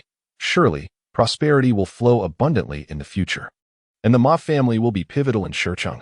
A well-built middle-aged man smiled in agreement. Indeed, Shurcheng cannot do without the Wu family. Ma Ji's smile widened, his face radiating pride. The advantages of aligning with higher powers were clear, former rivals now humbling themselves. The second master of the Yang family, Lord Yang, has arrived. The announcement stirred a wave of excitement within the hall, as the guests cast envious glances, surprised that such an important figure had come in person. This was indeed a significant presence, the second in command of the Yang family, and it heralded a promising future for the Ma family. Ma Ji, brimming with confidence, hastened towards the entrance. I did not expect you to grace us with your presence today, Lord Yang. It is truly a pleasant surprise, he said, approaching the dignified middle-aged man with warmth and respect. Patriarch Ma, you are too kind. Our collaboration with the Ma family is indeed a fortunate endeavor for the Yang family. Lord Yang replied with a smile, surveying the hall and noting the notable attendance. The Ma family was evidently not to be underestimated. The arrival of Lord Yang marked a turning point. It was clear why the Ma family had orchestrated such a grand celebration. The dynamics of Shurcheng were on the brink of transformation. Amongst the guests, only Wu Xing wore a grim expression, sighing inwardly, his heart heavy with bitterness. It seemed the Wu family would now have to navigate their future in accordance with the Ma family's whims. Thank you, Lord Yang. Please, allow me to lead the way. Ma Ji expressed his gratitude before turning to personally escort Lord Yang to the seat of honor. Once Lord Yang was settled, Ma Ji took a seat beside him, engaging in animated conversation. With Lord Yang's presence, the atmosphere in the hall grew more vibrant. Meanwhile, two figures slowly entered the hall, their eyes scanning the crowd. Damn it. Not here either. There's no sign of Jia. The Thunder wore a grim expression, revealing no hint of concealment as he was led into the hall by the doppelganger. He had searched the perimeter of the hall thoroughly without finding anything, and even the minimap offered no indication. Now, the last glimmer of hope within the hall had also been extinguished. Thunder clenched his fists tightly, his gaze sharp and menacing like that of a venomous serpent, fixated on the small red figures. Damn it, I have no choice but to seize them and interrogate. He then directed his attention to the center, where the pivotal figure resided. Why have they only just arrived? Suddenly, Ma Qing's voice echoed beside the shadow clone. Thunder turned to see a young man approaching, his expression dark as he glared at the shadow clone. You dare to make me wait for my clothes? If I lose face in front of all these people, you shall pay dearly. Young master? That's him. Upon hearing this, a fierce glint of murderous intent flickered in Thunder's eyes, his gaze fixated on the figure like a venomous serpent. Bring them to me at once. The man, noticing the shadow clone's indifference, grew even colder, contemplating a direct confrontation had it not been for the numerous guests in the hall. What an audacious young master. Since you have presented yourself so conveniently, I shall not hold back. With a sneer, Thunder swiftly approached, and as he neared Ma Qing, he suddenly struck, delivering a kick that sent him sprawling to the ground. Are you not afraid of losing face? I shall ensure that in front of so many you are utterly humiliated. Chapter 59. The battle begins. A sudden clap of thunder reverberated through the hall, capturing the attention of all present. Gasps of astonishment filled the air as everyone turned their gaze toward the source of the commotion, thunder and the man beneath him. Who was this audacious individual daring to confront the young master of the Ma family? A spectacle was unfolding, and the onlookers internally rejoiced at the unfolding drama, raising their eyes toward Ma Ji. Just moments ago, Ma Ji had been engaged in lighthearted banter. Now, his countenance darkened and his eyes blazed with fury as they fixated on thunder. What audacity! Who do you think you are? Ma Ji's voice, laced with rage, echoed through the hall. Ha! My courage pales in comparison to his, Thunder replied slowly, casting a glance at Ma Ji's nearly predatory expression. Let me go, or shall I kill you? Ma Qing, overhearing the mocking whispers from the crowd, felt his face flush with embarrassment as he struggled to free himself. Yet, no matter how fiercely he fought, he remained firmly subdued by an overwhelming force, his anger escalating into threats. Friend, today marks a celebration for the Ma family. Any matters can be discussed after the festivities conclude. Is that agreeable? Ma Ji observed Ma Qing's futile attempts to escape, his gaze growing colder as a murderous intent began to surface. Haha, what do I care for such trivialities? I seek only one person. Hand her over, and I shall leave at once. Thunder remained unimpressed by their words, speaking with an air of indifference. Young master of the Ma family, where is the woman captured today? Deliver her immediately. What? You? I don't know what you're talking about. Who are you? Realizing that Thunder was in pursuit of the woman, Ma Qing feigned ignorance. Speak. Where is the woman taken today? Thunder, seeing him remain silent, intensified his grip and delivered a harsh kick to Ma Qing's neck. Who exactly are you? Ma Ji's expression turned grave, his eyes locked onto Thunder, a lethal intent radiating from him as the realization dawned that this confrontation was indeed about the woman. I am here for one purpose. Deliver the woman captured today, or face death, Thunder declared ominously. The Ma family does not abduct individuals. You must be mistaken. Mistaken? Huh. Thunder let out a chilling laugh, and with a swift motion, he fired a shot into Ma Qing's shoulder. With a splatter of blood, a gaping wound appeared, prompting gasps of horror from the onlookers as they instinctively retreated. Sensing an impending clash, the atmosphere crackled with tension, and the crowd's excitement grew palpable. Second Master, should we withdraw for the time being? One of Yang Er's companions inquired quietly, observing the escalating hostility. No need, let us watch. Inform our associates to refrain from intervening. The Ma family does not seem so simple, Yang Er replied, shaking his head with calm resolve. Understood, Second Master. As Ma Ji gazed upon the heart-wrenching screams of Ma Qing, an overwhelming aura erupted from within him, causing the onlookers to gasp in astonishment. A swordmaster. How could it be that Ma Ji had transcended to the level of a swordmaster after years of inaction? Wu Xing, the head of the Wu family, was particularly taken aback, his expression darkening significantly. Consider this a warning. Your fortune may not hold next time, Lei Ting coldly declared, casting a steely glance at the approaching Ma family guards. The guards, their faces etched with ferocity, glared menacingly at Lei Ting, poised to charge forward and reduce this intruder to mere pulp, seeking to quell their pent-up rage. Hand over jar, or we will wash the Ma family in blood. The Thunder paid no heed to those around him, instead fixating on the young master beneath his feet. His right hand slowly pointed towards the young man's head, a droplet of water swiftly coalescing at his fingertip. Father, save me. Ma Qing's expression shifted dramatically as he beheld the hand once more aimed at his head, and he began to wail loudly. Ma Ji's countenance darkened further. He could not yield the woman, nor could he admit to the actions of the Ma family, lest they face utter disgrace. His face contorted in a struggle before it turned icy as he gazed at Ma Qing. For the sake of the Ma family, he must die? Indeed. With Ma Ji's command, the surrounding Ma family warriors erupted in a fierce roar, and over a dozen guards swiftly charged towards Thunder to execute him. Seeking death, the countenance of Thunder grew increasingly frigid, devoid of any hesitation, and in an instant, the power of his right hand surged forth. The gaze that Ma Qing directed towards his father was one of utter disbelief, followed swiftly by a violent jolt of his head as his eyes gradually lost their luster, signifying his demise. Qing, I am so sorry, for the sake of the Ma family. Ma Ji lamented upon witnessing the lifeless form of Ma Qing. A heart-wrenching wail escaping his lips, his eyes now filled with a fierce malevolence directed at Thunder. Kill him. I command you to end his life. Amidst Ma-Ji's anguished cries, a multitude of sharp weapons was poised to descend upon Thunder's form, the guards displaying cruel grins, as if anticipating the imminent scene of bloodshed. Yet, with a sudden clamor of clashing blades, and before their astonished gazes, Thunder's figure mysteriously vanished from their sight. I granted you an opportunity. Now that you have made your choice, you shall all meet your end. The silhouette of Thunder emerged in the distance, and his chilling voice sent a shiver down the spines of the Ma family members. Fire release, Great Fireball technique. A colossal fireball was instantaneously expelled by Thunder, hurtling towards the bewildered group of over a dozen guards. The hall was soon filled with agonizing screams, as several guards, caught off guard, were consumed by the inferno. Magic, this was fire magic. The individual before them was, astonishingly, a sorcerer. Gasps of disbelief echoed throughout the hall, as astonished gazes turned towards Thunder. Sorcerers were exceedingly rare in this world. Those capable of wielding elemental forces in battle were regarded with an air of mystery and nobility. Moreover, it had been nearly a century since a sorcerer had graced the Stone City. To witness magic in action was truly an eye-opening experience. Yet, what of the sorcerer? Beneath the searing flames, Ma-Ji lunged towards Thunder with ferocity, closing the distance. As he stood mere feet away from Thunder, a cruel smile crept across his face. A sorcerer in close combat posed no threat whatsoever. Die.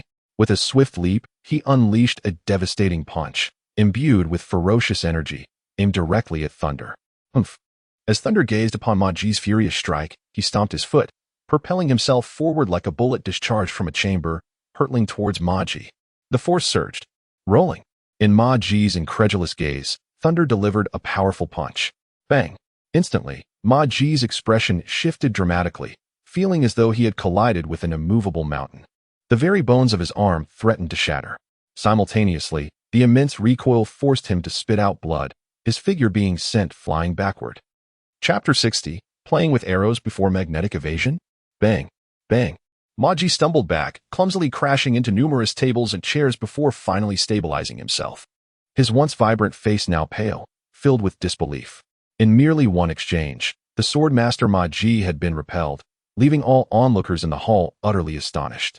They turned their incredulous gazes towards Thunder, questioning whether he had just employed a martial technique.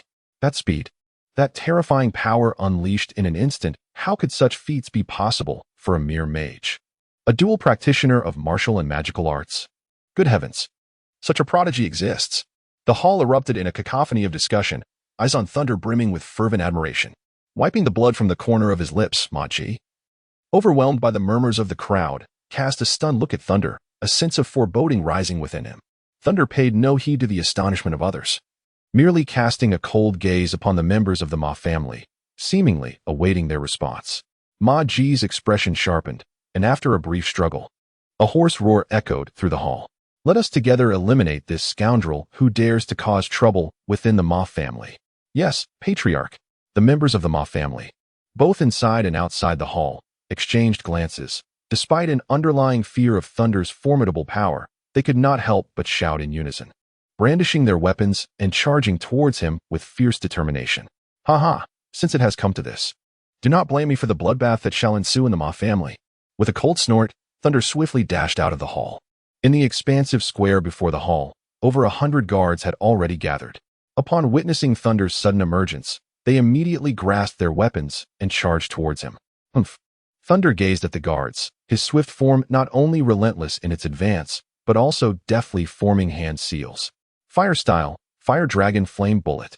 As the final seal was completed, he coldly observed the rushing guards, unleashing a colossal fire dragon that surged towards them. The magnificent blaze erupted before the hall, radiating an intense heat capable of incinerating all in its path, swiftly engulfing the guards. In an instant, the Ma family estate was illuminated by a fiery inferno. Boom. No.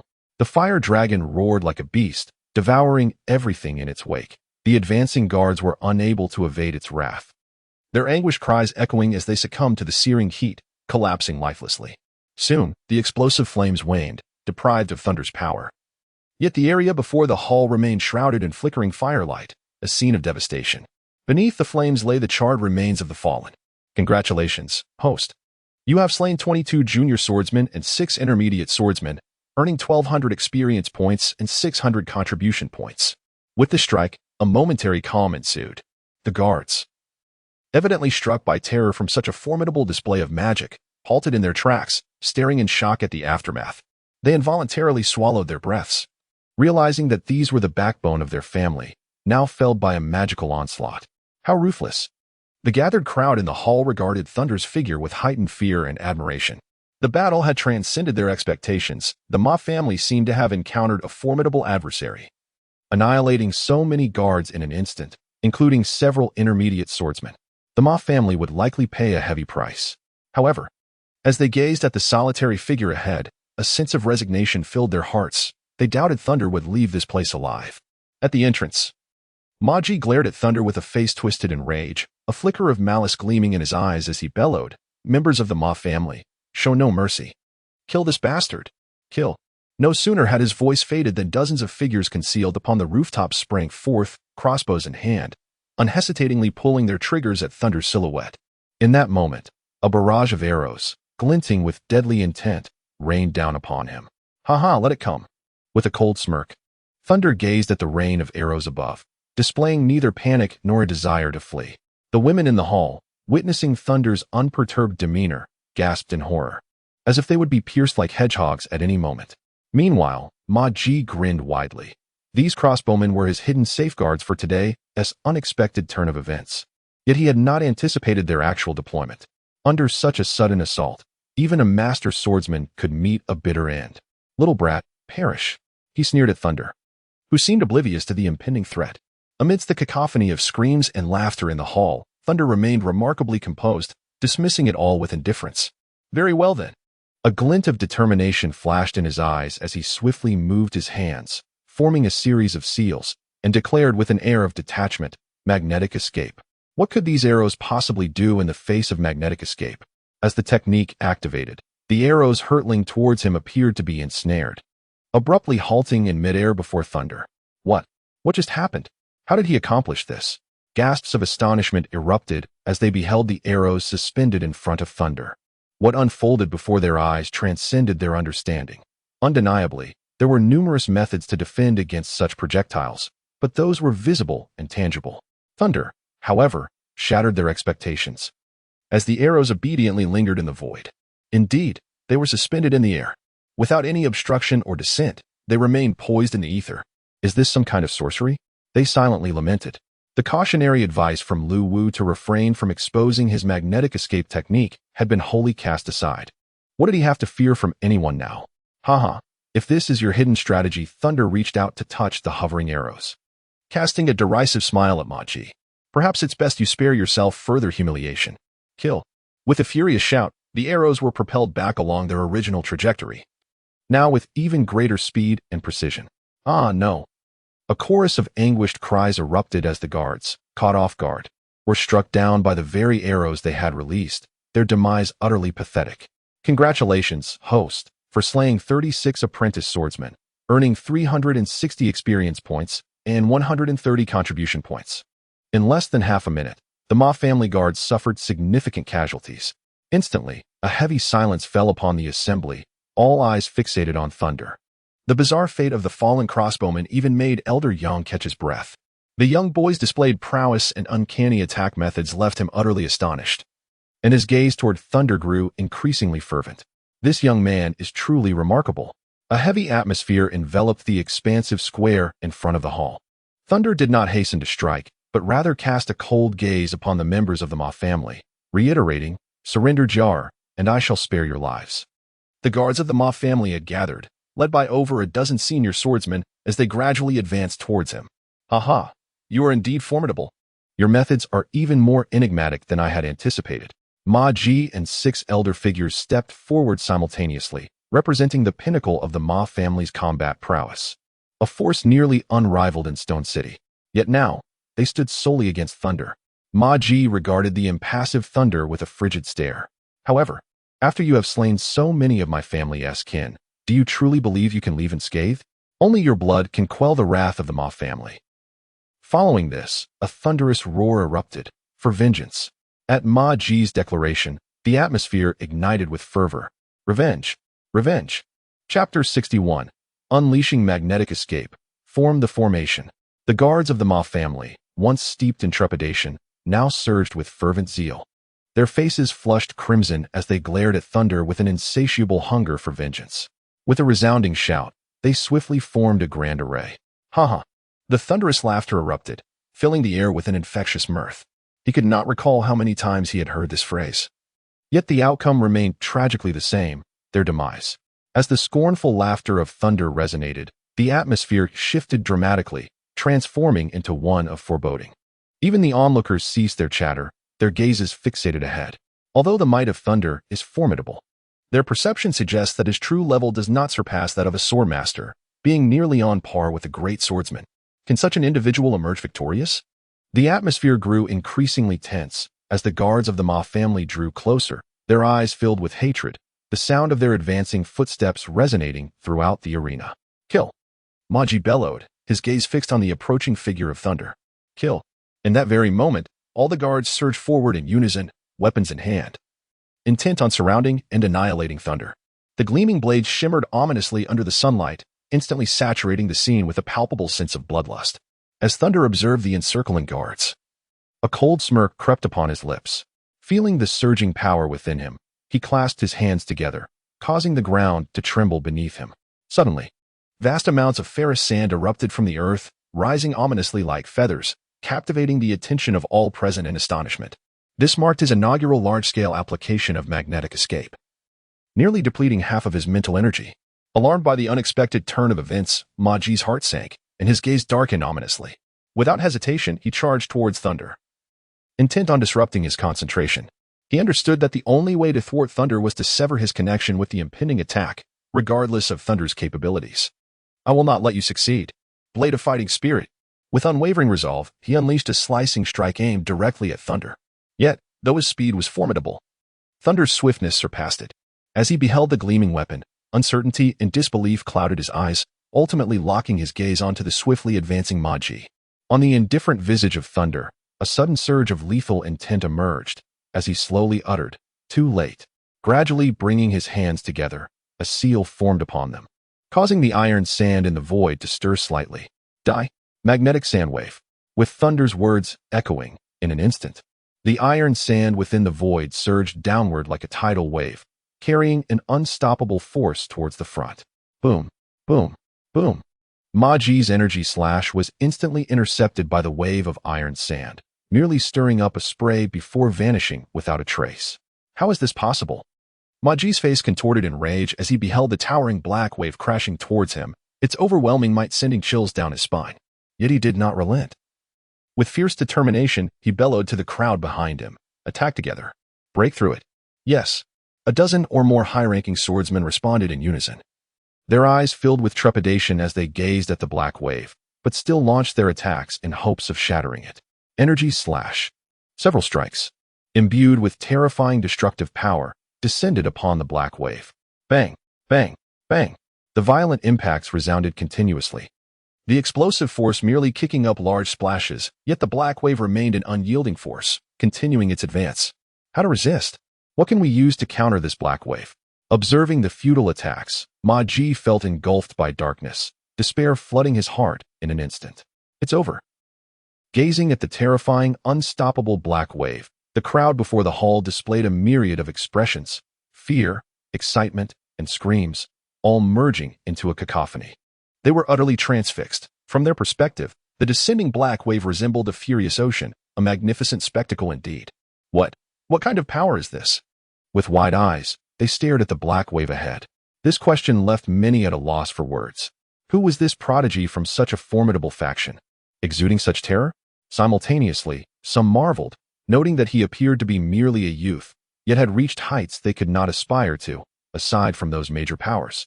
Who could cultivate such talent? This was the only explanation, yet the question lingered. Whom had the Ma family offended? His words garnered agreement from most. However, standing at the forefront, Old Master Yang remained silent, trembling slightly. Unlike others, he had encountered more and had a broader perspective. As he beheld the technique employed by Thunder, the only thought that crossed his mind was saint level. The advanced techniques he practiced were indeed of the highest caliber. Yet, the higher tier skills remained within his grasp. whereas the might wielded by Thunder transcended the boundaries of advanced methods. He refrained from speaking, instead fixing his gaze intently on Thunder. In that fleeting moment, myriad thoughts raced through his mind. Capture, theft, even seduction, but ultimately, the only conclusion he reached was the necessity of forging an alliance. Such a formidable individual could not be antagonized. The only course was to cultivate camaraderie. Instantaneously, Master Yang turned his attention to the members of the Ma family, his expression darkening ominously. A business partner. When juxtaposed with someone who seemingly practiced sacred tier techniques, and who would inevitably become a formidable saint-level powerhouse, was an affront to his discerning eye. He had never anticipated encountering such an extraordinary figure in Stone City. Flee. Observing the ineffectiveness of their leader's assault, a quick-witted guard paid no heed to Thunder in front of him. Without a moment's hesitation, he turned and fled, issuing a harrowing cry, "Run for your lives." His urgent warning captured the attention of others, prompting the senior swordsmen and elders to retreat hastily, leaving only the guards who were part of the formation. Run. The remaining guards, witnessing the encroaching wave of darkness, did not hesitate. Those of considerable strength employed every means at their disposal to escape, some even discarding their weapons to lighten their load. A cacophony of weeping and cursing erupted. The Ma family guards, who had recently exuded murderous intent, now cursed themselves for advancing too far to evade the impending doom. A terrifying crisis enveloped them at that moment, as the unexpected roar from behind reverberated across the empty plaza before the hall. "No, save me." Shadows were rapidly consumed by the black tide, swept into the maelstrom of sand and iron, mercilessly crushed and twisted, eliciting piercing cries of agony. The anguished screams for salvation resonated in a chilling chorus. Chapter 62. The Sudden Assault of Shadow Clones. Congratulations, host. The voice of the Nine Horns echoed relentlessly in his mind. This was the source of his audacity to infiltrate the Ma family alone. No matter how numerous they were, in the face of wide-ranging ninjutsu, they were mere expendables. Should one fail to evade in time, even advanced swordsmen and great swordsmen could be annihilated by the relentless onslaught of sand and iron. Before the thunder, a thick layer of sand and iron lay scattered, yet no one dared to underestimate these particles resembling mere dust. Observing the more than 40 individuals still standing, a stark contrast emerged against the previously dense throng, plunging the atmosphere into a profound silence. A strong scent of blood permeated through the sand and iron covering the ground, assaulting the senses of the onlookers, causing some with feeble resolve to succumb to nausea. What a terrifying force!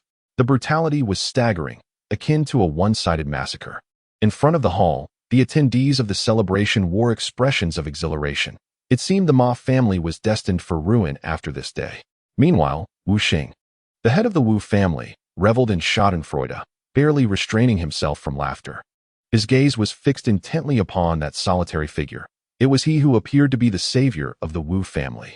Moreover, others cast their eyes upon that figure, revealing looks of astonishment and curiosity. No one had anticipated that the Ma family would meet its demise at the hands of such a youthful individual. Over 100 guards had been effortlessly dispatched by him. These were not mere commoners, but formidable swordsmen who had once instilled fear throughout Stone City. Just like that, they were gone. Are you astonished? Are you afraid? Thunder raised his gaze slightly, scanning the crowd before finally fixing his eyes on Ma Ji. With a thunderous roar, he addressed him. At that moment, Ma Ji's bloodshot eyes widened in terror, his face contorted, and he breathed heavily as he stared intently at Thunder. The earlier bravado he exhibited in the hall completely vanished, leaving only a twisted visage. Everything was lost. Generations of the Ma family's legacy lay in ruins at his feet. Fear gripped him, the shame of facing his ancestors overwhelming him. The hope for the resurgence of the Ma family had been utterly extinguished by his own hands. As this realization struck, Ma Ji's eyes blazed with a crimson fury.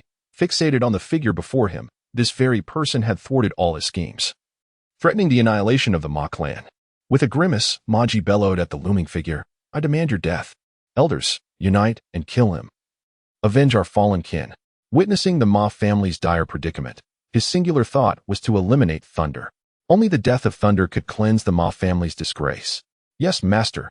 The elders showed no hesitation, their fighting spirits surging as they locked onto Thunder, their figures poised to strike, though a flicker of gravity and doubt crossed their eyes. "Haha, then let it be."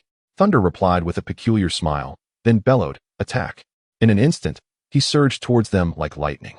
Simultaneously, As Thunder's command echoed, another figure from the Ma family moved swiftly towards the elders, hands forming intricate seals with remarkable speed. Amidst the puzzled and incredulous gazes of the Ma clan, Ma Ji sensed something amiss and shouted, "Ma Jun, what are you doing?" Yet, before his words could settle, the figure dashed forward, confronting the elders. In their moment of hesitation and shock, 3 thunderous orbs materialized before him. Lightning Release, Thunderball, Explode. The human bomb was set into motion by Thunder's shadow clone, launching a sudden assault from which they had no time to evade. This shadow clone had been strategically positioned by Thunder beforehand, waiting for the opportune moment to strike. The unexpected aggression caught the elders off guard. They had never anticipated an attack from within their own ranks. Their focus had remained solely on Thunder until Ma Jun suddenly appeared before them. And only then did the Thunderballs manifest and detonate, but it was too late for them to respond. Though the lightning bolt did not strike them directly, the surging currents erupted, enveloping them in an instant. Caught unawares, they were dealt a devastating blow. Crackle! The explosive discharge swiftly ensnared them, rendering their bodies momentarily paralyzed, stripping them of their ability to move. The members of the Ma family stood in bewilderment, their silent fury unable to find expression. Why did the Ma army suddenly attack the elders? What could have prompted such an action? Damned be the circumstances. Why has it come to this? Yet, there was hardly time for them to ponder, for the storm of thunder charged forth. Thunder gazed coldly at the incapacitated elders, struck down by the lightning orbs. Seizing the moment, he sought their demise. Quick, save the elders. At that moment, a surge of panic engulfed Ma Ji. Observing the elders sprawled on the ground. Rendered immobile, he realized that should they perish, the Ma clan would face utter ruin. Get out of my way. Without hesitation, he surged forward like a cannonball, his intent unmistakable, to intercept Thunder and buy time for the elders' rescue. "Ha, you'd better be able to stop me." Thunder sneered softly as he watched Ma Ji charge towards him. "Those must be the elders of the Ma clan. Their demise would spell the end for your family. You little brat, die." Ma Ji's face twisted in rage, his blood-red eyes glaring fiercely, disregarding Thunder's taunts as he unleashed a devastating punch imbued with terrifying power. Humph! You can only watch helplessly as they perish before your eyes. In an instant, Thunder executed his teleportation technique. A cold smile gracing his lips as he vanished from Ma Ji's crimson gaze. What? Impossible! Sensing the energy fluctuations behind him, Ma Ji's expression shifted dramatically. And he shouted sharply, "Stop him! Quickly stop him! Too late! All of you shall perish." The thunder struck with such suddenness that the members of the Ma family, who had rushed to aid the elder, were momentarily taken aback. Without regard for the elder's injuries, they swiftly gathered him up, preparing to retreat hastily. The thunderbolt surged forth with the swiftness of lightning. His speed, already remarkable, was rendered even more formidable by the enhancement of his primary celestial physique. The onlookers had scarcely a moment to react before the thunderstorm closed in upon them. Magnetic sand iron needles. As his hands completed the intricate seals, a barrage of razor-sharp spears materialized instantaneously, cascading towards the assembly of elders. The close-range ninjutsu assault struck with such proximity that they had no time to respond, let alone evade the encompassing onslaught. No, the elders and the reinforcements from the Ma family were caught off guard, helplessly witnessing the dense cluster of spears descending upon them. Swish. Thud. Amidst the anguished cries, over a dozen figures were pierced like hedgehogs, lifeless beyond reprieve. Congratulations, host. For slaying 4 great swordsmen and 6 intermediate swordsmen, earning 300 experience points and 150 contribution points. Undeterred, the thunderbolt surged forward once more, charging towards the Ma family guards. Magnetic sand iron rain. A sweeping attack ensued, as countless fine needles forged from sand and iron hurtled towards the front line. Dodge. Quickly evade. Chapter 63, The Fall of a Genius? Thud. Thud. Soon. Those who failed to evade in time or who breached their defenses were struck by the iron needles. They could only shield vital areas from the assault. Yet the remaining parts of their bodies were left bloodied, particularly their legs, which were riddled with gaping wounds. Injured legs rendered them incapable of standing, and one by one, they collapsed to the ground, writhing and wailing. Fire release. Phoenix fire technique. Thunder gazed coldly at the struggling figures sprawled upon the ground, devoid of any compassion. In an instant, he completed the hand seals and unleashed a barrage of fireballs, each the size of a millstone. Boom, boom, like a sniper rifle. Each projectile found its mark, eliminating them one by one. Congratulations, host. You have slain 3 intermediate swordsmen and 6 novice swordsmen, earning 600 experience points and 300 contribution points. Bastards, perish. The chilling glare was palpable. At that moment, Thunder's brief pause granted others an opportunity, and in an instant, they charged forward, led by the last elder. They converged with 4 advanced swordsmen, abruptly interrupting Thunder's ninjutsu. A lament escaped from Thunder's lips as he swiftly propelled himself backward with a powerful push of his foot. In a fluid motion, his right hand grasped the air, conjuring a long sword that materialized in his grasp. Clang, clang, clang. The thunderous figure wielded the long sword with remarkable speed, each strike executed with utmost precision, effectively parrying their assaults. He was forced to retreat 5 steps. The thunderous figure remained steadfast, a glint of cold light flickering in his eyes. With his left hand, he pointed at a senior swordsman. Droplets of water swiftly coalescing at the tip of his index finger. Water iron cannon technique. Before the swordsman could react, a single droplet shot through his skull like a bullet. He fell to the ground without even a scream, lifeless. This series of strikes transpired in mere moments, leaving the other senior swordsmen utterly unprepared as they witnessed their comrade's demise. Damn it, I will fight you to the death, one of the suddenly aggressive senior swordsmen shouted, disregarding the sword directed at him by Thunder, and charged forward with reckless abandon, fueled by a desperate courage. With a sharp thrust, the icy blade pierced his chest. Yet he clung tightly to Thunder's body, blood trickling from the corner of his mouth as he bellowed, "Kill him! Kill him!" Even Thunder was taken aback by this audacious act, momentarily dazed, recognizing a familiar fighting style. By all means, he had encountered reckless fighters, but none so fervently determined. Was this not the same method he had used against Elderchin? The audacity of employing such a tactic against him was astonishing. I possess a system that grants me the courage to fight this way. What do you have? Nothing at all. While commendable, the outcome would be entirely different. Is this truly worth it? Admiration flickered in Thunder's eyes, but that was all. Is it? Huh, killing you makes it entirely worth it. The swordsman, blood flowing from his mouth, summoned the last of his strength to bind Thunder tightly. Kill for me.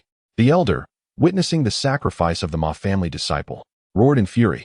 The other 2 senior swordsmen, jolted from their shock, quickly reacted. This was their sole chance, one at the cost of a life. They could not afford to let it slip away. With a fierce shout, they swung their swords at Thunder with unbridled rage. You bastards!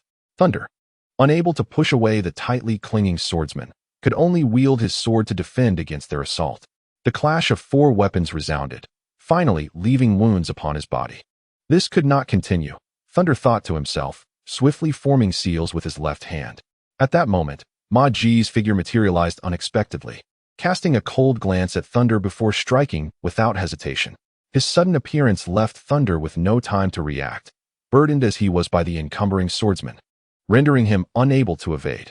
Without a moment's hesitation, Ma Ji thrust his sword toward Thunder, not aiming for his head, but directly at the body of the Ma family disciple clinging to him. This was Thunder's vulnerable point. With a sharp thrust, the long sword pierced the swordsman without hindrance, simultaneously driving toward Thunder. A single strike claimed 2 lives. Thunder suddenly felt a sharp pain in his abdomen, his eyes widening in shock as if he were in immense discomfort. He never anticipated that he would fall at the hands of a seasoned swordsman. The scene froze in time. No. Thunder. The manic laughter of Ma Ji, accompanied by the shouts of Lu Wu and Yang Shui, filled the air. Lu Wu and Yang Shui had just arrived at the Ma residence, gazing incredulously at the unfolding spectacle. Yang Shui could not contain her tears, her gaze fixed on Thunder's pained expression, igniting her fury. I will kill you. With that declaration, she charged at them with her sword drawn. Lu Wu, witnessing Yang Shui's sudden assault, found it too late to intervene and followed suit, his face set with determination. Humph, here come 2 more seeking death. Ma Ji's eyes glinted with malice. Time and again, did they truly believe the Ma family could be trifled with? He roared in anger, kill them. Yes. In front of the hall, the onlookers regarded the scene with deep regret. They were about to witness the fall of a prodigy, a once promising youth now succumbing to the onslaught of the Ma family. Regardless of the methods employed, their success was undeniable. What a pity that such a brilliant talent was destined to perish. A young man beside Elder Yang whispered in lament, his gaze filled with sorrow as he watched Thunder. Yang Yi, observe closely, that youth is far from simple, Elder Yang remarked, his tone nonchalant. Elder, could it be? Yang Yi responded, seemingly incredulous, his eyes shifting back to Thunder. Just then, a figure burst forth, startling him. Elder, it seems to be the young lady. Elder Yang merely nodded, remaining unperturbed. The young lady appears to know that youth. Yang Yi furrowed his brow, the rapid developments leaving him no time for contemplation. He quickly exclaimed, this is bad. The young lady is heading towards Ma Ji. Should we intervene? No, just observe, Elder Yang replied, showing no intention of intervening. But, do not worry, we are here. Upon hearing this, Yang Yi refrained from further comment, intently watching Yang Shui as the energy within him began to stir. Ready to act at a moment's notice. Haha, one must possess self-awareness. I acknowledge your strength, yet, what of it? Ma Ji's voice dripped with disdain as he regarded Thunder. He cast a glance at the Ma family disciple clinging to Thunder, his own nephew, who had perished at his hands. A pang of anguish twisted within Ma Ji's heart. We have fearless Ma family disciples. They die honorably. All for the continuation of the Ma legacy. They shall accompany you to the grave. Ma Ji pointed towards Yang Shui and Lu Wu, who were currently besieged by the guards of the Ma family. Die. With that, Ma Ji swung his sword towards the thunderous storm without a hint of hesitation. Chapter 64. My wounds are about to heal. Hee. If it were anyone else, you might truly succeed, but... As Lei Ting gazed at Ma Ji charging towards him, he let out a thunderous roar and, amidst Ma Ji's astonished gaze, forcefully pushed aside those who had bound him. Thunder greatly admires this person's courage, yet it is merely admiration. However, you are facing me.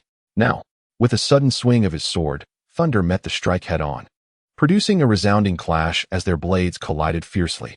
Impossible. Ma Ji gazed at Thunder, who appeared unfazed, effortlessly intercepting his attack. His eyes widened in disbelief, and he roared with fury, unleashing his fighting spirit as he slashed again at Thunder. You shall perish. Haha. What is impossible? Thunder, observing the sudden change in Ma Ji's expression, smiled even more broadly, tauntingly remarking, You do not possess the strength to keep me here. As the words of Thunder echoed, the seal prepared with the left hand was now complete. Instantaneous technique. In an instant, the silhouette of the Thunder vanished from Ma Ji's sight, his ferocious strike cleaving through the air.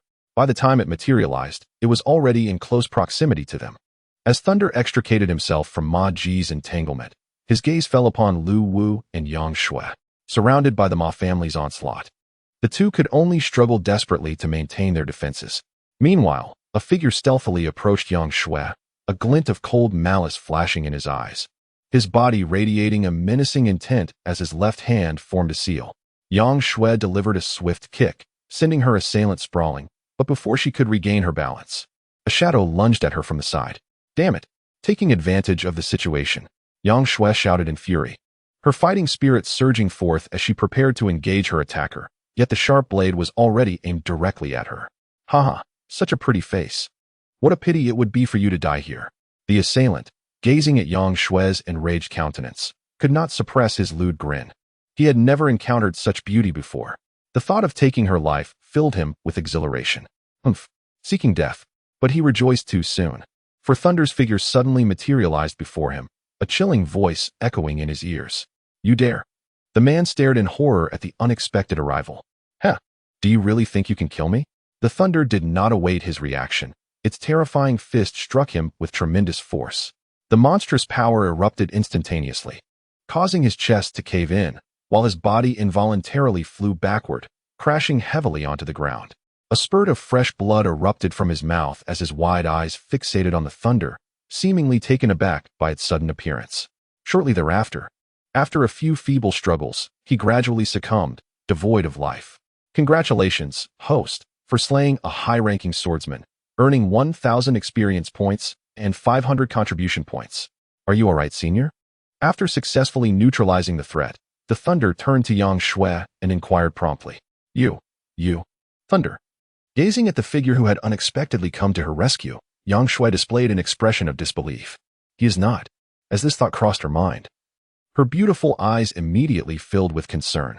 Thunder looked at Yang Shui's concerned gaze, thinking of her worries, and immediately smiled, saying, It's nothing, just a minor injury. Whoosh! Lu Wu's figure rushed over, and his usually gloomy expression revealed a smile upon seeing Thunder. Ha! I knew you wouldn't easily succumb. He then patted Thunder's shoulder with joy, exclaiming, "You nearly gave us a fright. I apologize for the worry. It's merely a trivial issue, so there's no need for concern." Thunder nodded gently, feeling immensely grateful for their arrival. He then gazed ahead and solemnly declared, "Leave the rest to me." In the midst of their conversation, the remaining members of the Ma family also surrounded them. "How is it possible? You're unharmed?" Ma Ji gazed at Thunder with immense regret, lamenting the squandered opportunity. His expression darkened as he looked at the corpses before Thunder. The other members of the Ma family were equally astonished, particularly when they realized Thunder appeared unscathed. Their jaws dropped in disbelief. What is happening? Wasn't he severely injured by the family head? How can he still move freely? The members of the Ma family couldn't help but turn their gazes towards Ma Ji, whose face flushed with embarrassment. "You." At that moment, he too recognized the anomaly. Thunder stood before him as if nothing had happened, devoid of weakness or the appearance of impending death. He appeared utterly vibrant. If he was not mistaken, the gaping wound in Thunder's abdomen, which had been bleeding, seemed to be slowly healing. Impossible. Ma Ji stared at Thunder. The reality before him struck him like a heavy blow, and he roared in disbelief. "This is a lie. It cannot be true." Thunder gently dabbed at the wound on his abdomen, where a vivid crimson hue marked the injury. Although it had yet to heal, it had begun to staunch the bleeding. Glancing at the system attributes, he noted his health points were at 275, with a recovery rate of 1 point per minute, while his mental points were recovering at a rate of 5 points per minute. The system's recovery seemed rather sluggish, yet it enabled him to endure prolonged combat. This was merely the body of an elementary, celestial being. "You." Ma Ji's countenance darkened significantly, his fear of Thunder's displayed prowess intensifying, as he gazed at him with a mixture of horror and malice. "Who exactly are you?" "It matters not who I am," Thunder replied calmly. "It is you who has crossed paths with the wrong individual, provoking someone you ought not to have. Should this conversation continue..." Thunder fixed his gaze upon Ma Ji, a faint smile gracing his lips. "My wound is on the verge of healing." Haha. The thunderous laughter resonated mockingly, instantly transforming Ma Ji's countenance to one of utmost distress. Simultaneously, the thunder moved with lightning speed, vanishing from Ma Ji's sight once more. "Kill!"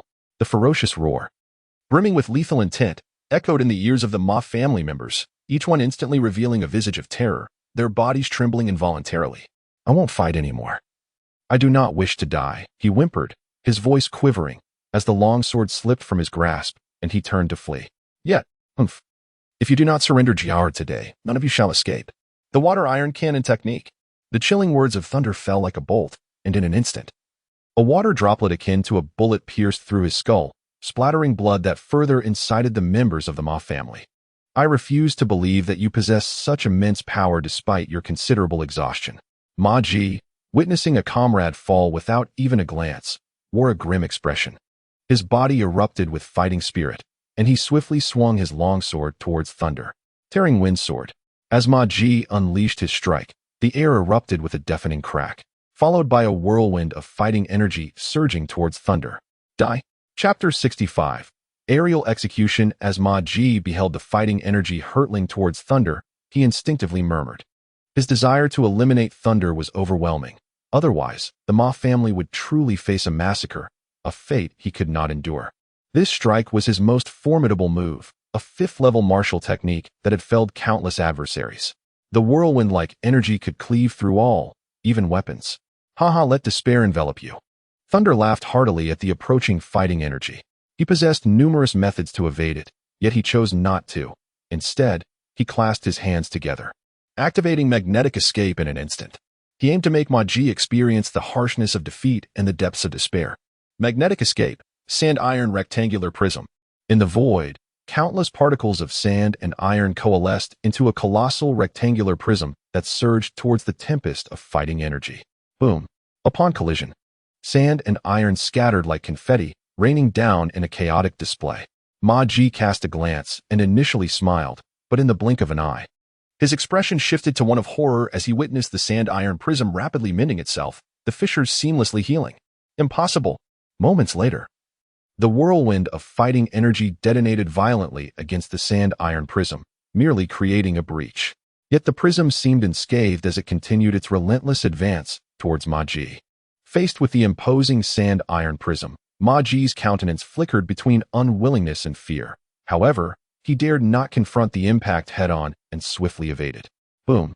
The earth trembled, and dust billowed as Ma Ji barely escaped the assault of the sand iron prism, his heart racing with trepidation. If struck, the consequences would be dire. What kind of technique is this? How is he manipulating the sand and iron? He could not afford to ponder any longer as the sand iron prism descended once more. Boom! Observing Ma Ji's agile evasion, Thunder noted the swordsman's remarkable speed and shifted his gaze towards the other members of the Ma family. If that is the case, let your despair deepen. Magnetic escape, sand iron wing. The rectangular prism of iron sand disintegrated in an instant, giving rise to a magnificent pair of iron wings behind it. As the wings trembled, amidst the astonished gazes of the onlookers, the Thunder soared into the sky like a great rock. Die, all of you! Thunder observed the panicked crowd below, as the wings behind him vibrated rapidly, unleashing a flurry of iron sand feathers upon the unsuspecting multitude. Whoosh, whoosh. The velocity of the iron sand feathers was astonishing, and their sheer quantity was overwhelming.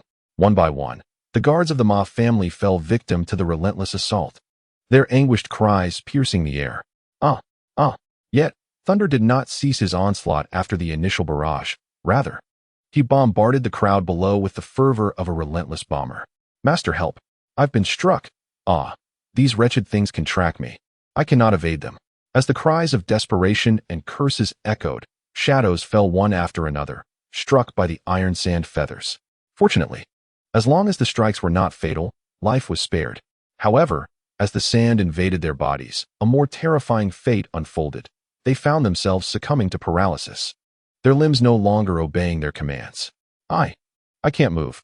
Following this exclamation, an increasing number of individuals found themselves immobilized, collapsing to the ground in futile struggles.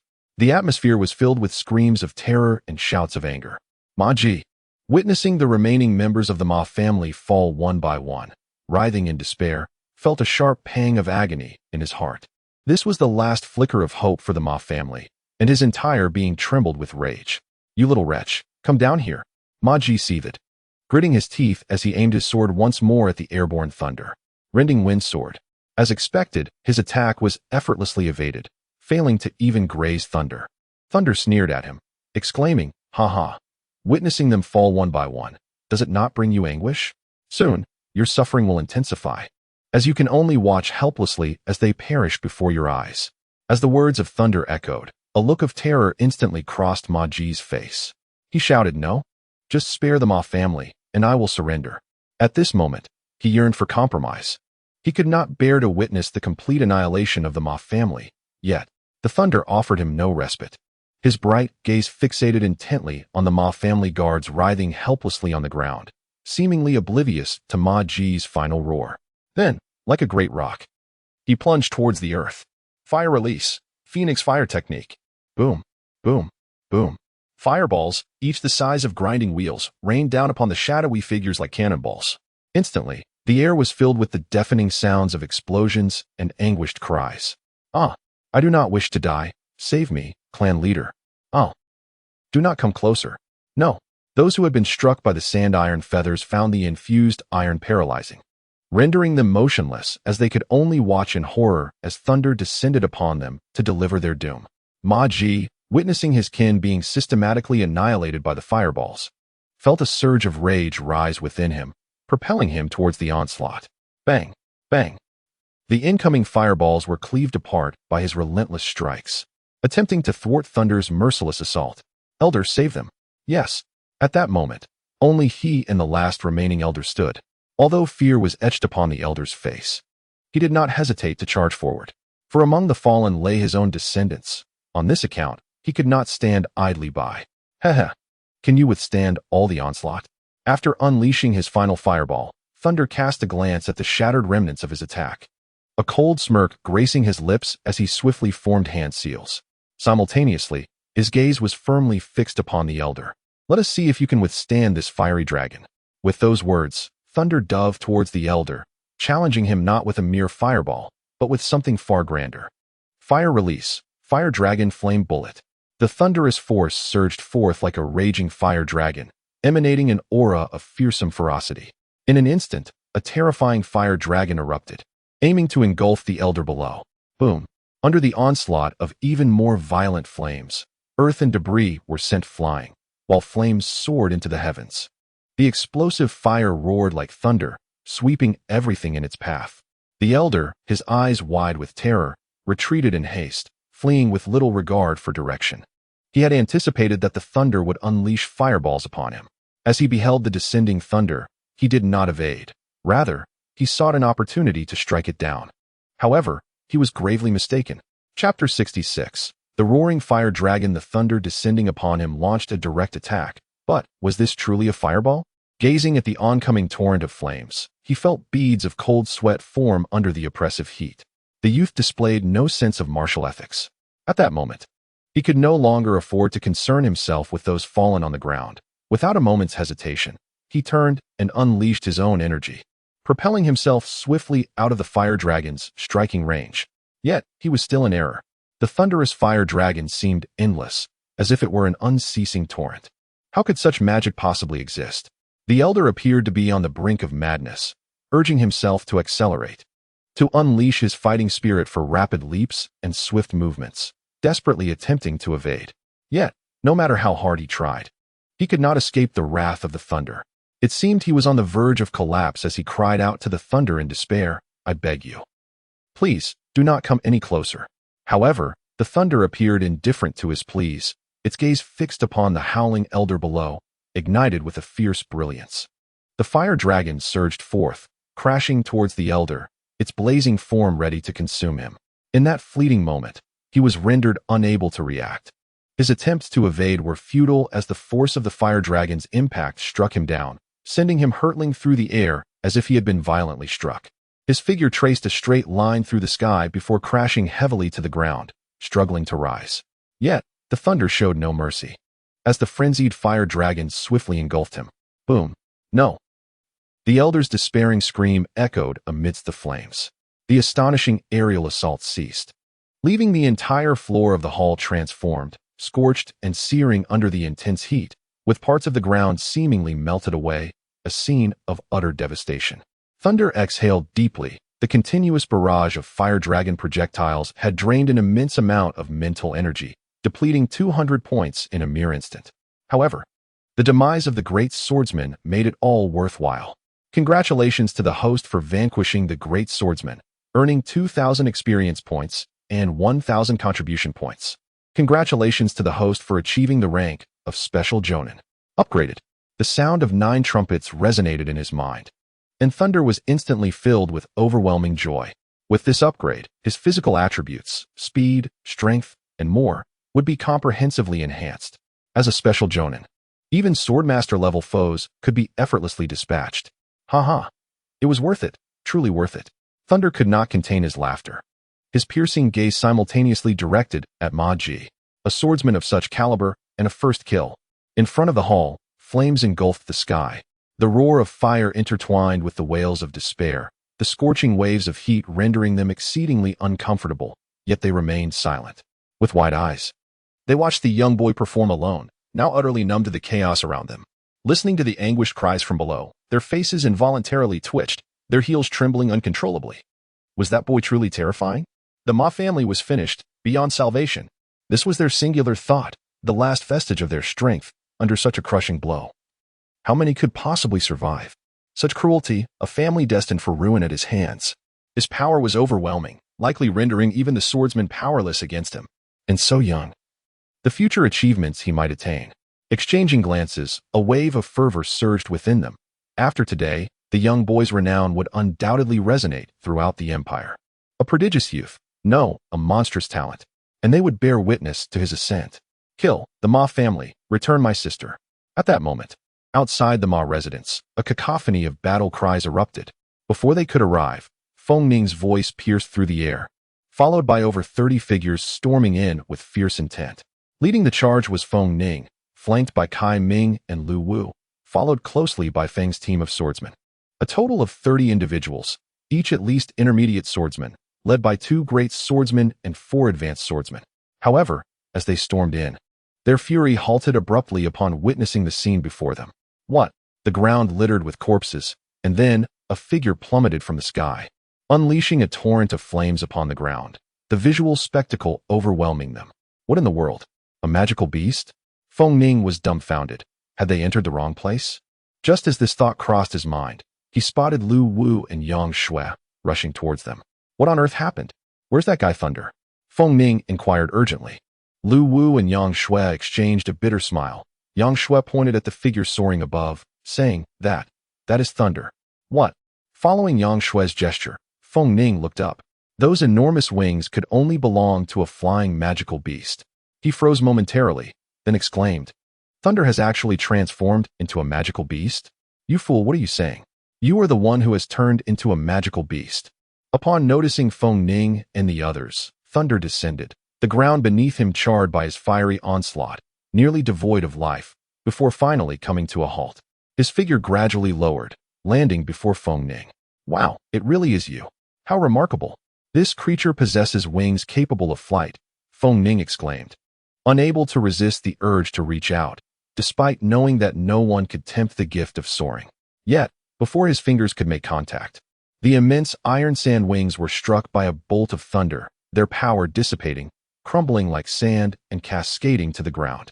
Fong Ning, dispatch individuals to locate Jar, Thunder. With a grave expression, instructed, ignoring Fong Ning's look of despair. What? You mean my sister has not been rescued? Fong Ning stood frozen, disbelief etched on his face. No. We scoured the entire Ma family estate without success. Thunder's countenance darkened. Those scoundrels of the Ma family are obstinately tight-lipped. Even in the face of bloodshed, they remained silent. Did you do all of this alone? Fong Ning gazed incredulously at Thunder, noting the charred remains that lay before them. How many were there? They seemed innumerable, a staggering sight. He had initially expected Thunder's arrival to be merely a fade, but the reality of the Ma family's massacre was shocking. In witnessing such devastation, it was astonishing that his sister had yet to be saved. The Ma family was indeed unyielding. Very well, I shall take charge. Without further ado, Fong Ning shot a stunned glance at Thunder before turning with a serious demeanor to orchestrate the next steps. In a matter of moments, the group was divided into teams of 5, dispersing into the surroundings while Fong Ning remained behind. Chapter 67. Both were in disbelief before the hall. Everyone stood agape, witnessing yet another wave of attackers descending upon them. The Ma family had evidently incurred the wrath of a formidable deity, with relentless assaults following one after another without respite. Second Master, that is the young man from the Fong family. How could he possibly be here? Yang Yi remarked, frowning. As a trusted confidant to the Second Master, he certainly remembered the renowned talents from the prominent families. However, individuals of Thunder's caliber were merely noted and then dismissed. No one cared to pay attention to a perceived failure, and he felt similarly. The thunderous presence of Lei Ming from the Lei family, the composed demeanor of Fong Ning from the Fong family, and the serene aura of Li Xiaoran from the Li family. These prodigious individuals, the unequivocal pillars of their respective households, were indelibly etched in his memory. He could effortlessly recognize them at a mere glance. The unfolding events were becoming increasingly intriguing. The Jodder mentioned by the populace could not possibly be associated with the Fong family, could it? Master Yang merely shook his head, responding with a nonchalant tone that these younger generations would undertake their own endeavors without interference, as it served as a form of training for them. This was precisely why, after Yang Shui's appearance, he refrained from hastily intervening. With the overall situation nearly settled, only Ma Ji remained. Thus, he was even less inclined to act. Zhou.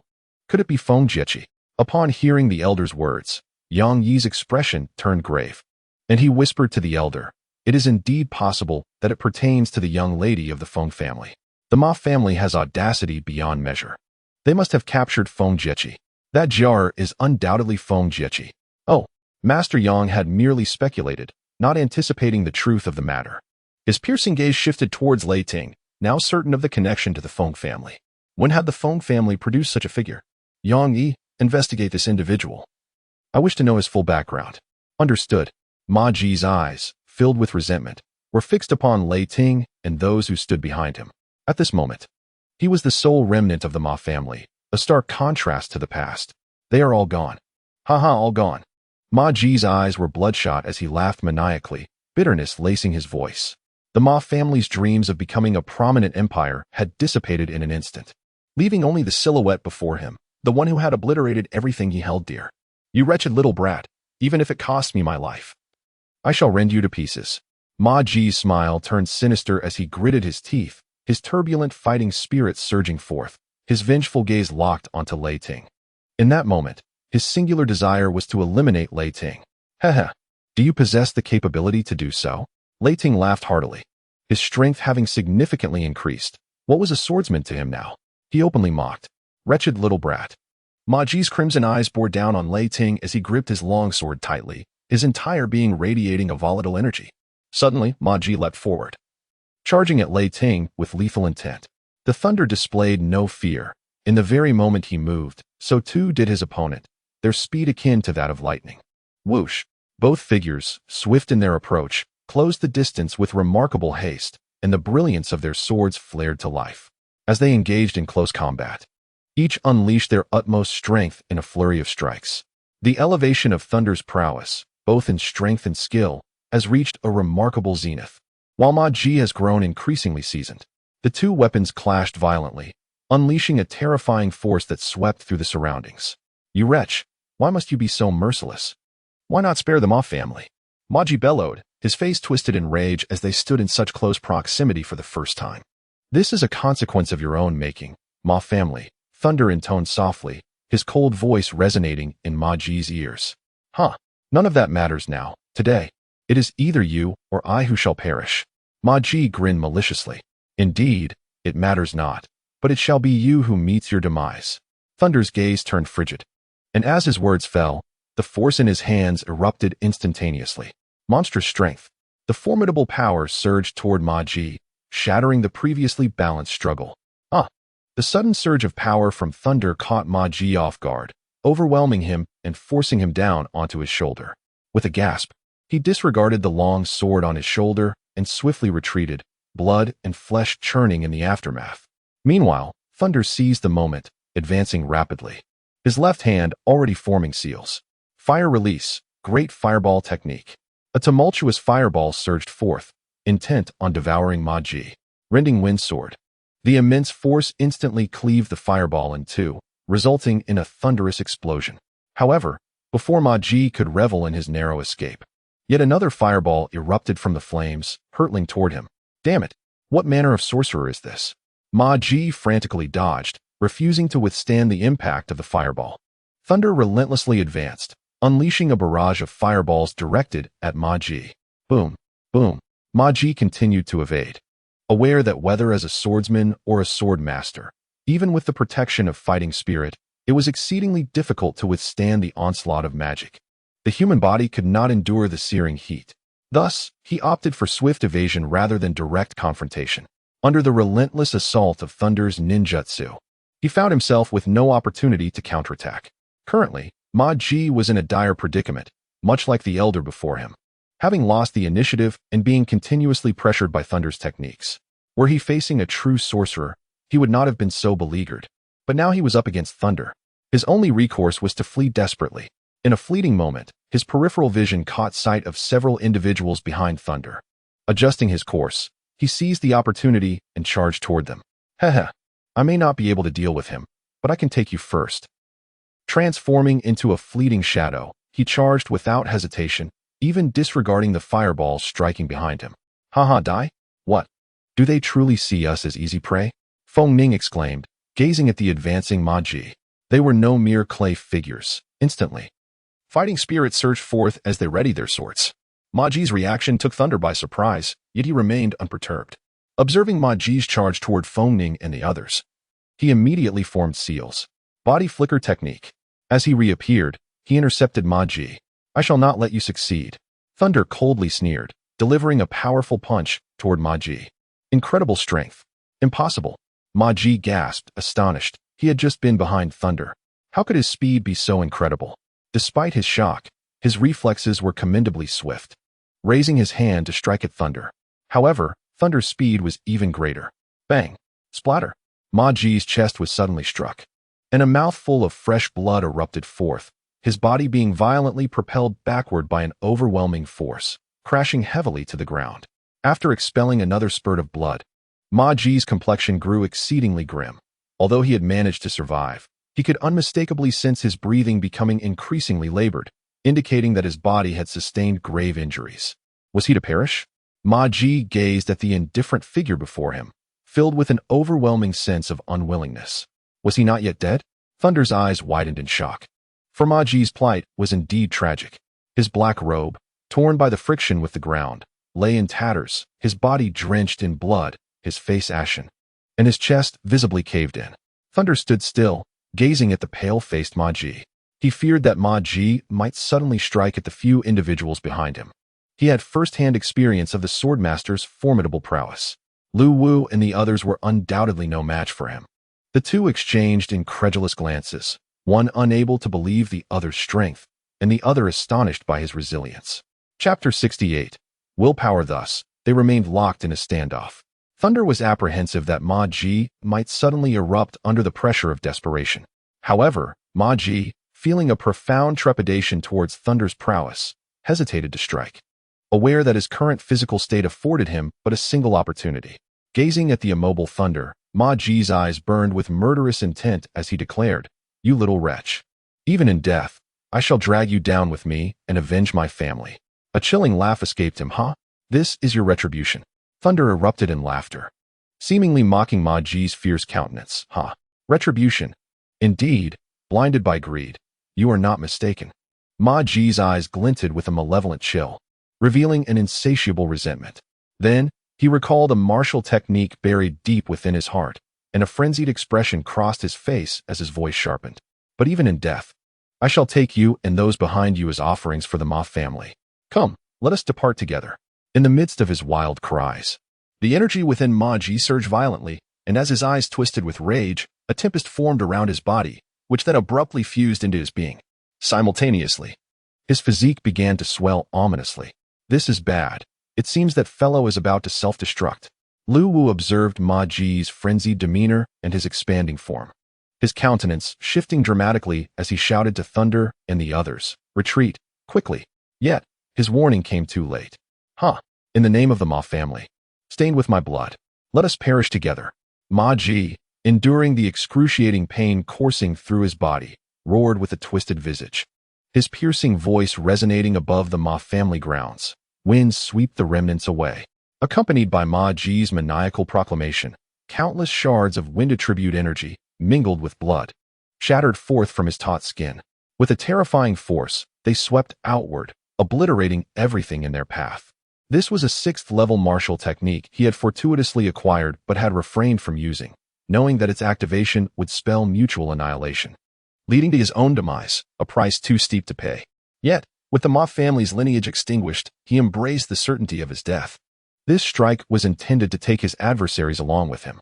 Countless shards of energy, akin to bullets, ravaged the surroundings. Ma Ji's eyes widened in determination as he fixed his gaze upon Thunder and his companions, yearning to witness their downfall before him. Observing their panic, a thrill ignited within him. "Huh? Perish. There is no time left." What a terrifying force. The potency of these shards nearly rivals that of a 6th-level martial technique. Yang Shui and her companions gazed in horror at the approaching wave of fine energy as the shadow of death swiftly enveloped them. They found themselves utterly incapable of halting or evading this widespread onslaught, gripping their swords tightly, their fighting spirit surging in preparation for a final stand. Yet, before them stood Thunder, unmoved and indifferent, his eyes serene as he remained steadfast in place, neither dodging nor flinching. Thunder, gazing at that resilient figure, it seemed as though his presence alone could bestow upon them a flicker of reassurance. Thunder merely shook his head slowly in response to the few individuals behind him, reassuring them. He was equally astonished by Ma Ji's decisiveness and ruthlessness. Just as Ma Ji had stated, he could neither evade nor act. Yet he remained unfazed by such an assault. Thunder gazed at Ma Ji with a teasing smile and mockingly exclaimed, "I fear I shall disappoint you." As his words fell, a fierce glint sparkled in his eyes, and a surge of formidable power erupted from within him. The final seal had been completed, and he bellowed, "Magnetic escape, sand iron wall." Thunder gazed at Ma Ji, a hint of derision flickering in his eyes. As the iron sand surged, it swiftly coalesced before him into a formidable wall, crafted from the very material itself. The onslaught of minute energy blasts struck the iron sand barrier like a barrage of bullets, creating a cacophony of impacts. However, the violent collision merely scattered the iron sand, and the wall remained utterly unmoved. Impossible. Ma Ji's eyes widened in disbelief, his countenance paling in shock. He could scarcely fathom the scene unfolding before him. That individual possessed such formidable power. In a fit of despair, he erupted into a frantic roar. He refused to accept that his final strike had been intercepted by thunder. No, this cannot be. It must be an illusion. Ma Ji bellowed, blood seeping from the corners of his mouth. His last vestige of hope hinged on witnessing their demise before his very eyes, collapsing at his feet. Yet reality delivered a crushing blow. As he struggled to reconcile the fact that a 6th-tier martial technique had been thwarted by that insignificant wretch. This was a strike executed at the cost of a swordsman's life. Surely, even a grand swordsman would falter against it. How could he have achieved such a feat? I refuse to accept this. I want you all to perish. I will not relent. I demand your demise. His shouts grew increasingly desperate, and in that moment, Ma Ji seemed to lose the strength to hold himself upright, collapsing to the ground. He now appeared utterly wretched, devoid of the former splendor he once bore. His body resembled that of a man who had been mercilessly carved by 1,000 blades. His garments were tattered, blood gushed forth, and only his neck remained unscathed. Trembling, he fixed his defiant gaze upon Thunder as he approached. Thunder stood before him, surveying him with a frigid gaze devoid of any sympathy, and coldly inquired, "Tell me, where's Jar hidden?" Yet, Ma Ji appeared as if in a trance, his eyes fixated upon him, offering not the slightest response. Thunder furrowed his brow, and his expression instantly turned sinister, brimming with murderous intent as he spoke. "I may spare your wives and daughters, otherwise." Upon hearing Thunder's ominous words, Ma Ji abruptly regained his senses, his gaze fixated on Thunder, a fleeting shadow of regret and sorrow crossing his face. Ma Ji's lips parted slightly. Yet only a hoarse whisper escaped, barely audible, as if he were on the brink of gasping his last breath. Thunder sensed that Ma Ji was on the brink of death. Unable to comprehend his words, he instinctively leaned closer, pressing his ear against him. In the eastern, B. At that moment, Ma Ji summoned an unexpected strength, raising his hand to strike Thunder's heart. Maintaining this posture, a faint smile graced Ma Ji's lips as his head gradually succumbed to gravity, slowly tilting downwards, ultimately devoid of life. Thunder felt a sharp pain in his chest, a sensation that would have incapacitated an ordinary person. Yet, he did not succumb to rage. Instead, he gazed at the patriarch of the Ma family with a flicker of admiration in his heart. Even in death, he clung to the last vestiges of his will, determined to take him down with him, a feat beyond the reach of most mortals. As Ma Ji breathed his last, the sound of 9 trumpets echoed in Thunder's mind. "Congratulations, host. You have achieved your first kill against a swordsman, earning 10,000 experience points and 5,000 contribution points." Chapter 69, Human Trafficking? At the moment Ma Ji collapsed, the entire hall erupted in astonishment. Countless eyes were fixated on that figure who had wrought such a miracle. For a moment, they were utterly lost in disbelief. No one could have anticipated that the once mighty Ma family, which had recently dominated Shurching, would now be bloodied by that youthful warrior. This unpredictable turn of events enveloped them in a surreal haze. "Haha, my Wu family is safe now." The head of the Wu family, Wu Xing, was the first to regain his composure, bursting into laughter. He was perhaps the most exhilarated individual present, having arrived burdened with worry for his family's future, but now, gazing at the sea of corpses, he realized the Ma family was finished. His greatest rival had fallen, and the situation had dramatically shifted. This outcome was entirely bestowed upon him by that young man, his eyes gleaming with anticipation as he longed to charge forward, yet he restrained himself. Casting a sidelong glance at the second master, "Ma Ji is dead. The Ma family is truly finished." Yang Yi was somewhat taken aback, never having imagined that the youth would actually succeed. Shuer has made a fine friend. Yang Yi felt no anger over Ma Ji's demise or the destruction of the Ma family. With the Ma family gone, other families would inevitably rise to take their place, and wasn't Wu Xing already casting glances their way? Meanwhile, the other prominent families of Shurching, witnessing the carnage, were also momentarily ignited with fervor. The colossal presence of the Ma family had crumbled. The territories and resources once held by the Ma family were now ripe for redistribution. and each of them could undoubtedly reap substantial benefits. As for that young man, it was evident he would not remain in Shurching. The spoils of the Ma family would soon be theirs to allocate. Thunder gradually rose to his feet, devoid of any elation over the bloodshed at the Ma family's hands, nor did he take joy in the elevation of his own strength. The reason was simple. Jiar had yet to be found. Reflecting on Ma Ji's earlier words, he turned his gaze toward the eastern courtyard. As the saying goes, a dying person speaks kind words. Without a moment's hesitation, he swiftly propelled himself toward the east. Wow, that scared me to death. I thought I was about to meet my great-grandmother. Fong Ning gasped, clutching his chest, his eyes fixed on the lifeless Ma Ji, still trembling from the fright. Look at you. Yang Shui rolled her eyes at Fong Ning's exaggerated display. Don't criticize me, Yang Shui. You were just as anxious a moment ago. Fong Ning retorted, glancing at Thunder's departing figure, shouting, Where are you going? I know where Jiar is. The Ma family's eastern courtyard. With that, Thunder gracefully leaped atop the rooftop, scanning the surroundings before darting towards the east, vanishing from sight. What? Which eastern courtyard? Wait for me. At this moment, Fong Ning finally grasped the situation and quickly followed in Thunder's wake. After exchanging glances, Yang Shui, Lu Wu, and others hastily pursued him as well. Even the crowd gathered in the hall, bewildered by Thunder's disappearance, felt compelled to join in, eager for the excitement. Whoosh. Moments later, Thunder stood atop the rooftop, a subtle smile gracing his lips as he gazed upon the courtyard ahead. The small map revealed 10 little red figures. This must be the place. Thunder lifted his gaze, hesitated not for a moment, and dashed towards the secluded courtyard. It was astonishing that this place was yet another estate of the Ma family. Who would have imagined that a mere 100 meters from the Ma residence lay a clandestine retreat belonging to them? The estate was modest in size.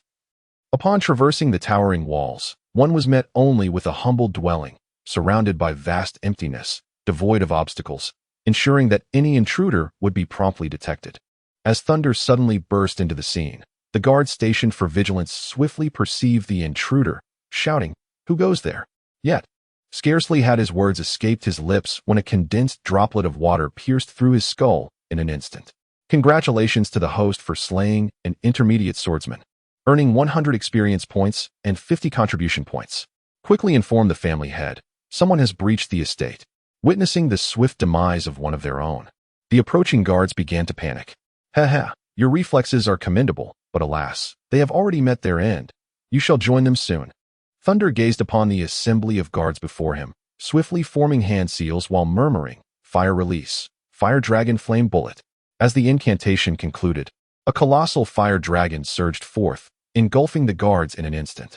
Congratulations, host, for vanquishing 6 novice swordsmen and 3 intermediate swordsmen, earning 600 experience points and 300 contribution points. Upon dispatching the guards, Thunder's figure vanished in a heartbeat, reappearing at the entrance of the dwelling. It is within. Thunder's gaze was tinged with anxiety as he fixed his eyes on the door ahead. With a vigorous push, he swung the door open, only to be taken aback by the scene that lay within. Get lost. Just as he froze in shock, a petite figure dashed out swiftly, launching an attack towards Thunder. However, he neither evaded nor retaliated. Instead, a smile graced his face as he reached out and grasped the hand that was aimed at him, gently saying, It's me. Jiar. Upon seeing the girl before him unharmed, Thunder felt an immense sense of relief wash over him. Ah, it's Big Brother Lei. You finally arrived, Jiar exclaimed, her face lighting up with joy at the sight of the longed-for visage. Yet, noticing Thunder's solemn expression, a wave of anxiety washed over her, prompting her to leap into his embrace. Big Brother Lei, it's so wonderful to see you. It's all right, Jiar, Thunder reassured her, his previously stormy demeanor dissipating in an instant. As he patted her back, he surveyed the cramped room, which was nearly packed with dozens of people. They huddled together, revealing faces marked by tension and fear. Most of them were women, along with a few children, all appearing utterly haggard. At that moment, they gazed at Thunder with a vacant stare, their eyes reflecting the horror of their plight. Human trafficking. In an instant, Thunder recalled these 4 words, and a surge of fury welled up within him, wishing nothing more than to strike Ma Ji a few more times. Thunder roared within. The members of the Ma family truly deserve their fate, engaging in the vile trade of human trafficking. Brother Lei, how pitiful they are. All having been captured and brought here. Why did you venture out alone? Do you not comprehend the peril? Your brother nearly lost his life along the way. Thunder gazed at the unrepentant Jar, his fury igniting abruptly as he shouted at her. Do you comprehend the consequences had I not encountered your elder brother on the road? You could have been sold off. At this point, a wave of anxiety washed over Thunder, coupled with a profound sense of relief. All right, Brother Lei. Am I not fine now? Moreover, I have faith that you would come to my rescue. Jar gently shook Thunder's arm, her eyes sparkling with warmth. A delicate smile gracing her lips. Chapter 70. A singular request. Jar's exquisite face brightened with a faint smile as she softly addressed the still fuming Thunder. Did you not come here, after all? You. Thunder found himself momentarily at a loss for words. The fact that Jar had fallen into the clutches of the Ma family was partly his doing, and his heart softened instantly. The rigidity of his features softened, revealing a tenderness as he felt the warmth of Jiaoda's breath. His brow furrowed, his eyes a tumult of relief and guilt. Foolish girl, do you realize how close you were to? Thunder's voice was low and hoarse, tinged with lingering fear. Jar gently patted the back of Thunder's hand, her long eyelashes fluttering. Sensing his concern, a blush crept onto her petite face as she smiled brightly. Ha. All right. At that moment, her internal fears began to dissipate. She lifted her delicate chin, addressing the gathered individuals in the room with a light, melodious voice. Everyone need not worry. My family has come for me. You need not fear any longer. You are all free. Upon hearing Jiao's gentle, ethereal voice, the numerous numbed women in the room looked up at her, their once blank faces now illuminated with a glimmer of hope. After a brief silence, the individuals in the room slowly bowed their heads, tears streaming down their faces, while some children, still innocent and unaware of the gravity of the situation, began to cry out in distress. As Thunder beheld the scene before him, a profound sorrow enveloped his heart, regardless of the world. The heinous acts of human traffickers remain unforgivable. Little sister Oh, how wonderful it is to see you unharmed. At that moment, Fong Ning and his companions rushed in, their faces lighting up with joy upon spotting the petite figure before Thunder. They hurriedly embraced Jar with fervent affection. However, upon hearing the muffled cries emanating from the room, Fong Ning was instantly taken aback. Little sister, what has transpired? Recovering from his shock, he gazed at the multitude of women and children within the chamber, his expression turning to one of bewilderment. What is going on, you fool? Those wretched Ma family members dare to commit such atrocities. Yang Shui, observing the room filled with women and children, clenched her teeth in indignation. The Ma family is utterly despicable for engaging in human trafficking. The members of various prominent families from Shicheng who had followed suit were equally astounded, their eyes wide with disbelief at the sight of so many women. Good heavens! The Ma family actually dares to traffic human beings. What scoundrels! They are truly a scourge upon Shicheng. Indeed, the Ma family has historically been ruthless. While they previously trafficked medicinal herbs and magical beasts, resorting to such vile practices as human trafficking is simply outrageous. At that moment, Wu Xing, the head of the Wu family, regained his composure and began to vociferously condemn the Ma family, while solemnly expressing gratitude to Thunder. I am deeply thankful to you, young brother, for taking a stand against this menace and eradicating the Ma family. Who knows how many more would have fallen victim. This cunning old fox was adept at seizing the moment. The onlookers from Shicheng silently cursed Wu Xing in their hearts. Nonetheless, they refrained from openly expressing their disdain. For the Ma family had fallen, and the Wu family was not one to be trifled with.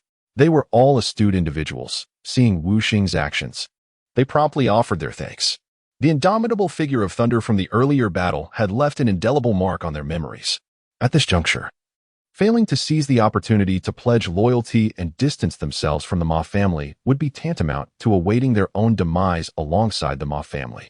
In an instant, many of the prominent families of Shicheng joined in vehemently denouncing the Ma family, recognizing the significance of the moment. Indeed, young brother, thank you for ridding us of the Ma family's scourge. Who would have thought they would engage in such nefarious dealings? They deserve to be punished. A host of illustrious families from Shicheng now wore smiles of gratitude, expressing their appreciation. Suddenly, a resounding applause erupted within the courtyard. The members of various Shicheng families, filled with admiration for Thunder, clapped vigorously, their thoughts also turning to the potential gains for themselves.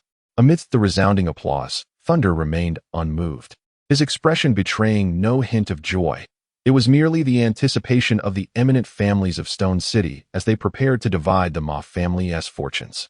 Inside the room, numerous women, hearing the shouts of fury from outside, displayed fleeting expressions of delight, only to be swiftly overshadowed by anxiety as they recalled their dire circumstances. They had lost their homes. Stealing glances at Thunder and Jia they were filled with trepidation. At that moment, Elder Yang and Yang Yi navigated through the crowd, approaching with purpose. Upon catching sight of Thunder, Elder Yang's face broke into a smile, and he said slowly, "Haha, heroic youth. Brother Lei has indeed rendered our Yang family a great service." "That was their own doing," Thunder replied nonchalantly, his gaze fixed intently on the man before him. This individual exuded an aura that was far more formidable than that of Ma Ji. "Haha, regardless of Brother Lei's intentions, the Ma family is a malignant tumor, deeply entrenched. Our Yang family was almost deceived by them, and for this alone, we owe you a debt of gratitude, Brother Lei." Unfazed by Thunder's scrutiny, Elder Yang spoke matter-of-factly, yet a sense of foreboding crept into his heart as he glanced at the women within the room. The Ma family was not merely as simple as it appeared. Could they be colluding with other forces? If that were the case. "Second uncle," Yang Shui exclaimed, her attention drawn to the sudden presence of a figure, momentarily stunned before snapping back to reality and interrupting Elder Yang's contemplations. "Haha, little Shui, splendid to see you." Elder Yang approached, his laughter masking his discomfort upon witnessing Yang Shui's furious countenance. She regarded him with discontent, realizing that his appearance was likely to negotiate commercial dealings with the Ma family. How could he have watched the recent battle unfold without intervening as she was placed in peril? Anger flared on her face at this realization. "Second uncle, you merely stood by as the Ma family bullied us without lending a hand," Yang Shui retorted coldly, her tone sharp. Elder Yang, taken aback by her mildly irate tone, chuckled lightly. "Hee, but was there not Brother Lei to assist? Look, you all emerged unscathed." "Humph." Yang Shui turned her head away, dismissing him. "Haha, should Brother Lei trust me, I will take care of the Ma family issue." Elder Yang chuckled lightly, attempting to veil his embarrassment as he addressed Thunder. "Haha, you overthink it, Elder. Since you are a senior to my esteemed sister, I would be more than glad to entrust this matter to you." Thunder cast a sweeping glance over the gathered crowd, observing their eager expressions, and with a faint smile remarked, "I am not interested in other matters. I have but one request: ensure the well-being of these women and children." Upon hearing Thunder's words, the people of Shurching were instantly consumed by a wave of ecstatic joy. "Rest assured, Brother Lei, arranging for them is but a trivial task." As night fell, following the earth-shattering battle of the day, Shurching gradually returned to its former tranquility. Yet, in the hearts of many, the aftermath of the Ma family's upheaval still stirred excitement and fervor. What intrigued them most was Thunder's identity and his connection to that woman, for the downfall of the Ma family was intertwined with her presence. This clearly illustrated the young man's deep affections for her. A slender crescent moon hung in the night sky, over the Fong family estate. Thunder and Jia sat in the courtyard, reveling in the enchanting moonlit scenery. As they gazed upon the elegant silhouette before them, they shared amusing tales of their encounters in the Warcraft Mountains, deliberately avoiding any mention of the Black Wolf Mercenary Corps. Thunder suddenly recalled something. With a flick of his right hand, a magic core materialized in his palm and was presented to Jar. "This is the magic core I obtained from hunting the unicorn rhinoceros in the Beast Mountain range," he spoke softly. "It was my first and only magic core, and I intended to gift it to you." Staring at the Azure magic core, Jar was momentarily taken aback, then lifted her exquisite face, her lively eyes locking onto Thunder's, a blush gracing her cheeks. "Ah, for me." The unexpected gift brought her immense joy. Under her sparkling gaze, Thunder slowly nodded in affirmation. "Thank you, Brother Thunder." A smile blossomed on Jar's face as she accepted the core with both hands, handling it with utmost care. Although the core was of low grade and little value, it held a significance that transcended mere monetary worth for her. Observing Thunder's lean visage, it was apparent that the trials of the Beast Mountain range had imbued him with a sharper, more formidable presence. "By the way, Brother Thunder, when I was captured at the Ma family's villa, I overheard them mentioning the Holy Mountain." As she recalled this, Jar's expression turned serious. "The Holy Mountain, the Holy Sect?" Thunder's brow furrowed in concern. At her words, Jar hesitated slightly. Anything connected to the Holy Mountain was undoubtedly serious business, given that the Ma family had referenced it. They could not be underestimated. Worrying for Thunder's safety, Jar was cautious and nodded. Indeed, they mentioned the Holy Mountain. It seems they intend to send those captured individuals there. Does that mean the Ma family is working for the Holy Mountain?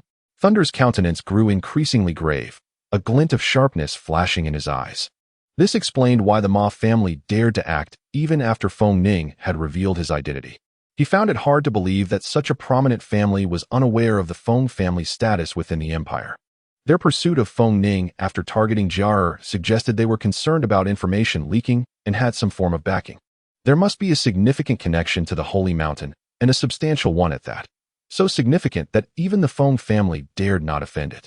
The extent of the entanglements in this matter remained unclear, as did the nature of the relationship between the Ma family and the Holy Mountain. Thunder had never anticipated that such a colossal entity as the Sacred Mountain would become entangled in this matter.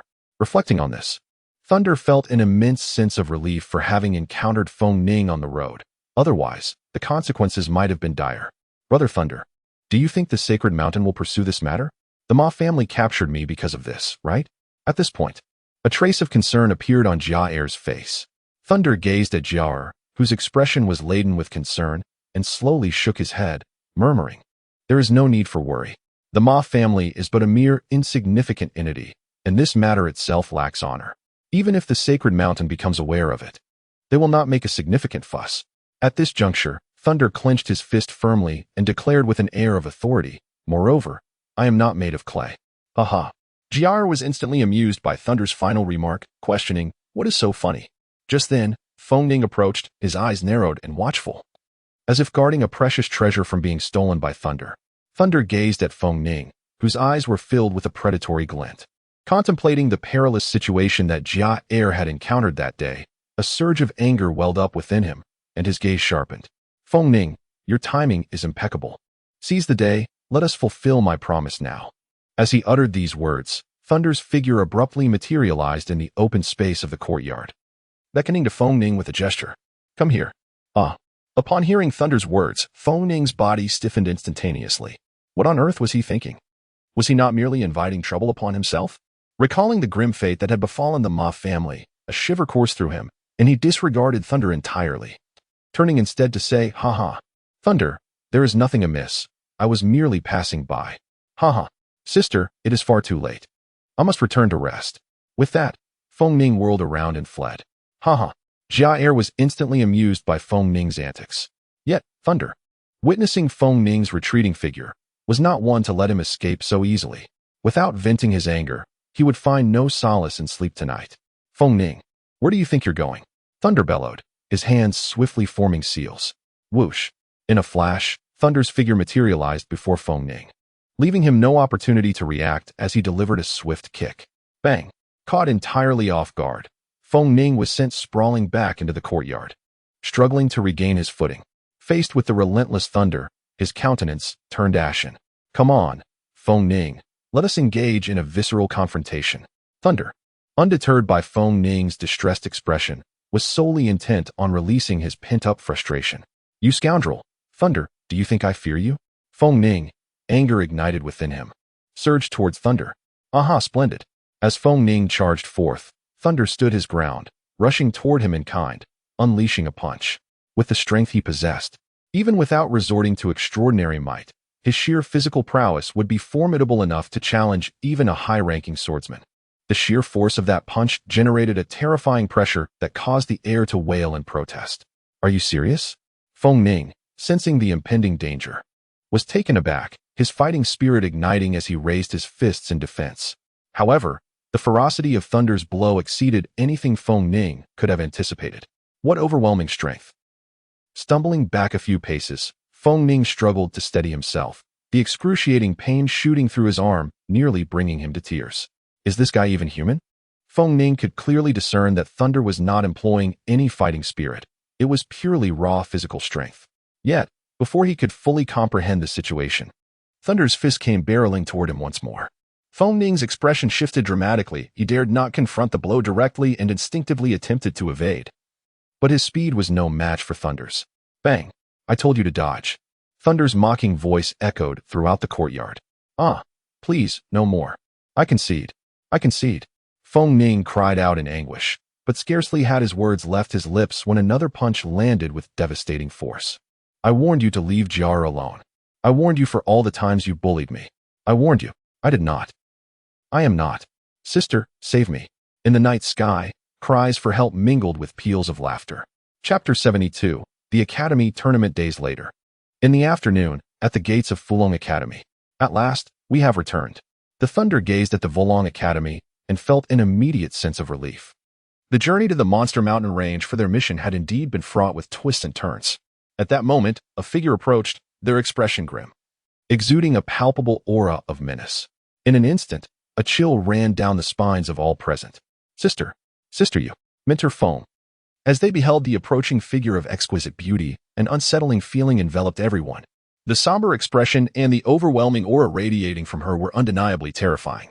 Thunder felt an unsettling chill within, as his recent journey to the Warcraft Mountains had been approved by Sister Yuer, yet an unexpected incident had occurred along the way. A mere trifling incident. Fong Yuer glared at Jiaer and her companions, her delicate eyebrows arching in evident fury. Lu Wu and his three companions exchanged glances, acutely aware of the escalating tension, and promptly addressed Fong Yuer. We shall take our leave. Observing the unmistakable signs of her impending ire, they hastily departed. With Yang Shui casting a mischievous glance back, chuckling, haha, who would dare trouble Sister Yuer to come and fetch us personally? The Thunder gazed at Sister Yu's countenance, a shiver coursing through him, prompting a dry chuckle in an attempt to alleviate the increasingly stifling atmosphere. Observing the shadowy figure drawing ominously closer, he contemplated a hasty retreat using his teleportation technique. After all, should he flee, there would undoubtedly be others to take the brunt of the situation ahead. He could always privately admit his fault later. With this thought, his heart found a semblance of calm. Sister, I was wrong. Jiaer bowed her head, resembling a child awaiting punishment for a misdeed. Sister, I shall take my leave now. Fong Ning, sensing the tension, immediately prepared to escape. Where are you going? Planning to sneak away? Upon hearing this, Fong Yuer's face flushed with rage, and she shouted in agitation. And you, what is your fault? Do you wish for a death wish, daring to venture out alone? Sister Yu, I was merely going out on a mission, as you are aware. Thunder murmured, observing the agitated Fong Yu. After a moment's reflection, he decided it best to extricate himself swiftly. The matters concerning the three siblings were theirs to resolve. At this, Fong Yu turned her piercing gaze upon Thunder. The Thunder erupted with a ferocity that was utterly terrifying, and the only thought that crossed one's mind was to flee. How fortunate it is that you were unharmed. Can you fathom the depths of my concern for your safety? Observing the elder sister's demeanor, the three were rendered speechless. The gentle breeze caressed the ground, her long hair dancing in the wind, as a glistening tear rolled down her cheek. In the Academy's woodland path, after venting her emotions, Fong Yuer, though still bearing a stern expression, no longer instilled the same fear in Lei Ting. The group walked side by side, and Lei Ting recounted their experiences in the Beast Mountain Range once more. Naturally, the matter of the slaughter of the Black Wolf Mercenary Corps was omitted. How did you venture into the depths of the Beast Mountain Range? Fong Yuer glared at Lei Ting, her expression darkening. After completing the mission, I merely wandered about, and unexpectedly encountered Yang Shui and others being pursued by the Black Wolf Mercenary Corps. Lei Ting hurriedly explained, it was purely accidental. A mere coincidence. If it weren't for my timely arrival, they would have been in grave danger. He seemed to bask in his own glory while boasting. How many are aware of the Black Wolf Mercenary Corps affairs? Fong Yuer asked solemnly. Just us? Lei Ting feigned innocence. Is something amiss? The Black Wolf Mercenary Corps is investigating the attack on the Beast Town's outpost. Fong Yuer replied slowly. Do not speak of your experiences in the Beast Mountain Range. It may invite unnecessary trouble. Understood, Sister Yuer. Lei Ting nodded, not taking her warning to heart. The Academy competition is approaching in a month. Refrain from venturing out during this time, Fong Yuer added. The Academy competition. Sister, just wait and witness my prowess. Fong Ning declared proudly. Though upon catching Lei Ting's sidelong glance, she suddenly felt a sharp pang of discomfort. Surely, I won't encounter this brute again, she thought. But then felt compelled to remind Lei Ting, you haven't made it onto the leaderboard yet, have you? The leaderboard? Lei Ting inquired, puzzled. Indeed, only those who enter the Academy leaderboard can ultimately compete in the Academy competition, Fong Ning replied with a proud demeanor. I currently rank 39th. Is 39th rank impressive? Lei Ting asked with a bemused smile.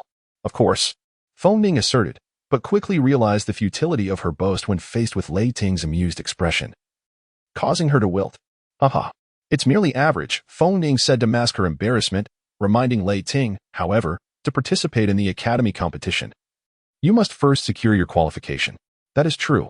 However, I've heard news that Li Xiaoran seems to have made a breakthrough. Feng Yue, disregarding Fong Ning's remarks, turned her attention to Lei Ting, advising, you must also be cautious. Isn't it a breakthrough? Fong Ning exclaimed with a casual demeanor. Suddenly struck by a thought, he turned to his sister, his eyes wide with astonishment. What the heck? Li Xiaoran has broken through again.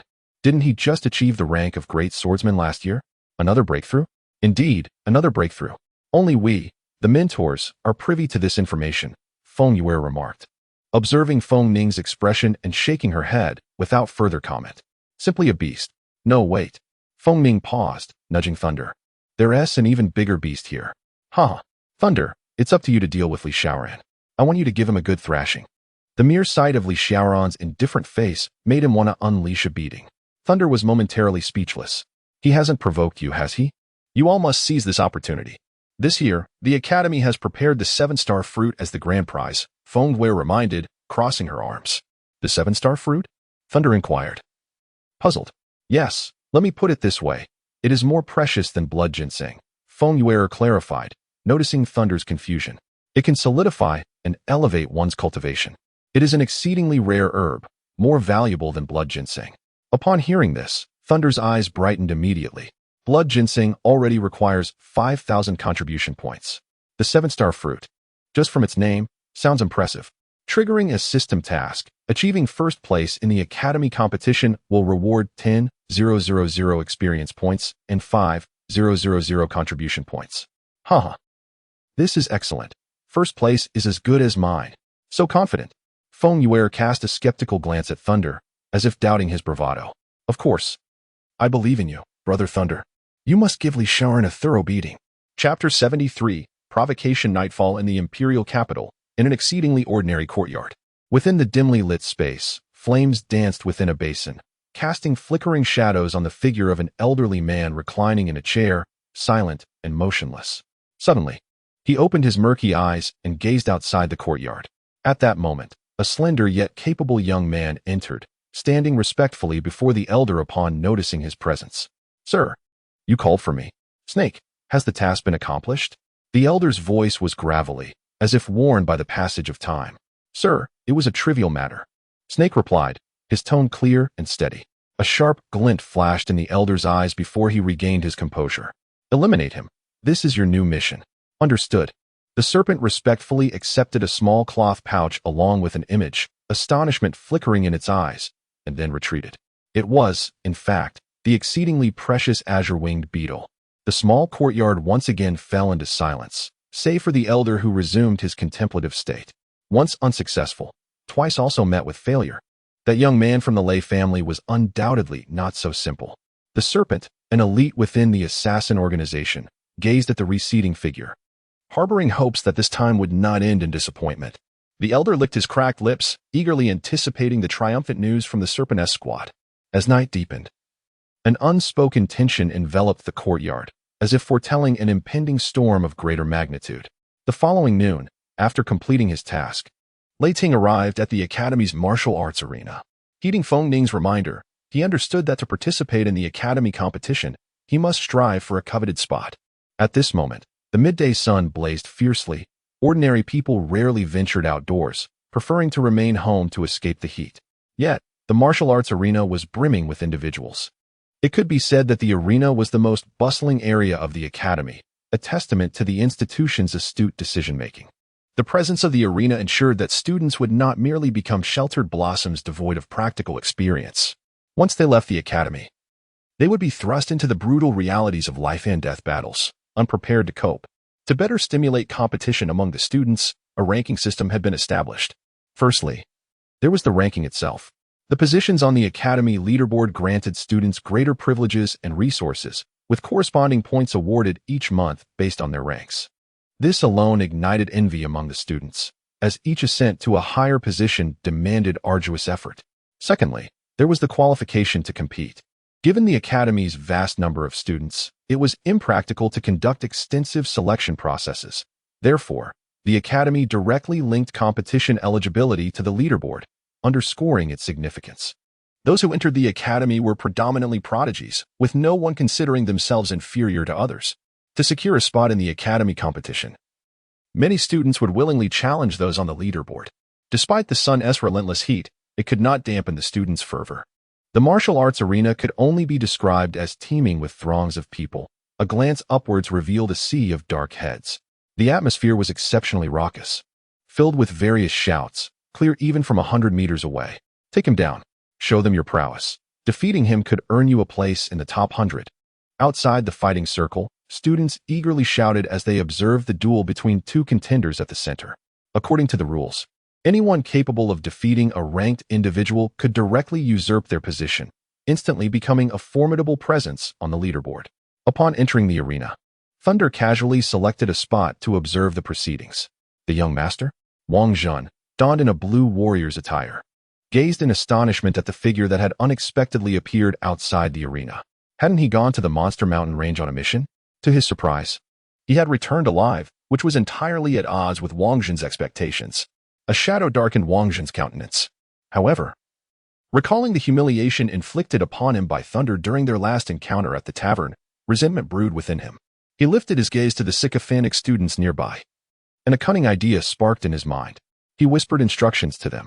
The students turned their attention towards Thunder, their expressions suddenly igniting with fervor. Thunder, sensing the weight of several scrutinizing gazes, lifted his head to meet them. He noticed a group of figures approaching with malevolent grins. Trouble is brewing. Nonetheless, Thunder did not retreat but instead regarded them with icy indifference. "Ah, look who has graced us with his presence," one of the figures drawled mockingly. "Isn't this the Academy's waste? What brings you here all of a sudden? Planning to participate in the duel, are we?" Haraha. Upon hearing their derision, Thunder's expression darkened immediately. What manner of cur dares to bark so wildly here? Heh. You label us as dogs. Very well, the man retorted, his face now shrouded in gloom. Shall we compare ourselves then?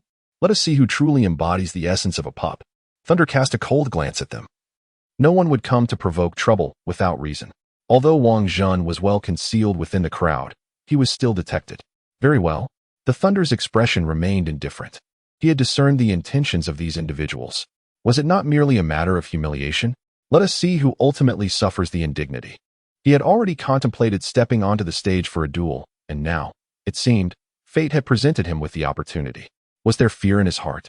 Observing Thunder's unyielding demeanor, one of the assailants feigned astonishment and provocatively remarked, "If you are afraid, then why not bark like a dog before us 3 times? The others chimed in, emboldened by the knowledge that they stood before the Academy's notorious underachiever, thus free to act without restraint. To them, the noble heir was merely a pawn in the grand game of strength. Simultaneously, they aimed to incite Thunder's wrath, hoping he would agree to a contest. For in the Academy, as long as both parties consented, the institution would remain uninvolved until one either conceded or was vanquished. As long as no permanent harm was inflicted, the supervising instructors would not intervene hastily. Their taunts erupted into hearty laughter among the group. The noble heir's bark would surely be worth its weight in gold. The raucous laughter drew the attention of passers-by. "Isn't that Wang Fong, ranked 54th? One exclaimed. "And who is that before him? Goodness, how did that fellow end up here? Who could it be? Who else but the Academy's disgrace, having not set foot in the arena for 3 years, and yet here he is today, a true miracle. Oh, it's Thunder. Is he truly considering entering the fray? Can his frail physique withstand even a single blow?" The onlookers turned their gazes toward Thunder, eyes alight with anticipation. Another spectacle was about to unfold, for Wang Fong was known to be a formidable opponent. Thunder's expression was frigid as he gazed at the brash individuals before him, scoffing. "What a pity it must be for you to stoop so low as to play the dog. One wonders if you bring shame upon your family. You seek death." Wang Feng's face flushed crimson, standing tall, his gaze sharp as a blade fixed upon Thunder, his voice piercing like ice. "With such filth as yourself, do you truly believe that your affiliation with the Marquis House elevates you above others? In my eyes, you are inferior to refuse." Faced with such unabashed derision, Thunder's fury ignited. "Very well, you have managed to provoke me. Is it not your desire to challenge me? Then let us commence." Chapter 74. unarmed against a blade? Humph. If you wish to fight, name the time. I shall always be your nightmare. Wang Feng laughed with an air of arrogance, his tone dripping with insolence.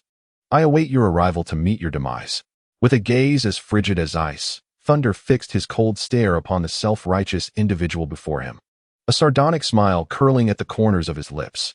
He regarded his opponent with disdain and then disdainfully proclaimed, If you are so eager to be struck, let it be so. Spare me your words. The tone of Thunder exuded a hint of disdain and mockery, akin to an icy blade piercing Wang Feng's pride. Haha, splendid. An arrogant individual must possess some merit. Under such contempt from Thunder, Wang Feng's rage ignited. With a thunderous roar that reverberated through the surroundings, he proclaimed, Soon, you shall comprehend the true essence of pain. The onlooker's eyes sparkled with overwhelming excitement, eagerly anticipating this foregone confrontation, secretly amused. Simultaneously, they whispered to one another, awaiting the spectacle about to unfold. Hee. A grand performance is about to commence. Observe how long Thunder can withstand Wang Feng's onslaught. One speculated quietly. How long? Shouldn't it be a one-hit defeat? Scoffed another dismissively. At that moment, the arena had emptied, and without hesitation, Wang Feng surged towards the combat stage. Sword pointed at Thunder, bellowing, Come forth to meet your demise. It was Wang Feng, the very figure from the rankings making his entrance. As a prominent name on the leaderboard, his appearance naturally commanded the crowd's attention, igniting a wave of astonishment. Who exactly did he intend to challenge? Uncertain, the spectators mused. But it was evident that a fierce clash of titans was imminent. Humph. Thunder let out a cold snort, his expression impassive, as he leisurely ascended the duel platform to face Wang Feng from afar. When the crowd finally recognized Thunder's silhouette, the previously boisterous arena fell into an abrupt silence. It's him. It's Thunder? How could this be, the so-called Waste Thunder? In a heartbeat, a tumult erupted, disbelief rippling through the audience. He dared to challenge a top-ranked expert? Was he seeking punishment? What could he possibly employ in defense? Wang Zhun, listening to the murmurs, squinted mockingly at Thunder, sneering. Young master, let us see how this unfolds. Quickly draw your sword. I am most curious to witness the audacity behind your arrogance. A sly smile crept across Wang Feng's face, and recalling Wang Zhun's promise, he felt an intensified desire to trample Thunder beneath his feet. The provocative smile deepened. What is the matter? Are you not going to make a move? Wang Feng's brows furrowed as he observed the stillness of Thunder. Thunder gazed at the arrogant Wang Feng and spoke with a hint of indifference. Who told you that you are my only opponent? Before he could finish his sentence, his gaze sharpened like an arrow, sweeping over the crowd, ultimately fixing on the few individuals accompanying Wang Feng. With a scornful gesture, he beckoned them. Weren't you all quite boastful just now? Then come forth together. What did you say? Wang Feng's fury ignited at Thunder's contemptuous words. As a formidable competitor on the leaderboard, he prided himself on his strength, yet here he was, being so disdainfully regarded, faced with the seemingly feeble Thunder. What could he possibly contest with? How could he be so oblivious to his own impending doom and challenge him to a group battle? Haha, splendid. You are truly remarkable. Is Thunder truly deranged? Lacking any real power, he still dares to propose a collective confrontation against Wang Feng. Isn't that tantamount to courting death? The demands of Thunder left everyone utterly astonished, their expressions a tableau of disbelief. Such audacity was virtually unprecedented. Could it be that Thunder believed he could triumph in the duel? Was this even conceivable? Some began to entertain fanciful notions, yet they were swiftly dismissed with contempt. What is the matter? Are you afraid? Thunder taunted, casting a scornful glance at the motionless figures below, particularly at Wang Feng. If you wish for death, I shall oblige. Wang Feng roared in fury. Let us engage together. I shall see if your bravado holds true. Heh, at that moment, do not wail for mercy. Wang Feng's gaze bore into Thunder with a chilling intensity, his grip on his weapon resolute, and his eyes sharp as blades. The audacity of Thunder's contempt ignited a fierce determination within him to ensure that the provocateur would bleed on the spot. You, young one, possess a remarkable audacity. I have yet to encounter such gall amongst the top 10 on the leaderboard. The other four ascended the arena, their gazes as icy as daggers, coldly fixated on Thunder. Heavens! These are all masters from the leaderboard. Su Gao at 68th, Sun Shi at 76th, Su Hong at 79th, and Zhang Tsang at 86th. Is Thunder out of his mind? A single individual challenging 5 ranked experts. You fool, if you're insane, go home. This isn't a playground for you. If you seek a beating, then step down. This scene left the crowd in awe. Their adversary was merely thunder alone. Below, a cacophony erupted, with onlookers expressing their astonishment at the 5 formidable opponents on the platform, especially given that their challenger bore the ignominious title of being the Academy's waste. Some even resorted to mocking Thunder. Yet, he remained indifferent to the uproar, coldly regarding his opponents. Slowly, he raised his right hand and declared with icy conviction, 5 individuals. If I exceed 5 moves, consider me defeated. What? Are you seeking death? How dare you underestimate us? A single utterance from Thunder ignited their fury, simultaneously stunning those present. 5 moves? Could they have misheard? Very well, then, let it be 5 moves that send you away. With a sinister grin, Fong sprang from his stationary position, creating a dark shadow across the arena. The long sword in his grasp gleamed with a chilling light, slicing towards Thunder like a bolt of lightning. Such swiftness. Despite his questionable character, one could not deny that Fong's prowess had indeed grown stronger. How could one defend against this? Was Thunder truly prepared to receive the blade? Yet at that moment, Thunder, gazing at the descending sword, simply smirked coldly, his expression unperturbed. He abruptly extended his right hand, reaching directly for Feng's sword. An eruption of extraordinary strength. The arena fell into an eerie silence. Had Thunder truly lost his mind? Did he not value his life? Fong, observing Thunder's outstretched hand, allowed a cruel smile to creep across his lips. In such duels, injuries were commonplace, and the Academy would not pursue accountability, not even for the young master of the Ho family. To block a sword with one's hand, how audacious! Wang Jun, exhilarated, felt a spark of excitement. He had not anticipated that such a trivial promise would give rise to such a thrilling spectacle. To catch a sword with bare hands. Chapter 75. Not a step moved this foolish young master. What could possibly be going through his mind? Attempting to catch the descending sword with his hand? In that fleeting moment, the onlookers had no time to ponder further, their eyes wide with disbelief. Thunder's right hand, like a flash of lightning, grasped the blade. Instantly, the crowd's eyes widened in astonishment, the silence palpable, save for a few gasps from the women. Feng's snarling visage froze in disbelief. He felt a numbing sensation in his hand, the sword rendered immovable. How could this be possible? His eyes widened in shock, unable to comprehend the scene before him. The long sword was firmly clutched by Thunder's right hand, unable to advance even a fraction. He scarcely had time to grasp the situation. In a blink, the figure before him shifted.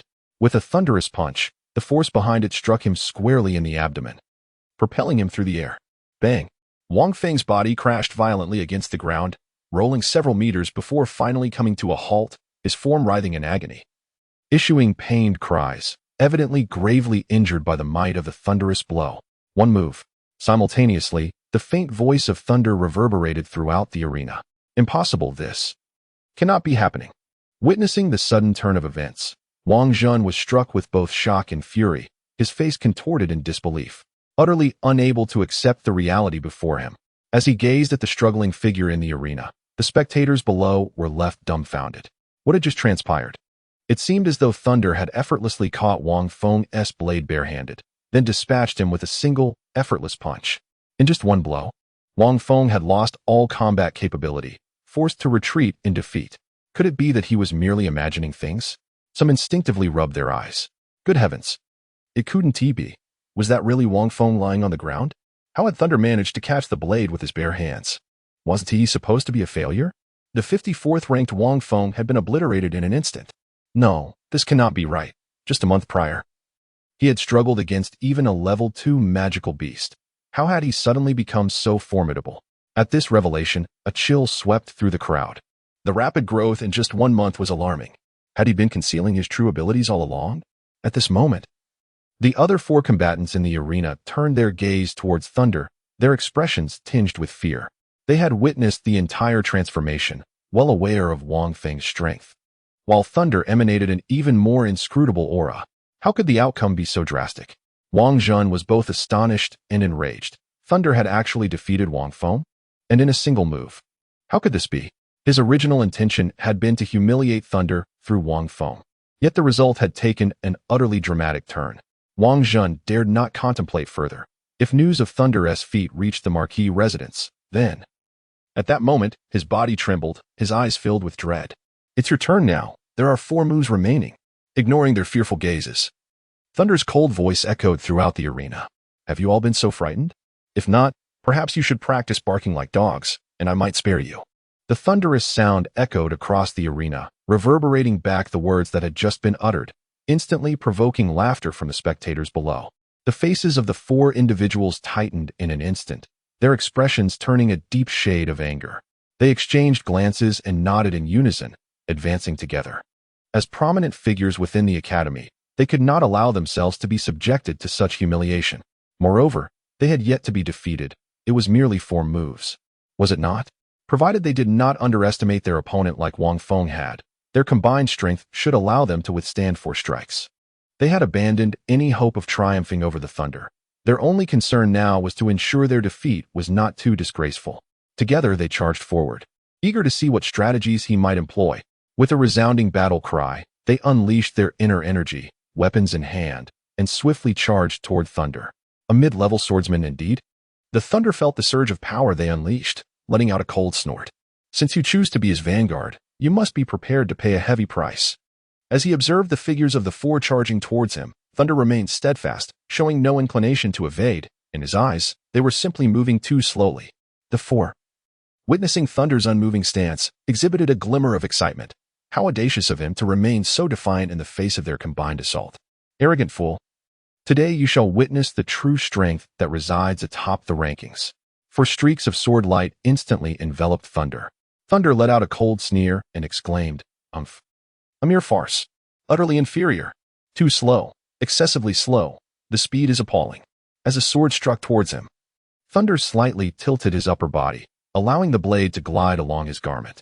Su Gao, witnessing the failure of his attack, sought to press on, but was met with a powerful punch to his chest from Thunder. The second strike. Su Gao's eyes widened in shock, and he immediately let out a pained scream. It felt as though a tremendous force had violently collided with his chest, sending his body hurtling backward. Bang! Su Gao crashed heavily onto the ground, struggling and wailing in agony. Thunder had not exerted his full strength with this punch, nor had he employed his extraordinary might. For this was merely a contest within the academy, and there was no need for undue cruelty.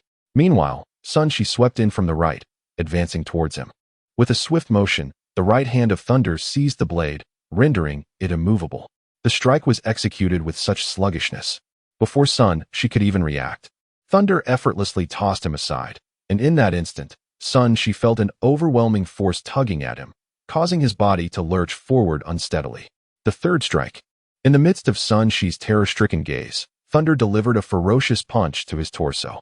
Bang! Sun Shi was sent hurtling backward, following in Su Gao's footsteps. Whoosh whoosh. 2 weapons sliced through the air towards him. Did you not consume your fill? Lacking even an ounce of strength. The 4th strike. The 5th strike. Bang! Clash. The 3rd and 4th figures were simultaneously propelled out, shrieking in agony. Su Hong and Zhang Tsang collapsed to the ground, unable to rise again. Thunder stood resolutely in the arena, exuding a sharp and formidable aura. The crowd below had fallen into a stunned silence, their eyes fixated on the fallen figures, as if paralyzed by the spectacle. How astonishing, how terrifying. Could this truly be the disgrace of the academy?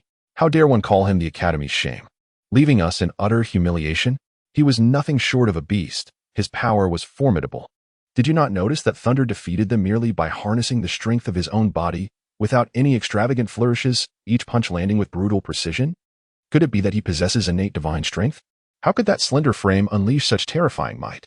Even the esteemed swordsman Fong could not withstand a single blow. Indeed, this fellow's strength is truly fearsome. Have you noticed that from the very beginning of the battle, Thunder did not budge an inch? He stood there steadfast, even refusing to take a single step.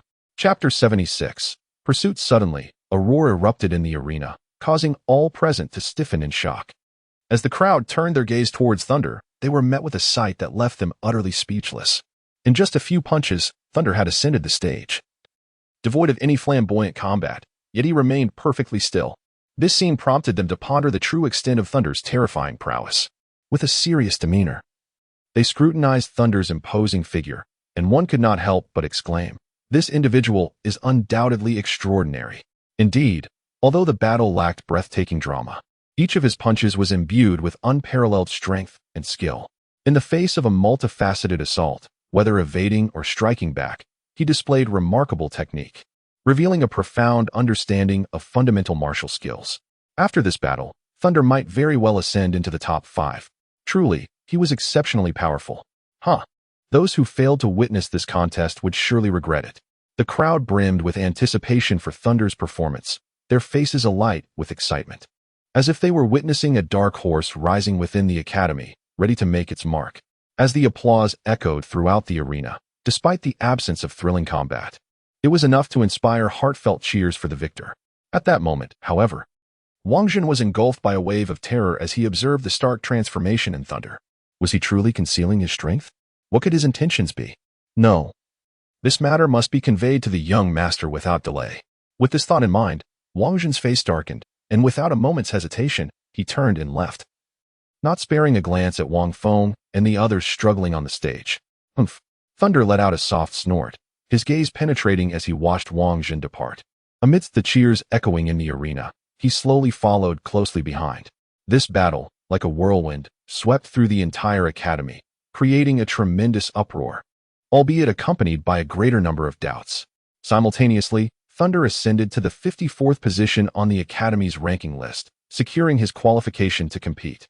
In the opulent villa of the academy, Thunder sat cross-legged, his eyes closed, exuding an overwhelming aura. Just 2 days prior, he had achieved a breakthrough, becoming a great swordsman, and at this moment, he was diligently consolidating his cultivation. However, the tranquility of the closed door was abruptly interrupted by a series of urgent knocks. Ning slowly opened his eyes, a sharp glint flashing within them as he spoke in a low, resonant voice. "Enter." The door swung open, and Wang Jun burst in as if possessed, utterly oblivious to the icy gaze of Ning. "Young master, there is grave news. The eldest master. He is not a wastrel at all. He has been concealing his true strength all along," Wang Jun exclaimed, panting as he spoke. Upon hearing this, Ming's demeanor instantly turned grave. His expression shifted dramatically, and in a fit of rage, a powerful force erupted, causing the very floor of the room to shatter with a resounding crash. "What did you say?" Ming's brow furrowed deeply. Wang Jun, gazing at the broken ground, widened his eyes in terror and took a step back. Facing the displeased young master, he stammered, "Young master, today I encountered the eldest young master at the arena. I intended to let Wang Fong and the others seize the opportunity to humiliate him, to further undermine his standing in the Ho residence, but, at this point, a look of sheer horror crossed Wang Jun's face. But what? Ming's countenance darkened as he spoke, his eyes glinting with a predatory intensity. Wang Fong had no chance to resist before the eldest young master. He was instantly obliterated by a single blow.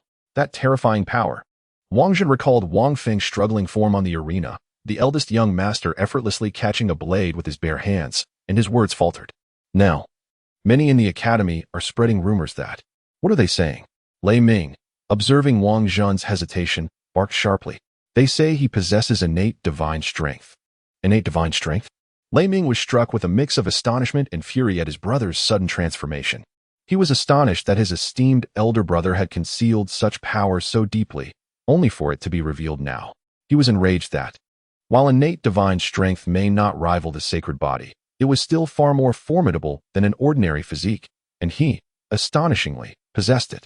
The expression on Ming's face was ominously dark. He could scarcely fathom that for over a decade, Ting had so skillfully concealed his true self, even to the extent of sustaining injuries from ferocious beasts. Why would his elder brother undertake such a ruse? Given his innate divine strength, his potential must be extraordinary, complemented by his status as a young master of the Marquis household, which would undoubtedly ensure his vigorous cultivation. Or perhaps he was intentionally shrouding his abilities. That seemed implausible. The youth's intellect could not be so astute. Could it be that he had awakened his powers later?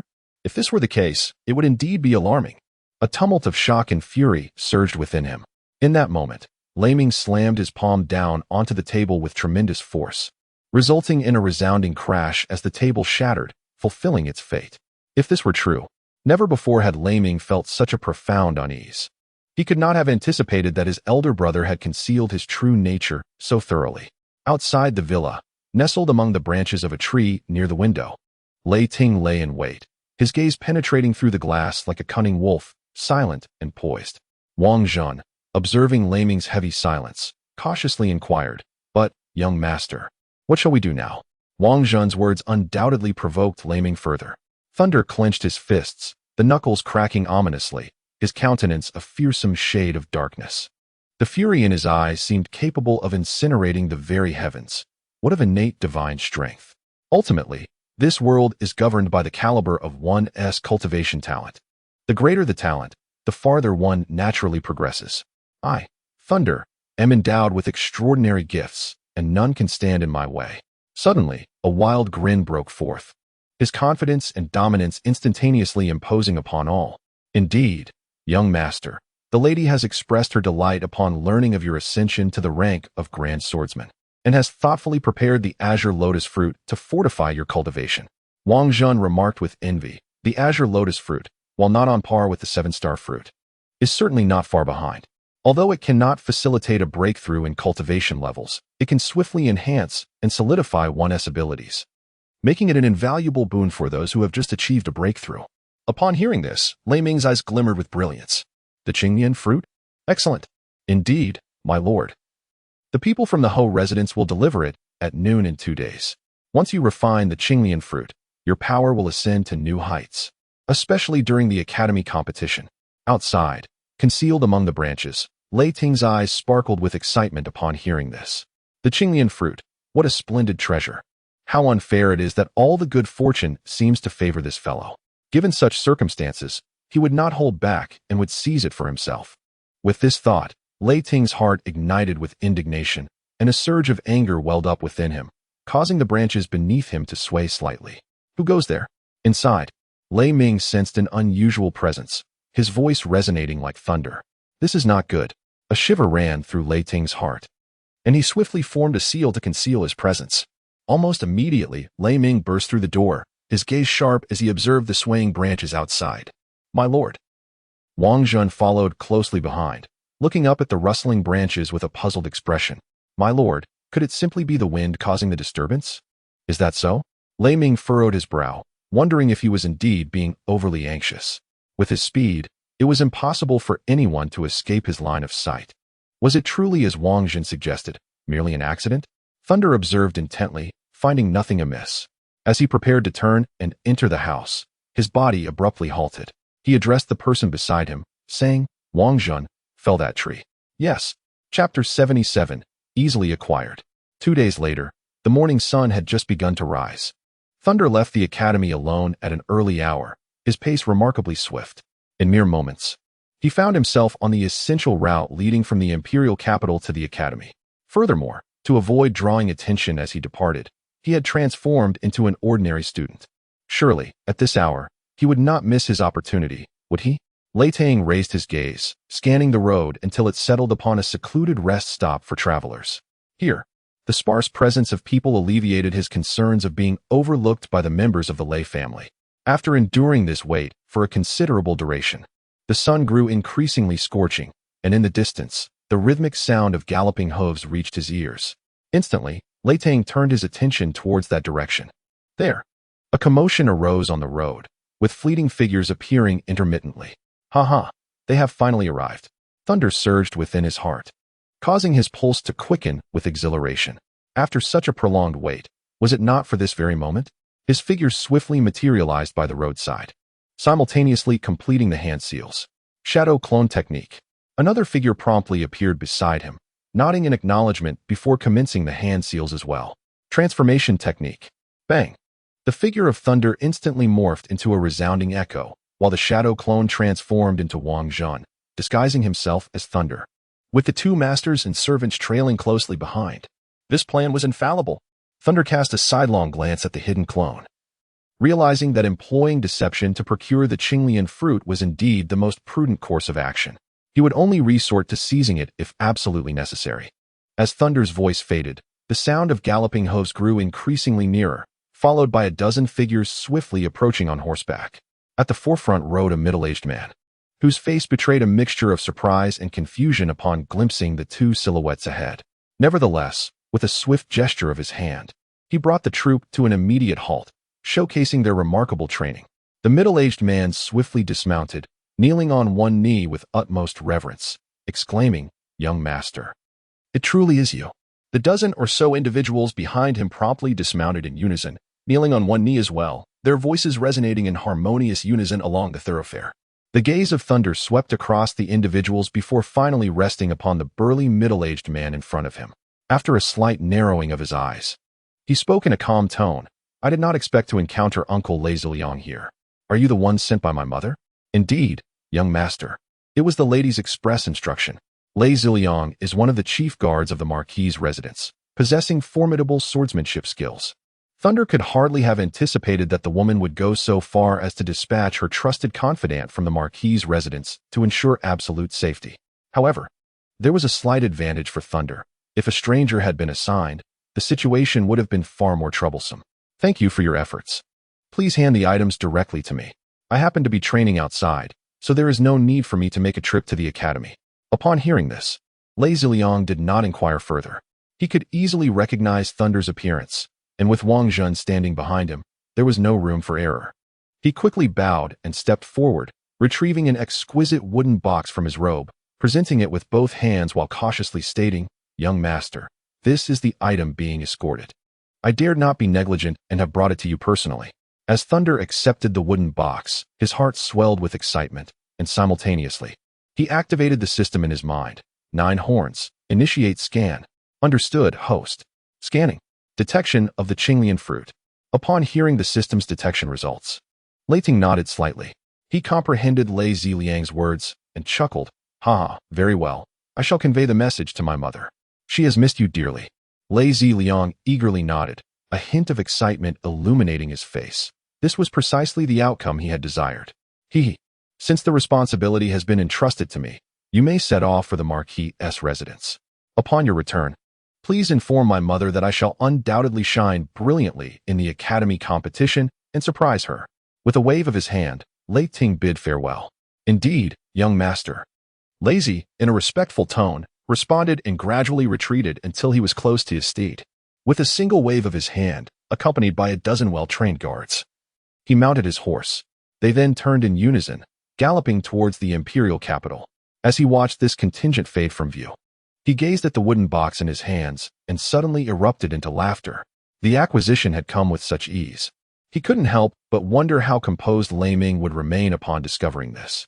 With a flicker of his gaze, after a brief pause, Lei Ting quietly inquired, "Julaba, how many contribution points can the Qinglian fruit be exchanged for?" Thunder's eyes brightened with anticipation. "Host, the Qinglian fruit can be exchanged for 15,000 contribution points. Shall we proceed with the exchange?" 15,000. Upon hearing the exchange value announced by the 9 horns, Thunder's eyes widened in disbelief, and he inhaled sharply. "Is there any justice in this? Exchange it immediately." Thunder nearly shouted, feeling the weight of his hard-earned contribution points. The value of such a rare treasure was astonishingly high. What about the even more valuable 7-star fruit? Thunder was instantly filled with anticipation. "Good host, exchange successful." The wooden box in his hand vanished as if it had never existed. 9 horns. Open the attribute panel. "Very well, host." Level, Special Jonin Experience, 21, 300, 300. 000 Name. Thunder Health Points, 500, 500 Spirit Points, 6,000, 600 Ninjutsu. Body Flicker Technique, Healing Technique, Water Clone Technique, Earth Release, Stone Dragon. Fire Release, Fire Dragon Flame Bomb, Lightning Release, Thunderball, Fire Release, Phoenix Fire Technique, Shadow Clone Technique, Water Gun Technique Taijutsu, Mastery of Taijutsu. Super Strength Bloodline Limit, Magnet Release, Beginner Sage Body Contribution Points, 53, 978 with 50,000 contribution points. He could exchange for an A-rank ninjutsu. Should he choose Chidori or Rasengan? Thunder pondered, recognizing that both techniques were emblematic within the Naruto universe. Each had its merits. While Rasengan possessed greater power, the mere 50,000 contribution points compelled him to make a choice. 9 horns, learn Chidori. Very well, host.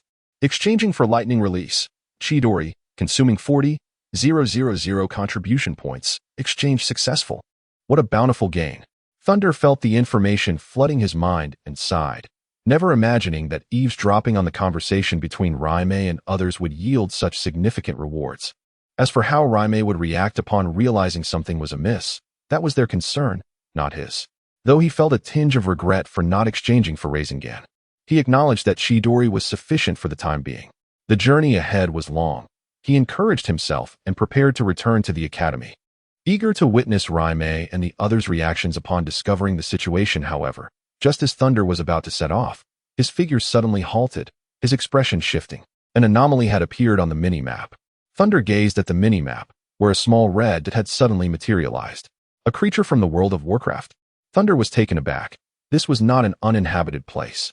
However, due to the presence of the academy, the nearby magical beasts had been nearly eradicated. He couldn't help but lift his gaze. There it was.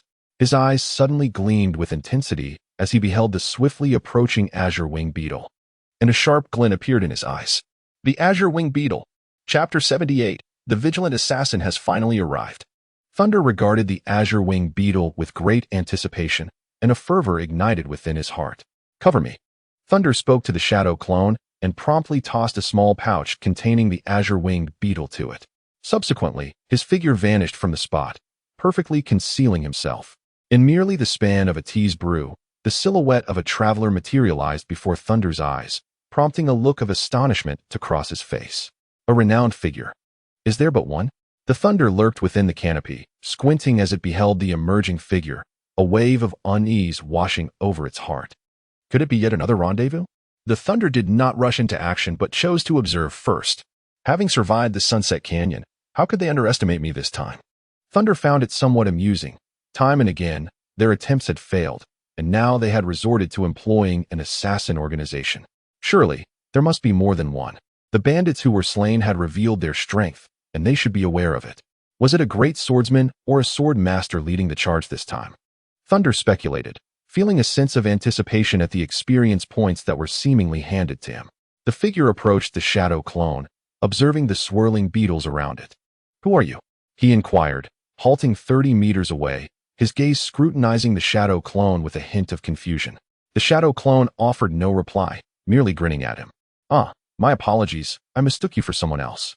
The man's expression shifted slightly, revealing an awkward demeanor as he quickly turned and departed without hesitation. How intriguing. He has revealed himself. Thunder's gaze sharpened, yet he refrained from immediate action, instead focusing on the swiftly retreating figure.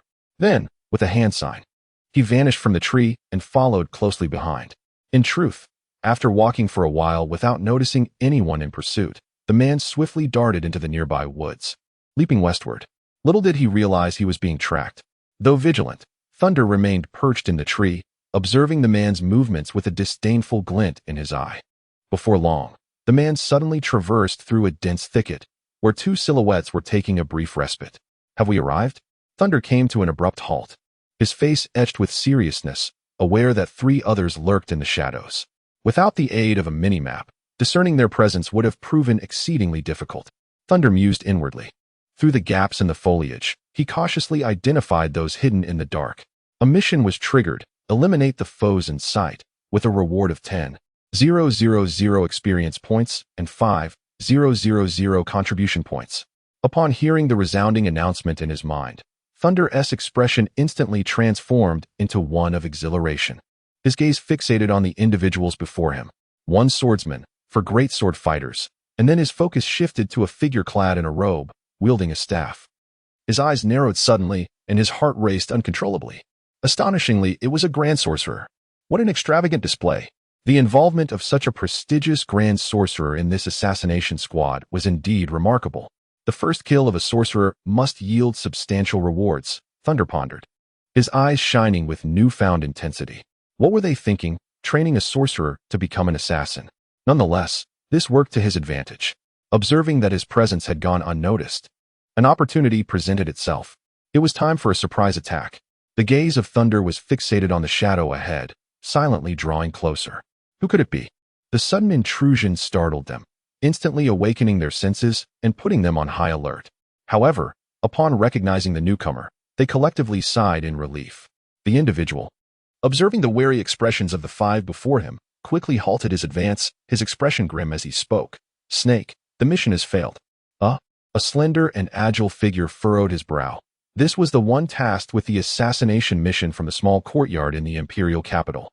He was known by the codename Snake within the assassin organization, and as the leader of this small team, he was also referred to as the Snake Squad.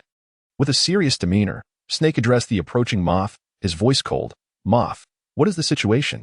Where is the Azure Wing Beetle? Moth. The person the Azure Wing Beetle found is not a spy. He doesn't even know the code words, Moth replied in a low voice. Doesn't he know the code words? Upon hearing this, Snake's expression shifted. This is bad. We have been compromised. Snake, do not worry. It does not appear that they are laying an ambush for us, nor have they been following us. Moth hesitated briefly, understanding Snake's implication, and quickly elaborated. Snake, with a serious expression, interrupted Moth, then scanned the others before finally fixing his gaze on the magician, stating, Wing, follow me. We will proceed with Plan 3. Not good. Someone is coming. The great magician suddenly looked up towards Thunder's direction, exclaiming loudly. Although there were trees concealing the area, his spiritual senses detected a faint fluctuation of power. Soon, Thunder, who had maneuvered around to within 40 meters behind the group, changed his expression upon hearing the magician shout, Damn, we've been discovered. The distance of 40 meters was too far, beyond the range of his ninjutsu attacks, prompting Thunder to abandon the idea of a stealthy assault and instead charge forward with all his might. The figure of Thunder darted forth like a bolt of lightning, swiftly lunging towards the silhouette ahead. As he surged forward, his hands rapidly formed seals. 30 meters, 20 meters. What? The expression of the serpent shifted dramatically. Upon witnessing the approaching figure, he seized wing and shouted, Dodge. The countenance of the Moth was equally grim at that moment. He realized he had been deceived. A terrifying crisis enveloped them in an instant. 10 meters. As the figure drew near, having already prepared his jutsu, he unleashed it in an instant. Fire style, Fire Dragon Flame Bullet. Boom. A ferocious fire dragon erupted from Thunder's mouth, roaring as it charged towards the shadow ahead. The cataclysmic power ignited the forest, towering trees consumed by the flames, sending torrents of fire surging outward. Yet, the serpent and his companions reacted swiftly, retreating several dozen meters in a fleeting moment, escaping the fire dragon's wrath. Illuminated by the blaze, Thunder's figure was immediately discerned by the serpent, who wore a malicious grin of fury. It had always been they who ambushed others. Now, they found themselves under attack at their makeshift stronghold. Surround him. Kill him. The serpent bellowed, spinning swiftly to charge at Thunder, his cold eyes brimming with murderous intent. Regardless of the intruder's motives, since he had dared to follow them, he would not be permitted to leave alive. Whoosh. 6 figures moved rapidly, halting simultaneously as they approached Thunder, stopping at the critical distance of 15 meters. The serpent gazed intently at the figure before him, his eyes narrowing, then suddenly brightening. Chapter 79. Magic versus Ninjutsu. The serpent beheld the young man before him, overcome by an ineffable shock. It is you. The individual bore an uncanny resemblance to the one in the image. The serpent gasped in astonishment, never anticipating that this audacious individual would dare to follow them alone. A flicker of excitement passed through his cold gaze. His heart raced not merely from surprise, but from a thrilling exhilaration. He had not expected that the visitor would be his target for this mission. The serpent found it hard to believe. You are truly bold, daring to come alone, he remarked, suppressing his excitement, his words tinged with mockery. The Thunder showed no concern for their encirclement, nor did it display any sign of panic. Standing there, as steadfast as a rock, its delicate visage bore no trace of alarm, but instead revealed a hint of mockery. With an indifferent gaze, it swept over the assassins, ultimately resting its eyes upon the serpent. The playful expression instantly transformed into one of frost, as it inquired, Have you come to assassinate me under the guise of employment? The words of Thunder emanated a chilling intensity, imbued with a profound intent to kill. Indeed, it was a declaration of one's intent to slay you. The long knife in the serpent's grasp ominously pointed towards Thunder, its voice dark and laden with an equally frigid malevolence. Driven by an unwavering obsession to achieve its sinister goal, refusing to relent until the objective was accomplished, the thunderous figure displayed no anger. Instead, he inquired with an air of indifference, Many seek my demise. Who has sent you? Killing you will reveal that, the serpent retorted, his words succinct and decisive. In an instant, he lunged forward, wielding his icy blade with lethal intent towards the thunderous figure. Simultaneously, from 3 directions, a host of bloodthirsty assassins surged forth. Yet, there was no hint of trepidation on the thunderous figure's countenance. Instead, a cold smile graced his lips as he declared, "Then let me subdue you all." The thunderous figure gazed at the approaching blade, sensing the chilling gleam that emanated from it, the situation appearing exceedingly dire. Substitution Jutsu. At the very moment the weapon descended, the prepared technique was unleashed. The serpent's triumphant smile abruptly froze as the image of thunder transformed into a mere piece of wood in his eyes, simultaneously capturing the fluctuations of energy. His expression shifted drastically as he swiftly turned, bellowing, "Wing, beware of what lies behind you." Sorcerer? The moment the figure of thunder emerged, his gaze fixed upon the sorcerer before him. It was his inaugural encounter with a mage from this world, and a thrill coursed through his veins. He pondered the distinctions between magic and ninjutsu. However, as the serpent alerted him, the formidable sorcerer and the assassin tasked with his protection simultaneously pivoted. Their reflexes and combat experience were indeed impressive. As their eyes locked, thunder erupted into laughter, unperturbed by the opponent's formidable presence. This was due to his own superior strength. "Come, let me witness the prowess of the Grand Sorcerer. You insolent wretch. Your magic is formidable, but today marks your demise." The corner of Yi's mouth curled into a smirk as he brandished his wand, unleashing the prepared spell in an instant. Great Fireball Technique. Boom. A fireball, the size of a basketball, swiftly expanded in midair before hurtling towards thunder. Is this the 4th level spell, the Great Fireball Technique? The thunder did not flinch, gazing at the fireball that had swelled to approximately 2 meters, a cold smile spreading across his face. "It is too diminutive, too feeble. Far too feeble. Allow me to demonstrate what a true fireball truly is." As the words of thunder fell, he simultaneously completed a series of hand seals. Fire Release, Great Fireball Technique. What is the relationship between magic and ninja techniques? Although both belong to the realm of fire-based attacks, and their levels cannot be distinctly categorized, the disparity in effectiveness between a level 4 spell and a C-rank ninja technique is glaringly apparent. Great Fireball Technique versus the Grand Fireball Technique. Both are manifestations of fireball attacks. In an instant, a torrent of flames erupted from Thunder's mouth. The 4-meter-wide Grand Fireball dwarfed the Great Fireball in both momentum and destructive power, swiftly engulfing and assimilating the smaller fireball before surging forward with ferocity. The fusion of the two enhanced the might of the Grand Fireball, unleashing a terrifying force that surged forth unimpeded, leaving a path of inferno in its wake. Impossible! Wing stood frozen, astonished by the fireball hurtling towards him, his eyes wide with disbelief as he shouted, his voice sharp with incredulity. This was the first time he had ever witnessed such formidable power in a fireball. Even sorcerers could not wield such might. It was not that they lacked the desire to conjure a larger fireball, but rather that the size of the Great Fireball had reached the limits of a sorcerer's control. Any larger, and it would spiral out of control, backfiring upon the caster. Yet, that boy had shattered the conventions of magic. How had he achieved such control over a fireball of this magnitude? "What are you dazed for? Dodge." Just as Wing stood transfixed, the assassin tasked with his protection seized him and leapt to evade. However, the power contained within the Grand Fireball, enhanced by the Great Fireball, was overwhelmingly potent.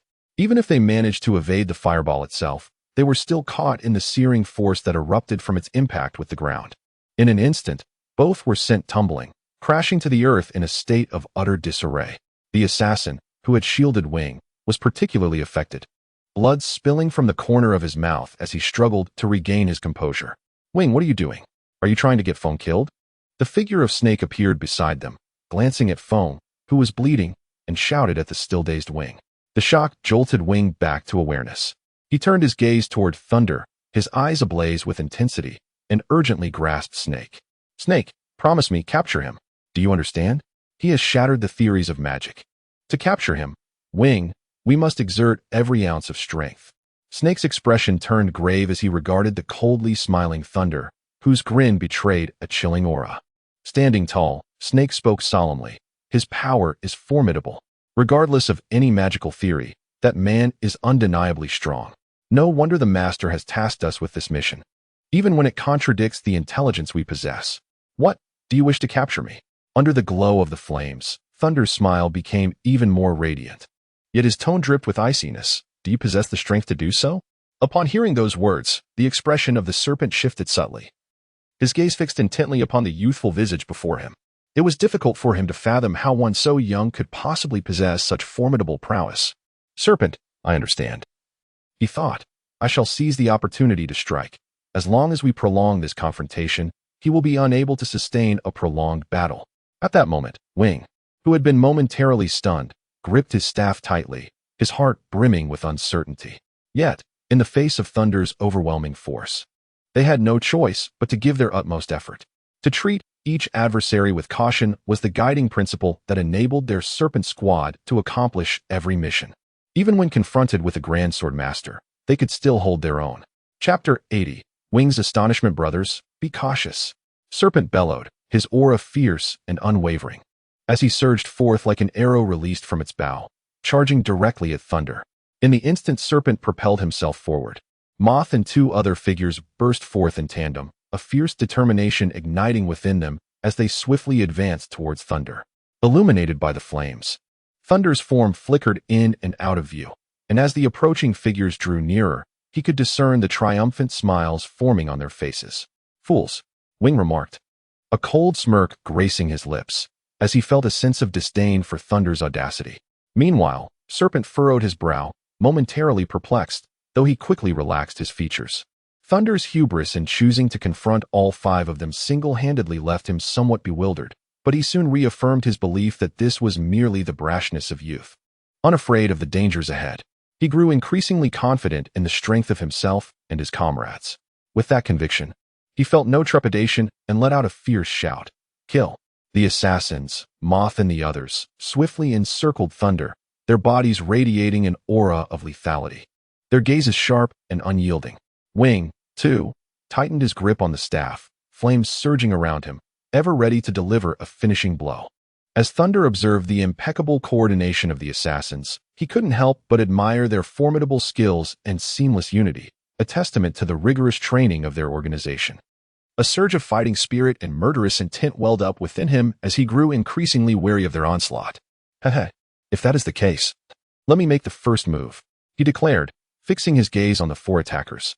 With a commanding shout, he exclaimed, Die? Forming hand seals, an overwhelming force surged forth, and the prepared ninjutsu was unleashed in an instant. Magnet release, sand iron wave. A colossal black tide erupted from the forest floor. The sudden ferocity of Thunder's strike left Snake utterly astonished. In that fleeting moment when the sand and iron wave coalesced, he felt an unprecedented sense of impending doom. Before him loomed the towering black wave, akin to a whirlwind, accompanied by a terrifying howl, surging directly towards them. It was evident that Thunder had deliberately awaited their assault. The unprecedented peril stirred tumultuous emotions within Snake. His pupils constricted as he bellowed, Not good. It's a trap. Get back. The others gazed in shock at the massive sand iron wave, their pupils dilating in unison, engulfed by an overwhelming fear. A chilling aura of death enveloped their hearts. What is this? My God, is this even magic? Impossible. Can such magic exist?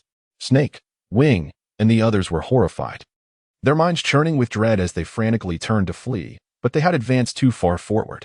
Be careful, defend with all your might, Snake shouted, eyeing the vast black shadow that loomed closer. In this dire situation, escape was no longer an option.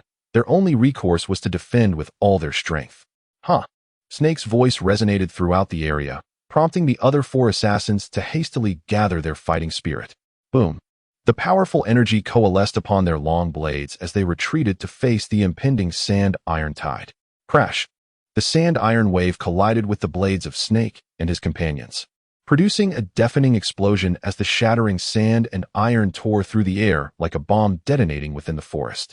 Yet, the resistance of Snake and his allies lasted only for a fleeting moment. Their bodies were flung aside like kites severed from their strings by the force of the colossal wave. The overwhelming impact sent them soaring, their bodies marred by countless gory wounds as blood splattered in every direction.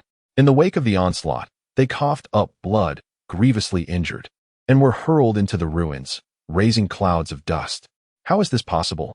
The serpent gazed in disbelief at the thunder, astonished that such a formidable attack could be conjured by mere human hands. It seemed utterly implausible. They struggled to rise, yet their bodies bore the brunt of severe injuries, rendering them utterly powerless. Fear and horror filled their eyes as they beheld the thunder, They had never anticipated that someone so young could possess such extraordinary strength. This individual appeared almost inhuman, his power transcending that of a mere great swordsman. The hearts of the serpent and his companions were suddenly engulfed in tumultuous waves of shock. Wing, too, was left speechless, his eyes wide with disbelief, struggling to grasp the reality before him. Is this truly magic? His throat tightened as he stared at the sand iron beneath his feet, overwhelmed by fear. The ability to manipulate sand iron through magic? It was beyond anything he had ever heard of. Wing found it impossible to comprehend the events unfolding around him. His heart was heavy with a mix of fear and astonishment at the overwhelming power and magic displayed by the thunder, which far exceeded his expectations. Regardless of whether it was magic or something else, you shall all perish today, Thunder remarked coldly. A cruel smile gracing his lips as he surveyed the wretched state of the serpent and his companions, a surge of murderous intent rising within him. He charged towards them, his hands swiftly forming seals, seizing the opportunity to strike while they were vulnerable. Fire release, Phoenix fire technique. A fireball, the size of a grinding wheel, hurtled towards the fallen adversaries. This is bad, a magical attack. The serpent gasped in alarm, managing to rise despite his injuries. While he was unafraid of the fireball, his companions were not so fortunate. Anxiety and concern filled his eyes as he witnessed their desperate struggle. They were far too injured to evade the impending onslaught. Leave it to me, Wing declared, his gaze fixed on the half-meter fireball as he sprang into action. With a flick of his staff, flames coalesced rapidly in the air. But before they could take shape, an unforgettable scene unfolded before him. Fireballs erupted from thunder like a series of ignited firecrackers. Each one launched at an astonishing speed, 1 per second. In the blink of an eye, 9 fireballs had been unleashed. This, could it be? Wing was left speechless, unable to believe his eyes, his mouth agape as he shouted in disbelief. This is impossible. It must be a visual illusion, otherwise. How could he wield magic far surpassing their level? Yet, Wing was ensnared in profound confusion and bewilderment. Filled with incredulity as he watched the fireballs hurtle towards the serpent and his companions, shaking his head in despair. Could it truly be 6th-level magic, the consecutive fireball technique? Wing's eyes widened, his incantation faltering as the flames he had begun to gather began to dissipate. Wing, what are you doing? Hurry. Defensive magic, save them. Before he could marvel, the furious roar of the serpent echoed in his ears. He hurriedly brandished his wand, and the awkward incantation resounded once more. Fire barrier. Instantly, a colossal curtain of flames manifested before the serpent and his companions, resembling a massive fireball that surged forth relentlessly. Chapter 81. 1,000 Birds Break the Magic Boom. The first fireball collided with the flame barrier, creating a deep indentation, followed by the second fireball, which struck the barrier and produced a fissure through which a torrent of flames erupted. Boom! With a deafening roar, the third fireball obliterated the barrier. Flames scattered in all directions. How could this be? A level 5 defensive spell shattered? In terror, witnessed the firewall being mercilessly breached by the thunderous fireball. A wave of despair washing over him. Although the fire-based defensive magic was not particularly robust, it should have held against the fireballs without much trouble. How could it have been so easily destroyed? What level of magic was this? Today, I's understanding of magic had utterly collapsed. He was too late to act, helplessly watching as the relentless fireballs advanced toward his teammates. Fong saved them. The serpent, realizing the defensive magic had been breached, felt a surge of panic. The magic employed by Thunder had far exceeded his expectations. At that moment, he cast aside his discomfort and swung his weapon toward the fireballs. Break for me. Bang, bang. With 3 resounding crashes, the incoming fireballs were cleaved in 2. However, before he could catch his breath, the remaining fireballs bypassed his interception and charged toward the 3 behind him. Was it already too late? The serpent stared at the fireballs that had evaded his defense, a flicker of despair in his eyes. Just as the situation grew dire, a figure streaked across the battlefield like lightning. It was Fong. Without hesitation, Fong swung his weapon, a surge of energy slicing toward the fireballs. Boom. The fireball exploded on impact. Upon seeing Fong arrive, the serpent's anxious heart calmed instantly. The crisis had been averted, and he immediately focused on Thunder. Fong, let us slay him together.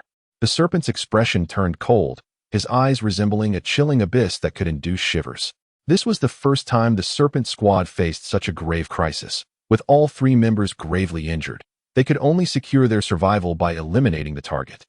The two charged toward Thunder, who remained stationary, but suddenly, Thunder made his move. Hiki, how delightful. Watching the two approach once more, Thunder sneered, his figure vanishing like a specter in an instant from the serpent's line of sight. What? Both the serpent and Fong were taken aback. And the serpent felt a surge of foreboding. Was he attempting to flee? Such a thing must not happen. No, what did this fellow intend to do? The serpent contemplated, a faint sense of foreboding creeping into his mind. His gaze inadvertently flicked towards Wing, and he was instantly struck with alarm. His first instinct was that Thunder's target was none other than Wing. Wing, be wary of a sneak attack, the serpent bellowed. Without a moment's hesitation, he pivoted and leaped towards Wing. However, once again, the serpent misjudged the situation. He had failed to anticipate that Thunder's true target was not Wing at all. For Thunder, while the mage posed a significant threat, eliminating Wing, the mere archmage, would be a trivial task. His genuine aim was to eradicate the assassin sprawled upon the ground. Sparing none, the serpent's departure had left their defenses wide open, and Thunder seized the moment with alacrity.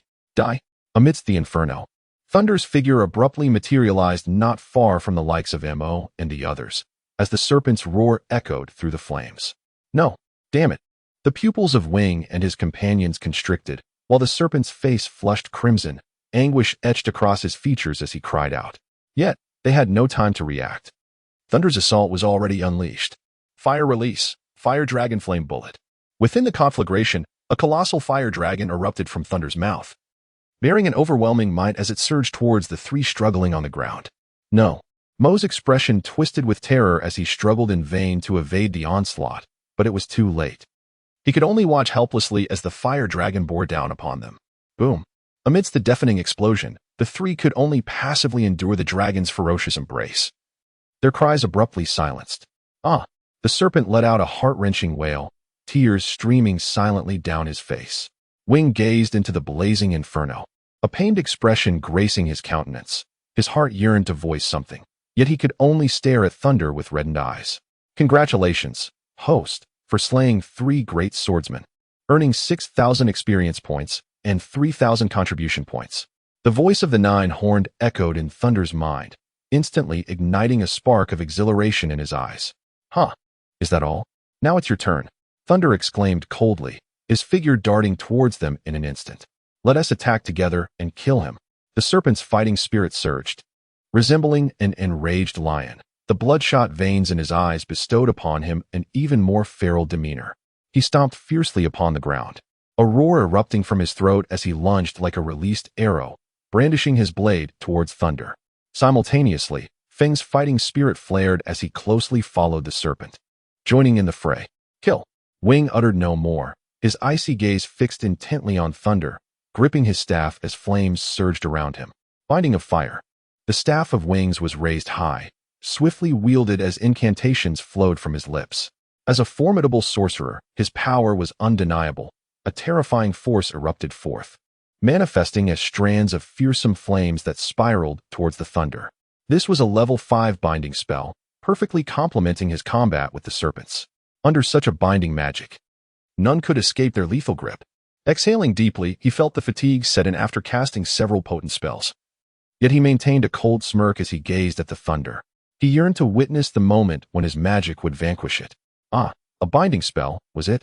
A flicker of surprise crossed the Thunder's eyes, but soon it retorted with a sneer. Do you truly believe such magic can confine me? The figure of Thunder deftly evaded the entanglement of the fiery ropes. Suddenly, his right hand moved, faintly shimmering with the light of lightning. Behold, as I shatter these fiery bindings, lightning release, 1,000 birds. The brilliance of the lightning intensified, becoming blindingly radiant, followed by a sudden cacophony of cries akin to 1,000 birds. Is this lightning magic? As he gazed upon the tempestuous lightning, he was instantly struck with awe. How could one possibly possess a dual elemental constitution? Come forth, Thunder roared, no longer evading, but instead brandishing his right hand to cleave through the fiery ropes that ensnared him. Bang, bang. Under the astonished gaze of Shi, and Fong, the writhing flames were severed one by the force of Thunder. Witnessing this spectacle, the three exchanged glances, each reflecting profound astonishment. A dual elemental constitution? Though they were taken aback by Thunder's extraordinary talent, their resolve remained unshaken.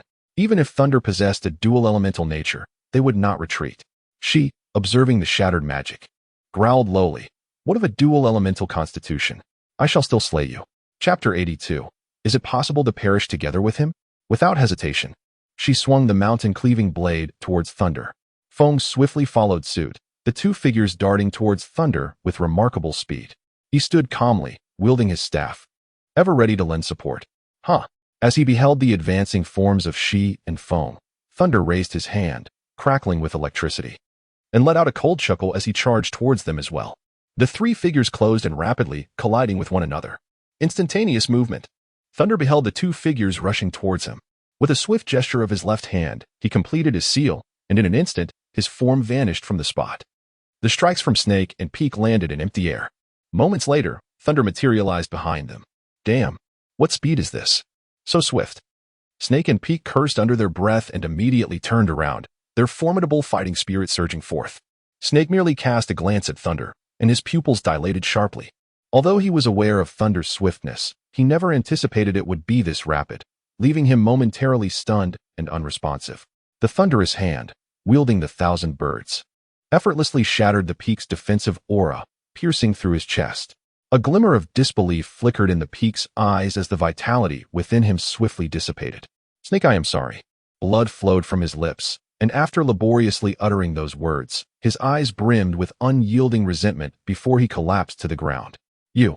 The Snake witnessed his comrade fall beneath the lightning's lethal strike, an expression of anguish etched upon his face, swiftly replaced by a resolute determination. The assassin's foremost principle is to prioritize the completion of the mission. He repressed his sorrow, his gaze fixated intently on Thunder, as he swung his sword in a fierce arc, simultaneously bellowing, "Wing, what is the assassin's foremost principle? To prioritize the completion of the mission, even at the cost of one's own life," Wing replied through gritted teeth. Thunder sneered at the words, "You are indeed formidable, a perfect synergy. But you have merely encountered me."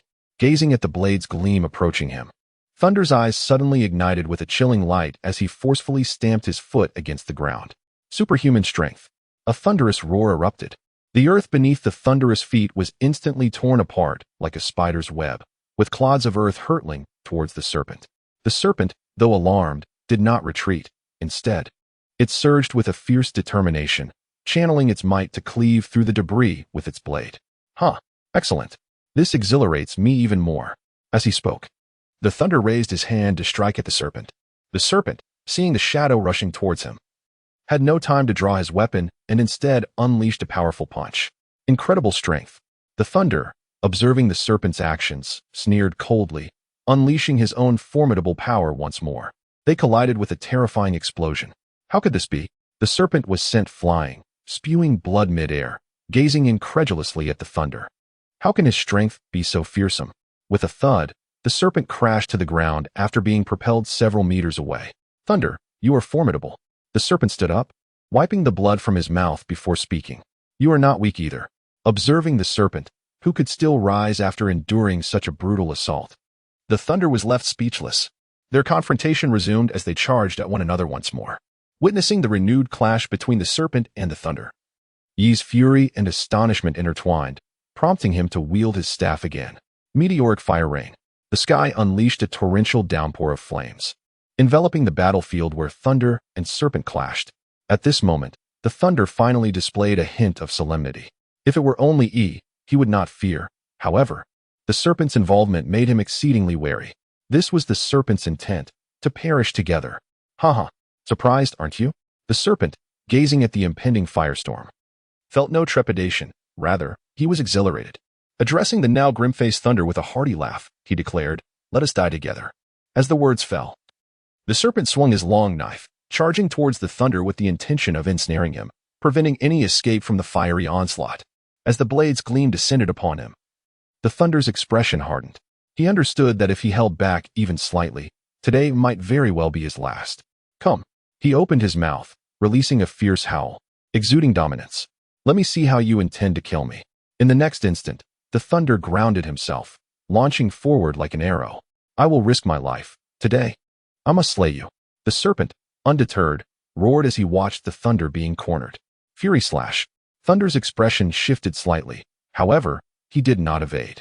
Simultaneously, the sound of countless birds chirping resonated once more. Lightning release, 1,000 birds. Once again, the figure of Thunder was enveloped by crackling lightning. With the surge of energy, his speed intensified, and he bellowed, "Break for me." Monstrous strength. Monstrous strength combined with 1,000 birds. The ferocity of 1,000 birds was utterly terrifying, akin to a fierce tiger descending from the mountain to obliterate all in its path. The clash of energies with the serpent's aura was thunderous. Boom. Amidst the violent collision, 1,000 birds swiftly shattered the aura, surging forward with overwhelming destructive force toward the serpent. No. Wing gazed in despair, witnessing the serpent's demise at the hands of Thunder. Thud. The serpent, in disbelief, observed the strange lightning unleashed by Thunder, which had pierced through his aura, letting out a tormented howl. His body was ensnared by the lightning, flickering with electric sparks. Yet, through his blurred vision, he glimpsed the oncoming rain of fire, a smile creeping onto his face. Wing, my mission is accomplished. It is now in your hands. At last, the serpent lost the strength to uphold himself and collapsed to the ground. Thud. Just as the serpent fell, Thunder had no time to rejoice, for the battle was far from over. The fire rain conjured by Wing struck near Thunder. Did you think this would lead to our mutual demise? Thunder sneered at the fallen serpent, his eyes brimming with disdain. You are woefully naive. Your death holds no significance. Magnetic sand iron wall. Upon uttering the command, a thick wall of sand and iron formed above. Whoosh. The relentless barrage of fire rain pounded against the iron wall, creating an incessant cacophony. However grand the impact of the fire rain was, it merely left shallow dents on the wall, incapable of breaching its formidable defense. This is impossible. Wing stared in astonishment at the sand-iron wall conjured by Thunder. How could he possess such an array of bizarre techniques? He muttered through gritted teeth, his eyes flickering with indignation. Cursed, how infuriating. Chapter 83, Reward of Bloodline Limits. Serpent, you were mistaken. You never anticipated that your sacrifice would conclude in this manner. Observing the fallen serpent, Wing erupted in maniacal laughter, filled with helplessness, rage, resentment, and despair. Every sacrifice seemed rendered meaningless. It felt as though he were dreaming, all due to Thunder's strangeness and formidable power. Every struggle was utterly futile. Gazing upon Thunder, who remained unscathed, Wing felt despondent, his eyes reflecting a mixture of bitterness and fury. Are you enraged at my unscathed form? Thunder mocked, sneering at Wing. You are still too inexperienced. Wing's face turned ashen. As Thunder had stated, the serpent had misjudged the situation, yet they had no retreat left. Wing, you have nowhere to run. Concede. Reveal the identity of the one behind all of this. Thunder fixed his gaze upon E, his voice low and resonant. Hearing Thunder's words, E coldly regarded him, a smile curling upon his lips, tinged with a hint of madness and provocation. Surrender? Haha. Thunder, do you truly believe you have emerged victorious? He languidly waved the staff in his hand, a deep-seated hatred glinting in his eyes. The serpent had departed to fulfill its mission, and as a killer myself, I shall not relent until the task is complete. Damn it. A flicker of barely perceptible astonishment passed through Thunder's eyes. It was truly difficult to fathom the nature of the training they had undergone, which had rendered them so devoted to the organization that they had seemingly relinquished their independent identities, even to the point of sacrificing their own lives. Regaining his composure, he scoffed. What do you think you can rely on? Do you believe your magic can still stir the waters?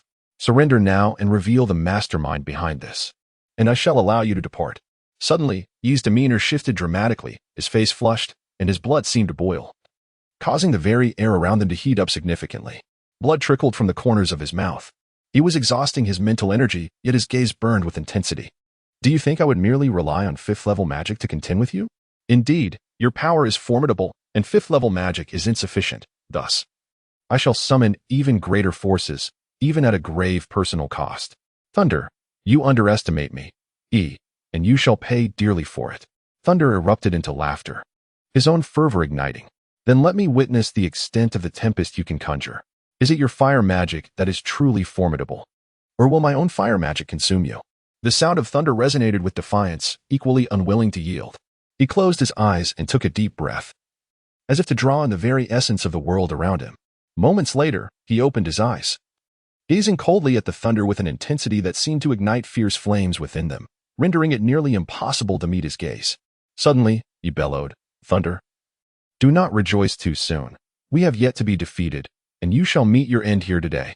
As his voice echoed, an unfamiliar incantation rose in fervor.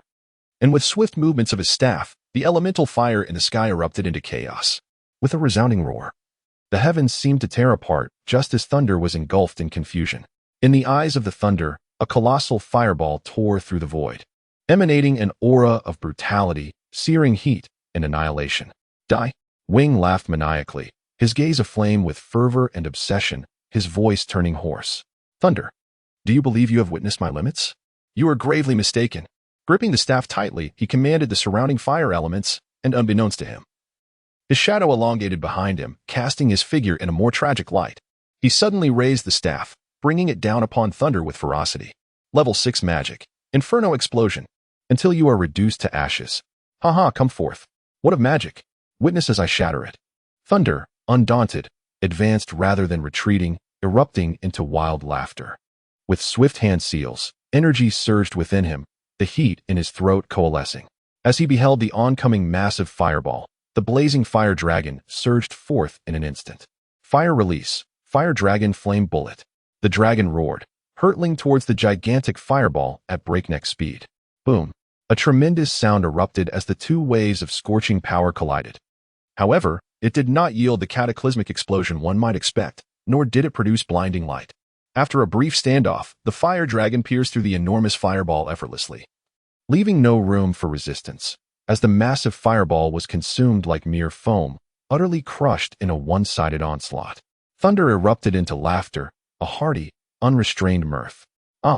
Wing could hardly believe his eyes, utterly incapable of fathoming the scene before him, as he screamed with frantic desperation, "Impossible! How could my 6th-level magic be so effortlessly shattered by you? How could this be? Ultimately, it is you who have lost. Accept the retribution of fate. To wish to slay me, you are still woefully inadequate." Accompanied by Thunder's cold, indifferent growl, the colossal fire dragon, having consumed the fireball, charged forward with terrifying might, unleashing its devastating power that obliterated everything in its path. No, Wing's face was etched with fear and resentment, as he coughed up blood, his spirit waning, and his staff fell from his grasp, a picture of desolation as if he had lost his very essence. Gazing at the oncoming fire dragon, his eyes brimmed with an overwhelming sorrow, he slowly closed them, his heart burdened with uncontainable anguish. "Snake, we have failed," Wing whispered hoarsely, his voice laden with unbearable heartache and regret. Moments later, the atmosphere grew still, Thunder's silhouette cast against the raging inferno, marking the end of all conflicts. Do these assassins fear not death? Gazing at the charred corpses huddled together on the ground reduced to ashes, Thunder found no joy in the outcome, for it was not the result he desired. Congratulations, host, for achieving the first kill of the great sorcerer. You are rewarded with 8,000 experience points and 4,000 contribution points. Congratulations, host, for skillfully slaying your adversary. Task evaluation. A reward, 15,000 experience points and 7,500 contribution points. Reward, Bloodline limit, Sharingan. Instantly, a surge of exhilaration washed over Thunder. It was indeed the Sharingan. Before the Thunder could revel in their triumph, they lifted their gaze towards the distance, where the sound of slicing winds pierced the air, causing their hearts to tighten. Trouble was brewing. Someone was approaching. The figure of Thunder abruptly transformed into a shadow, dashing into the dense forest. Moments after Thunder's disappearance, over a dozen figures materialized in this very spot. Had Thunder still been present, he would have been utterly astonished, for these individuals belonged to the Black Wolf Mercenary Corps. The leader among them was none other than the Vice Captain, Iron Wolf, who headed the Black Wolf Mercenary Corps branch in the Longwu Empire. Chapter 84. The Radiant Academy challenges the arena. The members of the Black Wolf Mercenary Corps gazed in shock at the ground, now reduced to ashes by flames. Their eyes sweeping over the corpses, their figures suddenly stiffening. This scene filled their hearts with confusion and unease, prompting them to adopt a defensive stance. Iron Wolf's expression was cold and detached, but his gaze suddenly sharpened as it fell upon a charred body and an undestroyed staff. His heart tumultuous with the realization, a mage has perished. Iron Wolf murmured to himself, his voice tinged with incredulity and shock. He had witnessed the immense power of a mage, formidable enough to render them nearly defenseless. Now, this powerful being lay dead before him. as he observed the still-burning flames. He barked an order to his subordinates, spread out and assessed the situation. Yes, the agile mercenaries dispersed across the battlefield like arrows loosed from a bow, meticulously searching for clues. Only Iron Wolf remained, his gaze piercing as he continued to fixate on the charred remains. A mage had died here. With whom had they battled? His mind was awash with questions. "Captain, come here, there is something you must see." Suddenly, a grave voice interrupted his contemplation. Iron Wolf instantly surged forward, trembling as he beheld the 3 corpses on the ground. Suddenly, his fists clenched tightly, emitting a creaking sound. His face darkened as he gazed at the residual black substance upon the remains, an inferno of rage igniting within him as he gritted his teeth and uttered, "Sand iron." A fierce glint flashed in Iron Wolf's eyes, his expression as dark as ink, as he growled through clenched teeth. "Very well, it has appeared here." His voice brimmed with fury. This discovery was shockingly unexpected. Their mission was to investigate the annihilation of a base in the Beastmaster's town. Their sole lead being the sand iron left on the slain mercenary.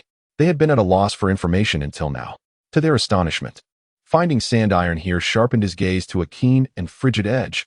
"Huh? At last, I have found it." "Excellent, expand the search radius and locate that individual for me." Iron Wolf's expression was impassive, yet his voice, laced with a chilling malice, echoed ominously in the air. "Whoever it may be, once I find you, I shall ensure you endure the excruciating pain of 1,000 cuts." His words were frosty, every syllable as sharp and cold as Winter's blade. "Understood, Captain." Haha Sharingan. In the villa, the Academy remained oblivious to the telltale signs of impending thunder. At this moment, seated before a mirror, he gazed into his reddened eyes, within which 3 swirling tomo danced slowly. A surge of intense exhilaration welled up within him. Thunder took a deep breath, a faint smile curling at the corners of his mouth, and then he erupted into laughter, the sound reverberating throughout the room. To his astonishment, it was indeed the 3-tomo Sharingan.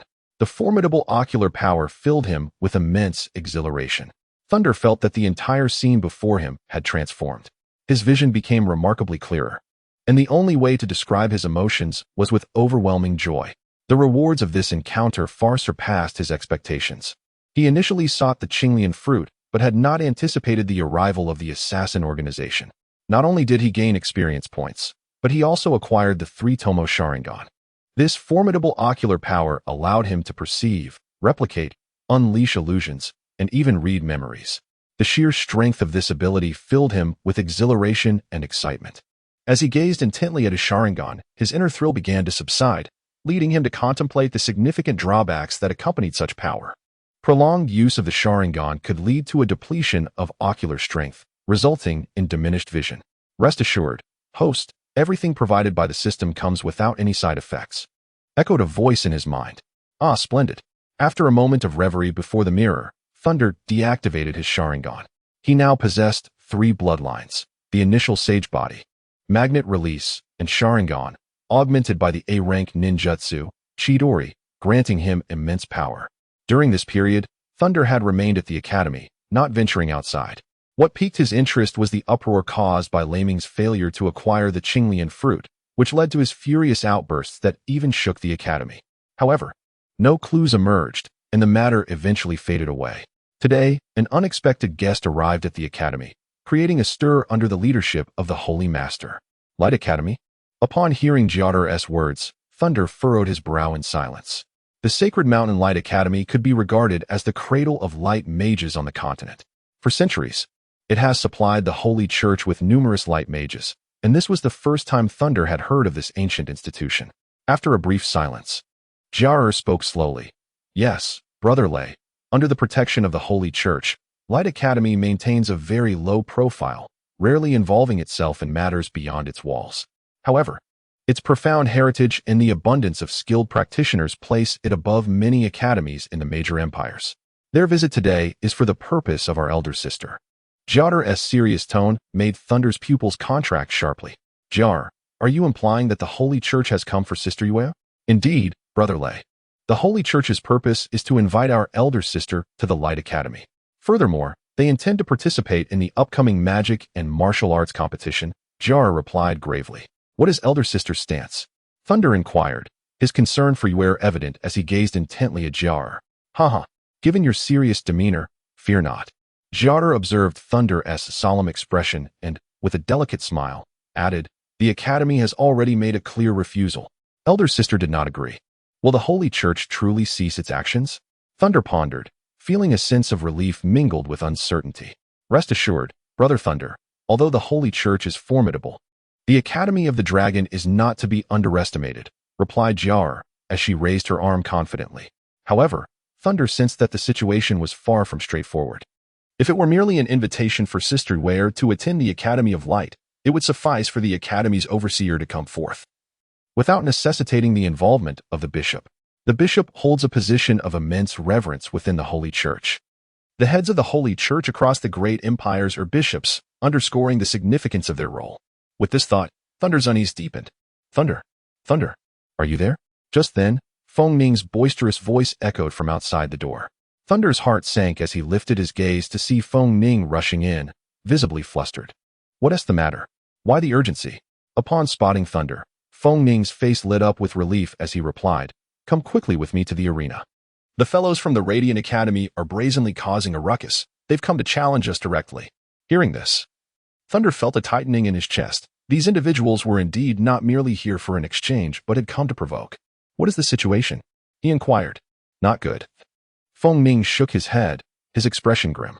When I arrived, Yin Hao, ranked 10th, was preparing to take the stage. It seems the Radiant Academy harbors malicious intent. Soon, Fong Ning and Thunder arrived at the arena, which was already teeming with spectators. Amidst the crowd, gasps of astonishment echoed, increasing in frequency. Damn it, even Yin Hao, ranked 10th, has been defeated? How are we to fight now? We've already lost 5 matches. If this continues, we shall lose all our face. Upon their arrival, Thunder noticed a young man in blue, around 15 or 16 years of age, wielding a great sword. Casting a scornful glance at the students and faculty of the Fulong Academy. Is there no one left? Are you all too afraid? Is this all the strength Fulong Academy possesses? The boy's arrogance was palpable as he continued. I didn't expect the people here to be so weak. Huh. Compared to our illustrious Radiant Academy, Fulong Academy is nothing but a pile of refuse. His haughty remarks elicited uproarious laughter from the members of the Radiant Academy, while the expressions of those from Fulong Academy turned ashen with fury, yet they found themselves at a loss for words. The blue-haired youth had indeed bested Yin Hao. And just when everyone thought this was merely the beginning, Yin Hao faced a swift and decisive defeat. The prowess of the swordsman crumbled after only a few exchanges, resulting in an embarrassing loss, leaving the crowd in shock and awe. Could it be that the strength of someone ranked 10th was inferior to that of a mere 15th-ranked competitor from the Radiant Academy? All eyes were drawn to the figure on the stage, who continued to mockingly gaze down upon the entire assembly of Fulong Academy. The atmosphere in the arena was tense, but at least no one had yet crossed the line into open conflict. As the blue-clad youth's taunts rang out once more, the tension in the air reached a boiling point. Where are the others in the rankings? Why do they not rise to vanquish this arrogant fool? Are you foolish? Even Yin Hao has lost. The top 10 are now even more hesitant to step forward. Winning won to restore their dignity, but losing would be even more humiliating. This is intolerable.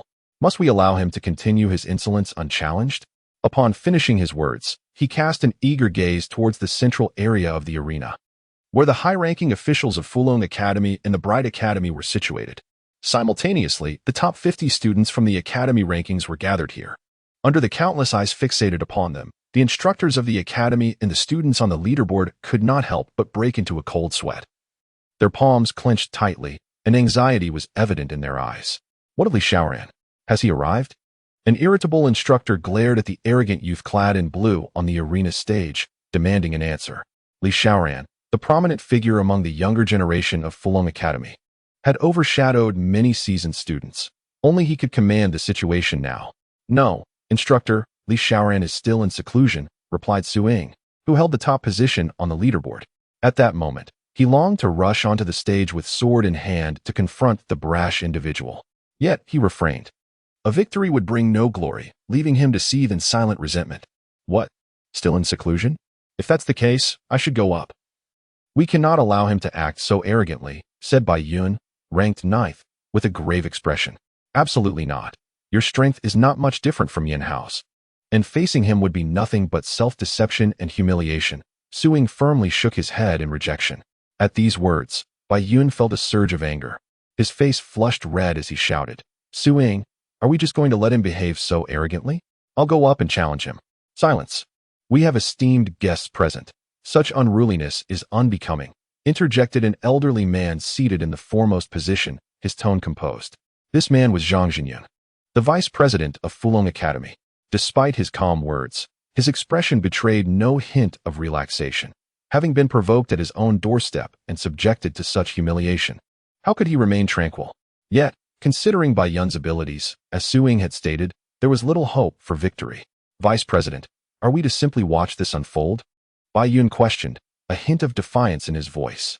If your strength is lacking, devote yourself to cultivation, Zhang Jinyun sighed, his face reflecting disappointment. Haha, Vice President Zhang.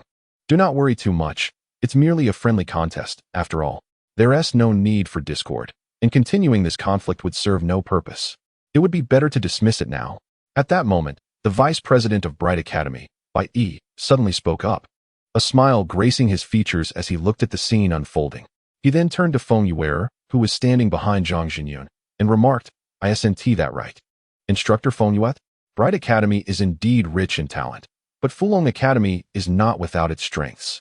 Upon hearing Bai Yi's veiled jibe, Zhang Jinyun chose to ignore it, slowly closing his eyes as he awaited the conclusion of this farce. Meanwhile, Fong Yuer lowered her head, gazing at the entrance of the arena. And upon spotting a familiar figure, her eyes instantly brightened.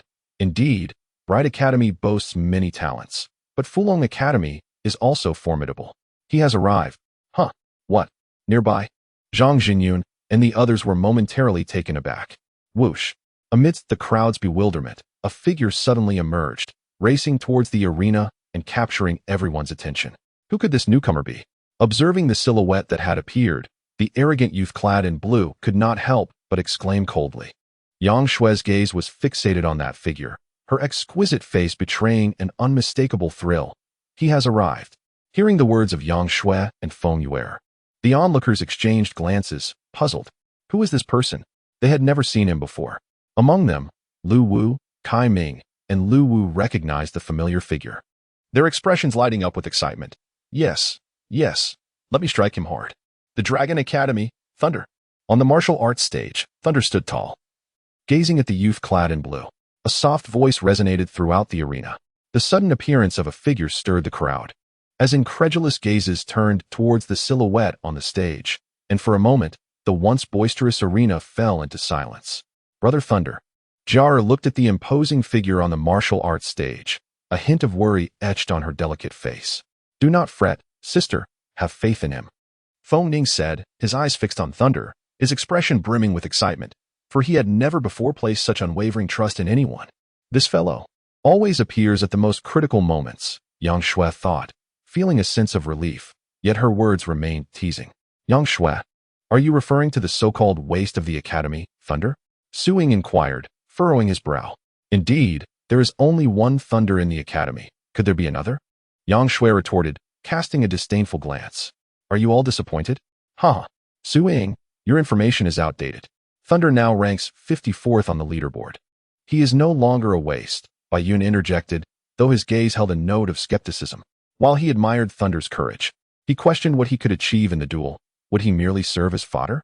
Wasn't the humiliation already sufficient?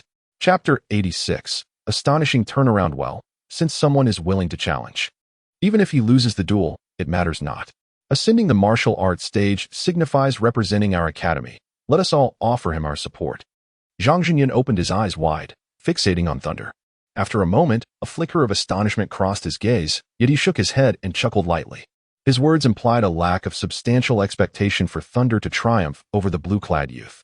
Let us hope he isn't defeated in a single blow, otherwise the academy's reputation will be tarnished, Su Ying said, irritation creeping into his voice, questioning where Thunder found the audacity to step forward uninvited.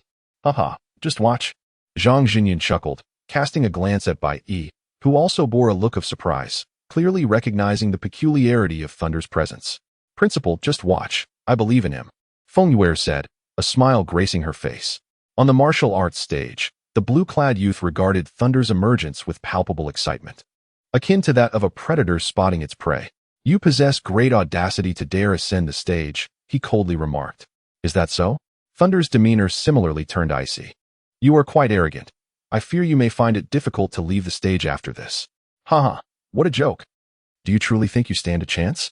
The blue-clad youth momentarily paused, then erupted in laughter, a glint of sharpness flashing in his eyes.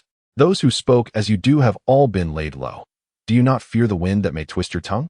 With that, he brandished his sword, pointing it at Thunder, and commanded, draw your weapon. Mission triggered. Defeat the provocation from the Radiant Academy and restore the Academy's reputation. Reward, 10,000 experience points, 5,000 contribution points. Upon hearing the voices in his mind, Thunder's lips curved into a subtle smile, followed by a hearty laugh. Haha, splendid. Subsequently, his gaze turned piercingly sharp. Should the others engage in a cordial contest, he would not hesitate to grant them a semblance of dignity. However, such arrogance and hubris would not be met with mercy. Moreover, the system had presented him with a task. Dealing with someone of your ilk, mere empty hands would suffice. Drawing my sword might risk causing you harm.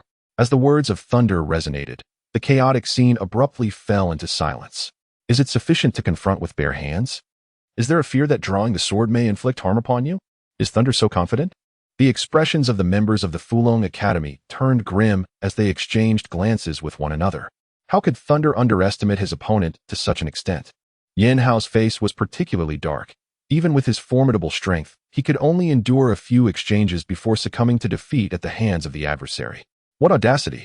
With a modicum of strength, one flaunts such arrogance, utterly oblivious to the vastness of the world. I am eager to see how he will face defeat. Su Ying's expression mirrored this sentiment, her anger palpable as she spoke. In such a setting, how could Thunder still be so presumptuous? If he were to lose, the entire academy would be ridiculed. Did he not comprehend the gravity of the situation? Haha, old Zhang, are all the students in your academy so brash? Bai Yi remarked with a smirk. Who among us hasn't been young and impetuous? Zhang Zhenyan could only manage a wry smile internally. That arrogant young man.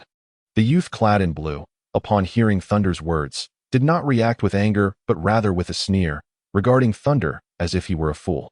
Are you here to play the fool? Come then, let us see what you possess to triumph over me.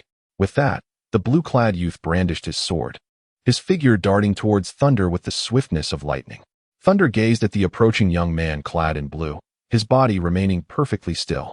A smile crept upon his lips as he recalled the arrogant demeanor of the blue-clad youth on the martial arts platform, who had exuded an air of invincibility. He resolved to be even more audacious, even more disdainful. Ah, how I relish the thought of utterly defeating someone like you. Just as the fierce onslaught of his opponent was about to reach him, Thunder chuckled and then let out a cold snort. Sharingan, activate. In an instant, his eyes transformed into a blood-red hue, the three Tomo within swirling rapidly as they fixated intently on the charging youth. As the spectators noticed Thunder's lack of evasive action or intention to counterattack, a hush fell over the crowd, and they could only describe his demeanor with a single word: audacity. However, one must possess the strength to back such arrogance. Witnessing the relentless advance of the blue-clad youth, the crowd's expressions shifted dramatically, save for Fong Yue, Yang Shui, and a few others who remained composed. They understood well the extent of Thunder's power. He was no longer the useless individual he once was, having defeated even a master swordsman, a testament to his formidable strength. Then prepare to meet your demise. The blue-clad youth, incensed by Thunder's blatant disregard for him, unleashed his energy, the tip of his sword aimed directly at Thunder's throat. Ah, move aside.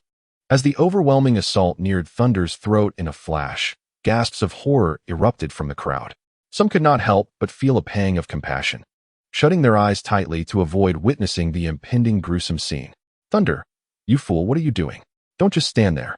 The blue-clad youth smirked wickedly, his eyes fixed on Thunder, who showed no sign of evasion or defense against the impending strike, astonished by the sheer audacity of such a fool.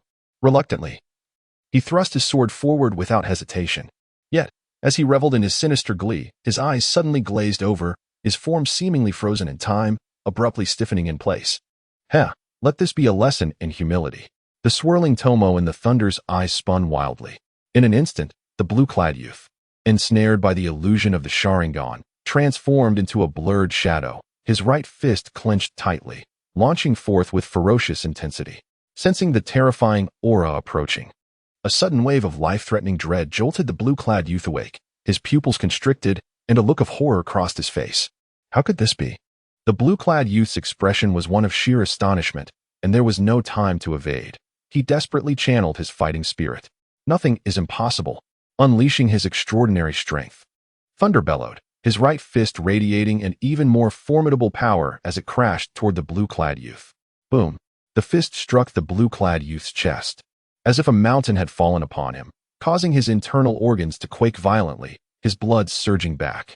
Immediately, he was propelled backward, spewing forth a torrent of blood. Thud! His body crashed heavily onto the ground, rolling for over 10 meters before gradually coming to a halt. In that moment, the arena fell into stunned silence. The audience wide-eyed in disbelief. On the dueling grounds, the blue-clad youth's face was pale, struggling in agony, blood streaming from his nostrils and mouth, utterly disheveled. Everyone stood in shock, unable to comprehend the tragic state of the blue-clad youth. They had anticipated Thunder's imminent defeat, yet the sudden reversal was beyond their expectations. Were they dreaming? The blue-clad youth had been sent flying, the astonishing turnaround occurring so swiftly that it left them reeling. Had Thunder truly emerged victorious? Chapter 87. Is it just you? The atmosphere grew still, the crowd exchanging glances, as if grappling with the disbelief of the spectacle before them. Suddenly, a shout of triumph erupted from Fong Ning, his face flushed with excitement, shattering the silence. Haha. We won. Thunder has triumphed. Instantly, the arena ignited with fervor. We have won. Thunder. The atmosphere erupted into chaos as the pent-up frustrations from the relentless taunts of the Radiant Academy were released in a euphoric wave. The Fulong Academy shed its previous despondency, morale soaring to new heights, under the oppressive weight of a single individual from the Radiant Academy, who among them did not feel an overwhelming sense of indignation. Thunder had not only emerged victorious, but had done so decisively. In that moment, the once derided Thunder was no longer seen as a mere burden, but was now regarded with admiration. Though many on the leaderboard wore expressions of discontent and resentment, they held their tongues, for this victory was solely Thunder's own. This fellow, how has he grown even stronger? He is practically a beast. Yang Shui, Lu Wu. And the others exchanged glances, sharing a bittersweet smile. They had anticipated Thunder's victory, yet they never envisioned it would come so effortlessly. What remarkable strength. Suing, Baiyun. And others cast an unmistakably more profound gaze towards Thunder, imbued with an inexplicable significance. Reflecting on the sheer force of Thunder's recent strike, they realized that, had they been in his position, they would likely find it exceedingly difficult to withstand such an onslaught. A mentor from the Bright Academy rushed onto the arena. Assessing the condition of the young man clad in blue, his expression growing grim. He lifted his gaze to Thunder, a fierce glint evident in his eyes. You wretched boy. It is merely a spar. How could you be so vicious? Thunder remained composed, gently rubbing his right hand, and slowly remarked, Are you incapable of accepting defeat? Did he truly hold back when he struck? Must we continue to exercise restraint in every situation? While he may be arrogant and brazen, uttering vile words, does he expect us to constantly yield? This is not the ethos of our Fulong Academy. Thunder's words were piercing, laced with biting sarcasm directed at the individual before him. The members of the Fulong Academy felt a wave of relief wash over them. However, the undeniable fact remained that you had inflicted severe injuries upon him. Regardless of your perspective, no explanation could suffice. If you felt aggrieved, Thunder proclaimed with commanding authority, Then, let us engage in battle. Fight! Fight! The crowd from Fulong Academy erupted with fervor, their spirits ignited as they cheered loudly, eager to unleash their pent-up frustrations after witnessing their earlier humiliation. Declaring war upon them was exhilarating.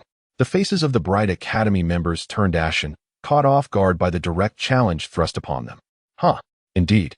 Our Fulong Academy is a hidden gem, harboring talents like Thunder who remain so unassuming. Zhang Jinyan, who had maintained a stern demeanor, suddenly burst into laughter. Recalling Baiyi's earlier mocking expression, Zhang Jinyan felt a sense of vindication. Meanwhile, Baiyi's gaze remained fixated on Thunder, his expression grim. A flicker of murderous intent flashing in his eyes. This young man is audacious, showing no restraint even in a mere sparring match, nearly taking a life. Yet, as he exuded his malice, he sensed Zhang Jinyun's unwavering focus upon him. This old fellow possesses formidable strength. Baiyi's heart raced. He knew he could not truly harm Thunder. At most, he could only suppress him. After all, it is merely a contest. How could one emerge unscathed? Zhang Jinyun remarked coolly. Indeed, Throughout history, heroes have emerged from youth. It is only natural for them to be impetuous. Bai Yi's lips twitched, his countenance darkening ominously. Now, the expressions of the Bright Academy students were not so favorable either, since Thunder could easily dispatch the boy in blue. His prowess was far from negligible. It seemed unlikely they could triumph should they step forth. A defeat would jeopardize their prospects at the Sacred Mountain. On the martial platform, a mentor from Bright Academy was visibly infuriated by Thunder's challenge, having never before endured such indignation. Very well. My Bright Academy boasts a multitude of experts. Let us see how far you can go. Bring it on. Come at me all together. However many there are, I shall face them all. Thunder declared with resounding confidence. The thunderous roar reverberated throughout the arena, igniting a fervor among the students of the Fulong Academy, who erupted in raucous cheers. Thunder. Let us engage the Radiant Academy. Are they perhaps paralyzed by fear? At this moment, Fong, filled with excitement, softly remarked. This Thunder fellow certainly knows how to stir up trouble. I shall teach him a lesson shortly. Indeed, my dear Yue, the youth must possess vigor. Zhang Jinyan laughed heartily. Then turned to his companion Bai Yi with a suggestion. Perhaps we should refrain from continuing this. Further contest seems pointless. This statement brought immense satisfaction to Zhang Jinyan, as he fully conveyed his sentiments to Bai Yi. Meanwhile, those surrounding them felt a pang of discomfort. In such a context, they dared not laugh, lest they offend the Radiant Academy. He believes he can single-handedly challenge the Radiant Academy? Bai Yi, perceiving the mockery in Zhang Jinyan's words, coldly addressed the students of the Radiant Academy behind him. Others have issued a challenge. Will you not respond? The mentor from the Radiant Academy sneered. Do you comprehend the consequences of declaring war, young one? Do not let your momentary bravado lead you to regret. I look forward to witnessing how you endure the wrath of the Radiant Academy. After uttering these words, the mentor cast a disdainful glance at Thunder and then descended the stage with the blue-clad youth, already envisioning the dire fate awaiting Thunder.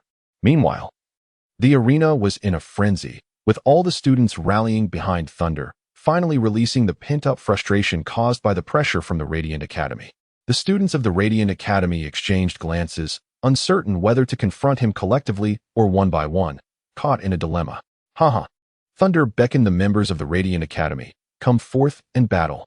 One student from the Radiant Academy, incited by Thunder's provocation, could no longer contain himself and charged towards the stage, his expression grim as he faced Thunder. From the Radiant Academy, rank 13th, I, Chen Kuan, accept your challenge. Is it just you? Thunder asked disdainfully. You shall find that I alone am sufficient. You are the first and the last to underestimate our Radiant Academy. Prepare to face my blade. Chen Kuan unleashed a strike, his sword slicing through the air with the force of a waterfall. Each blow exuded overwhelming power, and the shimmering sword shadows traced dazzling arcs in the sky, revealing no weaknesses in his technique. In an instant, it appeared as if countless sharp swords descended from all directions, their momentum ferocious, as if intent on cleaving the entire arena in two. The observing students held their breath, captivated by such swordsmanship, which was among the finest even within the Fulong Academy. Thunder stood unwavering, his gaze coolly observing every attack from his opponent, his expression seemingly unaltered by Chen Kuan's fierce onslaught. It was indeed a sword technique intertwined with illusion. Chapter 88. Who else? Suddenly, he let out a soft smile. The three Tomo into Sharingan spinning rapidly. If you were to confront others, you might have a chance, but before these eyes, you are merely courting disaster. Break. Thunder bellowed, drawing his sword from his waist in an instant, slashing towards the multitude of sword shadows. Bang! A collision resonated as Thunder's sword accurately struck Chen Kuan's blade. Boom! As their swords clashed, the myriad of sword shadows instantly transformed into mere phantoms and vanished. If it were only this, then you would have lost. Thunder's voice was deep and provocative, immediately igniting the atmosphere. In the audience, the students of the Radiance Academy, who had been cheering for Chen Kuan, suddenly fell silent, while those from the Fulong Academy erupted in jubilant cheers, their voices crashing like waves, unceasing. Chen Kuan's expression shifted in disbelief. He could hardly fathom that the phantom sword had been so effortlessly shattered by Thunder. Yet, Thunder offered him no time to react. He looked up at Chen Kuan, whose face had paled, and smirked coldly, a sharp glint flashing in his eyes. Mighty strength. No sooner had he spoken than Thunder's figure flickered, transforming into a shadow as his left hand tightened into a fist, launching a powerful punch. This is bad. Chun Kuan thought to himself, sensing the terrifying force barreling towards him, his face marked by alarm. However, though shocked by Thunder's assault, Chun Kuan's reflexes were equally swift. Huh. As Thunder's fist loomed larger in his vision, he suddenly let out a low growl, retreating sharply while his internal energy surged, forming a protective barrier around him. Heh. Too late. Thunder observed as Chun Kuan made his final stand. His fist crashed down with forceful determination, striking Chun Kuan's body under the watchful eyes of the crowd. Bang! In an instant, Chun Kuan was struck with tremendous force, propelled back over 10 meters. Finally stabilizing himself with his sword, kneeling on one knee as a mouthful of blood erupted forth. The thunderous punch unleashed by Lei Ting was executed with such swiftness and formidable strength that even his defensive energy was shattered. In that fleeting moment, it felt as though his body was on the verge of being torn apart, and he sensed the imminent approach of death. Ignoring the tumultuous surge of blood within his chest, he raised his head, his face etched with disbelief. Despite the fierce battle, Lei Ting audaciously dared to launch another attack with his left hand. What was even more difficult for him to accept was the terrifying force that erupted from Lei Ting's arm. What kind of monstrous strength was this? He found himself utterly subdued, and his defeat was well-deserved. I have lost. Chun Kuan gritted his teeth as he gazed at Lei Ting, turning without hesitation to leave the arena. With his concession, the entire venue erupted into cheers. Ha ha! Another punch has concluded the battle. Bright Academy, are you not arrogant? They taunted. Just look at the dismal expressions on the faces of those so-called geniuses from Bright Academy. Upon witnessing Chun Kuan's swift and decisive defeat, the expressions of the Bright Academy members darkened severely. It would be utterly ridiculous if more than a dozen of their top-ranked talents were to be toppled by Lei Ting. What should they do? The geniuses of Bright Academy exchanged glances, each reflecting a sense of helplessness. They had initially believed that Chun Kuan could gauge Lei Ting's capabilities, yet they were taken aback when he too was so easily vanquished. This situation rendered them trapped, akin to riding a tiger. Bright Academy found itself ensnared in a dilemma. To abstain from combat would bring utter disgrace, while to engage might lead to further humiliation. Deploying their top-ranked fighters would be nothing short of a farce. The Thunder Challenge against the Academy of Light does not imply that the students of the Academy of Fulong are barred from intervening. It is reasonable to anticipate that as soon as any formidable strength from the top contenders makes a move, the Academy of Fulong will surely respond. This could lead to an early manifestation of the Grand Martial Arts competition, a scenario that neither institution desires. Who will step forward? Thunder stood upon the arena, sword directed at the Radiance Academy, his imposing figure exuding an air of grandeur. Prior to this, the Fulong Academy had been cornered by the Radiance Academy, but now, with a single proclamation from Thunder, they were suddenly filled with a sense of pride. His challenge rendered the prodigies of the Radiance Academy utterly humiliated, their faces paling with anger. Accustomed to being held in high regard, this unexpected turn of events left them feeling profoundly uncomfortable. How is it that such a multitude stands before me, yet not a single one dares to descend and accept the challenge? Thunder gazed at the unresponsive Bright Academy, and his resonant voice echoed once more. 1 is good. 2 is fine. Even a group battle, I shall accept. Such audacity. Rallying forth, let us vanquish them. Haha. The entire assembly of Fulong Academy erupted in a thunderous cheer, the atmosphere buzzing with fervor as thunder ignited their passion to its zenith. Was this a challenge? It was a blatant affront. These jeers struck the heart of Bright Academy like daggers, leaving their faces pallid with fury. Such taunts, such humiliation. If Bright Academy remained silent, they would be left with no dignity. How brazen this young man is. They certainly could not let this pass. How could Bright Academy uphold its honor otherwise? Youthful and impetuous, how could they endure such pointed ridicule and still hold their heads high in front of other institutions?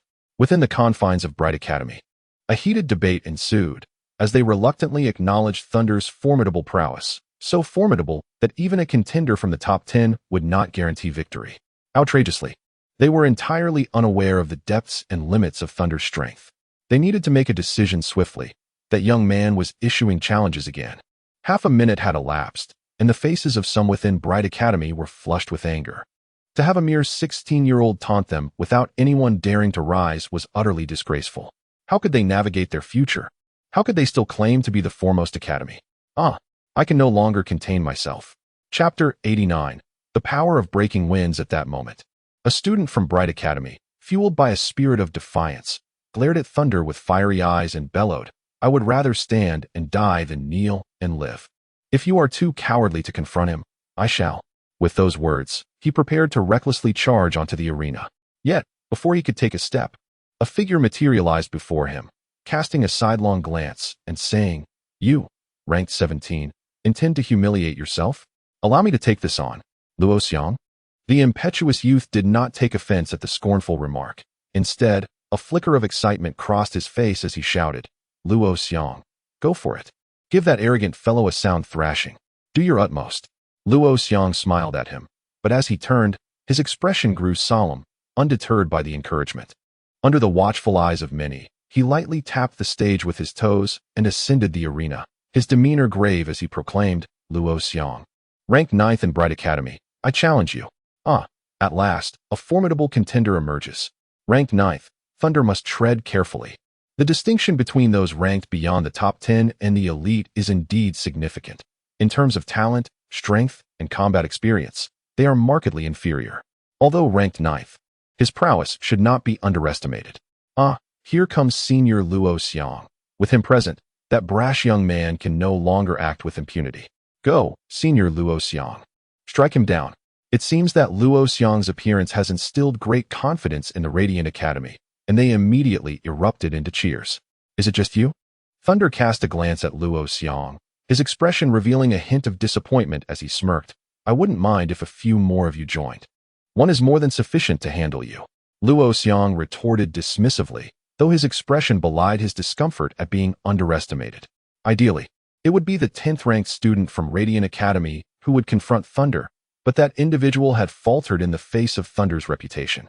They had contemplated sending multiple fighters into battle, but this was swiftly dismissed. Even if they emerged victorious, it would be deemed dishonorable, leaving them with a reputation for bullying the weak. Should they lose, their disgrace would be even greater.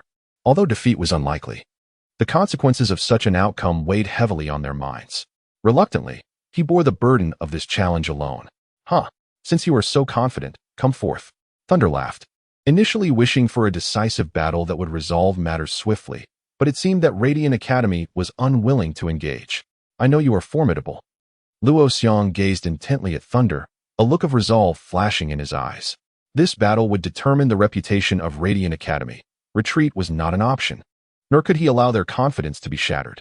"However, your victory hinges merely on brute strength." Yet, a powerful aura began to emanate from him as Luo Xiang slowly extended his hand, the tips glowing with a faint azure light. As long as he could evade direct confrontation, Thunder would be at a disadvantage. This is the power of the wind element. Thunder observed Luo Xiang's movements with a glimmer of astonishment. His control over the wind element was impressively potent. Rarely do you possess such discernment, then brace yourself," Luo Xiang declared with unwavering confidence, his gaze icy as he faced Thunder. The two stood opposite one another, the tension palpable, as if the very air were taut like a drawn bowstring. Whirlwind sword technique. Suddenly, Luo Xiang surged towards Thunder, akin to a tempest, his speed nearly impossible to track. In an instant, he was upon Thunder, his sword enveloped in a multitude of shimmering blade shadows, whipping up a fierce gale as they hurtled toward Thunder. Excellent. Witnessing this, the members of Radiant Academy erupted in exuberant cheers. Luo Xiang was magnificent, strategically targeting Thunder's weaknesses from the outset. Let us see how he relies solely on brute strength to secure victory. The rest is mere facade. Indeed, he possesses considerable strength. The expression on Thunder grew solemn, as the 3 tomo within his Sharingan began to spin rapidly, instantly capturing every silhouette of the sword strikes. In the blink of an eye, he vanished from his original position. "However, you have placed too much faith in your abilities." Crack, crack, crack. The successive sword shadows continued to slash against the ground, producing a series of crisp sounds. Thunder's form danced like a feather caught in a tempest, weaving effortlessly through the dense shadows of swords. Each step he took was calculated to perfection. Luo Xiang's strikes were fierce and rapid. Yet within the keen gaze of Thunder's Sharingan, each sword thrust was anticipated. Evade. Can you truly escape? Observing Thunder's evasive maneuvers, a cold smirk crept across Luo Xiang's lips. With a flick of his wrist, his fighting spirit surged, conjuring a tempest that coalesced upon his long sword. In that instant, A surge of azure wind erupted from the blade. Goodness, this is the fusion of fighting spirit with wind attributes. What a terrifying talent. How can this be countered? The members of the Fulong Academy were taken aback, their eyes riveted on the unfolding scene, growing increasingly concerned for Thunder. Meanwhile, the students from the Guangming Academy grew more brazen, for in the earlier clash, Luo Xiang had decisively gained the upper hand, relentlessly pressing Thunder. Upon witnessing the gale born of fighting spirit, Thunder exhaled sharply. It was nearly the strength of a B-grade ninjutsu. This was his first encounter with such a formidable opponent, one who wielded such mastery over elemental control. Luo Xiang sneered at Thunder. Integrating fighting spirit with the wind attribute, can your speed surpass that of the wind? Unless you can evade the strangling gale, perish. The long sword sliced through the air with a fierce howl, the howling wind coiling like a serpent, determined to ensnare Thunder. Ha ha. Evade. Thunder laughed heartily. Why should I flee? Watch me shatter it. With laughter echoing, the Tomo within his Sharingan whirled wildly, tracking the trajectory of the gale.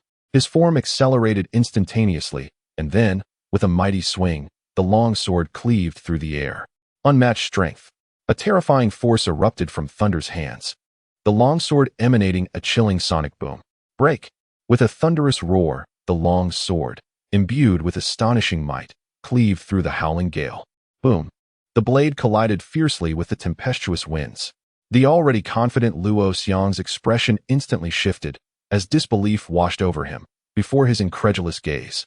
The thunderous strike effortlessly sliced through the fierce winds.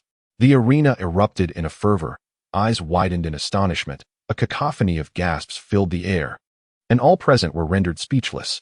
Could this truly be possible? Was he even human? To shatter the winds with mere physical strength. This is inconceivable. Even Luo Xiang himself wore a mask of disbelief. He had anticipated being bested by superior martial skills or outmaneuvered by greater speed. But never had he imagined being overpowered by sheer brute force.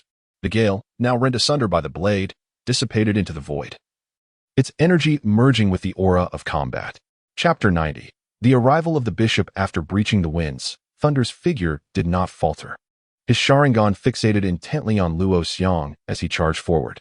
A surge of panic gripped Luo Xiang's heart, compelling him to summon his combat aura, coalescing the lingering wind attributes around him, and he met the approaching onslaught with his sword. Bang! Caught off guard, Luo Xiang's hurried defense was no match for Thunder's charged strike. He felt a terrifying force surge through him, leaving his grip on the sword numb, and it was swiftly sent flying from his hand. You have lost. Thunder sneered, gazing down at Luo Xiang with an air of indifference. Luo Xiang swallowed hard, feeling the icy blade poised at his throat. A slight movement could spell his end. I have lost. He managed a bitter smile, having believed he had uncovered Thunder's weakness, only to find that his raw power exceeded his wildest imaginings. Once again victorious. Bravo. Magnificent. Thunder, how splendid you are. As the tide of battle shifted dramatically, the students of Fulong Academy erupted into raucous cheers, their voices rising in jubilation. Just moments ago, they had been cornered at their own doorstep, a scene of utter humiliation. Now, Thunder stood alone, able to dominate the Radiant Academy. What more could they ask for? Many students from Fulong Academy waved their garments in frenzy. It was known that those who entered the academy were all exceptional talents, proud and lofty in spirit. Yet at this moment, they cast aside all arrogance, fervently cheering for Thunder. Conversely, the students of Radiant Academy, who had once rallied passionately behind Luo Xiang, fell into despair. They had not anticipated that even Luo Xiang would succumb. With their senior defeated, the only one left who could rival Luo Xiang's strength was. They fell into silence, unable to fathom the prospect of facing one of the top 5 contenders. Director Bai, I believe we should halt here. Continuing this duel serves no purpose. What do you think? Vice Dean Zhang Jinyun gazed at the seemingly uncontrollable scene, addressing Bai once more. Upon hearing this, a faint chill flickered in Bai's dark eyes, akin to a desperate gambler unwilling to concede defeat. How could he possibly allow this to end? For what would become of the Radiant Academy thereafter? As he regarded the imposing figure of Lei Ting standing on the arena, a sharp glint flashed in his gaze. It is commonplace for competitions to yield both victors and vanquished. However, the Radiant Academy would endure. Bai spoke calmly. Huang Fuqing, you should. Yet, before he could finish, he paused, turning his head in disbelief towards the entrance of the arena, where a figure emerged. Instantly, both Zhang Jinyan and he rose to greet the newcomer. The crowd was bewildered, merely observing two figures rushing forward, followed by an elderly man with silver hair, clad in a white robe, escorted by several radiant knights. The onlookers were left speechless, their astonishment palpable. That is Archbishop Ouyang Haoyan. The esteemed Archbishop has arrived. It is my first time seeing the Archbishop. Few among those present had ever laid eyes upon the Archbishop. The rest had merely heard tales of him, never anticipating his appearance at the arena. Such a distinguished figure. How could the trivial matters of student competitions possibly warrant his attention? Thus, Bai Yi's astonishment at the Archbishop's arrival was entirely understandable. Your Excellency, what brings you here? Bai Yi inquired respectfully, perplexed. Haha, I heard the commotion from afar. I presumed you were engaged in a duel, Ouyang Haoyan replied with a gentle smile, his gaze shifting between Bai Yi and Zhang Jinyan. I wonder how the contest fared. Your Excellency, the duel has concluded, with each side claiming victories. Zhang Jinyan interjected before Bai Yi could respond. This old fellow had a knack for timing. His presence at this juncture indicated he had been closely monitoring the situation, and his arrival was undoubtedly to assist the Radiant Academy. Zhang Jinyan knew exactly what to convey. With him present, the competition would cease. Upon hearing Zhang Jinyan's words, Bai Yi was momentarily taken aback, understanding the implication that this had afforded the Radiant Academy considerable dignity. He chose not to elaborate further.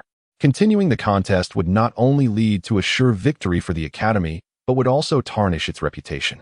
Acknowledging the outcome as it stood was indeed the most prudent course. It seems this old man has arrived a moment too late to witness the thrilling contest. Archbishop Ouyang Haoyan lamented with a hint of regret. Your Excellency, do not jest. It was merely a playful affair among the younger generation, Zhang Jinyan replied with a smile. You must be Lei Ting. Even from outside, I could hear your fervent cries. Archbishop Ouyang Haoyan's attention shifted to Lei Ting, observing him for several moments before nodding in satisfaction. Indeed, heroes emerge from youth. Your potential is boundless. I never anticipated encountering the illustrious Kalinzi at Fulong Academy. What a rare prodigy of heaven. Reflecting on the correspondence from the sacred mountain, it is truly a pity. Thunder regarded the bishop with a momentary pause upon hearing his mention of himself. Your Excellency, you flatter me, Thunder replied calmly. Yet, internally, he was far from the tranquility he projected. The presence of Ouyang Haoyan exerted immense pressure on him, evoking an impression of profound depth.